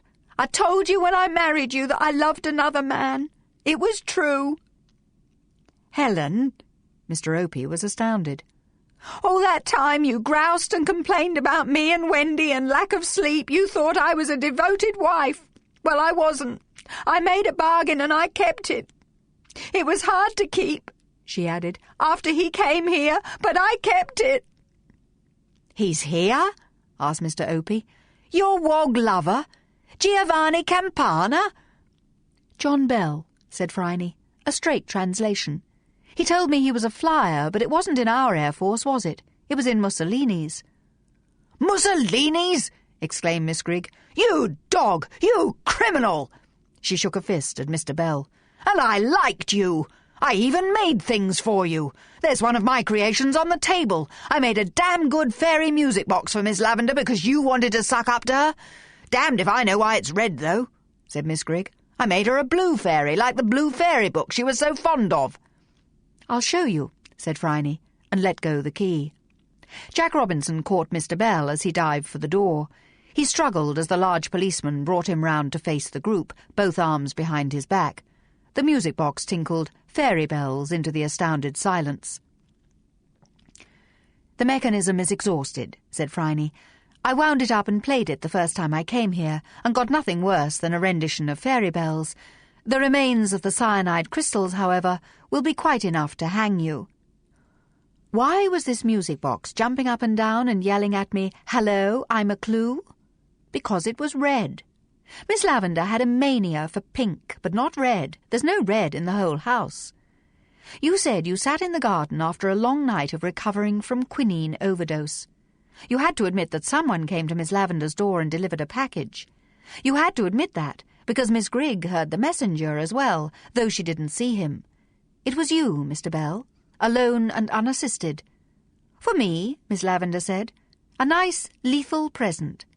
You altered Miss Grigg's music box so that when the clockwork turned, a pill of cyanide dropped into a lemon juice solution and— puff! Cyanide gas. It killed her in an instant. That's why Mercy Porter fainted. She got a good whiff of the stuff when she opened the door. Cyanide is metabolized quickly in the body and is hard to identify except by its effects. But it has one peculiar feature. It turns blue things red. It changed the colour of the blue fairy. It altered the feathers of the poor bluebird." "She was squeezing me dry," he said. "I couldn't keep paying her fees. And she was threatening Helen. I understood why Helen married while I was away. But she never stopped loving me, and she loved me even disfigured as I am. We were going to go away together, but she wouldn't leave Wendy." "Don't like you," said Wendy coldly to Mr. Bell. And Miss Lavender knew about the art treasures which come into Melbourne disguised as bad copies of Raphael Madonnas, and the pots from Pompeii, said Phryne. "They owed it to me." Mr. Bell ground his teeth. "I was nearly burned to death in a training exercise, trying to get those bloody eye ties into some sort of shape. Did they offer me any compensation? Did Il Duce condescend to visit? No. Nothing but a notice of dismissal as I could no longer fly. They owed me more than that. Then Mussolini declared that no ancient treasures should leave Italy, and I thought, want to bet. So I set up the network. There are so many churches in Italy, and no one even looks at their pictures. The peasants are just as happy with a new copy in bright colours, and the Pompeii site is being looted by anyone with money. I just joined the throng. And every time a shipment came in, it was announced by a letter to Women's Choice asking how to grow primroses, which was passed on to you. I checked the letter book against the bills of lading. The dates matched the measurements of the putative garden beds. Miss Lavender must have known that, too. You asked about primroses yesterday, said Mr. Bell. That's how I knew you were on to me, Miss Fisher. That's why I'm not going to stay to face a trial. Goodbye, Helen. Grigg, don't forget the Ixias. Goodbye, Phryne. He grinned at her, a grotesque parody of a young man. His jaw moved in a sideways crunch. There was a strong smell of bitter almonds. Before Robinson could bear him up, he was dead. Arrivederci, Giovanni, said Phryne. The inhabitants of Tintern Avenue gathered at an impromptu tea party in Mr. Bell's Italian garden. The body of Mr. Bell had been taken away in an ambulance. Wendy was clinging to her mother and glaring at her father, who was visibly weakening under the assault. Miss Gallagher was sobbing on Miss Grigg's shoulder. "Oh, Grigg, I thought it must have been you," she confessed. "Whatever for, old girl?" asked Miss Grigg gently. "You got the majolica from John Bell," said Miss Gallagher. "You were friends with him. I knew he was smuggling. He said as much when I was talking about import duty on our china, and he laughed and said there wasn't any. That's what I told Miss Lavender when she was being so sympathetic. I've been flirting shamelessly with everyone because I was so angry with you. I'm so sorry," wept Miss Gallagher. Miss Grigg patted her on the shoulder and murmured, There, don't take it to heart, old dear." She looked up at Phryne. "It's just her way," she mumbled. The Hewlands had withdrawn for a session of private prayer. Mrs. Needham was cheering up. The murder was solved. The murderer had had the decency to kill himself and save them all from a terrible scandal. Her household was her own again. She could get rid of all those policemen and that interfering Miss Fisher and relet Wee Nook. She fed a fish paste sandwich to Ping, who so far forgot himself as to wag his tail. Professor Keith was disdaining tea in favour of a whisky and soda, which Mercy brought him from his own apartment. He smiled at Marjorie and offered her a drink. She blushed and accepted. So did Mr. Carroll, who was several yards behind events. "I told you I never fainted," said Mercy Porter to Miss Fisher. "I was worried that there was something wrong with me. I've been that worried all week." We can all stop worrying. Anything else which Miss Lavender had on anyone is now obliterated. Jack can make his report and close his file. Eh, Jack? "Not to mention telling the Italian ambassador that we've recovered a lot of his treasures," said Robinson. "Did you know he'd break, Miss Fisher?" "I thought he might. I did wonder about Miss Grigg," confessed Phryne. "Ever since I found that bit of blue net wrapped around an oil bottle, I thought that you had made the music box." "So I did," agreed Miss Grigg, "but I never turned it into an infernal device." "And it was your own letter you were looking for in my box," Phryne said to Mrs. Opie. "I made a serious error there. Miss Lavender had put it in the safety deposit box. You were feeling for the seal, weren't you?" "Giovanni gave it to me," sobbed Mrs. Opie. "It was a Roman one, the winged Victory Nike driving a chariot, a carved Chalcedony seal. I never knew it was stolen. Oh, what am I to do?" "Dry your face," said Phryne. "Take Wendy down the shop for an ice cream. And I think you'll find your husband amenable if you give him time. It was a hopeless affair," she added, the voice of experience. "Ice cream," said Wendy, flashing a conspiratorial glance at Phryne. "Ice cream," she added as her mother seemed to waver. "All right, Wendy. I'll just put my hat on," mumbled Mrs. Opie. Phryne turned back to the gathering. Professor Keith was following his line of thought. One must never underestimate how badly people are twisted by being deformed, said Professor Keith, musingly into his whisky and soda. A limp, say, or a missing hand. Bell's whole spirit was mutilated, not just his face. Saw a lot of it in the war. Some chaps with 2 missing legs bounced back like a rubber ball, cracked jokes, managed the pain and humiliation as though it had happened to someone else. Some of the others were wounded to the heart and pined to death, like aborigines when someone has pointed the bone at them. The scars weren't just on their bodies, they went all the way to the soul. Bell felt a burning sense of injustice. It's not surprising that he rewarded himself when Italy failed to reward him. "No, that part makes perfect sense," said Robinson. Phryne was struck with horror. How would Lin Chung bear his mutilation? Would his spirit be twisted as well, like John Bell's? "Glad it has worked out well," she said. "Now, Jack, I really have to go home."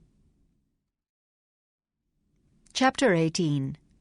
The topmost line, divided, shows the pleasure of the subject in leading and attracting others. Hexagram 58, Tui. The I Ching Book of Changes. Phryne stayed in bed with Lin Chung for the better part of 2 days. A message came from Madame Lin that the transfer of land had been cancelled and that the remains of Lin Tai had been claimed, identified as far as possible, and were to be cremated in a suitable ceremony which Lin was not expected to attend. Phryne was vindicated, exalted, floating in a sea of sensuality. She presided over large meals, which Lin began to be able to eat, watched him gain weight, presence and confidence. She was there when he requested a mirror and pushed back the overlong shiny hair to survey the extent of his mutilation. He turned his face this way and that. The ear had been neatly removed, almost flush with his head. His face was put out of perspective by its absence. "I'm fortunate," she heard him murmur. "In what way?" she asked. "That it wasn't a nose or a finger. Cousin Lin Choi can make me a passable rubber ear, which will balance out my appearance and improve my hearing. A nose would be harder to fake. People have false teeth," he said with a small laugh. "Will you still love me with a false ear?" "You know that I will," she responded. "I'm doubly fortunate, then." "You're a very brave man," said Phryne. "Not particularly," said Lin with some surprise. "I was dreading this sight, but it's not too bad." Phryne told him about John Bell. "There's one difference," said Lin. "He retained his sense of grievance, whereas I, Silver Lady, was amply revenged. Stop worrying, Phryne, I'm not going to forget about this. I will still have bad dreams, and I doubt I shall ever forgive Lin Tai, though I shall try, of course. But I am still myself," said Lin Chung, laying down the mirror and drawing Phryne into an embrace. "I am still Lin Chung." "More than ever," Phryne agreed, and gasped as his lips touched her breast. "I will have to go home," he said that night as they lay down again. "Li Pen has brought a message from grandmother. She would have been most upset by Lin Tai's betrayal. She has asked to see you in the most polite and formal terms. If the Honourable Miss Fisher would deign to shed the light of her countenance on my unworthy hovel, sort of polite. A tone, I have to add, which grandmother has never been known to use. Also my silk has been unpacked, and I have a few little things which I bought for you in Macau." "Very well," said Phryne, "if you think you can cope with being stared at." "Let them stare," said Lin Chung, stretching out his arms. "They may well stare. Am I not returned from the dead?" He laughed. Phryne felt comforted. She knew she couldn't keep him with her, but she knew now that their bond was so profound that it could not be severed. "Tomorrow," she said, and snuggled into his shoulder. The Hispano-Suiza edged down Little Burke Street and stopped outside the Lin family house, blocking the road. Lin Chung was returning in style. Phryne, wearing a very plain black suit and hat, as befitted a woman going into a house of mourning, accompanied the heir of the Lynn fortune up the steps, through the warehouse door, and into the garden, accompanied by Li Pen. It was crammed with flowers in all shades of red. A red banner hung from the gable, displaying "Welcome" in broad calligraphy. Cousins and retainers lined the way, and small girls in red jackets threw camellias and rose petals.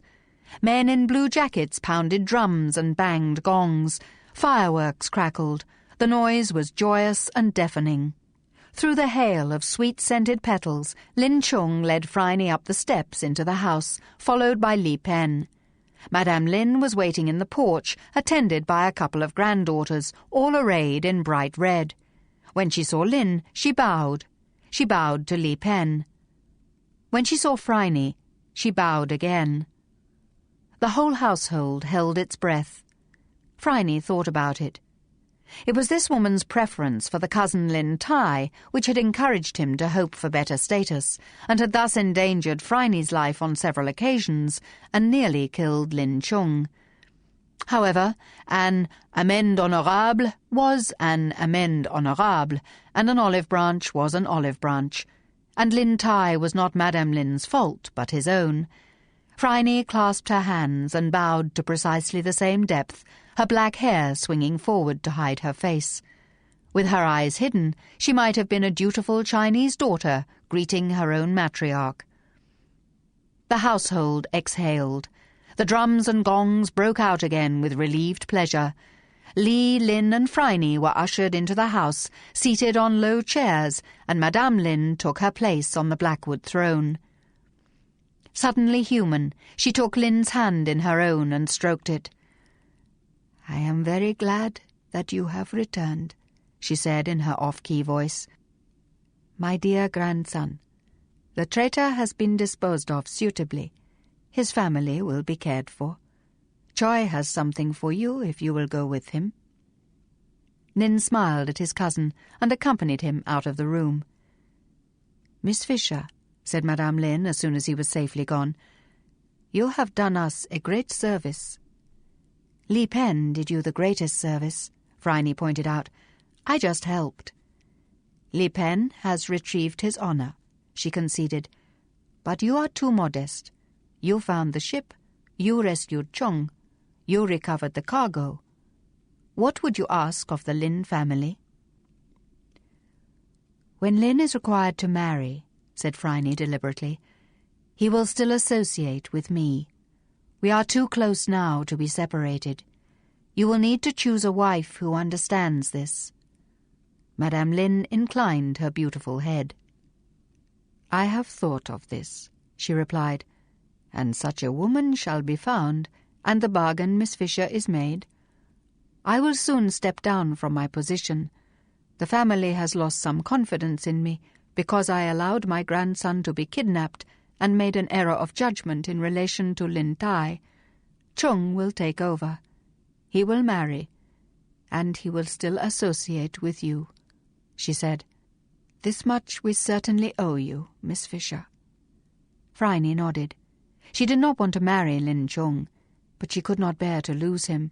Now she would no longer be haunted by the imminent severance of relations. It was worth a few bumps and scrapes and the loss of a set of embroidered cami knickers. She had a sudden thought. Lin Tai had made her strip. Her knickers, carefully marked Fisher in indelible pencil, must still be on board the SS Apu, and Jack Robinson would have found them. He had known all along, and he hadn't taken any action. The sly old police dog. She dragged her mind back to the matter at hand. Lin Chung returned. He seemed to have come back into focus. In place of the scar was a perfectly believable rubber ear, exactly tinted to match his skin. Cousin Choi was grinning with delight. So was Lin Chung. "I said I was fortunate, did I not?" he asked Phryne, seeking her approval first. "Very nice," she responded. Madame Lin nodded, as though she had had an opinion confirmed. "The banquet is being prepared," she said. "Perhaps you would like to inspect your cargo, Chung. It has cost you a great deal. "It has gained me more than I hoped," he rejoined. "Therefore our family's profit increases.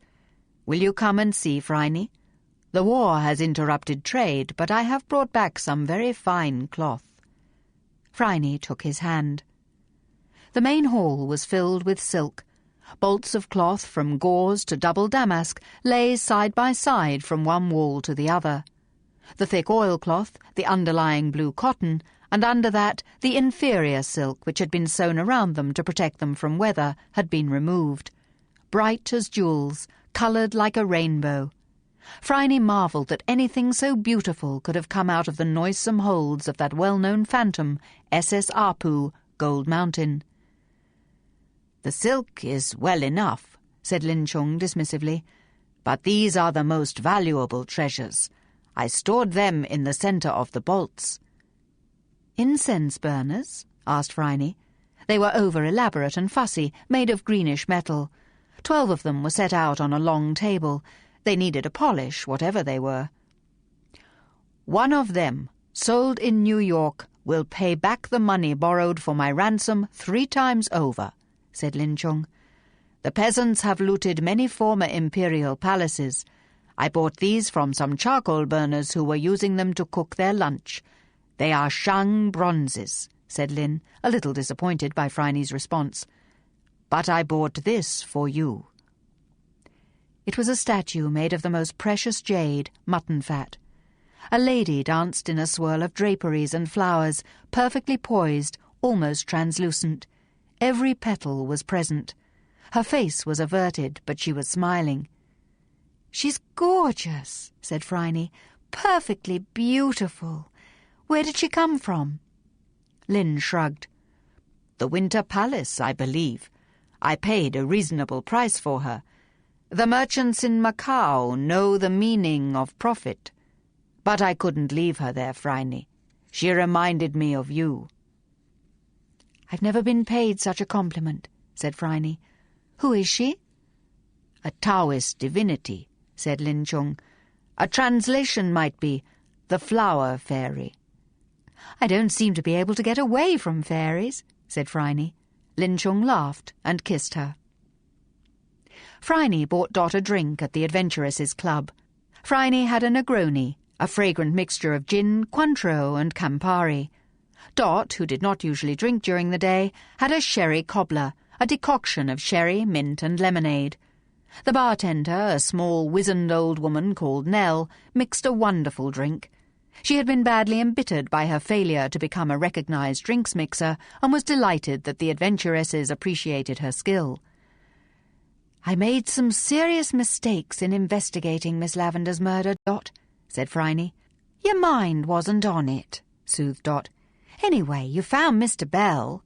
In the end, I should have been on to him as soon as I heard that evasion about being a flyer. And he was looking for something in Miss Lavender's letters, too. I should also have thought about Mrs. Opie. She was looking for that letter from Devoted with its fine linen weave and its flashy seal, not the embossed one. The letter she was looking for was in the safety deposit box." Phryne toyed with the orange zest from her drink. "And all's well that ends well, as you would say, but there are still some question marks over certain people. Did Miss Grigg really not wonder about the purpose of her music box? Miss Gallagher, was she really flirting with me because she was worried that Miss Grigg was involved with Mr. Bell in some smuggling racket? Is Wendy Mr. Opie's child, or that of the long-lost Giovanni? Was Mrs. Charlesworth unaware that the letter book contained a letter about primroses every few months? Did it matter that a poisonous person like Miss Lavender got killed? Was Mr. Bell actually doing anything wrong by removing pictures from places where they weren't appreciated and selling them to people who would love and cherish them?" "Murder is wrong," said Dot, who was firm on this point. "True," said Phryne, and drank her drink. Nell brought her a sour, refreshing cocktail of her own devising, known as a Phryne in her honour. "Don't worry about it," counselled Dot. "As you say, I always say, all's well that ends well. By the way, a man in a uniform delivered this for you." "Another parcel?" asked Phryne. It was a square box, large enough to contain a big dictionary, but not nearly heavy enough. She opened it with Nell's seal-cutting knife. "Lots of shavings," said Phryne. "Dear God, I hope it isn't—" She put both hands into the box, not without trepidation, and lifted out a Roman pot. It was of red terracotta, and figured on it, in black, was a fat, cross little harpy. She had pendulous breasts, and her beak gaped with displeasure. Phryne loved her instantly. "With the grateful thanks of the Italian nation," read Dot from an embossed card, "and you are to visit the embassy to be awarded the Order of St. Michael." "Remind me to write them a really nice thank-you letter," said Phryne. "Will you accept the award?" asked Dot. "Not even from Il Duce's own hand," said Phryne. 3 days later she attended Miss Lavender's funeral. She had thought that she might be the only mourner, but the Presbyterian Church had summoned the congregation, and both Hewlands were there, separated by enough space to preserve their purity from a mob from Women's Choice. Phryne was glad to see them again. "Miss Fisher," Mrs. McAlpin greeted her, "how nice! I trust that you will return to see what that remarkable Frenchwoman has done with the Worth. I'm taking the photograph tomorrow." "I'll be there," said Phryne. "Hello, Mrs. Charlesworth. I'm sorry about Mr. Bell." "Not your fault," said Mrs. Charlesworth graciously. "Our new Agricola is a nice, reliable old lady with an interest in botany and the most beautiful garden. And Professor Keith has agreed to answer the gardening questions for the next issue. Miss Herbert is going to take over the fashion pages. I have promoted Miss Nelson, and I'm sure that she will replace Miss Prout, though not too enthusiastically, I trust." "Indeed," agreed Phryne. It was a nice day for a funeral. The service had been restrained, delivered by a pastor who had known Miss Lavender and forgiven her her trespasses. The sun shone brightly on the uncut green grass and twinkled off mourning angels and broken columns. Miss Prout was standing on the other side of the congregation, in black, pointedly ignored by all. Phryne decided that she hadn't seen her. "She was a strange woman," commented Mrs. Charlesworth. "Mrs. Opie says that she was being blackmailed just to be her friend." "How is Mrs. Opie?" "Better, I think, now that it is all out in the open. Her husband has received a salutary shock. Of course, we knew about this early lost lover. Poor Mrs. Opie talked about her Giovanni a lot. But never in my life would I have expected him to be John Bell. He never spoke to her, never reacted to her. In fact, he was very seldom in the same room with her. Of course, Wendy disliked him. I assumed that was why he made tracks whenever Mrs. Opie came into the office." "Wendy's instincts were sound," commented Phryne. "Small children, like dogs, are hard to deceive," agreed Mrs. Charlesworth. "I suppose so," said Phryne. The cortege moved towards the grave. Birds sang. There was a smell of crushed grass. 6 stalwart coffin-bearers sweated under the weight of an elaborate casket with brass handles. The solemn ritual continued. The pastor gave his final blessing. The coffin was lowered into the grave, and earth cast on it. The most final sound in the world, Phryne thought, clods thudding hollowly on the lid. "We've ordered a gravestone. There it is," said Mrs. Charlesworth. The others clustered around, waiting for Phryne's judgment, waiting also for some release from the pall of death and mourning. A final word needed to be spoken. The gravestone was propped up against another tomb, waiting for the earth to settle on Miss Lavender's resting place. It was of pink granite, Miss Lavender's favourite colour. On it was carved the usual information surmounted by a fairy dancing. Phryne recognised Miss Lavender's own drawing from the border of Hilda and the flower fairies, which she had proofread some eons ago. "Poor Miss Lavender," said Phryne, speaking the epilogue. "She was a strange, unhappy, unpleasant woman who did some questionable things and to some extent ensured her own destruction. But she wasn't entirely responsible. She was always, and now she is eternally, away with the fairies." The Hewlands, sour-faced, withdrew in extreme dudgeon, as one by one the whole congregation began to laugh.